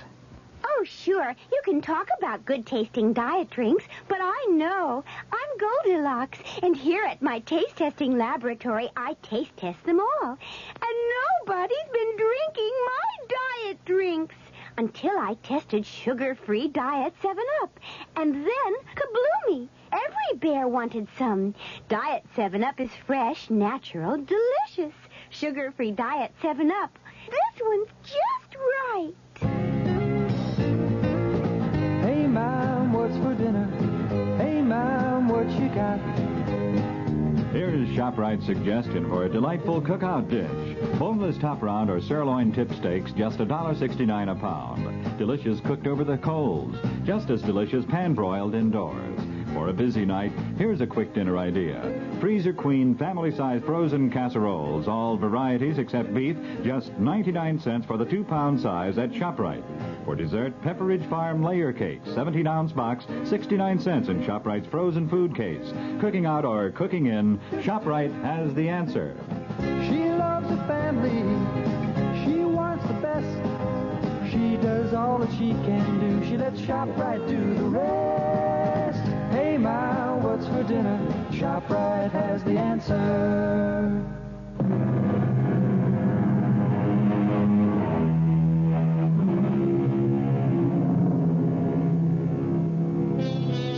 Well, here's an offer you might not get every day. Say you're a young man of about 28, tall, strong, attractive, and a frail, elderly gentleman offers you a fortune to exchange bodies with him. What do? Laugh? Edge away quickly? Notify the men in the white coats? Jack Hanley has just received such an offer, but he's still sitting there. Because the old man has already put his money where his mouth is. I become you. You become me. But how could that happen? Let us say it could happen. So, you're saying I become a sick old guy who's going to kick off in a couple of years, and you get a whole lifetime? Jack, you're 28. You've been in serious brawls. You've been arrested for breach of the peace. You've cracked up several cars.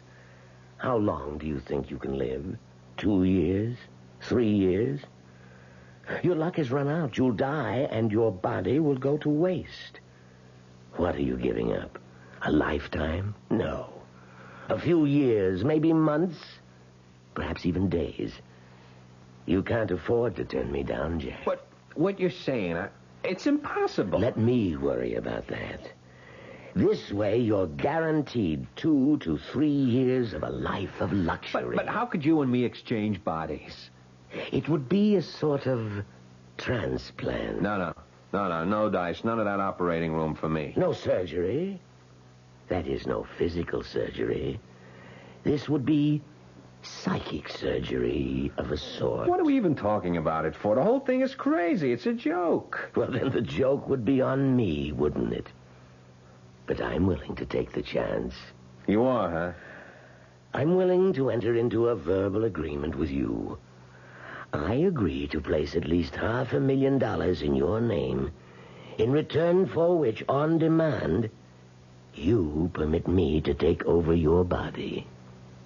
Do you agree? It could never happen. I need your agreement. But I don't believe it. Whether you believe it or not, you have to state the following if you want all this money. You must say... Yeah. I agree to the exchange of bodies with Leroy Fraser. But it is crazy. I must have the statement, or we have no deal. Okay.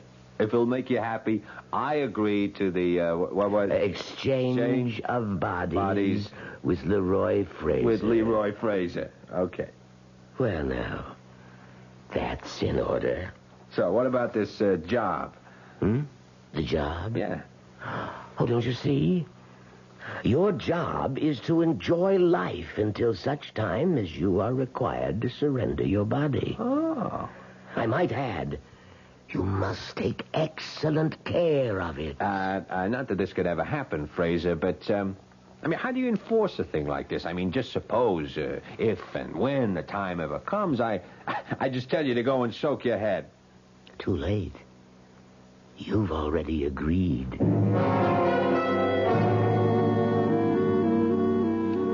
How do you do? My name is Mr. Soames. Do you need help? Yeah, I'm Hanley, Jack Hanley. Hanley. Did you say Hanley? Yeah. Oh, please, sit down, sir. Oh. Have a chair. No, not this one. This one. Oh. Here, sir. This is so much more comfortable. A cigar? No. I just wanted to check on Check? the... Oh, check. By all means, sir. Check us, inspect us, audit and balance us constantly. We will measure up to your highest expectations. We are honored that a man of your standing should have chosen our bank. Oh, yeah. I just wanted to make sure that the account... The account, sir? Yeah, that there is an account. Oh, yes, indeed, sir. The account in your name has been opened, and it's in perfect order. You will find us your kind of banking institution.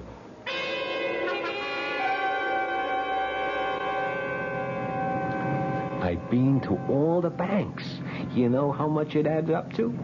$590,000. Well, say something. What do you want me to say? I want you to say what you think. You know what I think. Yeah, I shouldn't have told you. Oh, you've got to break that agreement somehow. Agreement? You know, I listen to your talk, and I wonder, have you got all your marbles? You did make an agreement with this Mr. Fraser. All I did was I went along with a gag to keep some old nut happy. But it's an agreement. Look, all right, why don't we just forget it, huh? Okay. You know, I think I've figured out a way you can break it. Who wants to break it? Don't touch the money. Don't take a nickel that's in the banks. Now, how much of the $500 did you spend? Now, look here. And give him back the car with a full tank of gas. No. This baby is mine, all mine. Oh, please, Jack. You know where we're headed tonight? Meridian Oval. Jack. Yes, ma'am. I called up the whole crowd. Spread the word. Jack is back. Jackie, you're not going to race. In this one? Won't be a race. It'll be like wheeling the baby home. Jack, suppose I crack out the car, so what?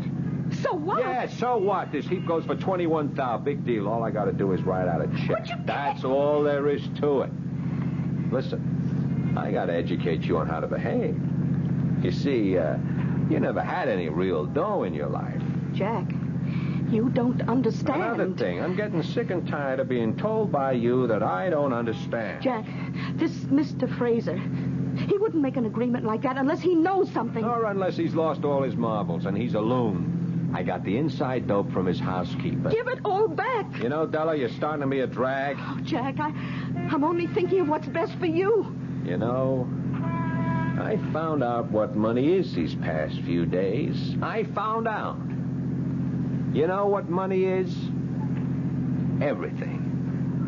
Oh, sir, all of a sudden you're Mr. Hanley, and it's, yes, sir, Mr. Hanley. It's an honor, Mr. Hanley, and you know what? I like it. Oh, Jack, I just wish I could... Save it.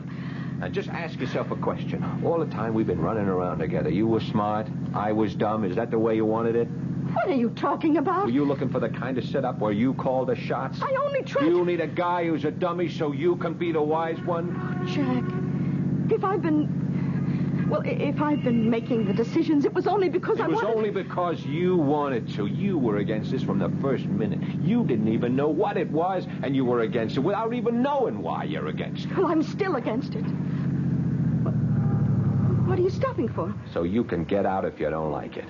Oh, is that how it is? Yeah, baby, that's exactly how it is. Well, goodbye, Jack. Who are you kidding? You'll come back. You always come back. Hey,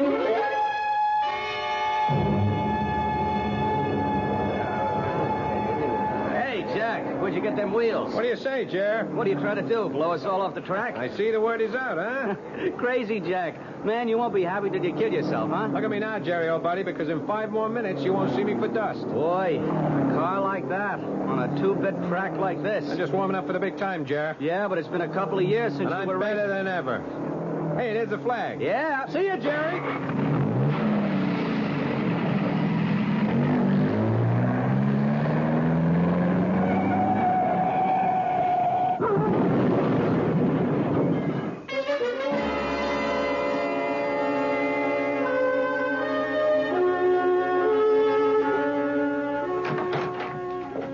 Well, hello, George. George? Do I look like somebody whose name would be George? Oh, yes. The voice is different. But there's the same kind of spirit she had. She? Who? George Sand. And who was George Sand? A friend of mine. What are you doing here? I'm waiting for Jack Hanley. How did you get into the apartment? Same way you did. I have a key. Oh, I came here to give mine back. Oh, you must be the old guy. Guilty as charged. Well, you don't look so old. Thank you. Well, everybody's here. Jack, what happened to your face? Nothing. Couple of scratches. I walked away from it. From what? I hit the turn too fast. I totaled the car. So what? Jack! Look, that's enough out of you. What are you doing here, anyhow? Well, I thought maybe we could... No. We do things my way or no way. All right, Jack. Then it's no way. Goodbye. And this time I mean it. Sure. See you tomorrow. Well, Fraser, what can I do for you? You cracked up the car tonight. I can afford another one. Our agreement calls for you to take care of your body. Have a cigar, Pop? By continuing to take foolish risks, you can cancel the agreement. I can, huh? Oh, yes. That's too bad. I got the money. It's in my name. How could you get it back from me? I couldn't. It's yours. Yeah, so I'm holding all the aces. You have a powerful hand. I feel a bit weak. There's an excellent brandy in the cabinet. Could you pour me a bit, please? Hey, smells pretty good here. You mind if I try a shot myself? Certainly not. After all, it belongs to you. Oh, yes. I forgot. Thank you. Well, happy days. So, the agreement's busted, huh? No. No, not the complete agreement. You see, only the part of it that gives you the 2 to 3 years. Is that right? I can't take a chance that you will live that long. Not at the rate you're going, so... So what? You are required to surrender your body on demand. You agreed, remember? Sure, I remember. You want some more of this brandy? No, but help yourself if you like. Yeah, thanks. You were saying? I was saying you agreed to surrender your body on demand. But I demand it now. Huh? The exchange will be made tonight.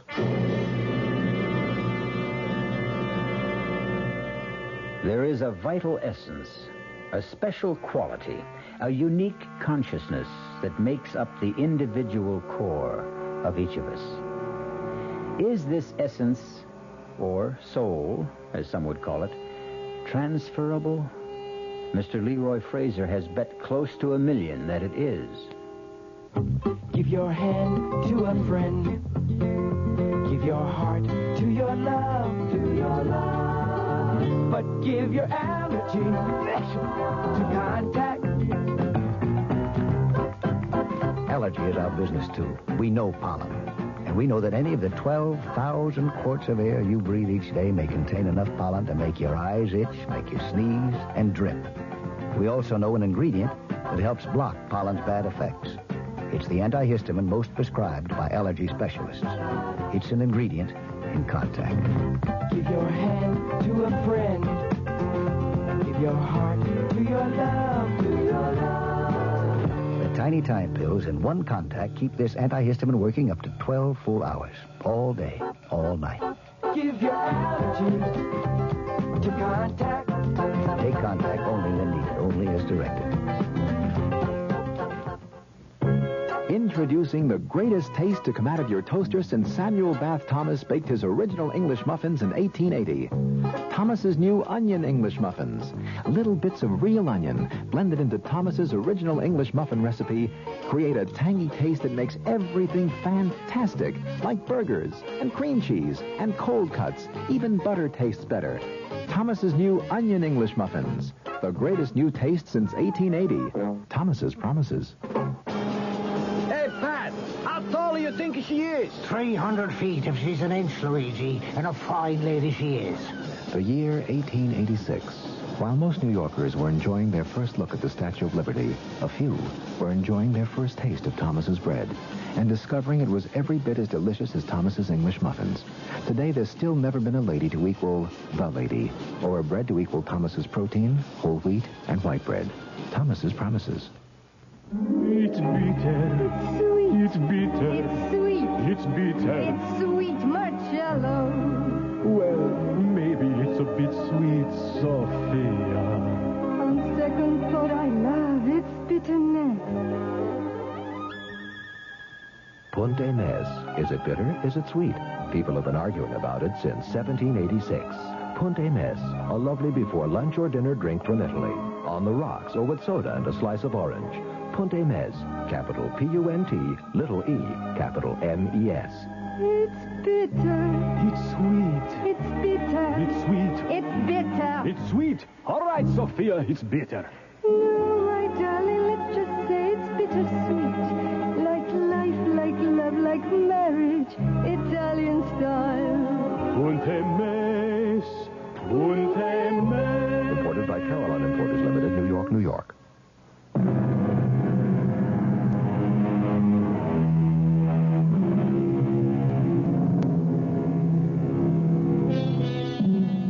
Leroy Fraser and Jack Hanley have an agreement. They will exchange bodies. Each will become the other.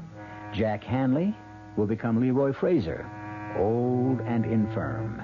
Leroy Fraser will become Jack Hanley, young and vigorous. Maybe. Why are you laughing? I'm laughing at you. At me? Yeah, you. Do you really believe this? Believe what? Believe that we can swap bodies. Certainly. Certainly, he says, look, I took your dough. Ask me why. Why? Why? Because an old clown like you had to lose it. It's like you were standing on a street corner. You were saying, here's my money, take my money. Might just as well have been me. That's not exactly the way it happened. You received this money as part of an agreement. Oh, yeah, the agreement again. You and Della, you'd make a great pair. We might at that. You know, I must say, Pop, you are cool. I mean, you are very cool. You're sitting there with a bust hand and you make out like you're holding a royal flush. Well, time for the exchange. It will be over in a minute. All the crazy ideas. What makes you so sure you can do it? Well, you see, I've done it before. You what? Oh, yes. Many times. Who are you kidding? Nobody. I'm serious. You're the one who keeps insisting this is a joke. Okay. Enough is enough. Look, I'm tired. I want to go to bed, so take off. Come on, Fraser, beat it. Look, don't make me throw you out of here. Try to get up, Jack. Huh? Just try to get up. Oh, I feel kind of dizzy. What did you do? We have an agreement, you and I. We have an agreement. No, don't say it. It's the brandy. You did something to the brandy. But I drank it, too. And I feel fine. No, listen, Fraser. You can't do it. Have you read any of the books, Jack? Books? What books? The books on the shelves. Why would I? So you would know, Jack. You'd know how it was done. I didn't read nothing. It doesn't matter. You shared the room, the wisdom, the power that is in the books. I don't feel so good. No, Jack, you feel fine. There are just changes. Changes taking place in your soul. What kind of changes? Just changes that will prepare it for a journey. The journey from your body to mine. My soul is also preparing. She was right. She said she was scared. You should have listened to her. My head. My head is splitting wide open. No, Jack, you're fine. Please, you promised. You promised me 3 years. 2 years, you promised. But Jack, I can't believe you. I breathe. Yes, you can, Jack. You're fine. Look, I promise. No, Jack.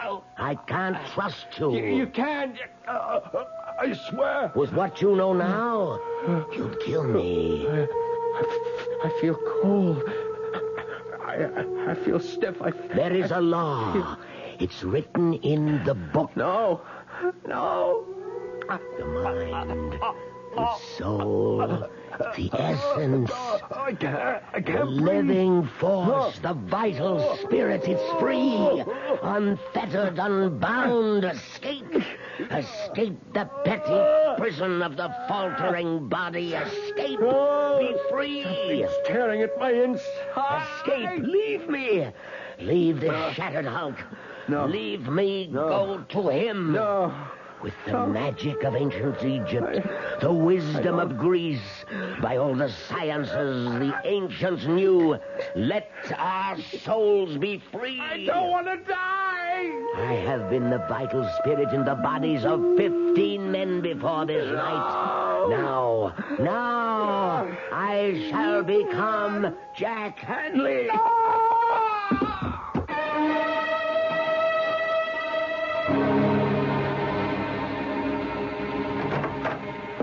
Well, and how are you this morning, Mr. Fraser? What? Oh, I feel like I'm 80 years old. Well, the truth is, you're not far from it. What are you saying? Now, Mr. Fraser. Who are you calling Fraser? I know it's early in the morning, but we have things to discuss. I'm not Fraser. I'm Jack Hanley. Oh, this is not the time to joke, sir. Don't you understand? I'm Jack Hanley. What am I doing here? How did I... Sir, please, look in this mirror. What? Now, God. Sir, can we talk about... How did he do it? How did he put me into his old body? Oh, I better call the doctor. Forget the doctor. Call the police. He stole my body. And, Doctor, he's got this crazy idea. He's somebody else. Doctor, I have to talk to you. Alone. Please excuse us, Mrs. Toomey. Oh, all right, Doctor. Listen, Doctor, I am not Leroy Fraser. No? No, I'm Jack Hanley. I'm 28 years old. Come, Fraser. You're talking to me, the doctor. Oh, I'm Jack Hanley. Fraser somehow found a way, maybe a drug or something. He was able to get me into his body, and he took mine for himself. I see. That's what happened. Fraser, old friend, you need rest. I'm not Fraser. Now, don't excite yourself, Leroy. You don't believe me. None of you believe... I know. You look at me like I'm a nut. Some rest and quiet and... Look, you're a doctor. You should see it. Of course, of course. 50 years ago, if a guy said you could transplant a heart, you'd say they were crazy. But they can do it today, huh? Can't they? Well... Sure. So why couldn't somebody figure out a way to transplant a guy's soul? We'll discuss it first. No, we won't. We'll discuss it now. Della, she knows. She was afraid it would happen. Yeah, she'll prove it. Now, Fraser... Now, don't you try to stop me. Hello? Della. Who's this? Me. Who are you? Jack. You're not Jack. Della, listen to me. It happened. What happened? The agreement, Della. He went and he did it. What are you saying? The answer's in those books. Now, Della, go to the apartment. Find the answer. Look through those books and hurry. Della, she's going to prove it. And meanwhile, you'll just rest. Now, I'll be right back.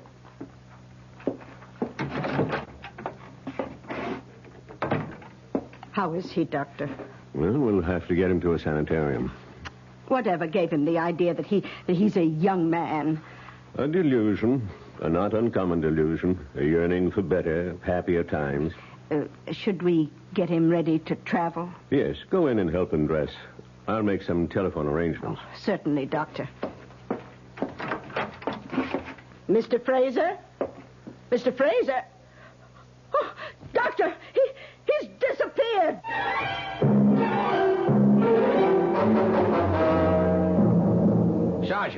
Sergeant Burns, you remember me? No, Pop, I can't say that I do. My name is Jack Hanley. Jack Hanley? Well, Yeah. that sounds familiar, but he was a young guy. I am a young guy. Look, a man named Fraser, an old man, he stole my body and he left me his. Well, come on. No, it's true. Yeah, sure, Pop. Don't call me Pop. I'm younger than you are. Now, look, friend, why don't I have one of the officers take you home? I'm Jack Hanley. I was here 3 days ago. Jack Hanley was here 3 days ago, not you. I am Jack Hanley, and I can prove it. Sure you can. Sure. You called me cop fighter. Huh? Yeah, cop. How would I know that if I weren't Jack Hanley? Huh? If I were some old man, how would I know that? Well, it's... And another thing, how would I know that your wife called? Well, while you were talking to me. What? Your wife. She called, huh? She said your son had just said daddy. Now, wait a minute. How would I know that, Sarge? Now, look, Burns, you're a cop. Well, you're a great guy, and you're the only chance I got. Well, what do you want me to do? Come over to the pad. Della's there. She'll show you the books. I'll show you the brandy, and I'll prove to you how it was done. Della can prove it. Now, come on. Come to the apartment with me.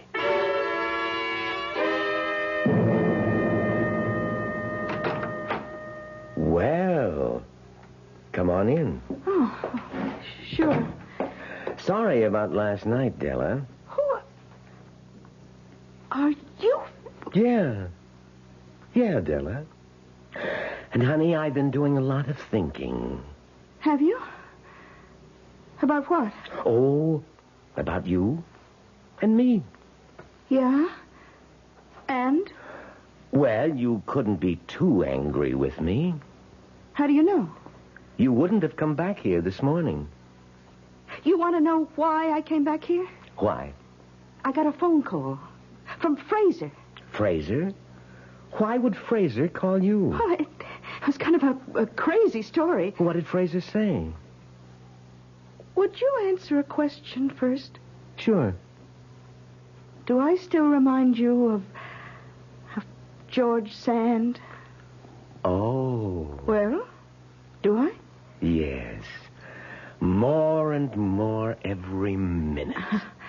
I looked her up. Her name was Amandine Dupin. You could be right. What do you say we get out of here? Where are we going? I don't know. But we're both 28, and it's a long, long trip.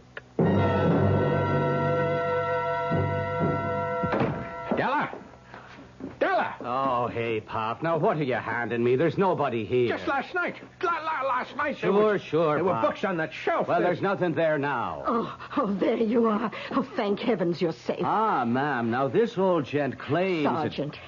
Sergeant, I'm surprised at you. Oh, excuse me. Yes. Yes? Oh, for you, Sergeant Burns. Oh, thank you. Yeah? Oh, you checked the bags. I see. No record of deposits in the name of Jack Hanley, huh? What? Well, naturally, where would a dumb hood like that get money? Who'd give it to him? Don't you see he's got my body? Sure, okay, I know. It was a wild thing, but Give me you know how it is. Anything can happen. Yeah, that's right. Right. Oh, Pop, what are we going to do with you? Don't call me that. Where's Della? She crossed me. She went with him. Now, Mr. Fraser, you'll feel so much better in the hospital. So much better. I am not Fraser. I'm Hanley. I am Jack Hanley. Won't anybody believe me? Oh, look. Get some rest, Pop. Anybody believe me? You'll feel better with good food and lots of sleep. Somebody has to believe me. Won't anybody believe me?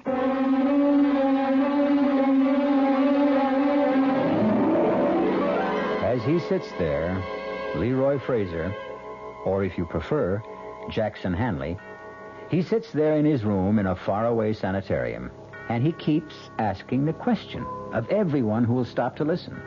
So far, no one believes him, or is willing to admit it. All I can admit right now is that I'll be back in just a few moments. When you drink beer, do you tilt the glass for long, hearty swallows? Or just tip it and sip it? Well, sipping's the thing for wine. But Budweiser beer is a hearty drink, brewed for zest and character. The best way to enjoy Bud is to drink it. Not chug-a-lug, just man-sized beer drinker swallows. That's when that famous Budweiser taste, smoothness, and drinkability really come through. Smoothness and drinkability that come only from natural carbonation and exclusive beechwood aging.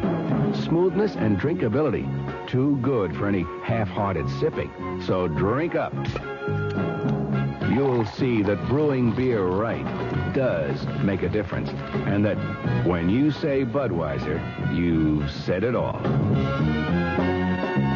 Anheuser-Busch, St. Louis. You've been hearing some pretty lavish claims recently about miles per gallon. We'd like you to consider something equally important, and that's range. Range is the miles per gallon multiplied by the number of gallons your car's tank holds. Range is what makes the Buick Apollo such a special small car. It comes from coupling the Apollo's economical 6-cylinder engine with a standard 21-gallon tank. It holds a lot, but it doesn't use a lot. Look into the Apollo. It's the Buick of small cars. Hi, Ms. Goldilocks here. Professionally taste-testing diet drinks can be very difficult, but I've just had to bear with it. Then I found sugar-free Diet 7-Up. It doesn't taste like other diet drinks. It's fresh, light, natural, delicious. Sugar-free Diet 7-Up tastes so good that I've taste-tested it hundreds of times, and each time I've given it my seal of approval. Yes, this one's just right. Service. We're big on that. When you buy an airline ticket, you're buying service. And at Ozark, we try to give you your money's worth. Service in making reservations, planning your trip, at the ticket counter, service on board. Ozark didn't get where it is by being small in things that really count. Service, we're big on that. Go Ozark Jet to Champaign-Urbana, Peoria, and Springfield, Illinois. Call Ozark or your travel agent. Our cast included Paul Hecht, Bryna Rayburn, William Redfield, Dan Ocko, and Leon Janney. The entire production was under the direction of Hyman Brown. Radio Mystery Theater was sponsored in part by Contact, the 12-hour allergy capsule, Anheuser-Busch Incorporated, brewers of Budweiser, and the Kellogg Company, makers of Kellogg's Special K cereal. This is E.G. Marshall inviting you to return to our Mystery Theater for another adventure in the macabre. Until next time, pleasant dreams. The Radio Mystery Theater was furnished by the CBS Radio Network.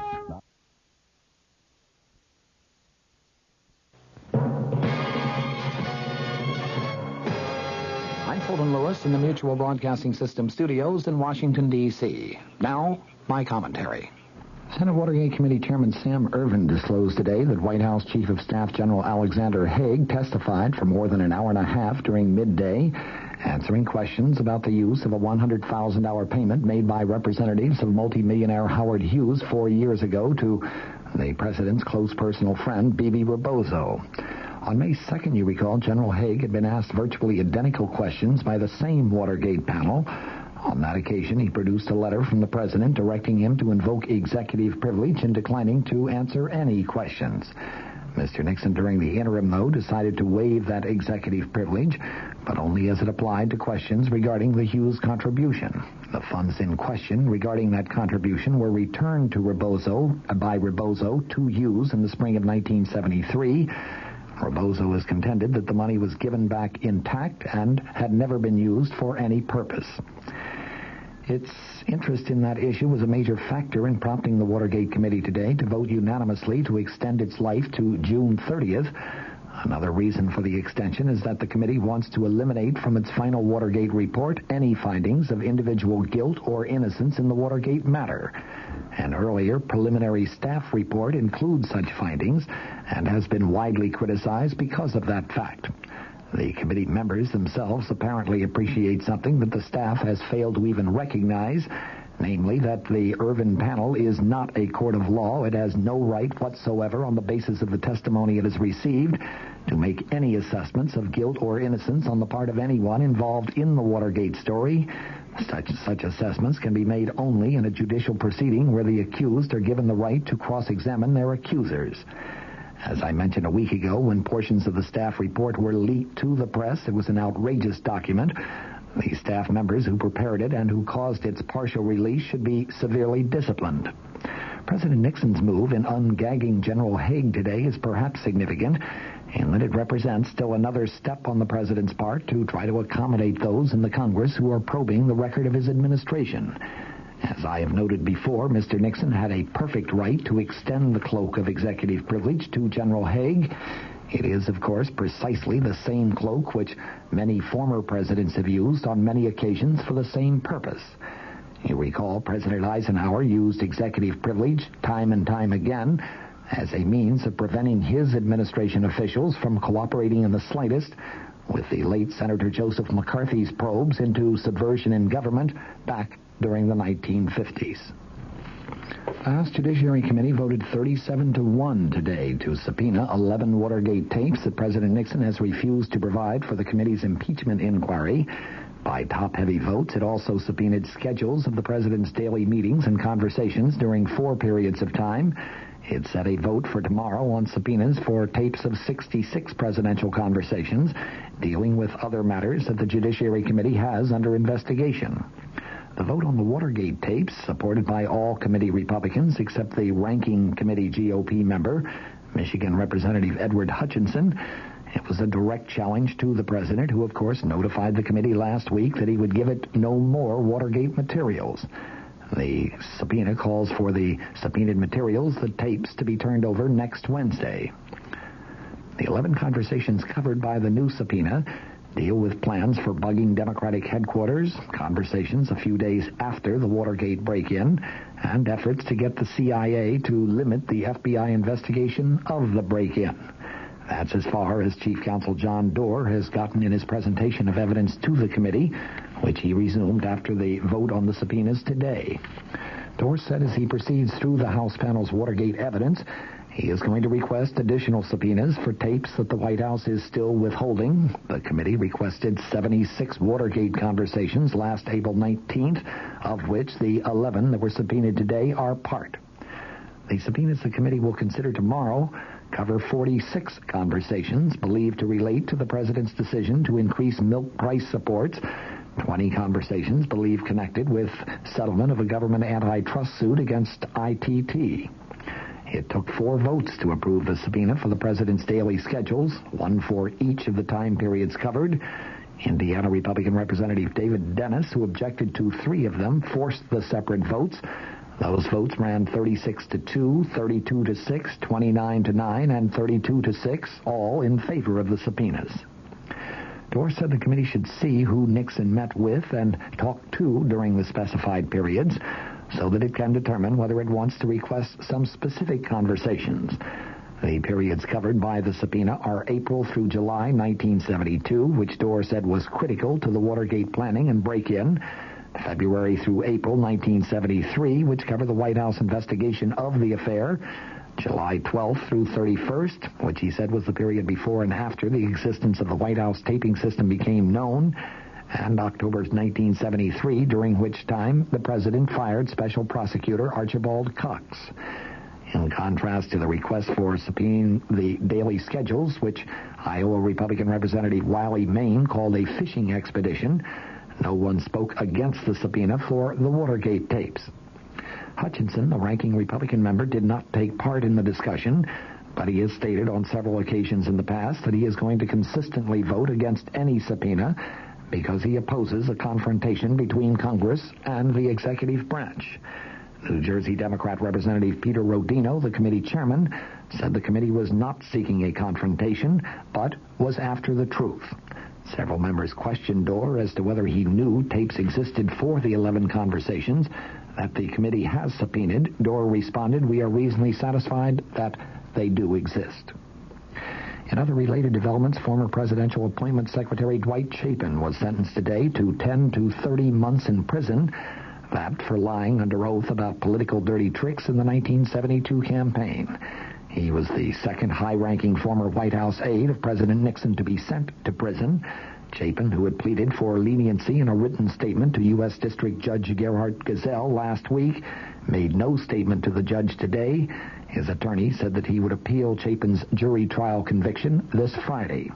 The judge allowed the 33-year-old Chapin to remain free without bond until that appeal is disposed of. He said he had given a great deal of thought to Chapin's case, and he said, "Your resort to swearing falsely cannot be condoned." Chapin was convicted by a jury on April 5th of 2 counts of making false statements to the FBI regarding political trickster Donald Segretti. He could have been sentenced to 5 years in prison and a $10,000 fine on each count. From the Mutual Studios in Washington, I'm Fulton Lewis.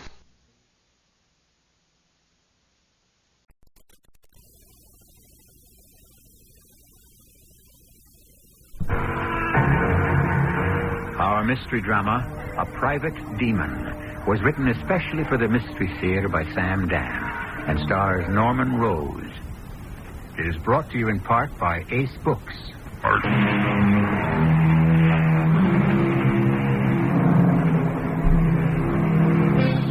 Where there is charity and wisdom, there is neither fear nor ignorance. Where there is patience and humility, there is neither anger nor vexation. That's what Francis said about charity, wisdom, patience, and humility. But, of course, he could practice them to the full. After all, he was a saint. We lesser mortals are not so happily situated. The things of this world, fame, success, the adulation of the crowd, too often, these are the guiding lights and the driving forces, even in the most remote and abstruse fields of endeavor. There's some of the roast left, Professor. Ah, that's good, Mrs. Lufkin. Although you really shouldn't have anything more this evening. That's true. Oh, and there's some beer in the refrigerator. Oh, thank you. But you shouldn't drink it. I understand. Oh, and if you want to go out for a walk later tonight, your heavy sweater is in the hall closet. But I shouldn't go out because I can catch my death of cold in the night air. Yeah, that's absolutely true.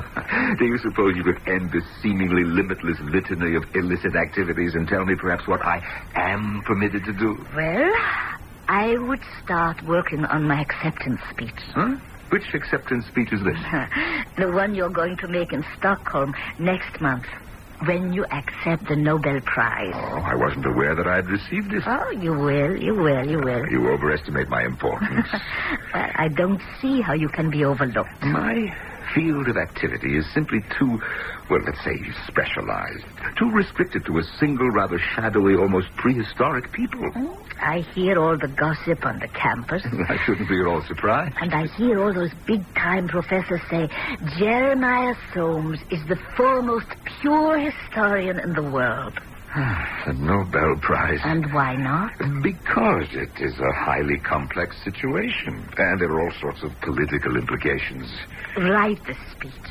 It could be your year. Mrs. Lufkin, now why aren't you on your way? I'm going. Oh, would you look at this floor? Well, what's wrong with it? It needs a good scrubbing. Nonsense. It's absolutely spotless. I didn't get around to it Tuesday morning. Maybe I'd just better take care of that before I go. You will miss the bus. That might be a good idea. You should stay another day or two with your sister-in-law. No, thank you. One night with my late brother's relic is more than sufficient. Good night, Mrs. Lufkin. Good night, Professor. Oh, and don't get into any mischief while I'm gone. Mischief? Me? I think I'll snack on some of that roast beef. Oh, Professor. Why, Mrs. Lufkin, back already? Oh, I almost forgot. Yes? A gentleman called you, a Mr. David Porter. He asked if you would be home tonight, and I said yes. He said he would stop by to see you sometime after 8, and I said it would be best for him to make an appointment. He said it was a most vital matter, and that it couldn't wait, and then he hung up. A Mr. David Porter? Do you know the gentleman, sir? Oh, I never heard of him. I don't know how I came to forget that. I don't know either.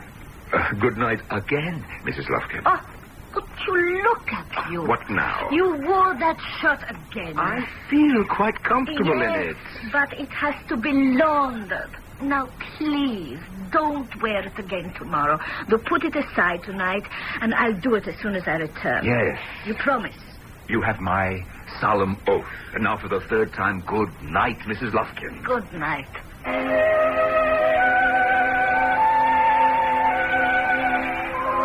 Professor Jeremiah Soames? Yes. My name is David Porter. I must speak with you, sir. Well, please, come in. Oh, thank you. Have a chair. Well, Mr. Porter? I'm an instructor in ancient history at Southern State. I'm writing my doctoral thesis on the people of Chator. I was inspired to do research in the field because of you, Professor Soames. Oh, well, thank you. You were the one who discovered the people of Chator. Yes, the people of Chator. I read your work in college, your definitive work. It had more influence on me than anything I'd ever read before, or since.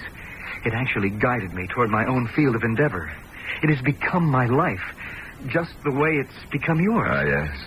The people of Chator, a little-known, dimly perceived tribe who appeared briefly at the very early, perhaps even the false dawn of history, and then disappeared, leaving behind a few artifacts from which you, sir, have so brilliantly constructed their daily lives. And you have those artifacts here, in this room. The flint knives, the axes, the drills, the bowls. May I? Oh, yes, of course. They were meant to be touched. And the little serpent carvings. Yes. Chator. Meaning serpent. Yes. They would be serpent people. Yes, Professor. You are the discoverer of the people of Chator. And you were the leading authority. I was the leading authority, Mr. Porter? There's talk of a Nobel Prize, isn't there? Mr. Porter, exactly what have you come here for? You were my idol. You inspired me. Because of you, I found my life's work. I couldn't wait to do my thesis. And so I went there, into the incredible desert wilderness that lies between Iran and Afghanistan. I went to the place where you had discovered the people of Chator. How long ago? How young I was. And these were the people who formed the link between the late Cro-Magnon and the earliest modern man. Is this what you have come to tell me?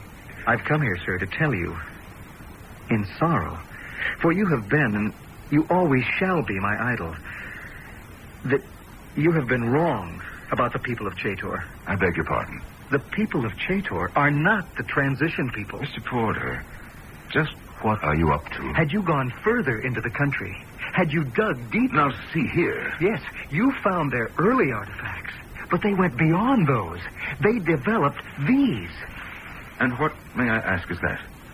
A dagger. I see that it is a dagger, but what does it have to do with... This is a Chator dagger. Oh, that's impossible. Why? It's made of metal? Yes. A primitive bronze. Well, this discredits you immediately.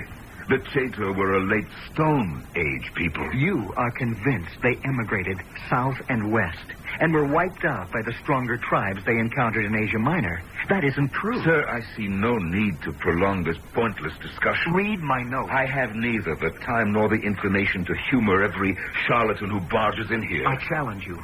I say they went north and east. They never died out.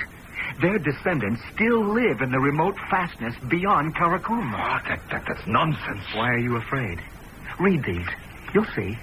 They show, they prove I have found the Chator. They speak the language, the very language you put together.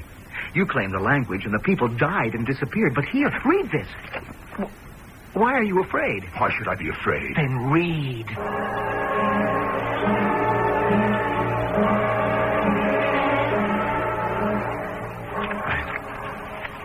I do not believe a word of this.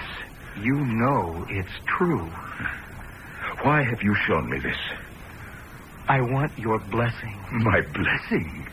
As of right now, you are the authority. I want you to sponsor me. Sponsor you? Why? I am carrying your work forward. You are denying everything I ever held to be true. But I'm building on your foundation. Well, you'll discredit me. Your place is secure. But now you must yield to men who have gone beyond you. It happens to all great discoverers. Darwin, Freud, Einstein. Yes, but not yet. Not now. Not this year. Wait till I'm dead. Professor! This dagger destroys me. This bronze-bladed dagger destroys me. Why did you have to find it? Because it was there. Why did you have to bring it here and show it to me? Because I wanted you to be the first to know. The first to know that I'm disgraced? Professor, that isn't true. I could kill you. What are you I saying? could kill you with this dagger. I could kill you. The work of a lifetime. Professor, you've gone mad. You stabbed. I'm bleeding. Help me. Help. Help you? After what you tried to do to me, I'll help you. I'll help you.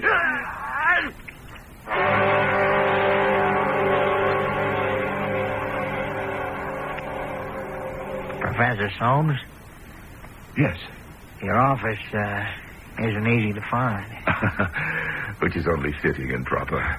You see, my specialty concerns an obscure and out-of-the-way people, so I have been assigned an obscure and out-of-the-way office. I'm Lieutenant Barnett of the city police. If it has anything to do with tickets to the annual policeman's benefit... I'm afraid that's not why I'm here. Well, I do have a class very soon. Is it important? Yes, sir. It's murder. Murder? Why, well, how may I be of assistance? Mr. David Porter was killed last night. David Porter? Did you know him? No. We understand that he was supposed to have visited you at home last night. Oh, yes, of course. But, well, you see, that wasn't what you had asked me. You asked me if I knew him. No, the man was a complete stranger. But, you did see him last night? Oh, yes. When? Oh, it was just a bit after 8. May I ask the purpose of his visit? Of course. You see, he was a teacher of history, and he wanted to consult with me on a specialty of mine. That's right. You're the Professor Soames everybody's talking about. Everybody? Well, there was a piece in the papers about you being up for a prize. No, that's the merest speculation. But what a shot in the arm it would be for this old town, huh? Well, anyhow, you'd never seen this David Porter before, huh? No. Do you mean that after he left my house last night? His body was found in his car. It was parked just off exit 18 on the interstate. What had happened to him? He was stabbed to death. Oh, no. We figure he stopped to pick up a hitchhiker. Whoever it was killed him. How horrible. Everything he had on him was gone. His watch, his ring, his wallet. His wife says... His wife? Yeah, he was married. It's kind of tough on her. She's going to have a baby. Oh. What time would you say he left your house? Well, it was well after 9. Yeah, and by 10 o'clock he was already dead. That's when his body was discovered. Oh, I feel so badly, Lieutenant, so badly. I don't think that I can ever forgive myself. Why? What'd you do? Oh, it's for what I didn't do. I don't understand, sir. Well, you see, he had come to me with a perfectly ridiculous hypothesis, and I'm afraid I dismissed him out of hand. It's unforgivable, but I'm afraid I laughed at him. Professor, if it was ridiculous, like you say it was, what else could you have done? Well, I might have been kinder to him, Lieutenant. Just a little bit kinder. Oh, yes. Much kinder and certainly not nearly so sharp. Well, Professor Soames is one of the most intelligent criminals we've had around here in a long time. And considering that he had to play this one by ear, he's not doing it all badly so far. However, this is only the end of the first act. Got it.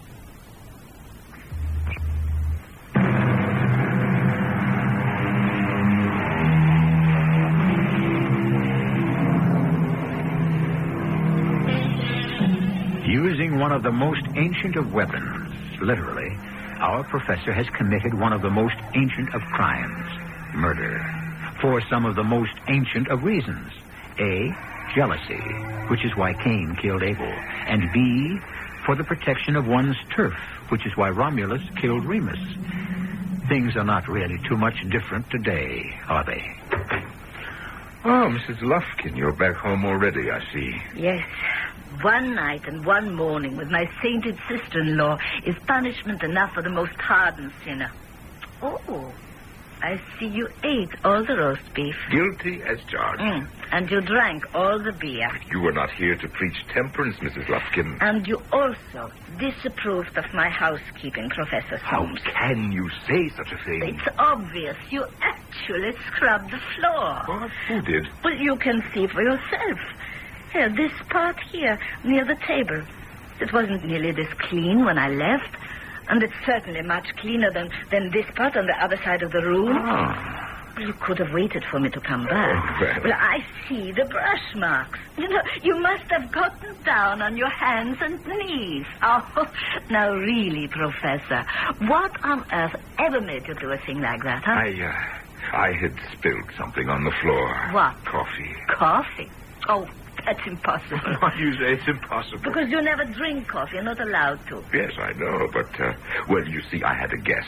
Oh, yes. This, David Porter? And he had been driving a long way to get here, and he really wanted a cup of coffee. I suppose you used that as an excuse to have some yourself, In bringing it to the table, I must have tripped. No, I didn't. I slipped. Yes, that's what I did. I pitched forward slightly, and I spilled the coffee. Quite a bit of it landed on poor Mr. Porter's jacket all over the front. Oh, my goodness. And a great deal of it just spilled down all over this part of the floor. But why didn't you just wipe it up and forget about it? You know I did that this morning. Well, I understand that coffee leaves a stain. And when you would see that, you'd know that I'd been indulging in forbidden fruit, as it were. You know, there is no getting past you, Mrs. Lufkin. You managed to find me out. I always do, Professor. Yes, Mrs. Lufkin? Professor, there is a detective downstairs to see you. His name is Lieutenant Barnett. Oh. I suppose it's about that terrible thing that happened to that poor Mr. Porter the other night. Yes. To think I'd spoken to him on the phone just a few hours before he... Well, what sort of person was he, Professor? A nice enough young man. It's a pity. I told the officer that you were very busy, but he insisted on seeing you. Oh, it's all right. I don't understand. What does he want to bother you for? Tell him that I'll be down directly, Mrs. Lufkin. Yes, sir. Sorry to bother you again, sir. You know, that's odd. I've heard that so many times. I've read it in so many novels. The detective always says that. Well, you know what they say. Life imitates art. Yes, I'm sure. Now, how may I help you, Lieutenant? Well, the dead man's wife, the widow, Mrs. Porter, as you know, she's been in a state of shock. Actually, I didn't know. But it's understandable. She said that her husband had come here to see you on some scholarly matter. Yes, that's right. I believe I told you that. When we found him in the car, everything of value had been stripped from him. I remember that you had mentioned it. His wife said he had an attaché case. He used it to carry his papers. They were important to him, the papers. The attaché case was missing. Now, did he have it with him when he called on you? Did he have an attaché case? I would assume he must have. After all, you said he had come to you with a perfectly ridiculous hypothesis. I would assume it was in writing, and you saw it or you read it, didn't you? Oh, yes. Those papers, were they in the attaché case? Yes, right, of course, naturally. Okay, so we have established the fact that the attaché case was here in his house. Yes, I remember it. Could he have left it here? Oh, no. I mean, why? Well, I don't know. Maybe wanted to leave his material with you so that you could consider it, No, you know? no. I told you that I had already dismissed it as ridiculous. Oh, yeah, that's right. Is it possible he could have forgotten it? Well, how could he do that? Once again, I don't know. What I'm saying is, perhaps he was so upset that he just... Oh, wait. Was he upset when he left? Was he upset? I guess it would have only been natural, huh? Oh, yes, of course. So he could have left without it. I haven't seen... No, just wait a moment. Mrs. Lufkin, perhaps my housekeeper. Oh, yes, Professor. Mrs. Lufkin, have you seen an attaché case around here that does not belong to me? It's Lieutenant, I'm afraid I don't remember what it looked like. Well, according to Mrs. Porter, it's very old and quite scuffed. Kind of brownish in color. Mrs. Lufkin? No, sir. No, I haven't seen anything like it. It wasn't there in the car with his body. Well, the killer must have taken it with the other things. Well, from the looks of it and the shape it was in, it wasn't worth stealing. And yet, Lieutenant, it's missing? Oh, yes, ma'am, yeah. The attaché case and everything in it. Yes, I remember now. Yes, he did have it with him. He walked out of the door with it. Oh, then that takes care of that. But why would a criminal want that attaché case? Or what would be in it? Well, who knows what passes through the criminal mind, huh, ma'am? Yes. Oh, I wish that I could help you, Lieutenant. Well, I wish someone could help me, Professor, because, frankly, right now I'm stuck. It's the doorbell, Mrs. Lufkin. Can't you hear the bell?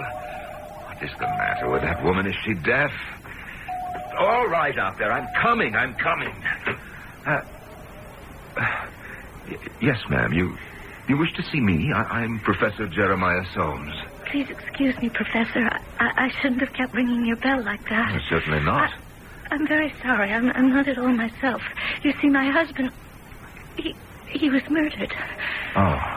His name was David Porter. And I understand that you may have been the last person to have seen him alive. That is, of course, with the exception of the murderer. Mrs. Porter, won't you come in? I really don't know why I'm here.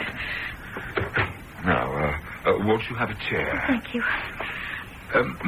Mrs. Porter, what can I do for you? What can you do for me? Well, now that I think of it, nothing. There's nothing anyone can do for me now.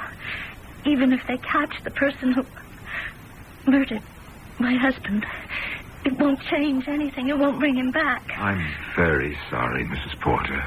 I'm not really Mrs. Porter anymore, am I? Well, legally. Well, legally. And I mean, I'm talking about actually, physically, definitely. How can I be Mrs. Porter when there's no longer a Mr. Porter? You had a talk with him the other night, didn't you? Yes. What did you think of him? I mean, as a scholar. Please, don't try to spare my feelings. Well, I listened to him. I examined his alleged findings. Alleged? Well, you see, I questioned their validity. Are you implying that the evidence, the artifacts he brought back from Asia are not genuine? Oh, no. I only questioned whether they were relevant. Did they belong to the people of Chaytor, or whether the product of a different people, another people who appeared on the scene later on? And in your opinion, they were not appropriate? That is correct. But that was only your opinion. You know, ever since he read your earliest book about Chaytor, those people became his... Well, I could say his reason for existence. I'm flattered. We went to the site of ancient Chaytor on our honeymoon. Can you imagine? We traveled north with the mosquitoes and the dust and the rocks and the biting winds. And every day he would see something else. He would find something else. And we reached that place where, according to you, the people of Chaytor were supposed to have turned west and south. Yes. But he said to me, look, what if they didn't? That's ridiculous. They did. Well, I'm only telling you what he said to me. And so we kept going north. He was looking for the trail of the people of Chaytor. There is no such trail. Yes, that's what he was beginning to think after a while. And then he found it. What did he find? The dagger. A Chaytor dagger made of bronze. There is no such dagger. But he showed it to you, didn't he? That's what he came here for. Just a moment. He showed me a dagger? With the serpent carved on the hilt. He was deceived.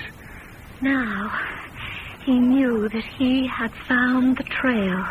That dagger pointed the way. And as we went north, We saw the carvings and the cave pictures, all with that serpentine design. I tell you, he had deceived himself. He was in a daze. He was a man who received the shock of tremendous revelation. And he said to me, Soames is wrong. He is wrong about the people of Chaytor. Your husband simply did not know what he was talking about. He said, I have it here. We can go home now and publish. But first, I must show it all to Soames. Yes. Yes, he did. He showed it to me. Oh, believe me, Mrs. Porter, I tried to be nice to him. I tried to let him down as gently as I could. Like a fool, he came here. In him, you saw the man who was about to take away from you everything that made your life worth living. It hit you. It struck you like a bolt of lightning, and in one sudden, uncontrolled spasm of fury, you killed him. Mrs. Porter, what are you saying? Professor Jeremiah Soames, I accuse you of murder. How could I have murdered him? You killed him with that dagger. The dagger that would have cut you down from your pedestal. What did you do with the dagger? Mrs. Porter. Mrs. Porter, how can you ever hope to prove such a monstrous accusation?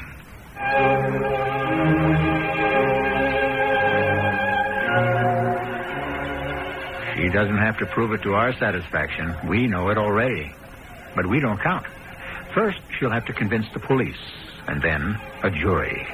But of course, she would have no problem at all if she could manage to convince a certain person, and you know who that person is. That will be the business of Act 3.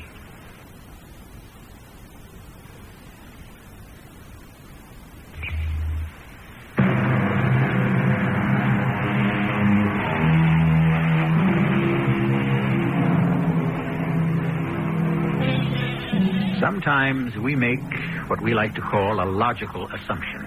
We say a thing is so because it seems to make sense. But does it make sense because that's what we want? So many times we say we are seeking the answer to a question. But is that true? Don't we start out with the answer already in mind? And isn't our quest merely to find the evidence that proves it? You murdered my husband. Mrs. Porter. No! Don't touch me. Don't come near me. You do not know what you're saying. That isn't true. I know what I'm saying.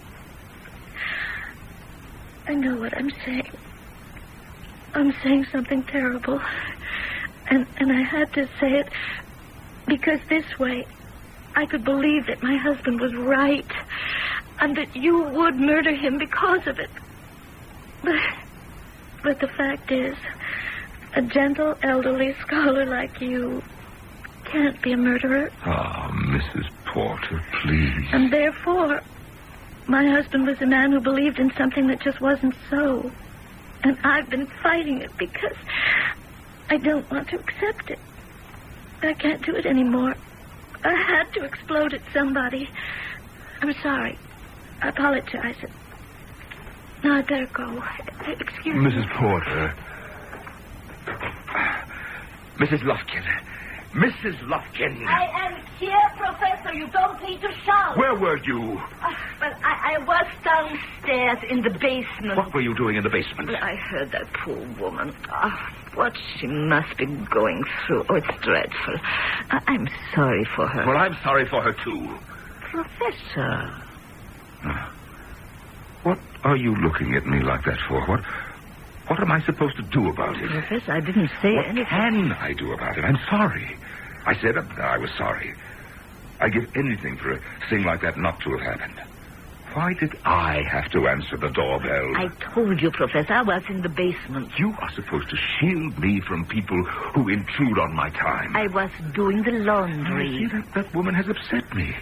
I cannot concentrate on my work now. I'm sorry. If you have to bury yourself in the basement where you don't hear the doorbell, I would rather you sent the laundry out.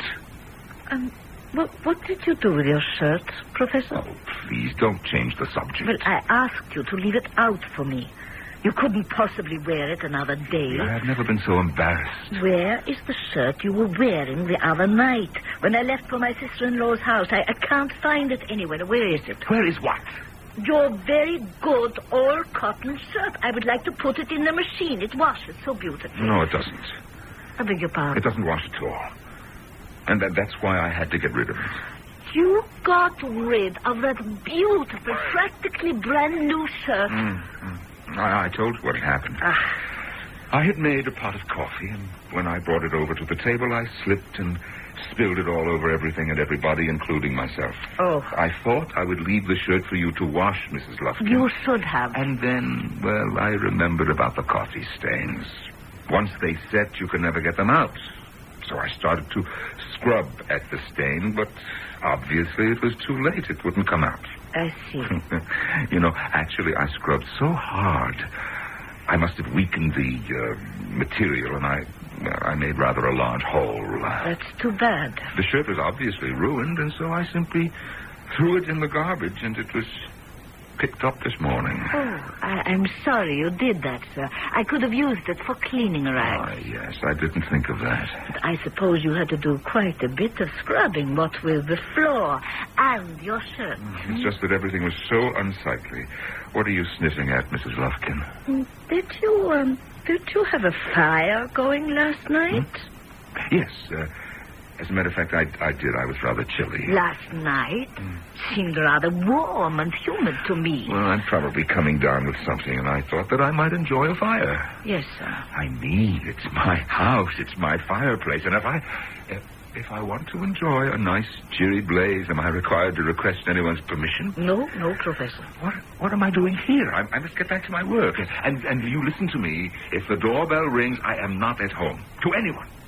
Now, is that clear, Mrs. Lufkin? Of course, Professor.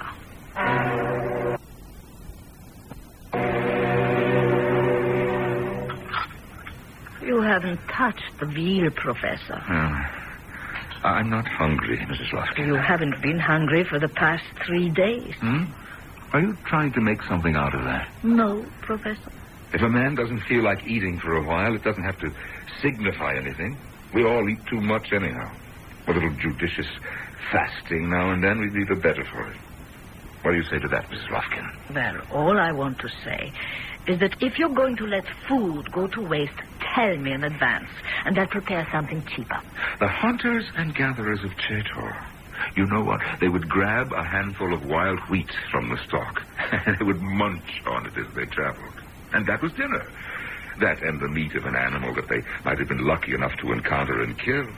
Yes, fruits, nuts, berries. I could serve you fruits and nuts and berries, Professor, but I'm not sure I can go hunting for meat. Mrs. Lufkin, I must ask you not to look at me like that. Well, I wish you would describe the look, and I will take pains not to assume it any longer. You are siding with her. Her? That woman. His wife, Mrs. Porter. You are taking her part. You think that I treated her badly, huh? No, I thought you had been placed in a very uncomfortable position. You thought that I had been cruel to her. But what was I to say? To do?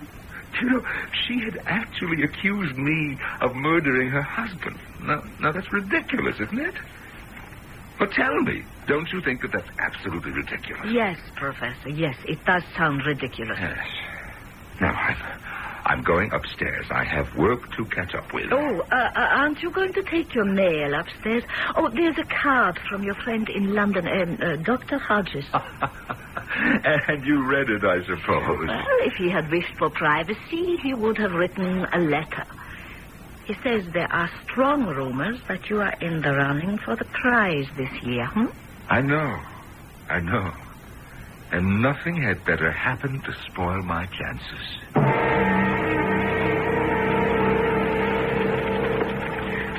Lieutenant Barnett. Yes, ma'am. Come in.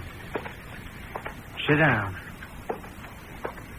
You, look familiar. My name is Mrs. Muriel Lufkin. Oh, yes. Now I remember. You're, Professor Soames' housekeeper. What can I do for you? I'm afraid I don't know how to begin. Well, it's Just start at the beginning and go on from there, huh? Well, that wouldn't help much, because even after I could get beyond the beginning, I wouldn't know where to go. Well, let me put it this way.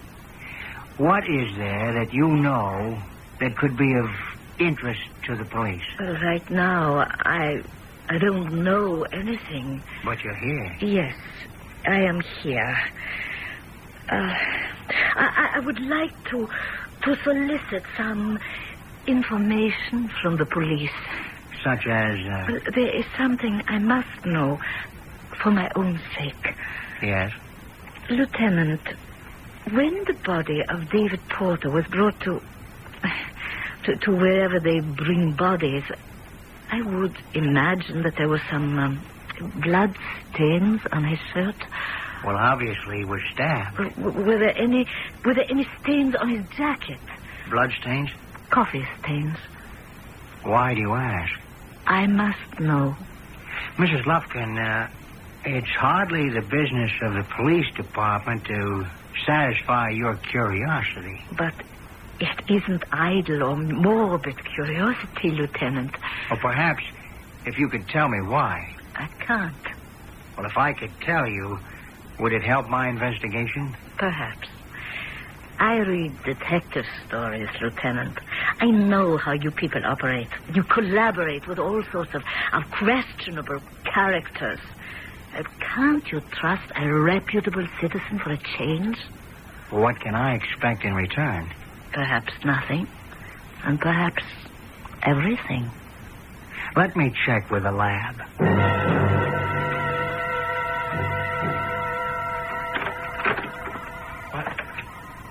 What are you doing here, Mrs. Lufkin? I'm cleaning your office, Professor. You never clean my office. I told you when I hired you that the rest of the house could be spotless. But I don't want anyone misplacing my books and my papers. Yeah, well, nevertheless, I have been cleaning your office. Secretly. Once a week, I come in here and I remove the top dust. What were you looking for? What would I be looking for? Did she ask you to find it? Did who ask me to find what? Mrs. Porter. The two of you, you stick together, huh? Now, don't lie to me. I know what you're looking for. It's in the closet. Right in here, you see? The dagger. Yes. The bronze dagger. How did you find out? You said you had spilled coffee on his coat. There weren't any coffee stains. Did that mean you were lying about the coffee? Yes. Then why did you scrub the floor and dispose of your shirt? What other stains could there have been? Blood? Oh, why did you have to find out? You wanted me to, Professor. What? How can you say that? I am not a detective, but I am a housekeeper. You did everything to arouse my suspicions. Now listen to me, Mrs. Lufkin. You have been with me for 10 years. You're not going to tell the police. No, I won't. But you will. No, never. No, not this year. Not when I'm so close. You will have to. I don't have to do anything, Mrs. Lufkin. Now, don't force me to kill you. You wouldn't kill me. I can do it. I'm bigger than you. I'm stronger. I have the knife in my hand, and I am standing between you and the door. I know all that, and I still say you won't do it. Poor David Porter. He caught you at a terrible moment, unaware, with your defenses down, when your demon was in command. Now, you listen to me, Mrs. And I know that demon inside you, too. I know how you would rage silently against the obscurity and the neglect. How it ravaged you to see lesser men than you receive their honors. And then, at the last moment, along comes this youngster and, Well, you see, I don't know what happened to me. I don't know. Yes, I do, yes. For the first time, I did not think of the work, only of the fame. Had you been in command, you would have welcomed that young man, proclaimed the value of his discovery, and you would have been hailed for it. Oh, what am I going to do now? Now? Well, you can either kill me or call the police? Yes. Well, I don't know the number. I'll get it for you. Dear Mrs. Lufkin, how am I going to get on without you? You might not go away for long, Professor. It was completely unpremeditated, and you weren't yourself. And now, you had better give me that dagger. Yes, the bronze dagger of the people of Chaitor, with the serpentine insignia on the hilt. Only one time in over 19,000 years was it used to shed blood. And hopefully, the last.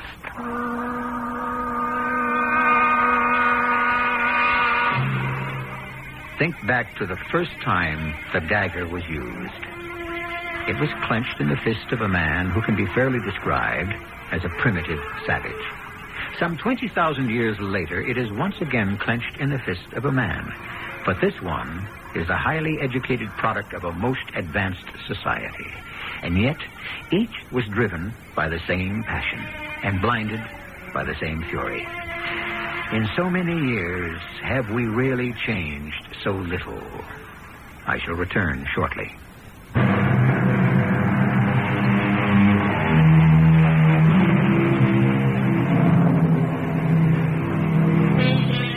Mrs. Lufkin spoke of the demon inside Professor Soames.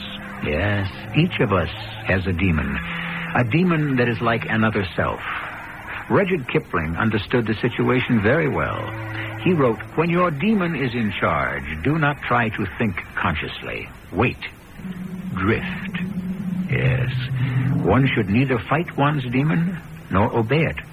Just wait till the storm dies down. Our cast included Norman Rose, Carol Teitel, and Bob Caliban. The entire production was under the direction of Hyman Brown.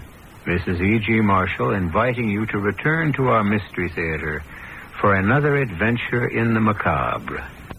And before you venture to disagree, consider that despite a few perfectly normal intervals of doubt, she does enjoy a happy marriage. I'll be back shortly.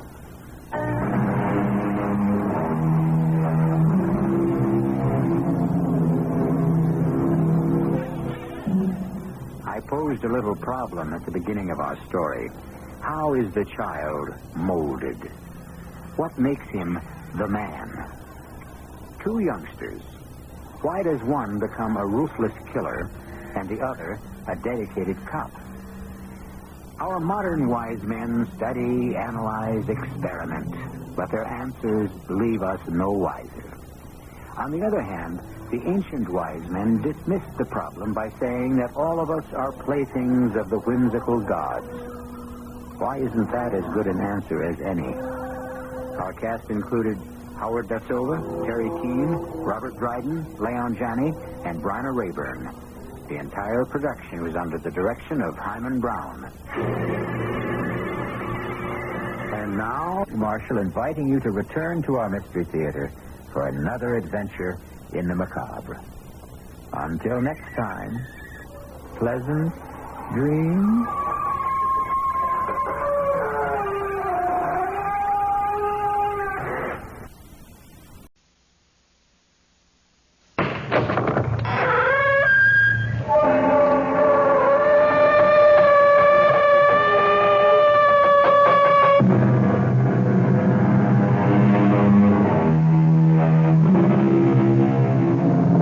Come in. Welcome. I'm E.G. Marshall. Welcome to another world. A world of suspense. A world of the unexpected. And a world where fantasy and reality may often wear the same face. We are told the truth shall make you free. However, in certain situations, the truth can send you to jail. And so it's all a matter of what freedom really means, not to mention what truth really means. For Eleanor Hartley, this is no philosophical, theological, or intellectual exercise. It has become suddenly a tangible and terrible fact of life. Our mystery drama, A Tiny Drop of Poison, was written especially for the Mystery Theater by Sam Dan and stars Tammy Grimes. It is sponsored in part by Anheuser-Busch Incorporated, brewers of Budweiser, and by the Kellogg Company, makers of Kellogg's Special K cereal. I'll be back shortly with Act One.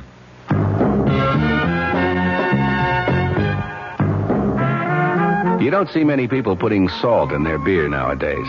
Not that there's anything wrong with salt on radishes or French fries, but, man, not in the king of beers. Truth is, the only thing salt can do for Budweiser is make it salty.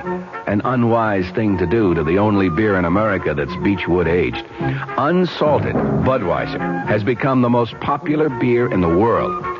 That's because in brewing Bud, the Budweiser brewmaster goes all the way for a taste, a smoothness, a drinkability you'll find in no other beer at any price.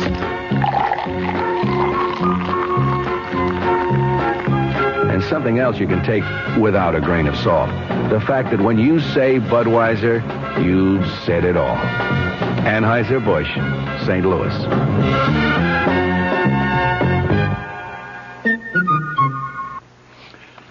Dreaming about becoming richer? Why not wake up richer every day? At Suburban Savings in North Jersey, getting richer is an everyday reality because Suburban has put into effect higher effective returns. Suburban's limited issue 7.50% savings certificate has an annual effective yield of 7.90%, and Suburban guarantees it from 4 to 10 years with a minimum investment of $2,500. You'll sleep a lot more soundly knowing your savings are earning more money at Suburban Savings. So sleep on Suburban's high effective return tonight and come into any of Suburban's convenient offices tomorrow in Bayonne, Edgewater, Elmwood Park, Emerson, Hackettstown, Morris Plains, Nutley, Paramus, and Sparta. Early withdrawal prior to maturity is, according to regulations, subject to a substantial penalty.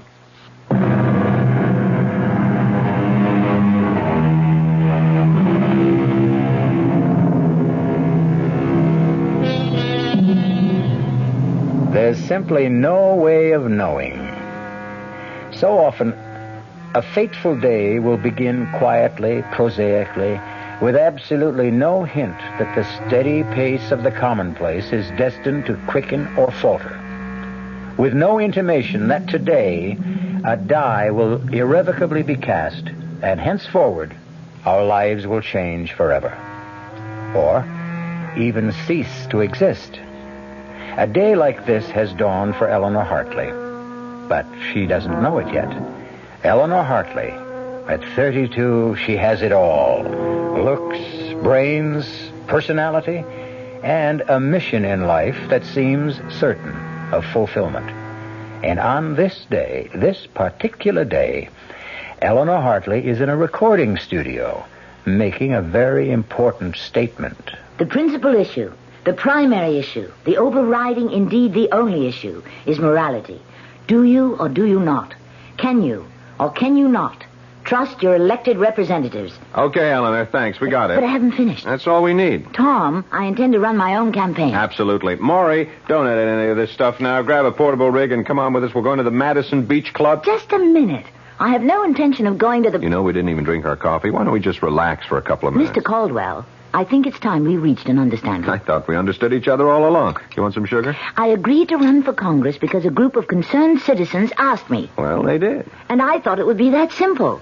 Why do I have to go to the Madison Beach Club? You want to talk to people? That's where thousands of them are. Also, you look great in a bikini.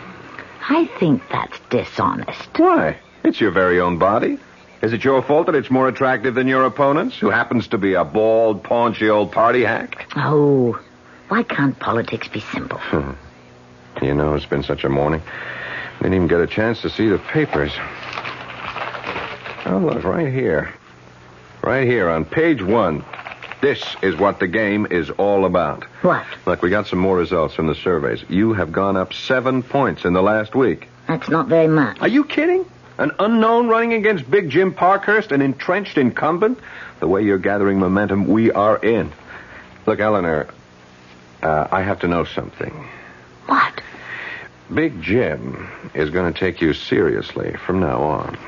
I should hope so. Things may get rough. I'm not afraid. You don't know what rough is. You don't know how Parkhurst's people will probe and pry and dig. So, if there's anything in your past, anything at all... What are you trying to say? By now, Parkhurst has unleashed the hounds. They'll examine your life from the day you were born. I have nothing to hide. Good. That is... Yeah? No. No one would ever come up with anything to embarrass me. The year you were 22? What about that year?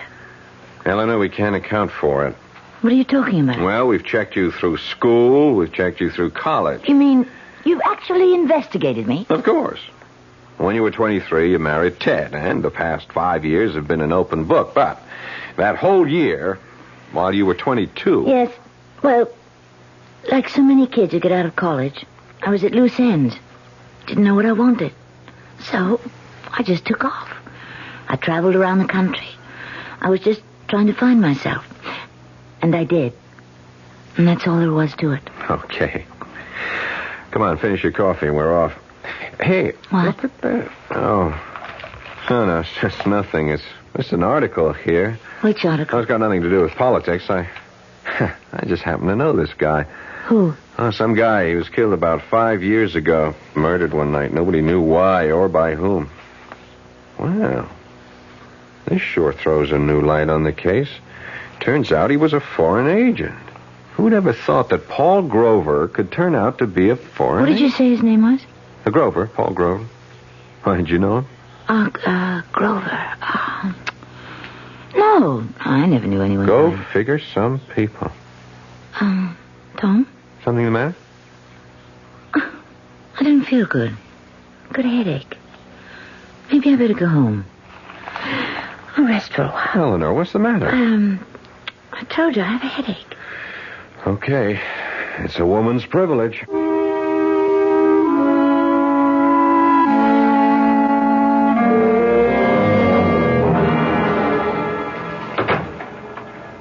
Hi there, Congresswoman. Hi there, Detective.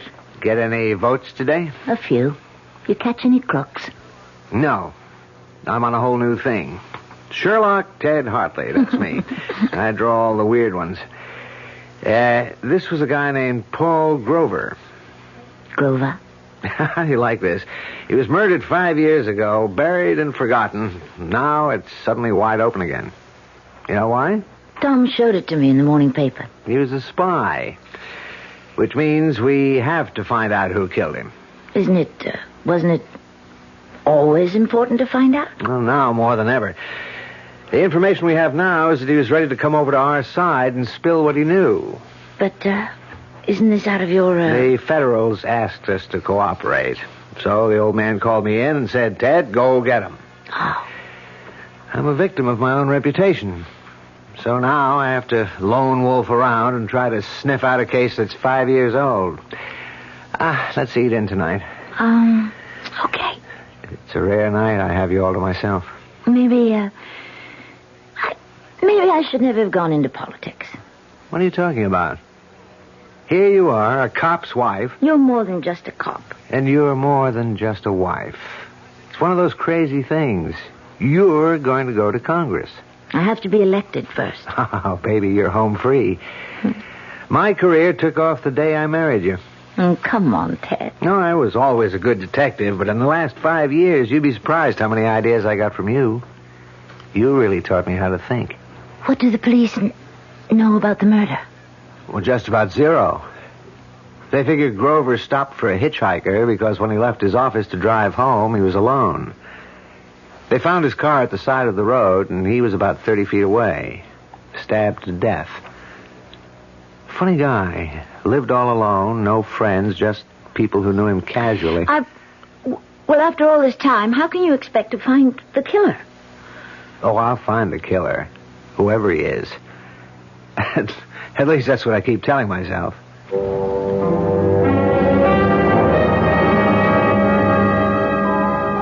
wanted dead. If he's determined to get the killer of Paul Grover, eventually he will. And I don't know what to do.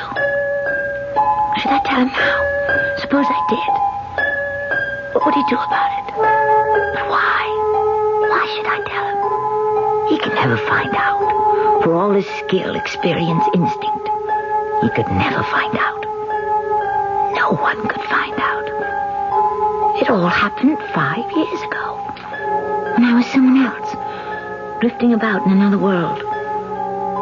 How could anyone ever link me to Paul Grover? There were no clues. No one ever saw us together. No one saw it happen. No one.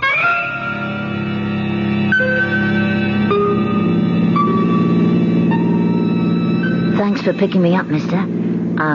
Grover. Paul Grover. What are you doing out all alone this time of night? Oh, I just feel like walking, moving. You, one of them hippies? What's in a name? Talking about names. What's yours? Eleanor. Eleanor what? What does it matter? Okay. How'd you like some supper? That would be, welcome. I know a nice little place just off the state highway here. You're very kind, Mr. Grover. Very kind. Why are we stopping? Oh, well, I figured before supper we... We what? Well, let me put it this way. You want your supper, you gotta sing for it. Take your arm away. Hey, now listen. Don't you touch me. Who are you kidding? I know your kind. Hey, you come back here. Let go of me, let go. What are you fighting me for? A girl like you don't care, and I'm even willing to pay. Help! Scream all you want. Who's going to hear you? Okay, you asked for this. No, please, put that knife away. You quit scratching and slapping, and you just behave yourself, and you just do as I tell you, and you won't get hurt. I'll go to the police. Yeah, who'd believe you? Who'd take your word against mine? I'll say you're trying to frame me. You'll go to jail. Now, come on, honey, be nice. I'll even give you money. All right. I'll be nice. Don't you try to run away now. I'm holding this knife. Sure. Well, now you're talking. Drop it. You break my arm. That's right. That's the way I was taught. Drop the knife. I'll kill you. Drop it. Oh, you... I told you. I told you to drop the knife, but you wouldn't. I don't want to die. Mr. Grover, I'm sorry, Mr. Grover. But what was I supposed to do? You wanted to kill me. What was I supposed to do?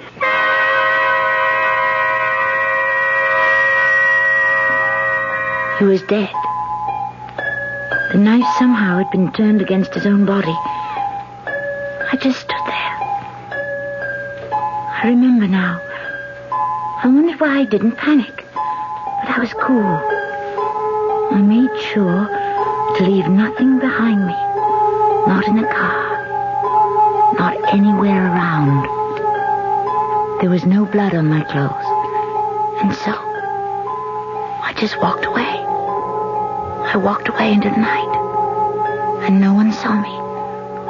No one had seen me get into his car.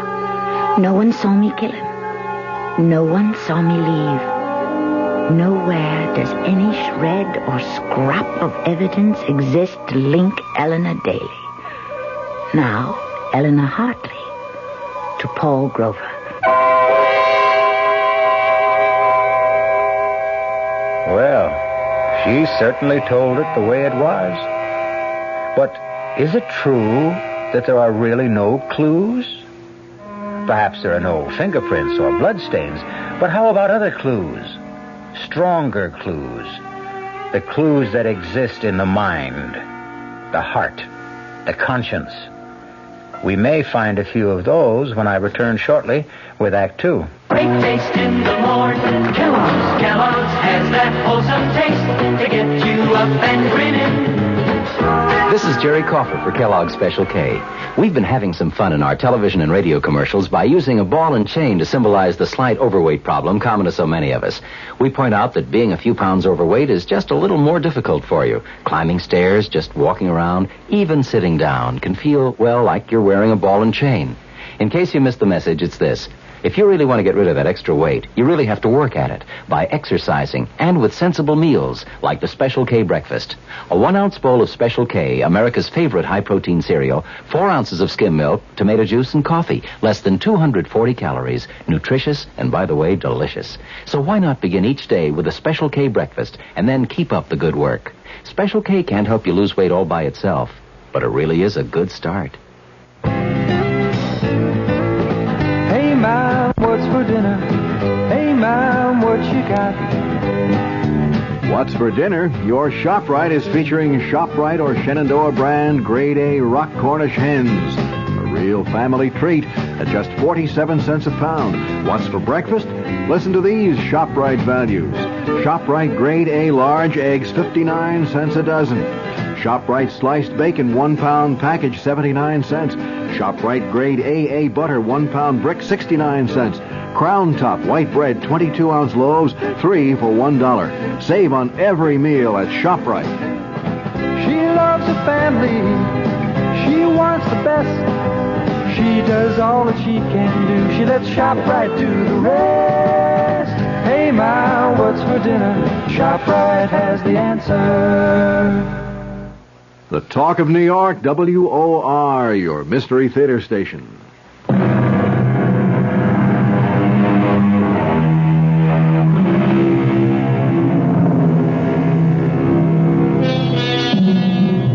They are a most unusual and attractive young couple, Ted and Eleanor Hartley.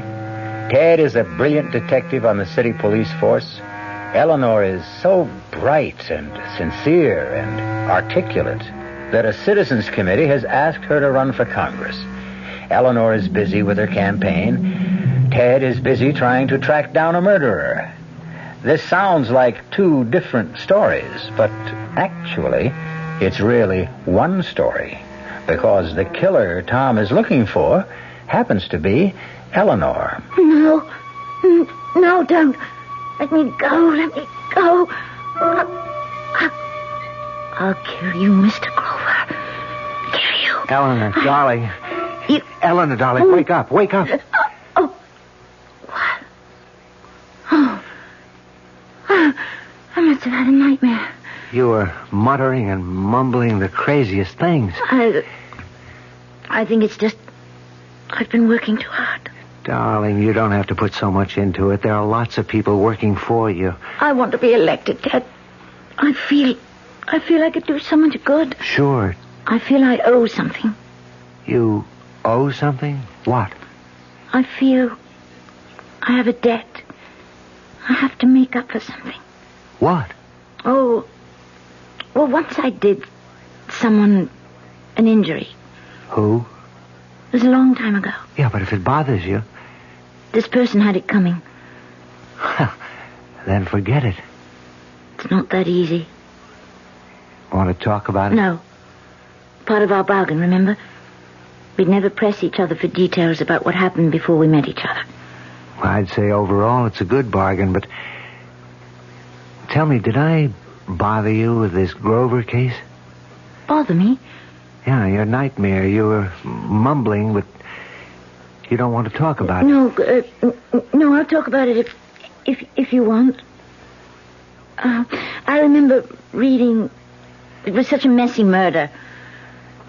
I have to find the killer, no matter how long it takes. I'm scared, because I know Ted means it. He never quits. He'll stay with it forever. I don't know what to do, but how can I tell him? How can I confess? It was self-defense, but it'll be the end.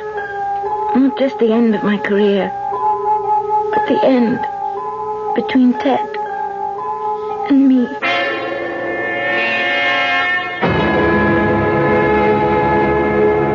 For my part, I offer you a dedication to the truth. I will follow the truth, wherever it may lead. I will seek the truth, whomever it may hurt. What we need in our lives today, at every level, is the truth. The truth. Unvarnished, stark, simple. Thank you. Come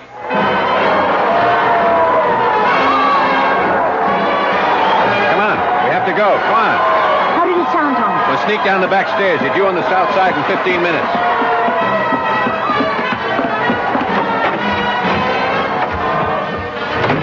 There's the car. You didn't tell me how it sounded, Tom. Yeah, I know I didn't. What's the matter, Eleanor? The matter? Yeah, with you.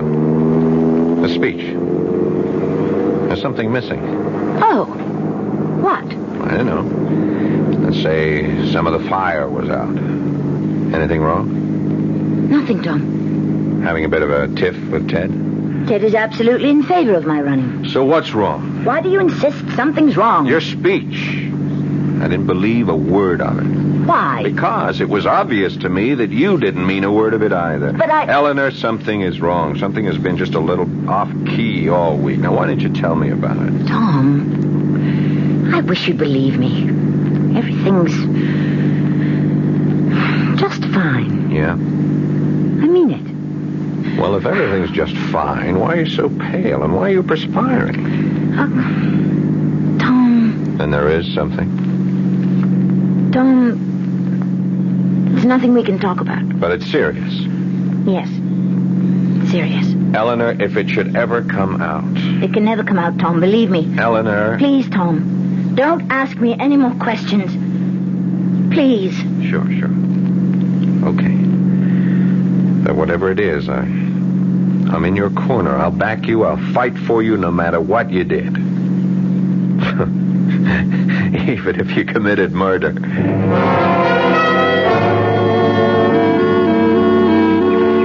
I can't believe we have a free afternoon. Not Ted. You've been busier than I have. Well, that's true. I'm the one who's been doing the neglecting. Guilty. I even got you out here on false pretenses. I'm working. Working? Mm-hmm. I said, let's park the car and go for a little walk in the country, but right here is the site. What site? The site of the murder. The Paul Grover murder. Right here, past this tree. Ted, Huh? What is it, darling? something about this place. Well, if you want to leave. No, after all, if you want me to help you. Right here, past this tree, is where he drove off the road. To, pick up a hitchhiker. No. I don't buy that story anymore. Why not? There was another car. Oh? There were tire marks about 50 feet south of here where another car pulled off the road. But, didn't the police know this 5 years ago? Oh, sure. It was in the report, but the police are like everyone else. We have a considerable body of knowledge, but we only use what seems relevant at the time. You think there was another car involved? That's right. Someone met him here and killed him. It has to be that way, because he was being set up. So you see, I've got some clues. I have those tire marks. They made a mold 5 years ago. And I've got this little button made of bone. It was clutched in Grover's hand. You take a look at it. I looked. It was a little button. The sleeve button.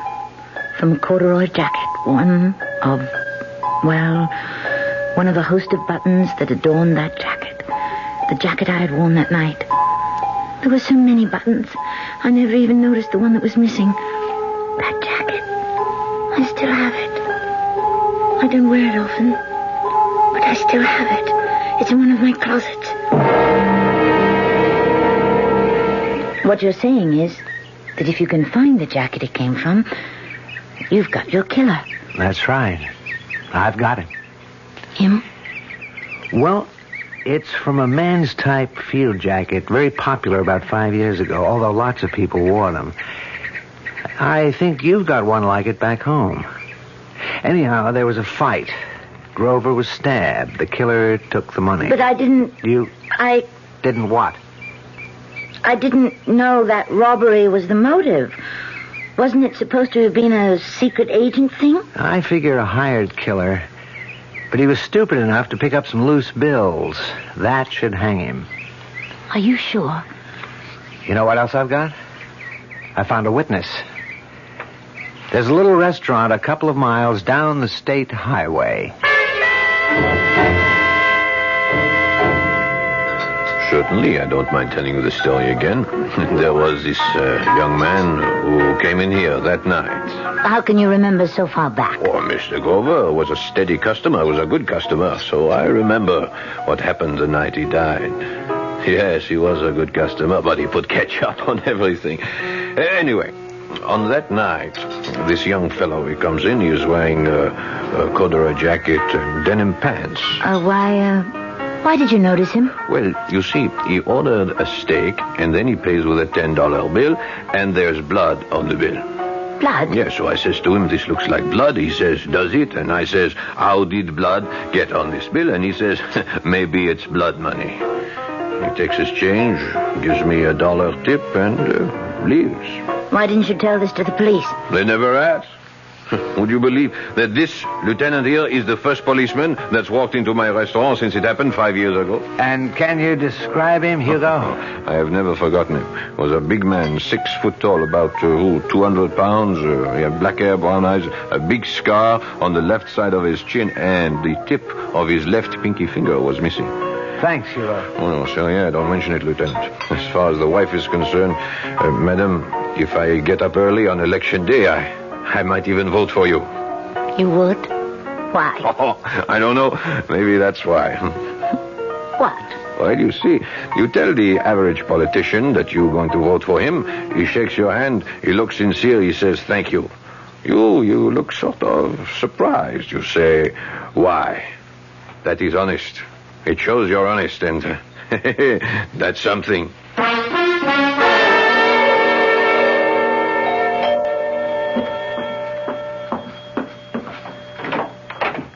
Hi, Eleanor.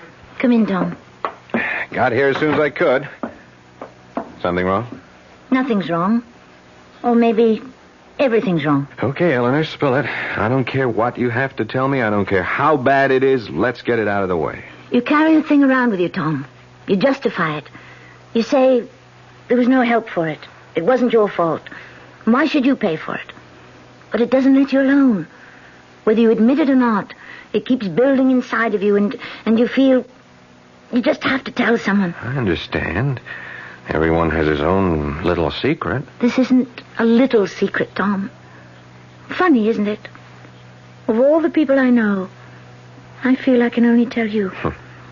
What about Ted? No, I can't tell Ted. Does it concern another man? Yes, but not the way you might think. Okay. We had to come to this point, you and I, Eleanor, because, well, we're going places together. I know. Eleanor, 10, 15 years from now, you could become president of the United States. Oh, Tom. Oh, Tom. Thank you.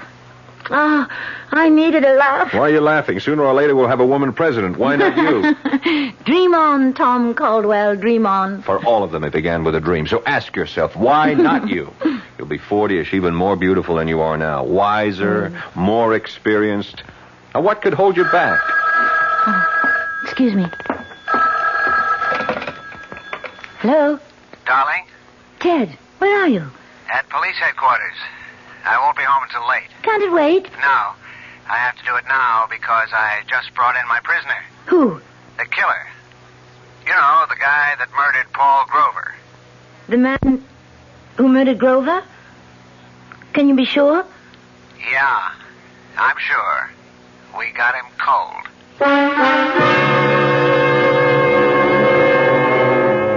Is it possible? Can two people have murdered Paul Grover? We know of one, but who is the other? Can there be another? Maybe it's possible to murder a man twice. We will deal with a number of interesting possibilities when I return shortly with Act 3. Oh, sure. You can talk about good-tasting diet drinks, but I know. I'm Goldilocks, and here at my taste-testing laboratory, I taste-test them all. And nobody's been drinking my diet drinks until I tested sugar-free Diet 7-Up. And then, kabloomy! Every bear wanted some. Diet 7-Up is fresh, natural, delicious. Sugar-free Diet 7-Up. This one's just right. Hello, Amco. My automatic transmission just got the automaticing. I was wondering, do you service Chevrolets? Do we service those sensational Chevrolets? Ma'am, Amco has serviced over 3 million automatic transmissions of all kinds. Nearly 900,000 Chevrolets alone. Ooh. Do we service Chevrolets? George, pitch pipe, please. Chevy Nova and Impala and the Bel Air and Camaro and the Chevy too. Oh, my. Yep, we know them. Every Chevrolet automatic make and model on the road today, from the oldest Biscayne to a bright, spanky Caprice. By the way, what sort of Chevy did you say you had? A Chevy Mustang. Well, no matter. Nobody knows your automatic transmission better than Amco. AA MCO. There are over 500 AMCO centers coast to coast. Consult your yellow pages for the AMCO center near you. AA MCO. AMCO.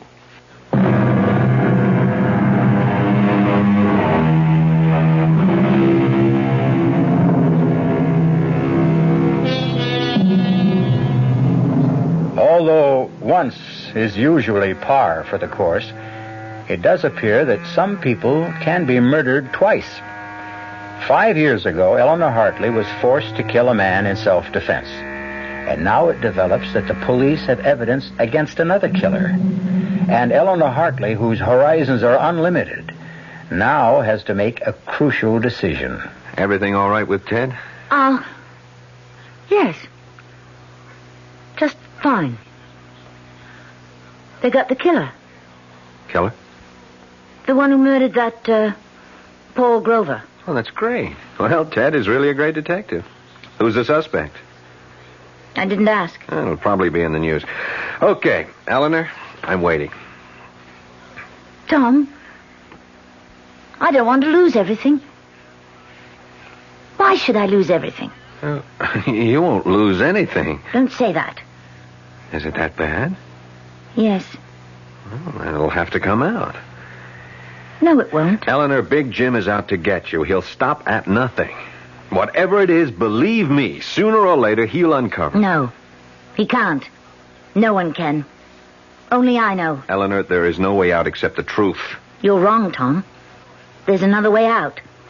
And it turned up for me tonight. So, the problem is solved. It's settled. It no longer exists. Eleanor, No, Tom. I've pulled myself together. I realize the stakes I'm playing for. It simply will not bother me anymore. You say that so easily. It's a matter of alternatives. What will be best for everyone in the long run? Well, I don't know what it is, but I sure hope you can live with it. I've lived with it for 5 years. I can live with it forever. I'll have to.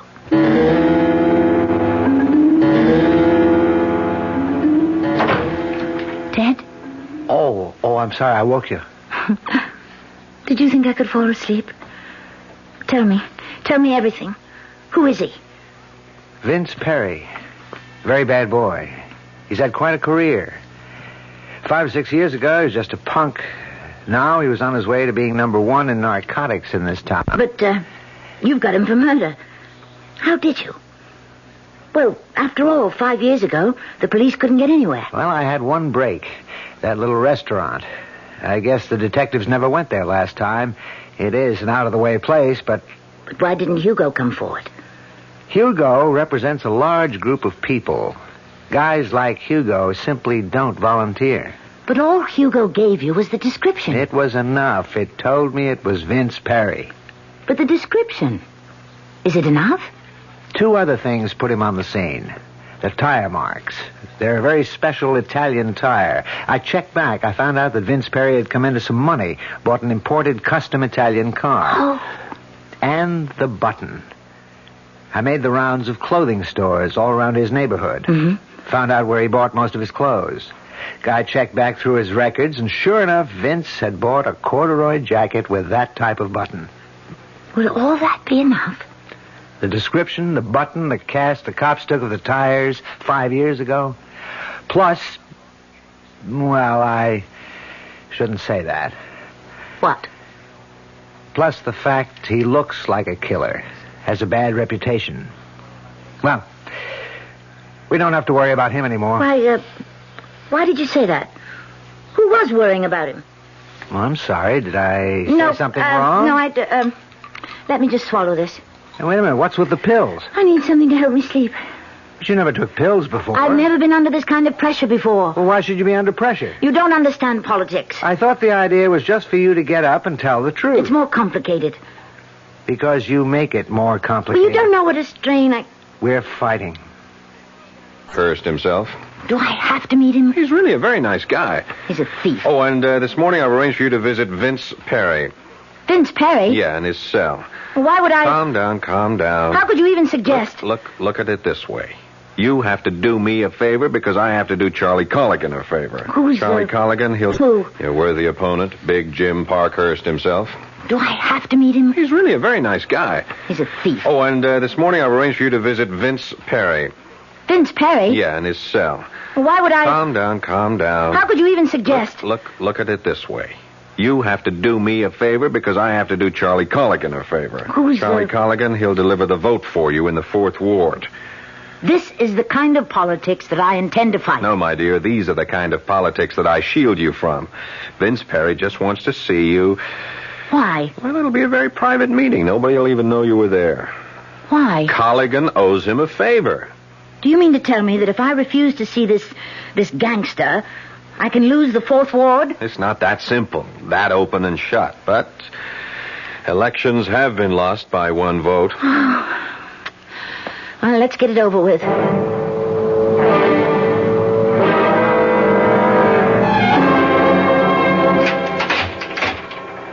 Well, nice of you to show up, Congresswoman. I haven't been elected yet.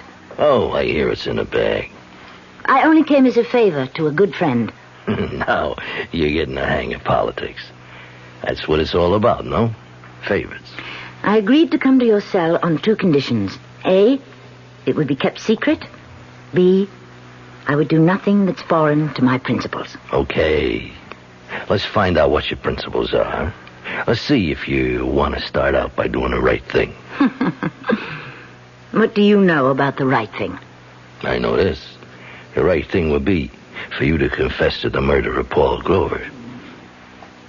What did you say? Come on, you know what I said. You know why I said it? You killed Paul Grover. I seen you do it. That's a lie. Here's the way it was. Now, I get the contract to knock him off. I followed him in my car. I figured I'd bag him after he came out of that restaurant. But first, he stops and picks you up. Then, after a couple of minutes, he stops again. So, I stopped. I heard it all. I seen it all. I let you go. Why not, huh? You did my job for me. And I never forgot what you looked like. You can't prove a word of it. I'm in the spot you were in when he tried to attack you. Now, nobody would have believed you then. Nobody would believe me now. What do you expect me to do? Like I say, the right thing. There's 2 kinds of people, honest folks and thieves. Now, there's a law. The honest folks obey it, period. The thieves break it.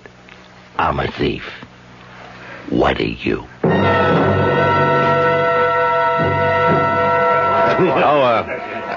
Eleanor, I don't think you two have ever met. I'd like to present you to your opponent, Congressman Jim Parkhurst. How do you do? Well, so you're Eleanor Hartley. Well, now I know why I'm going to lose. You're even prettier in person. I think I'll leave you two to chat. Excuse me. Are you already conceding, Congressman? Oh, sure. My time's run out. Really? But you're running a very aggressive campaign. Well, you kill a snake, the body can still wiggle. No, dear, I've had it. The voters are wise to me. You know, I always thought you were an ogre, and you are, but a very charming ogre. Eleanor, let me give you a word of advice. Advice? Best in the world, because it's advice I never followed myself. Now, when I became aware of you for the first time, you broke my heart. How? I saw you as I was, 30 years ago, filled with spirit, sincerity, a desire to find the truth and work for it. Really? Yeah, sounds strange coming from me, doesn't it? Well, just remember, it doesn't happen all at once. You wake up one day and, well, yes, you're a crook. You're dishonest. You betray your constituents. Now, you're not really that bad. My dear, I'm worse. It starts with the first lie, the first deal. That's when you swallow that first tiny drop of poison. Remember that. Have you tasted yours yet? No, don't answer. Just think about it. Thank you, Congressman. Thank you. Well, I know you'll have a highly successful career because you're a very honest little lady. You might even become president. Good luck. Well, what did you think of Big Jim? Tom, I want to do something, but I need your advice. I want to make a statement. It's something that is true, but it would end my career. Then why make it? Because it's the right thing to do.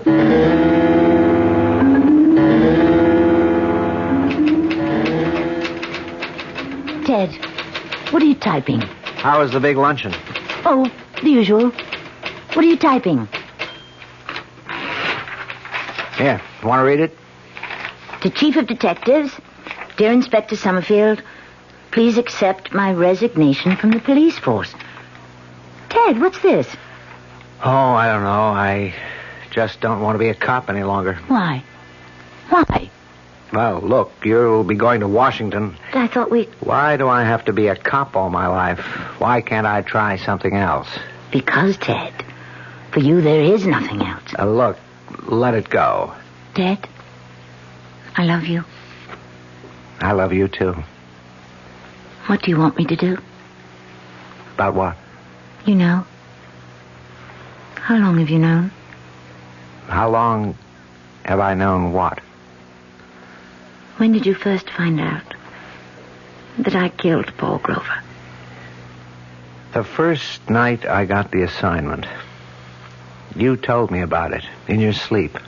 You were having a nightmare, but you told me. And every night since then, in your sleep, you kept telling me. The buttons missing from your jacket in the closet. Why didn't you arrest me? How could I? Why should I? Besides, this is the perfect setup for Vince Perry. He's a rat. We're better off without him. Yes. And Paul Grover would have been killed by him an hour later.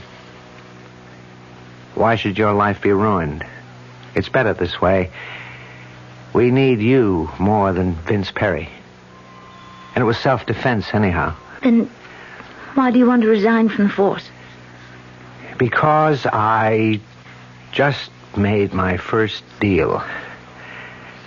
I've taken the first drop of poison. Someone else said that to me earlier.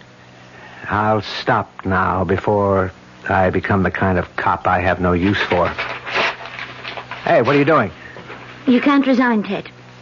You're going to make an arrest. No, I won't. I can't. You can. You must. I've taken the first drop, too. And I can't live with it either. Please, Ted. But it'll be the end. No, Ted. It won't. You'll see. It'll be the beginning.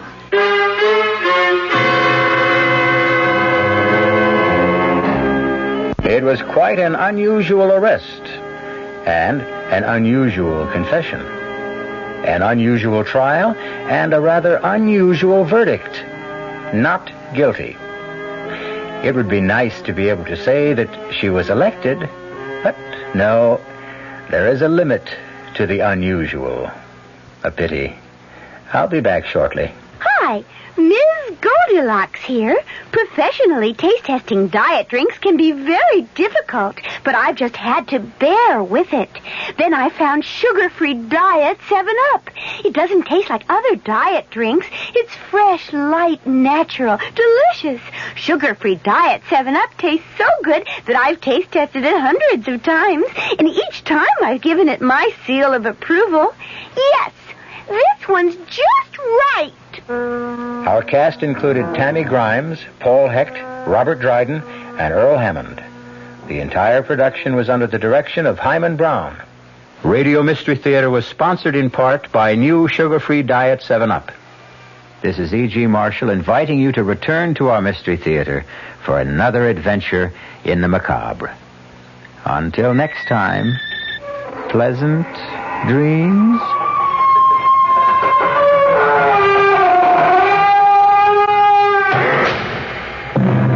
The WOR Mystery Theater was brought to you by ShopRite Supermarkets, where you get a lot more for a little less, and by Suburban Savings with offices throughout North Jersey. The preceding Mystery Theater program was furnished by the CBS Radio Network. Got a second? I'd like to tell you about a new kind of radio program you're going to be hearing right here on this station.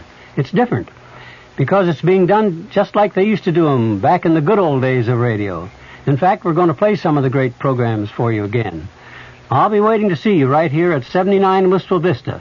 The name on the mailbox says F. McGee. The good old days of radio coming your way this Monday night at 9 o'clock right here over WOR Radio, the talk of New York. Be sure to tune in. I'm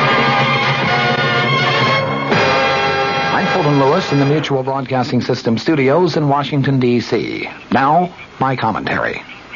The House Judiciary Committee opened its historic hearing of evidence on the possible impeachment of President Nixon today, and almost immediately it voted to receive the complex and controversial data in closed session. The committee met in public session for only 25 minutes before voting 31-6 to move into executive session, joined only by its staff and lawyers for President Nixon himself. Committee Chairman Peter Rodino, the New Jersey Democrat, promised that the 38-member committee would meet, in his words, our high constitutional responsibility in weighing a mass of evidence on whether the president was involved in the Watergate affair and its cover-up. The ranking Republican member of the committee, Representative Edward Hutchinson of Michigan, used the occasion to define his own view of an impeachable offense, which he said must be a violation of criminal law. That is a much stricter standard than other committee members have called for. It is also stricter than that reached in a brief prepared by the committee staff. That brief holds that serious misconduct short of a criminal violation can be impeachable if it subverts the constitution of government processes.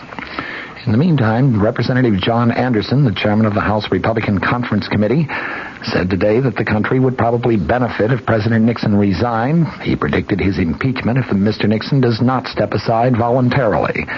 The Illinois Republican gave his views to newsmen shortly after House Republican leader John Rhodes of Arizona said that the president, in Rhodes' words, ought to consider resignation as a possible option if erosion of public confidence bars him from effectively carrying out his duties. Anderson said that he and other Republican congressional leaders have considered going to the president and actually asking him to resign, but he said they have decided to wait until after a House vote on impeachment. Congressman Rhodes, when asked if the Republican leaders might personally press upon the president a suggestion that he quit, seemed to choose his words very carefully as he replied, "I know of no definite plans at this time." Vice President Gerald Ford said today that the Watergate issue has caused a loss of confidence in the federal government, which he said has reached crisis proportions. He added, "The time has come for persons in political life to face the truth and speak the truth. The time has come for persons in political life to avoid the pragmatic dodge which seeks to obscure the truth." Discussing the president's release of the edited transcripts of White House conversations, Ford said, "I believe those documents, painful as they may be, but I believe they will help establish the truth." Ford's schedule included 4 speeches in the state of Chicago and in downstate Illinois today. It's been more than a week now since the president played what one top White House aide termed his highest trump card in the continuing Watergate drama. He, of course, announced that he was responding to a House Judiciary Committee subpoena for 76 Watergate-related tapes of White House conversations. by turning over to that panel and, of course, to the public 1,254 pages of edited transcripts of the tapes. Committee Chairman Rodino and Ranking Minority Member Hutchinson would be invited to the White House to hear the original tapes so they could verify the accuracy of the transcripts. As you recall, a tremendous nationwide fanfare accompanied the president's announcement, White House officials declaring that, in their words, the president has made available to the public and to the Judiciary Committee what he believes is the full Watergate story. With that, Presidential Attorney James St. Clair stated flatly that no further Watergate tapes would be handed over either to the Judiciary Committee or to Special Federal Prosecutor Leon Jaworski. In the meantime, White House Chief of Staff General Alexander Haig made it quite clear that neither he nor presumably any other current presidential aides would answer questions of any congressional investigating panels. Last week, Haig, following the specific orders of President Nixon, invoked executive privilege in declining to give information to the Senate Watergate Committee. To put the entire situation in its proper perspective, I think several aspects must be analyzed. First, why did the president decide to release the transcripts of the Watergate tapes? While it may have been legally proper to completely ignore a subpoena from the legislative branch of government, I think politics obviously decreed that the president had to make some response. His chief advisors suggested, and he agreed, that his own best defense would be a strong offense by releasing the transcripts not only to the House Judiciary Committee but to the entire nation. He would be kicking off a new public relations campaign, one that would be aimed at portraying the president as having nothing to hide, being completely candid about the facts in the Watergate case, and being almost completely cooperative with the congressional panel which is now investigating Watergate in connection with the possible impeachment of the president. Despite assertions of Nixon loyalists, those controversial transcripts do not prove the president's innocence. The important thing to remember, though, is that neither do they prove his guilt. The picture they paint is one of complete confusion, one that is, of course, open to widely varied interpretations, and that, in essence, is all the White House feels is necessary in order to at least temporarily, perhaps permanently, sidetrack the impeachment proceedings. Without further clear-cut evidence of any wrongdoing on Mr. Nixon's part, no fair jury, including the Congress, could possibly find him guilty. The tape transcripts, in and of themselves, do create reasonable doubt as to the president's guilt, and that, of course, is all that is necessary for acquittal under the American system of justice. In this respect, the decision to release the transcripts was probably a very wise decision. What do those transcripts reveal? Well, when read in their entirety, they do not substantiate the president's claim of May 22nd of 1973 that he had undertaken, in his words, an intensive effort of my own to get the facts and to get the facts out. Conversations covered by the transcripts seem more like script writing sessions, a very careful coordination between the president and his chief advisors, Ehrlichman and Haldeman, regarding a plan of action regarding the Watergate case. There is nothing conclusive indicating that they were concocting some plan of action to protect administration insiders who might have been involved in the break-in of June 17, 1972 at the Democratic Party national headquarters. There is nothing conclusive indicating that they were trying to cover up the facts in the Watergate case. Admittedly, there are very, very strong suggestions along those lines, however, and perhaps that aspect of the transcripts has dismayed and disappointed some of the president's principal defenders to date, including Senate Republican leader Hugh Scott and House Republican leader John Rhodes. Even former Nixon troubleshooter, now a columnist, Clark Mullenhoff, was prompted to comment today, quote, "Throughout his administration, he has given the impression of thorough, systematic studies of facts and law, but when Nixon-edited transcripts were published, we find no systematic effort to discover all facts of the Watergate burglary of June 17th. Instead, we find crafty, dishonest efforts to learn what the United States Attorney's Office and the FBI might develop from sources that could not be controlled or coerced into a preconceived scenario. Mr. Nixon made no systematic effort to consult the criminal law experts or the constitutional law experts to determine what the president should do in carrying out his responsibility that the laws be faithfully executed. Instead, we find President Nixon fumbling with only a superficial understanding of the law of evidence and incredible insensitivity to the problems of obstruction of justice." Perhaps the most damaging of the transcripts involves an exchange of March 21st, 1973, after John Dean had told the president of Dean's possible involvement in the crime of obstruction of justice. The president speaks first. "Talking about your obstruction of justice, though, I don't see it." Dean replied, "Well, I have been a conduit for information on taking care of people out there who are guilty of crimes." The president, "Oh, you mean like the blackmailers?" Dean, "The blackmailers, right." The president, "Well, I wonder if that can't be. I wonder if that doesn't. Let me put it frankly, I wonder if that blackmail doesn't have to be continued. Let me put it this way. Let us suppose that you get the $1 million and you get the proper way to handle it. You could hold that side." Dean agreed. The president then asserted, "It would seem to me that that would be worthwhile." Dean commented, "Well, that's one problem." The president, "I know you have a problem here. You have the problem with convicted Watergate burglar E. Howard Hunt and his clemency." Dean, "That's right. And you are going to have a clemency problem with the others. They all are going to expect to be out of prison, and that may put you, Mr. President, in a position that is just untenable at some point. You know, the Watergate hearing's just over, Hunt now demanding clemency, or he's going to blow. And politically impossible for you to do it. You know, President, that's right." Dean at that point commented, "I'm not sure that you will ever be able to deliver on clemency. It may be just too hot." The president responded, "You can't do it politically until after the 1974 elections, that's for sure. Your point is that you couldn't even do it then." Dean commented, "That's right. It may further involve you in a way that should not be involved in this." Stay tuned for Mystery Theater.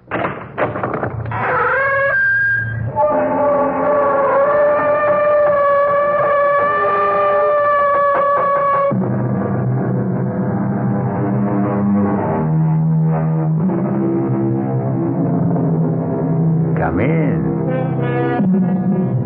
Welcome. I'm E.G. Marshall. The one place where all men meet sooner or later is the grave. It's the place where all roads end. That small model of the barren earth which serves as paste and cover to our bones. What happens then when two old friends meet beyond the grave? When one of them has been living under the threat of death by the other? A threat from the grave? A threat made in a crowded courtroom more than 20 years ago.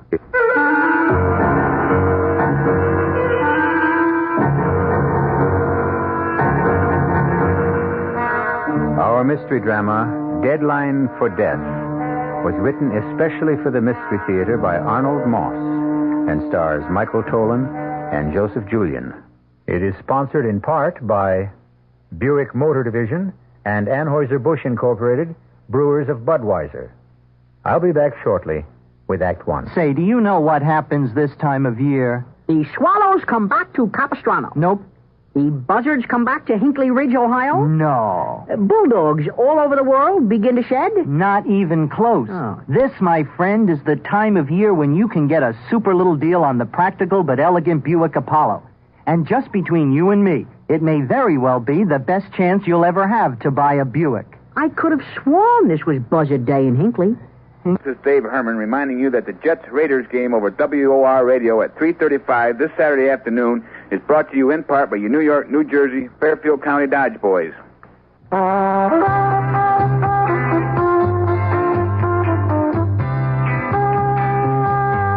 Suburban Savings in northern New Jersey would like to set you straight on savings. Straight off, Suburban offers you the highest interest allowed by law, a big 7.90% effective annual yield on Suburban's 7.50% savings certificates. And Suburban guarantees it from 4 to 10 years. Minimum $2,500. Federal regulations allow premature withdrawals on savings certificates, provided prescribed federal penalties are adhered to. Of course, Suburban also has a whole selection of other savings plans that keep your savings headed in the right direction, straight up. Why not head straight over to your nearest Suburban savings office, conveniently located in Bayonne, Edgewater, Elmwood Park, Emerson, Hackettstown, Morris Plains, Nutley, Paramus, Sparta, and Wayne, and let them set you straight on savings.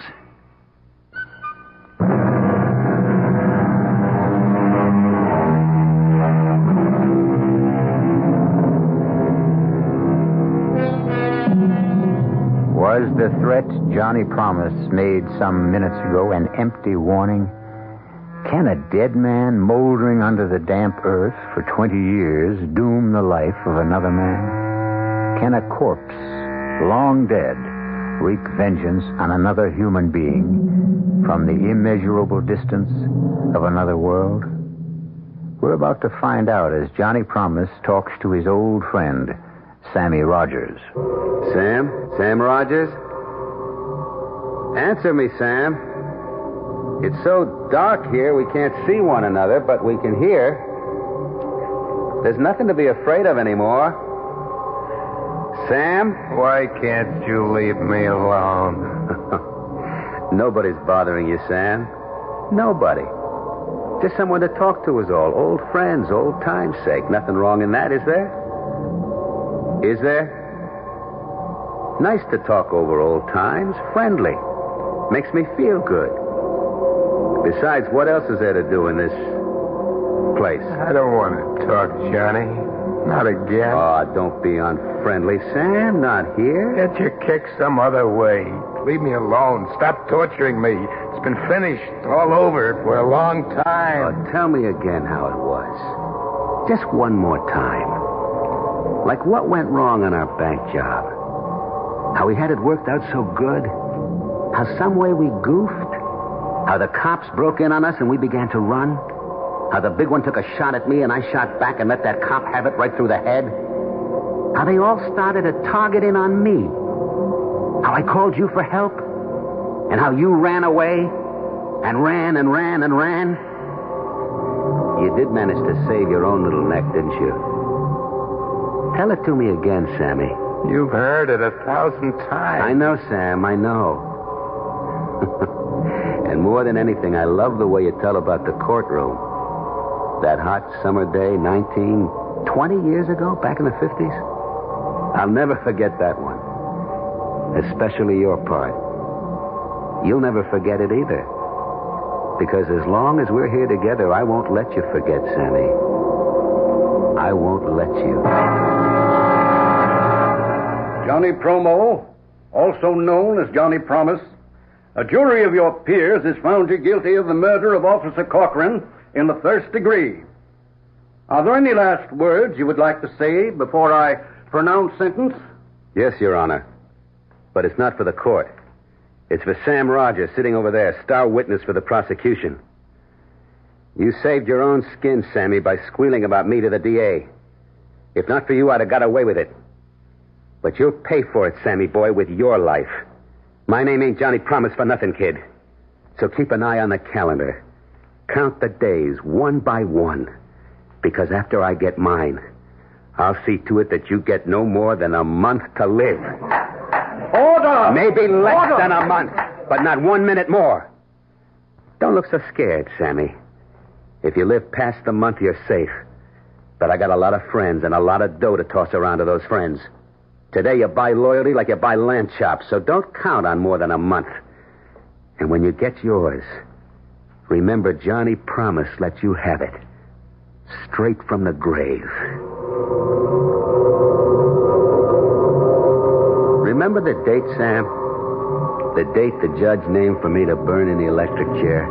I don't remember. Oh, that's not true. You remember. August the 28th. 5 o'clock in the morning. Taps for Johnny Promise. A man with a code of honor. A man whose word was a thing of respect. And above everything else, your friend. Now, how could you forget that? You will never let me. And little Sammy with his big mouth made the whole thing happen, right? Cut it out, Johnny. I don't want to hear any more. What do you get from tormenting me like this? Laughs. And it passes the time. We got no place to go. We're going to be here for the rest of our... let's say for a long, long time. And I like to laugh. And that story of yours is good for 1,000,000 of them. Let's have it, Sammy boy. What was it like for you after I got mine? Come on, tell it just like it happened. Tell it.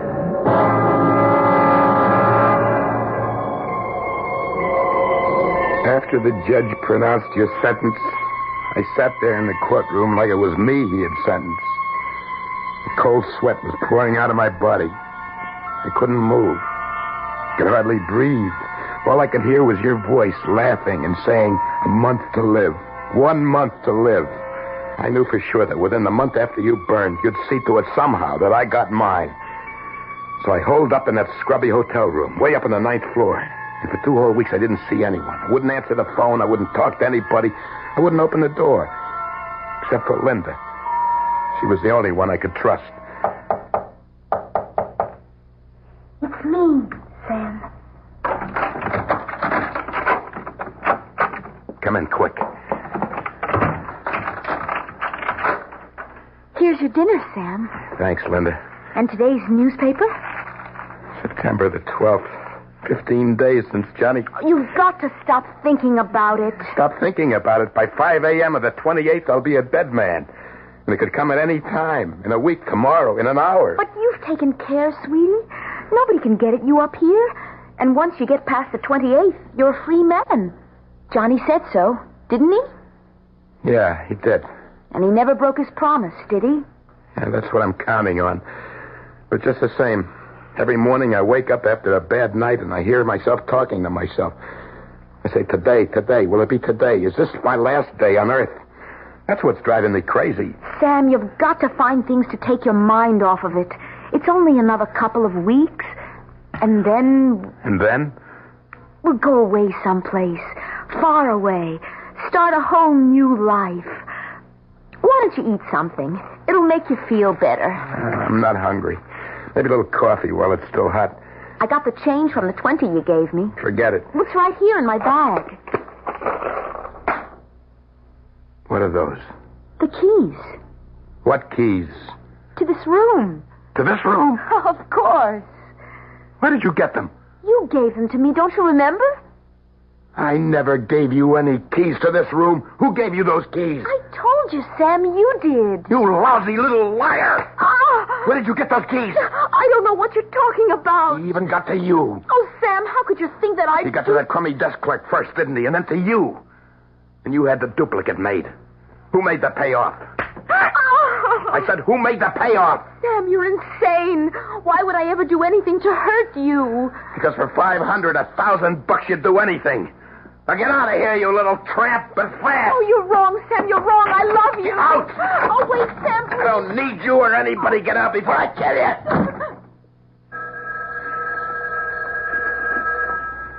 It was the house phone. Not my private line with the unlisted number. Only 2 people ever knew that number. You, Johnny, and Linda. But this was from the lobby downstairs. I stood there listening to it ring. I didn't dare answer it. The sound began to bore a little hole into my brain. And finally... Yeah? Who is it? It's me, Sam. Linda. You? How could it be you? You just went out of the door. Where are you? In the lobby downstairs. I'm so glad you answered. How did you get down there so fast? Please, Sam, listen to me. I know how you felt about those keys, but you've got to trust me. Yeah, sure. But how did you get to that phone You've got to get hold of yourself. Why don't you have the locks changed on your door? Why? For what reason? Call in a locksmith. Somebody who never heard of you, of me, of Johnny, anybody we know. Let him change the locks and give the keys only to you. One of a kind for each lock. No duplicates. Do that, Sam. Please. You know I'd never do anything to hurt you. Yeah, sure, sweetie. That's a good idea. I don't know what got into me. What made me think that you... I'm sorry, Linda, for everything. You call a locksmith, yes? First thing in the morning. I'll be seeing you, Sam. Huh? Oh, yeah, Linda. Right.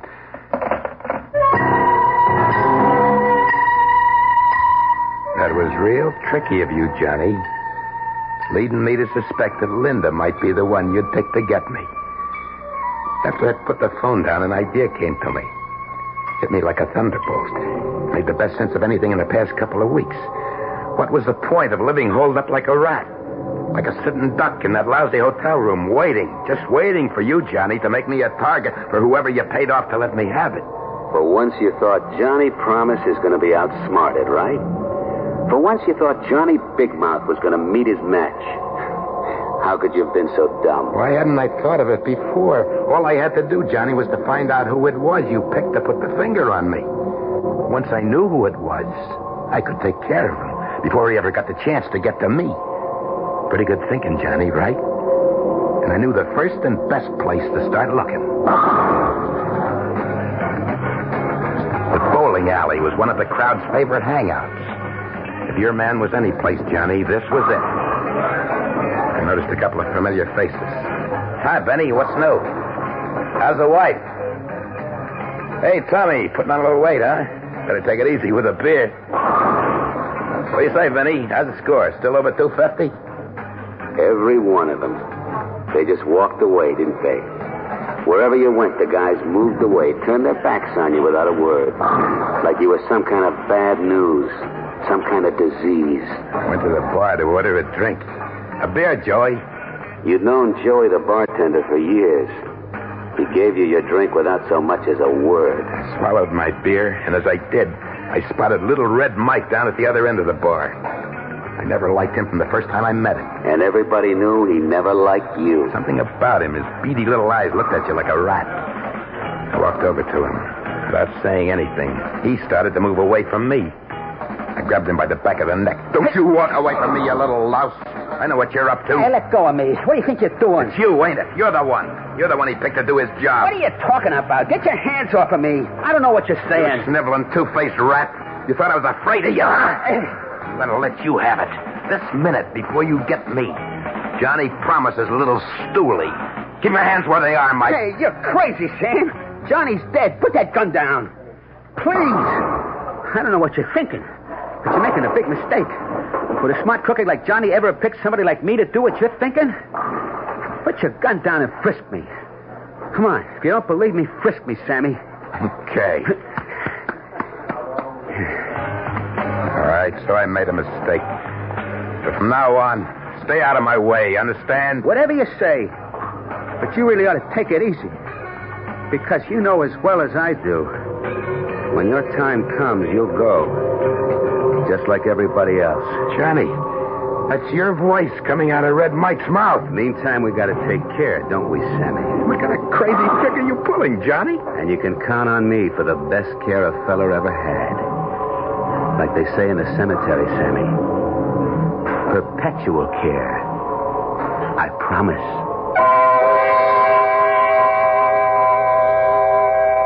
There's a delicate little mechanism inside the heads of all of us.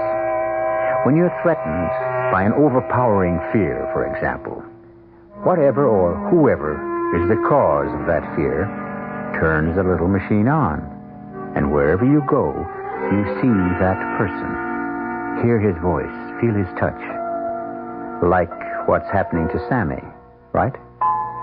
Just how far and to what ends will the little machine drive Sam Rogers? We'll find out shortly when we return with Act 2. Hey, Mom, what's for dinner? Hey, Mom, what you got? Your ShopRite supermarket has a what's for dinner idea the family will love. Choice grade boneless beef roasts, bottom round or shoulder, just $1.29 a pound. Put a few in your freezer at this low price. Other ShopRite values this week include sweet honeydew melons, just 69 cents each. Minute Maid orange juice, Court Gardens, 3 for $1. Armour Franks, 1 pound package, 79 cents. ShopRite is also headquarters for your back-to-school shopping. So visit your ShopRite and save at ShopRite. She loves the family. She wants the best. She does all that she can do. She lets ShopRite do the rest. Hey, Ma, what's for dinner? ShopRite has the answer. WOR New York, an RKO General Station.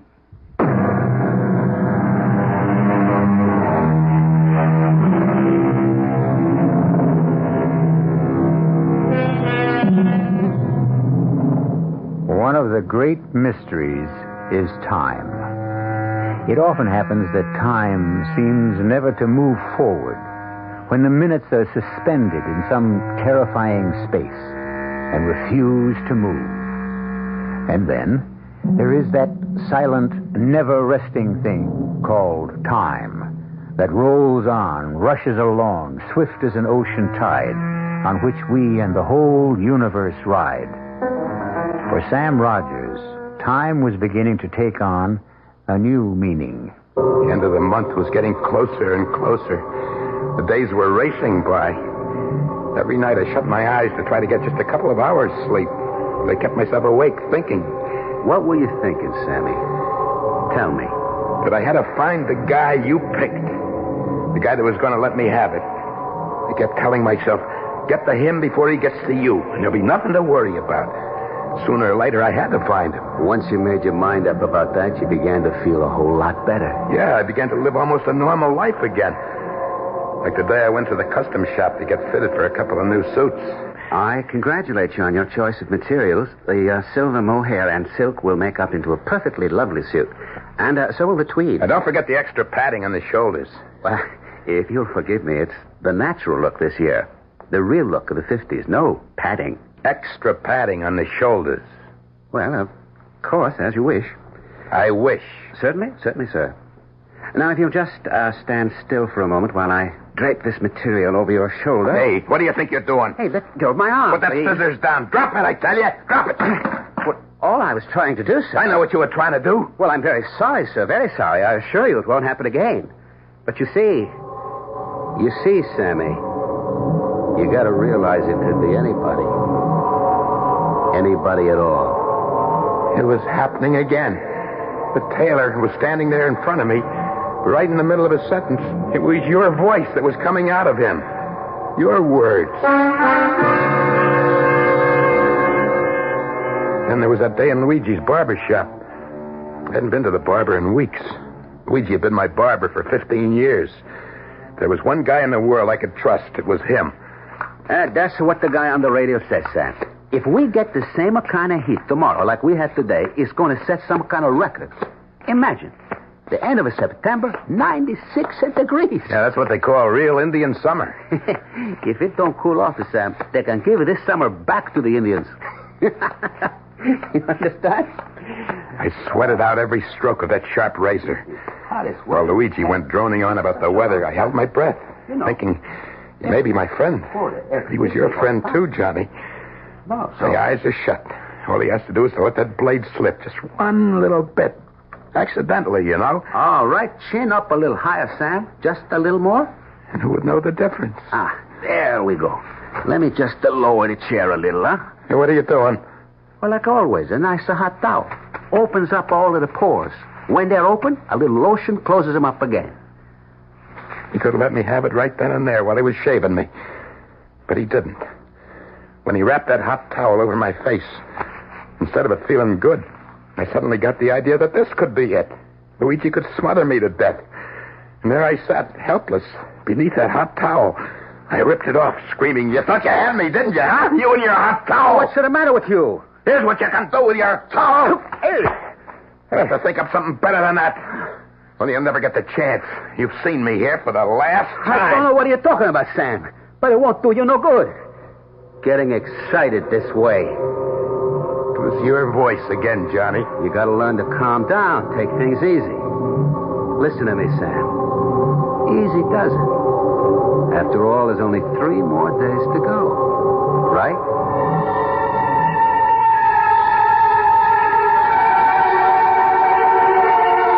I raced all the way back to my hotel. I got to my room, I opened the door, and I slammed it shut. Oh, my lungs were bursting. I sucked in whatever air I could in big gulps. There was a sharp pain in the middle of my chest, like a knife sticking right into me. But I was safe. Nobody could get at me here.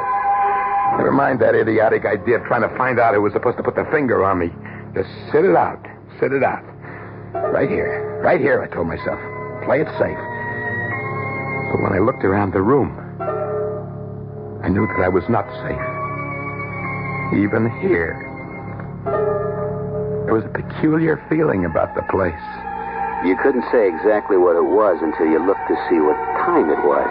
And then I saw that my little electric clock on the dresser was turned around with its face to the wall. and it was unplugged. In the bathroom, there was broken glass sitting on the sink. Somebody had been there, that's for sure. No maids. I never let the maids in. Maids or anybody else, except Linda. Linda was right. She was right. I had to get those locks changed today without waiting another hour.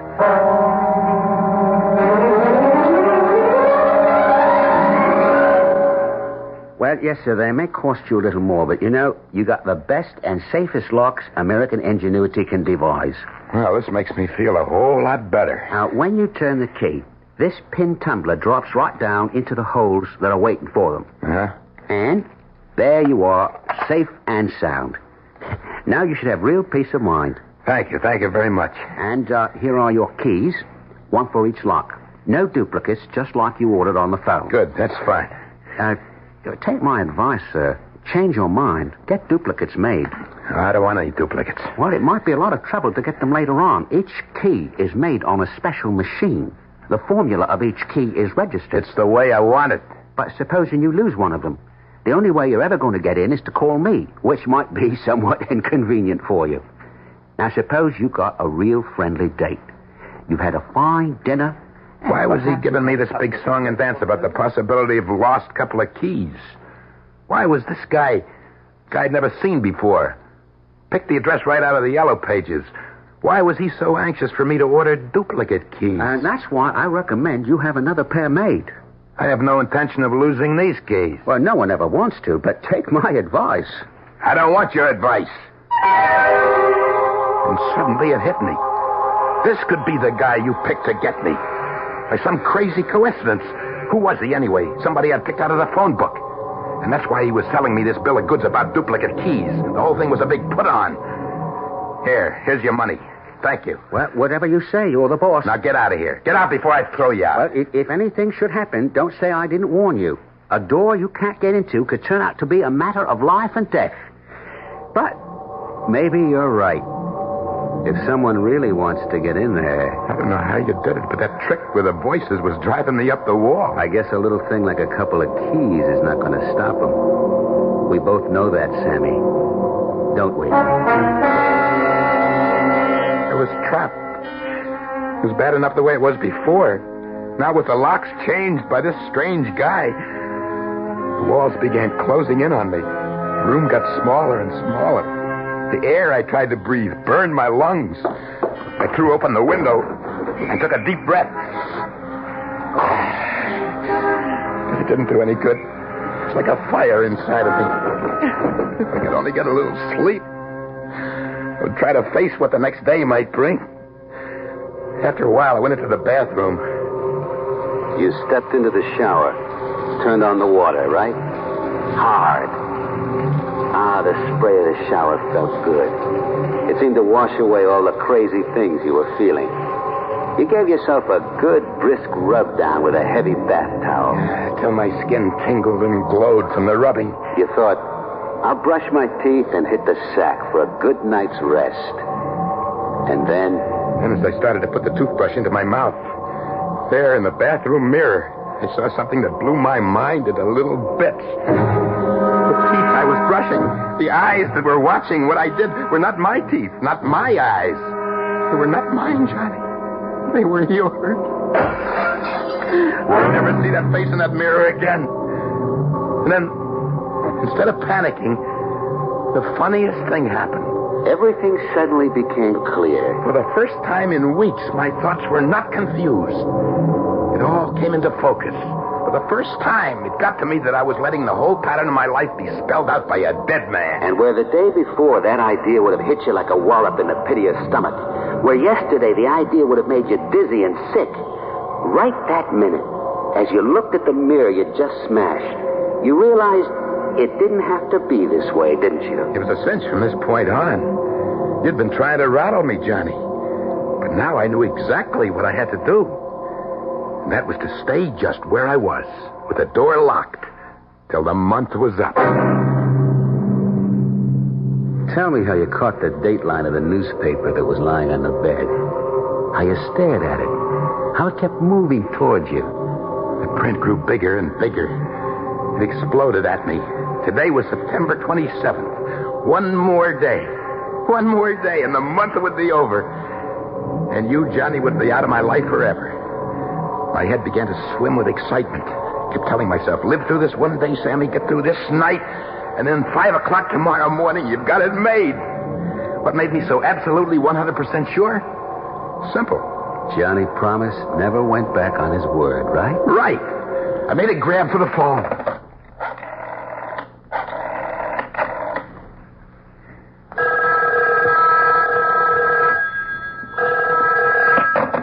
Front desk, can I help you? What time is it?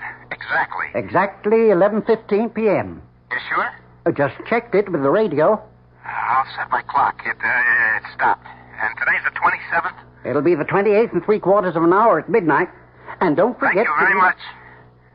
By the way, the young lady just came in. She's standing here at the desk. She'd like to talk to you. What young lady? Oh, your young lady. Put her on. How are you feeling, Sam? It couldn't be better. A couple hours more and it'll all be over. What are you doing down there in the lobby? I thought I'd be close in case you needed anything.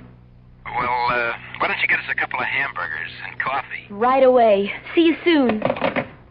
He's feeling great, he says. Well, that's nice for a change. He's sure that in only a few hours he'll be a free man again. Poor guy. Why don't you tell him? I couldn't. I don't know what he'd do if he knew. Anyway, he'd never believe me. It might be the best way. Tell him the truth. How could I tell him that he's a very sick man? That his whole sense of time is mixed up, confused. That he doesn't know one day from another. In the state he's in, how could I possibly tell him that Johnny Promise actually went to the electric chair almost 3 years ago?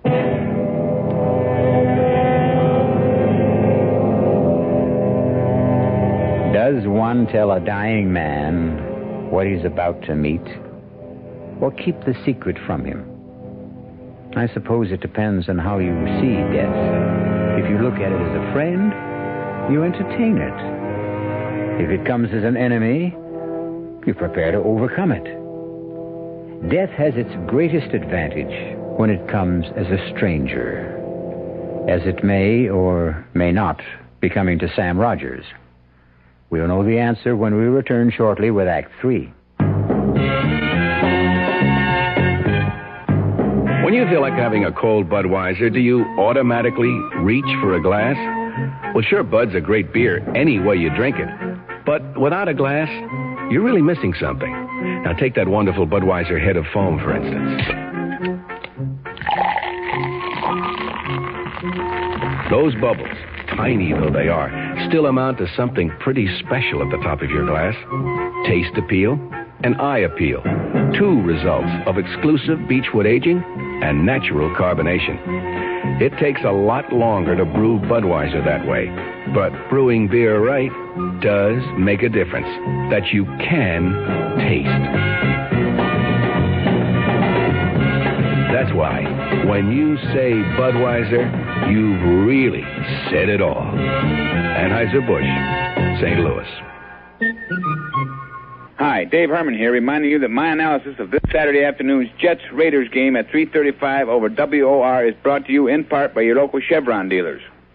Can't get to sleep? You're not alone. An estimated 20 million Americans occasionally suffer from some form of sleep disturbance. Just a sleeping aid may not be the answer, but there is a simple get-to-sleep system that may prove successful. Try Compose. Compose relaxes you, enables you to sleep.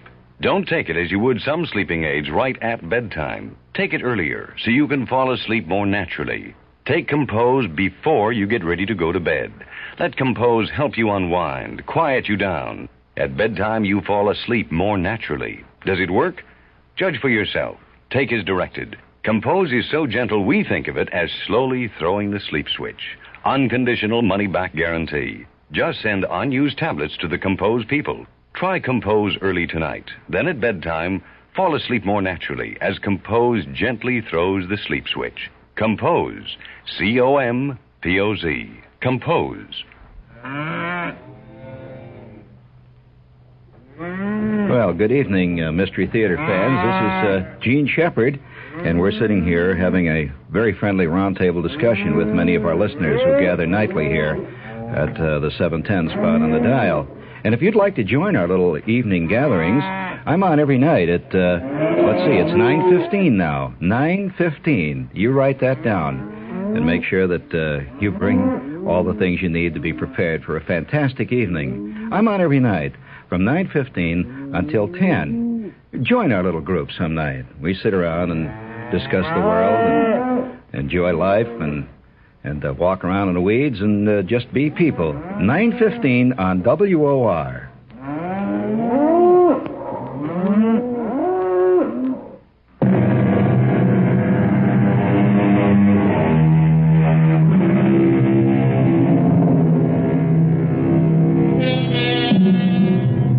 It has been said, a man is never less alone than when he is alone. Thoughts crowd in on him. His imagination summons up multitudes. And which is harder to bear? The fear of loneliness, or as in the case of Sam Rogers, the loneliness that comes from fear. Somewhere in a lonely graveyard, a cold wind whistles over the moonlit tombs.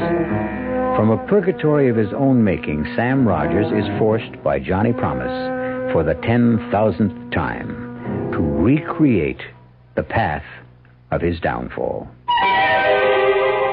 In my hotel room, I kept staring at the clock on my dresser. The hands didn't seem to move at all. They moved so slowly. And then it was midnight. Midnight at last, right on the nose. Only 5 more hours to 5 o'clock. That was when you got yours, Johnny. 5 a.m. And here I was, just 5 hours short of the deadline you'd set for me. 5 hours, 5 years. My blood went cold. Little bumps on the back of my neck. My throat scratchy and dry. I wasn't about to fall for any more of your tricks, Johnny. Smart boy. You sat there on the bed waiting. You weren't going to answer. The knocking kept on louder and louder with more and more force. You sat so still the muscles in your back and legs began to stiffen and ache. There was a dull pounding at the base of your skull. Finally, you saw the sheet of paper come sliding under the door. 4 words written in red with what seemed to be lipstick. It's me, Linda. Open. Carefully, quietly, I got off the bed, went to the door, and I whispered, "Who is it?" It's me. Open the door. Did you forget? The hamburgers and the coffee? Get in, quick. Are you all right? Fine. Here's your coffee. Light, the way you like it. And no sugar? No sugar. The rare hamburger is yours. In less than 5 hours, Linda, we're going to leave this town for good. I never want to see it again. We'll start all over again, fresh. Maybe Alaska or Mexico. Whatever you say, Sam. We talked of our plans for the future, where we might go, what we'd do, the family we'd raise, pushing all other thoughts right out of our heads. It was exciting and beautiful. I looked at the clock again. Where had the time gone? It was 4:45. I said to Linda, "You've got to leave." Why? When I walk out that door, I want to do it alone. You understand why? Of course I understand. I'll meet you in about an hour at your place. Good night, Sam.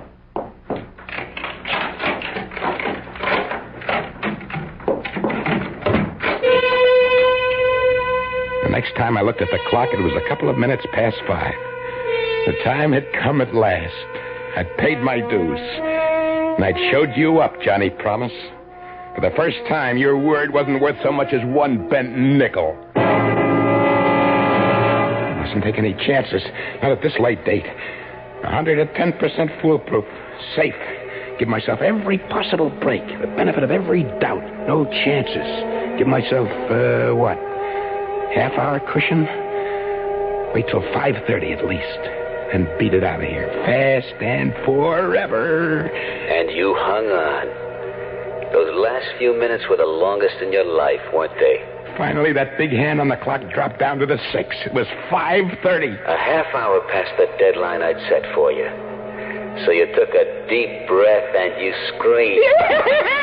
You lost, Johnny, you lost. Sammy outsmarted you. So rot away in your grave, bit by bit, piece by piece. Because I'm alive, Johnny, and I'm going to stay alive. But you, my friend, are dead. As dead as yesterday. 5:40, 20 minutes to 6. I turned the keys. First in one lock, then the other. I flung open the door. I ran down the hallway, rang for the elevator. When I got to my floor, the door opened. I took one last look behind me and got into the elevator car. But then you thought, the elevator man, can I trust him? Was he dependable? Could he possibly? No, that's all over and done with. I don't have to be afraid of anybody, not anymore.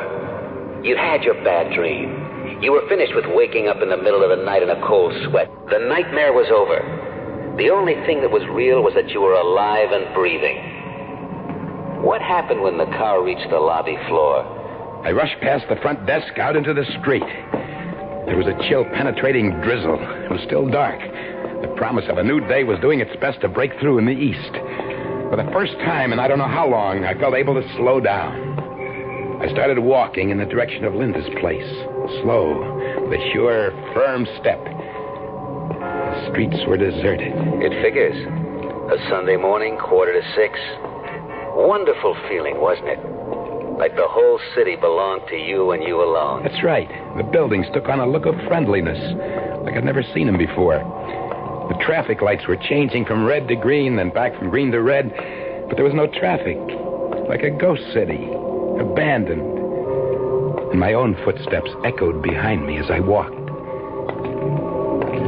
Was it my imagination? I thought I heard two pair of footsteps following mine. But you didn't have the guts to turn around and look back. For a minute, you thought maybe they were your own footsteps echoing down those narrow streets. I stopped. They stopped. I started to walk. They started. I got to a corner and quickly turned into the other street. Out of the corner of my eye, I saw two men. It wasn't light enough to make out their faces. They weren't saying a word. They just seemed to have their minds on one thing, to keep me in their sight, no matter where I went. My heart stopped. There they were, less than 50 feet behind me. Following. Sickening thought came to me. Terrifying. Tell me about it. It's possible, I thought. Anything is possible. Just suppose, in some crazy way, that I made a mistake. Suppose my clock had been wrong. I think it's 5:45, but I suppose... Then all of a sudden you found yourself passing the jewelry shop. You looked up at the big clock that hung over the entrance. I almost passed out with what I saw. I swallowed hard. My mouth felt like it was stuffed with cotton wadding. I looked up once more to make sure. And what did you see? The clock said 5:45. 5:45, not 6. Something was wrong, wasn't it? The whole thing was like crazy. How could it be? And those two faceless men were still there following you. There was a bank on the opposite corner. I raced across to look at the clock outside the bank. I couldn't believe what I saw. That clock, too, said 5:45. Then I began running. I didn't know where. I didn't care. Those clocks, for some insane reason, were right, and I was wrong. Then I still owed you 15 minutes, Johnny. You still had 15 minutes to get me. And those two men following me. It can't be, I told myself. Those clocks are both crazy. It's 5:45. It has to be. Checked and double-checked. And then something like a heavy sledgehammer hit you right between the eyes. Sammy, you stupid, ignorant dummy, you said to yourself. How could you be so blind? How could you have missed it? That's what the desk clerk was trying to tell you. It was the last Sunday in September. In those days, daylight savings time ended at 2 o'clock in the morning. The last Sunday in September. Of course. And those clocks had all been turned back 1 hour. Only I forgot to turn my clock back. It is 5:45. It's 5, not 6. You crazy fool. You thick-skulled, brainless imbecile. You deserve to die. Now we're getting to the best part, ain't we, Sammy? You began to walk, right? Slow at first, then a little faster. Finally breaking into a run.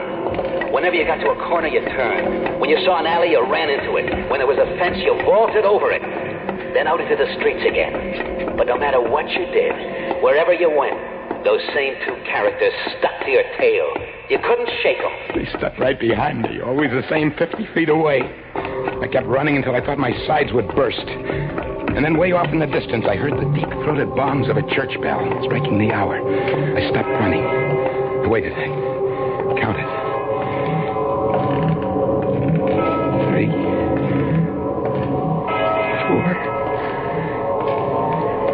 4, 5. Come on, 6, come on.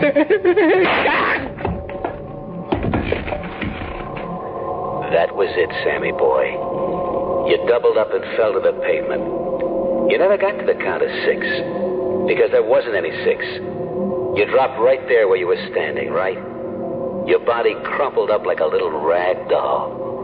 It was all over, just like I promised. Except for one thing. One little thing. Remember, Sammy? I remember. Tell me how it was, Sammy. I dropped, like you said. And then? The 2 men rushed up. One of them felt my pulse, and the other my heart. And there was no pulse. There was no heartbeat. I was dead. Go on, Sam. One of the men got up from where he'd been kneeling over my body, turned slowly to the other fella and said, He's dead, all right. And not a mark on him. Well, that big newspaper delivery truck passed by. Backfired. Just backfired. And this guy drops dead. Yeah, I guess we better call the police. So Johnny kept his word after all, didn't he? And even today, from where he is now, he keeps assuring the rest of his companions. It's like it's my code of honor. Once I give my word, I never break it. That's why they still call me Johnny Promise. Right, Sammy? Right, Johnny. Oh, and, Sammy. Yeah? Tomorrow I want you to tell me the whole story all over again. From the very beginning. Right? Right.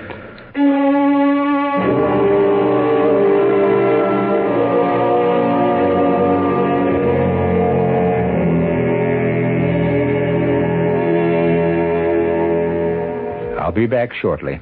Excuse me, sir, but do you know what happens this time of year? Right on, pal. I happen to know that right about now a freak blizzard falls on Dumont, New Jersey, and they're snowed in for the rest of the summer. Happens every year. Nope. You see, what happens this time of year is that you can get a particularly good deal on what is perhaps the most luxurious mid-sized car on the market, the mid-sized Buick Century Regal. Well, what good's a car when you're hopelessly snowed in? Well, that's a point. The Jets-Raiders game at 3:35 over WOR Radio this Saturday afternoon is brought to you in part by M&M Mars, the fun-sized candy people. And I'm Dave Herman for all the commentary throughout the game. Feel the spirit catching on now. Feel the spirit catching on now. There's a new spirit in the friendly skies of your land. Mother country, catching on United Airlines has a bright new look with new colors, a new symbol, and it goes deeper than that. There's a mood you can sense in our people, a spirit you can catch, the spirit of friendship service. You can feel it growing everywhere you go. Come share the spirit of friendship service. It's catching. The friendly skies of your land. Feel the spirit catching on now.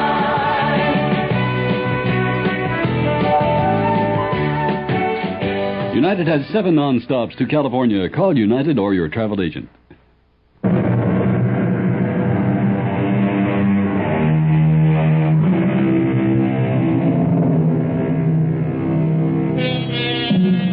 You may recall that Johnny had promised he was going to give Sammy the best of care. Everlasting, perpetual care. Which is exactly what happened. Before he passed away, Johnny signed a contract with the cemetery to provide Sammy Rogers' grave with perpetual care. Weeds removed, flowers 4 times a year, neat and beautiful till the end of time. Always a man of his word.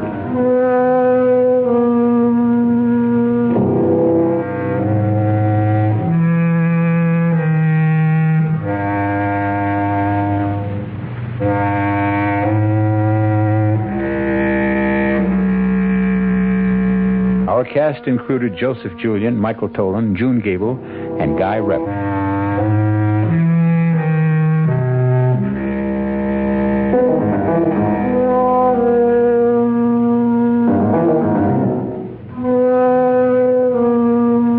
The entire production was under the direction of Hyman Brown. Radio Mystery Theater was sponsored in part by Anheuser-Busch Incorporated, Brewers of Budweiser, and Buick Motor Division.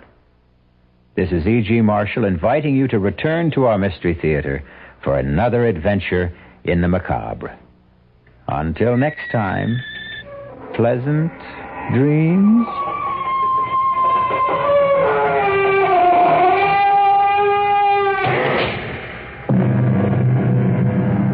The WOR Mystery Theater was also brought to you by ShopRite Supermarkets, where you get a lot more for a little less, and by Suburban Savings, with offices throughout North Jersey.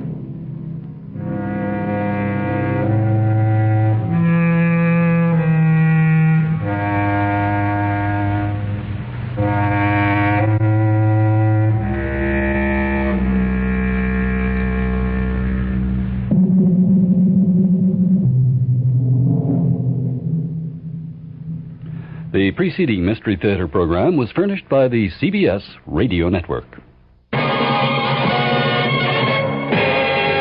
Fulton Lewis in the Mutual Broadcasting System studios in Washington, D.C. Now, my commentary. President Ford said today that he wants the American people to get the unvarnished truth about inflation, and they are sick and tired of having politics played with their pocketbooks. Perhaps the best indication of Ford's approach to the nation's economic problems came as he offered a spontaneous response at the opening of a White House mini-conference on inflation to an answer to an economist's suggestion that the country needs what was termed positive thinking, after Walter Hoadley of the Bank of America called for upbeat thinking. To counter a lack of confidence in the future, President Ford volunteered the opinion that Americans cannot indulge in positive thinking unless they first have the truth. Saying that he wanted the unvarnished truth on the table at the meeting, the president said that he was confident the people would respond positively if they got that truth. At the first of what are planned to be a dozen sessions leading up to a September 27th and 28th major summit conference on inflation, a consensus seemed to emerge among economic experts that a depression is unlikely to develop, but that output is apt to be flat, sluggish, or even down a bit over the next 18 months. A sizable number of conference participants representing business, finance, labor, and the academic profession, all of them professional economists, also called for a gradual easing of the Federal Reserve Board's tight money policy that has produced record-high interest rates. Many of them conservatives as well as liberals also recommended that serious consideration be given to a public service employment program in anticipation of an early rise in joblessness.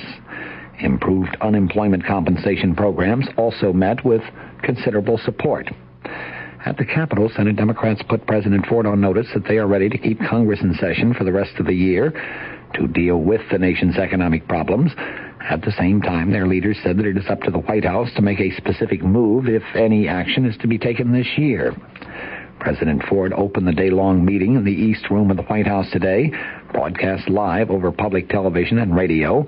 He said our purpose is to find ways by which we, the American people, can come to grips with our economic difficulties and surmount them, declaring that people understand economics very, very well, and they are sick and tired of having politics played with their pocketbooks. The president said these meetings are not going to be empty exercises in economic rhetoric. Neither are they going to reveal any quick solutions or miracles. There is no quick fix for what ails our economy. He added, but before this conference ends, I would like to see and to have set before the American people a consistent and considered package of the most promising answers that you are able to find. Now, this. This is Rocky Graziano. Lots of times on talk shows, I tell jokes. And sometimes I kid around when I talk about Lee Miles, the transmission champs. But transmission trouble isn't a joke, so I'm not kidding when I say you should see Lee Miles. They've been in business about 25 years. They repair, rebuild, reseal, or exchange your transmission. Lee Miles has shops all over the greater metropolitan area, and you'll find them in your yellow pages. They're the greatest, and that's no joke. Senate Democrats advised President Ford today that they are ready to keep Congress in session for the rest of this year, if necessary, to deal with the nation's economic problems. At the same time, the Senate Democrats said that it is up to the White House to make any specific moves or suggestions regarding the economic situation, if any action is to be taken on Capitol Hill this year. Presidential Press Secretary Gerald Terhorst said that the president was delighted with the Senate Democratic Caucus's pledge to support the president and to give the highest priority to economic matters. But Terhorst reiterated the president's hope that the work can be completed without holding a lame duck session in Congress. In other words, a session after the November elections. The entire House of Representatives and a third of the Senate is going to be elected in November, but they will not take office until next January. Assistant Democratic Leader Robert Byrd said the executive branch is the action arm of the government. Democrat leader Mike Mansfield said action by the Democratic-controlled Congress alone is an impossibility. He told newsmen, if you want to get something done, you have to have the cooperation of the White House. It's as simple as that. The Democrats who met behind closed doors for nearly 2 hours today declined to endorse any specific proposals pending the president's September's economic summit conference. They asked their policy committee to consider some specific plans, urged the White House conference to consider every alternative, and made clear that they think the situation is too serious to defer action until next year, as suggested by some administration officials.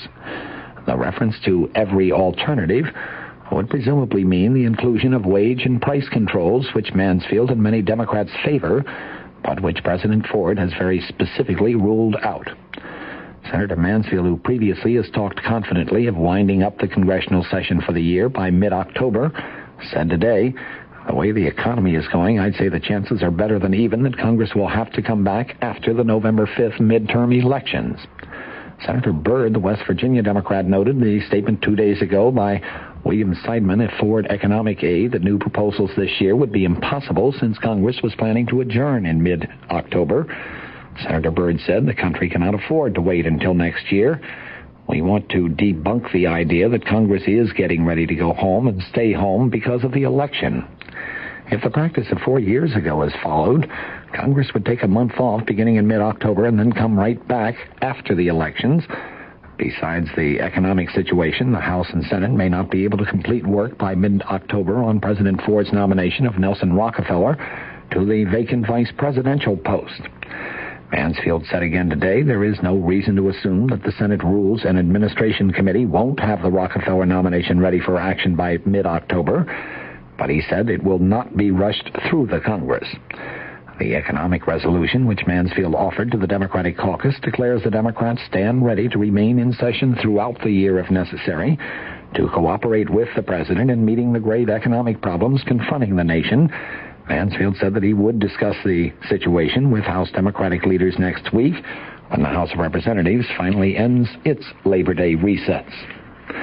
Officials of 13 states may learn tomorrow whether the Justice Department considers their state lottery systems to be legal. Attorney General William Saxby and other Justice Department officials were scheduled to discuss the legal situation involving the state lotteries with governors and lottery directors that have been summoned to a Justice Department meeting. President Ford still apparently favors passage of a constitutional amendment to permit states to enact legislation on abortion, according to White House spokesman Gerald Terhorst. He said that the president is not in favor of federal laws governing abortion. The president's wife was asked at a White House news conference yesterday whether she was closer to the views of Senator James Buckley, the New York conservative, who opposes legalized abortion, or whether she leaned toward the views of Vice President-designate Nelson Rockefeller, who favors legalized abortion, or at least who favored it when he was governor of New York. Mrs. Ford replied quite candidly that she leaned definitely toward Rockefeller. Well, White House Press Secretary Terhorst said today that Mrs. Ford's reply was not a very definitive answer, and he said that the views of the president and his wife are not that far apart. Mrs. Ford's concern, he said, and the President's concern are essentially that there must be a remedy for persons when abortions become necessary because of a serious illness or criminal attack of some kind. From the Mutual Studios in Washington, I'm Fulton Lewis, and that's the top of the news.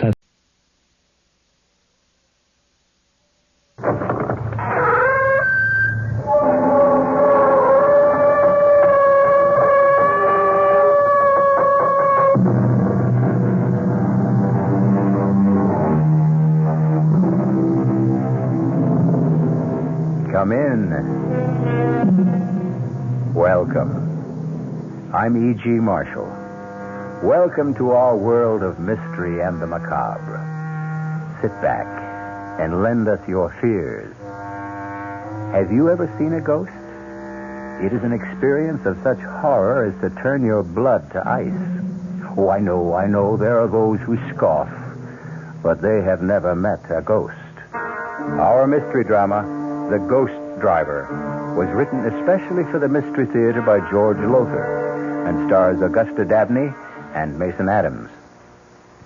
It is sponsored in part by Anheuser-Busch Incorporated, brewers of Budweiser, and by the Kellogg Company, makers of Kellogg's Special K cereal. I'll be back shortly with Act One. Baked in the morning, Kellogg's has that wholesome taste to get you up and grinning. This is Jerry Crawford for Kellogg's Special K. We've been having some fun in our television and radio commercials by using a ball and chain to symbolize the slight overweight problem common to so many of us. We point out that being a few pounds overweight is just a little more difficult for you. Climbing stairs, just walking around, even sitting down can feel, well, like you're wearing a ball and chain. In case you missed the message, it's this. If you really want to get rid of that extra weight, you really have to work at it by exercising and with sensible meals like the Special K breakfast.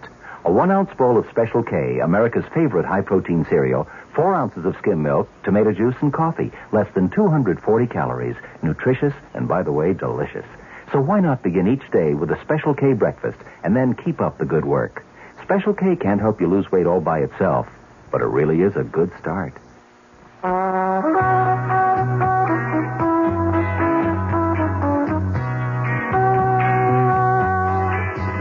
No matter what you're saving for, that's what Suburban Savings for Suburban.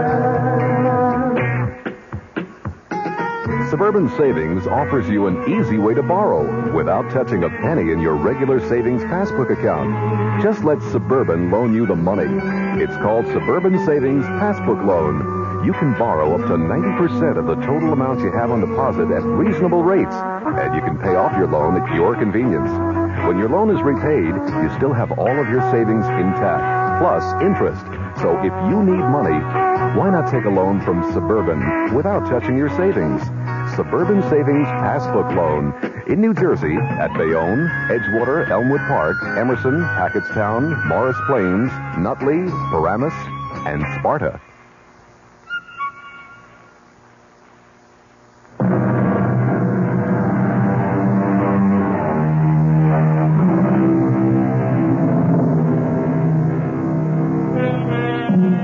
Do ghosts exist?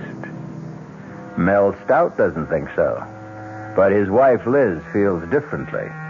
If it had been up to Liz, they'd never have bought Gormley Lodge on top of Manitou Mountain in Colorado. Why? Because according to local legend, the former owners, the Putnams, had been sent crashing to their death by a ghost driver who came at them head on. Now, in the living room of the lodge... Liz, I've had it up to here with that brother of yours. now, I mean, he Mel. promised to help finish painting his living room before the Duncans arrived tonight, and where is he? Mel, I'll tell you where he is. He is out on the slope skiing, enjoying himself as usual. Well, do you just be reasonable now? If we didn't have Rory, where would we get a ski instructor? I'd like to know. We certainly can't afford to hire one, any more than we could afford to have this place painted. Oh, I'm sorry. It's just that I've got so darn much on my mind. Liz, I just hope that I haven't made the mistake of my life and yours. We'll make a go of the lodge. We're off to a pretty good start. The Duncans arrive tonight, and they're booked for a full week. And the Todds and the Morgans arrive next week. Yeah, and after that? Well, darling, our newspaper ads ought to get us more customers. Just ask yourself, darling, what would you rather be doing now? Painting the living room of your own ski lodge with paying guests arriving tonight? Or slaving away at your old accounting job in Aspen? Well, at least that brought a check in every week. Oh, Mel, you've wanted to be your own boss for years. And so we bought this old mansion on top of Manitou Mountain to start our own ski lodge. The old Gormley Mansion. And we're going to keep at it until we make a success of it. Liz, you're marvelous. Oh, there's somebody at the front door. I'll get it. Oh, Mrs. Gormley. Come to pay you a visit, Miss Stout. My first formal visit. Well, that's very good of you, Mrs. Gormley. Well, won't you come in? All right, Jason. You heard the lady. Wheel me in. Yes, Mother. You know my son, Jason? You've met? Yes, briefly. Mel, the Gormleys have come to pay a visit. I see you, Mrs. Gormley. Jason, hope you don't mind if I finish this painting. Oh, go right ahead. I'd give you a hand, old as I am, but my arthritis keeps me in this wheelchair. Jason, why don't you... No, thanks. I couldn't think of asking a fine arts painter to do... Fine arts. You hear that, Jason? Mr. Stout complimented you. Called the mountain scenes you paint fine art. Well, they are. Why, I saw some of them in the ski shop in town. They're very good. Do you sell many? A few. Oh, just enough to cover the cost of the paint and canvas. Oh, yes, and a quart of whiskey now and then. Mother, please. Well, now, if they don't hear it from me, Jason, they'll hear it from others. A drink now and then. Now and then. Tell the Stouts how you play Russian roulette with that old revolver of your father's when you're drunk. Stop it, Mother. Stop it. Perhaps you'd like some coffee, Mrs. Gormley, or tea. It won't take a minute. No, thank you. We won't be here that long. Now, I've come to do for you what I did for the Putnams. Them that bought my house out from under me 3 years ago. Out from under you? Mrs. Gormley, are you saying that we have done that? Forced you out of your house? Well, haven't you? Oh, it's not your fault. Jason's father left us destitute. Left me destitute, I should say. With a son too lazy to support his old mother. So I had to sell this beautiful place. Mother, the Stouts aren't interested in all this past history. Well, they'd better be. If they value their lives. Value our lives? Well, Mr. Halliday didn't tell you, of course. Tell us what? About how the Putnams met their death. Why, yes. The real estate man told us about the accident. That was no accident. No more than my husband's death was an accident. He died in the same way? His car crashed off the bridge into the gorge? Right. 800 feet down into the gorge. To the rocks 800 feet below. But no accident. Suicide. The Putnams didn't commit suicide. Not them. My husband, Jason Sr., raving drunk and suicidal, but theirs was no accident either, the Putnams. He drove them off that bridge. Who? My husband. Now, wait a minute, Mrs. Gormley. If your husband was dead... Hi, I'm back. Oh, sure. Naturally, Rory. Now, the painting job is nearly done. Oh, now, don't get uptight, Mel. I just didn't remember till I was out on the slopes. Hi, Mrs. Gormley. Jason. Paying a little social call? It's anything but social. Mrs. Gormley, are you saying that your husband, even though he was dead, somehow killed the Putnams? Liz, come on now. All right, I'll tell you. After my husband's death, when I realized I'd been left penniless, and that I'd have to sell this place, I fell into a state of depression. When the Putnams bought Gormley Lodge, well, they were going to use it as a winter home, not turn it into a ski resort like you. When they bought it, and I had to move into the little guest house, I was so sad I thought I'd die. For days and days I sat and wept, and then one night, my husband come to me. Your husband? You dreamed? It was no dream. Oh, it was my husband. His ghost. Oh, for the love. Rory. He stood at the foot of my bed.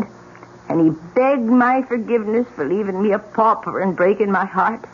And he said, Jessica, I promise you'll live in Gormley House again. And then he vanished. The very next night, The Putnams crashed through the bridge over Gormley Gorge. Well, accidents do happen. It was no accident. Now, the real estate man didn't tell you the whole story. Mrs. Putnam lived long enough to tell just what had happened. Well, you can ask the sheriff. The Putnams didn't go off the bridge by accident. They were driven off it. Forced to swerve off it by an oncoming car. A car driven by a skeleton. Good heavens. That's what I wanted to tell you. And now you know. Good day. Well, what kind of a put-on is this? She's trying to scare us out of here. I'm trying to save your lives. You're trying to get back into this house. That's what you're doing. Just the way you moved back after the Putnams got killed and lived here a full 3 years until now. Roy, have some respect. Respect? No way. She may be old, but she's as shrewd as they come. She frightens you off, then moves back in again and stays until some other sucker comes along. I warn you. Just let us know when your husband's ghost shows up again. It did. What? Last night. Oh, man, this is the neatest rip-off Shut up, Roy. Will you... Your husband's ghost?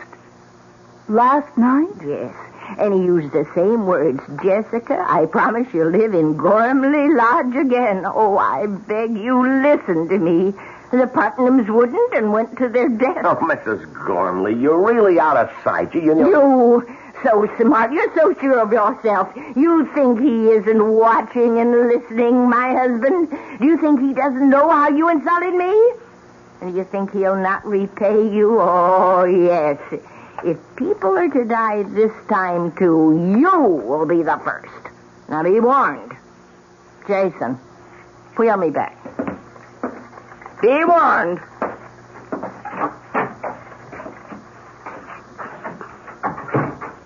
Rory, you shouldn't have talked to Mrs. Gormley like that. You didn't spring for that crazy story, did you? I don't know. I wonder. What, Liz? Mel, call the sheriff.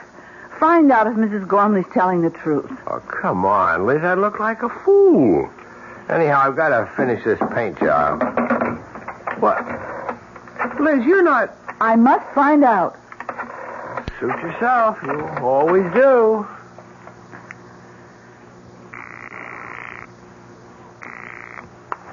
Sheriff Harper speaking. Oh, Sheriff, this is Elizabeth Stout calling. We're the new owners of Gormley House. Oh, yes. What can I do for you, Mrs. Stout? Well, we just had a visit from Mrs. Gormley. Oh? What do you mean, oh? Oh, nothing, Mrs. Stout, only she can be a little hard to take, getting on in years. Yes, well, what I wanted to ask you... Of course, you remember the accident to the Putnams 3 years ago, crashing off the bridge over Gormley Gorge. Yes, I remember. Well, according to Mrs. Gormley, Mrs. Putnam lived long enough to tell you what had caused the accident. Is that so? Yes, it is. And what did she tell you? Well, now, Mrs. Stout, she was near death. Maybe out of her head with pain and shock. What did she tell you, Sheriff? Did she tell you that they had been forced to swerve off the bridge because of another car that came straight at them? A car with a skeleton driving it? Well, as I said, she was out of her head. Did she? Yes, that's the story she told me. Thank you. Goodbye. So? Mrs. Gormley told the truth. Oh, the Putnam woman was dying. Anybody in that condition is liable to say anything. I suppose. Now, look, just get off it, Liz. We put our life savings, every cent we've got in this place, and I'm not leaving, ghost or no ghost. Well, speaking of leaving, I'd better get on down into Manitou and pick up the Duncans at the airport. Well, it's a bit early, isn't it? Or have you got some cute chick in town that you'd like to spend an hour or so with? Mel, you put me away. Don't give me any ideas, Rory. Well, it's a bit early, isn't it? Or have you got some cute chick in town that you'd like to spend an hour or so with? Mel, you put me away. Don't give me any ideas, Rory.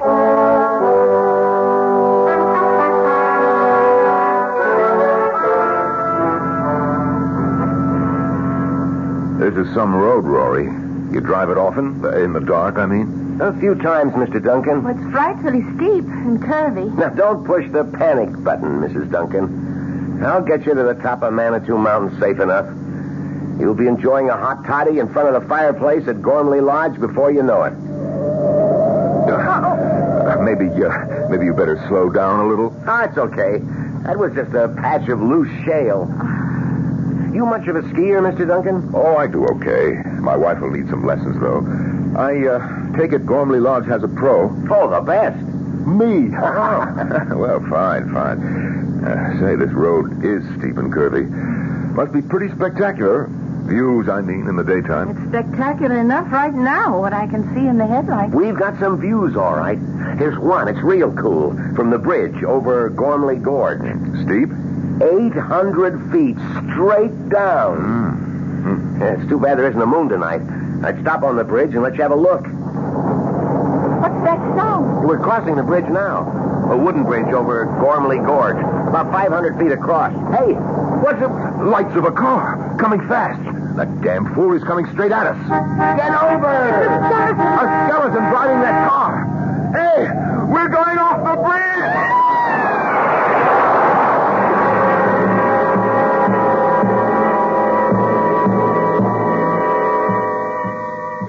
I'll be back shortly with Act 2. If you have the nerve to return, that is. Hello, Fox. It seems like only yesterday that I was a little girl tasting porridge. You know, this one's too hot. This one's too cold. And now I conduct taste tests on diet drinks. And there's one I must tell you about. Sugar-free diet 7-Up. It has a fresh, natural, delicious taste. It drives my taster meter crazy. Sugar-free diet 7-Up. This one's just right. Hey, Mom, what's for dinner? Hey, Mom, what you got?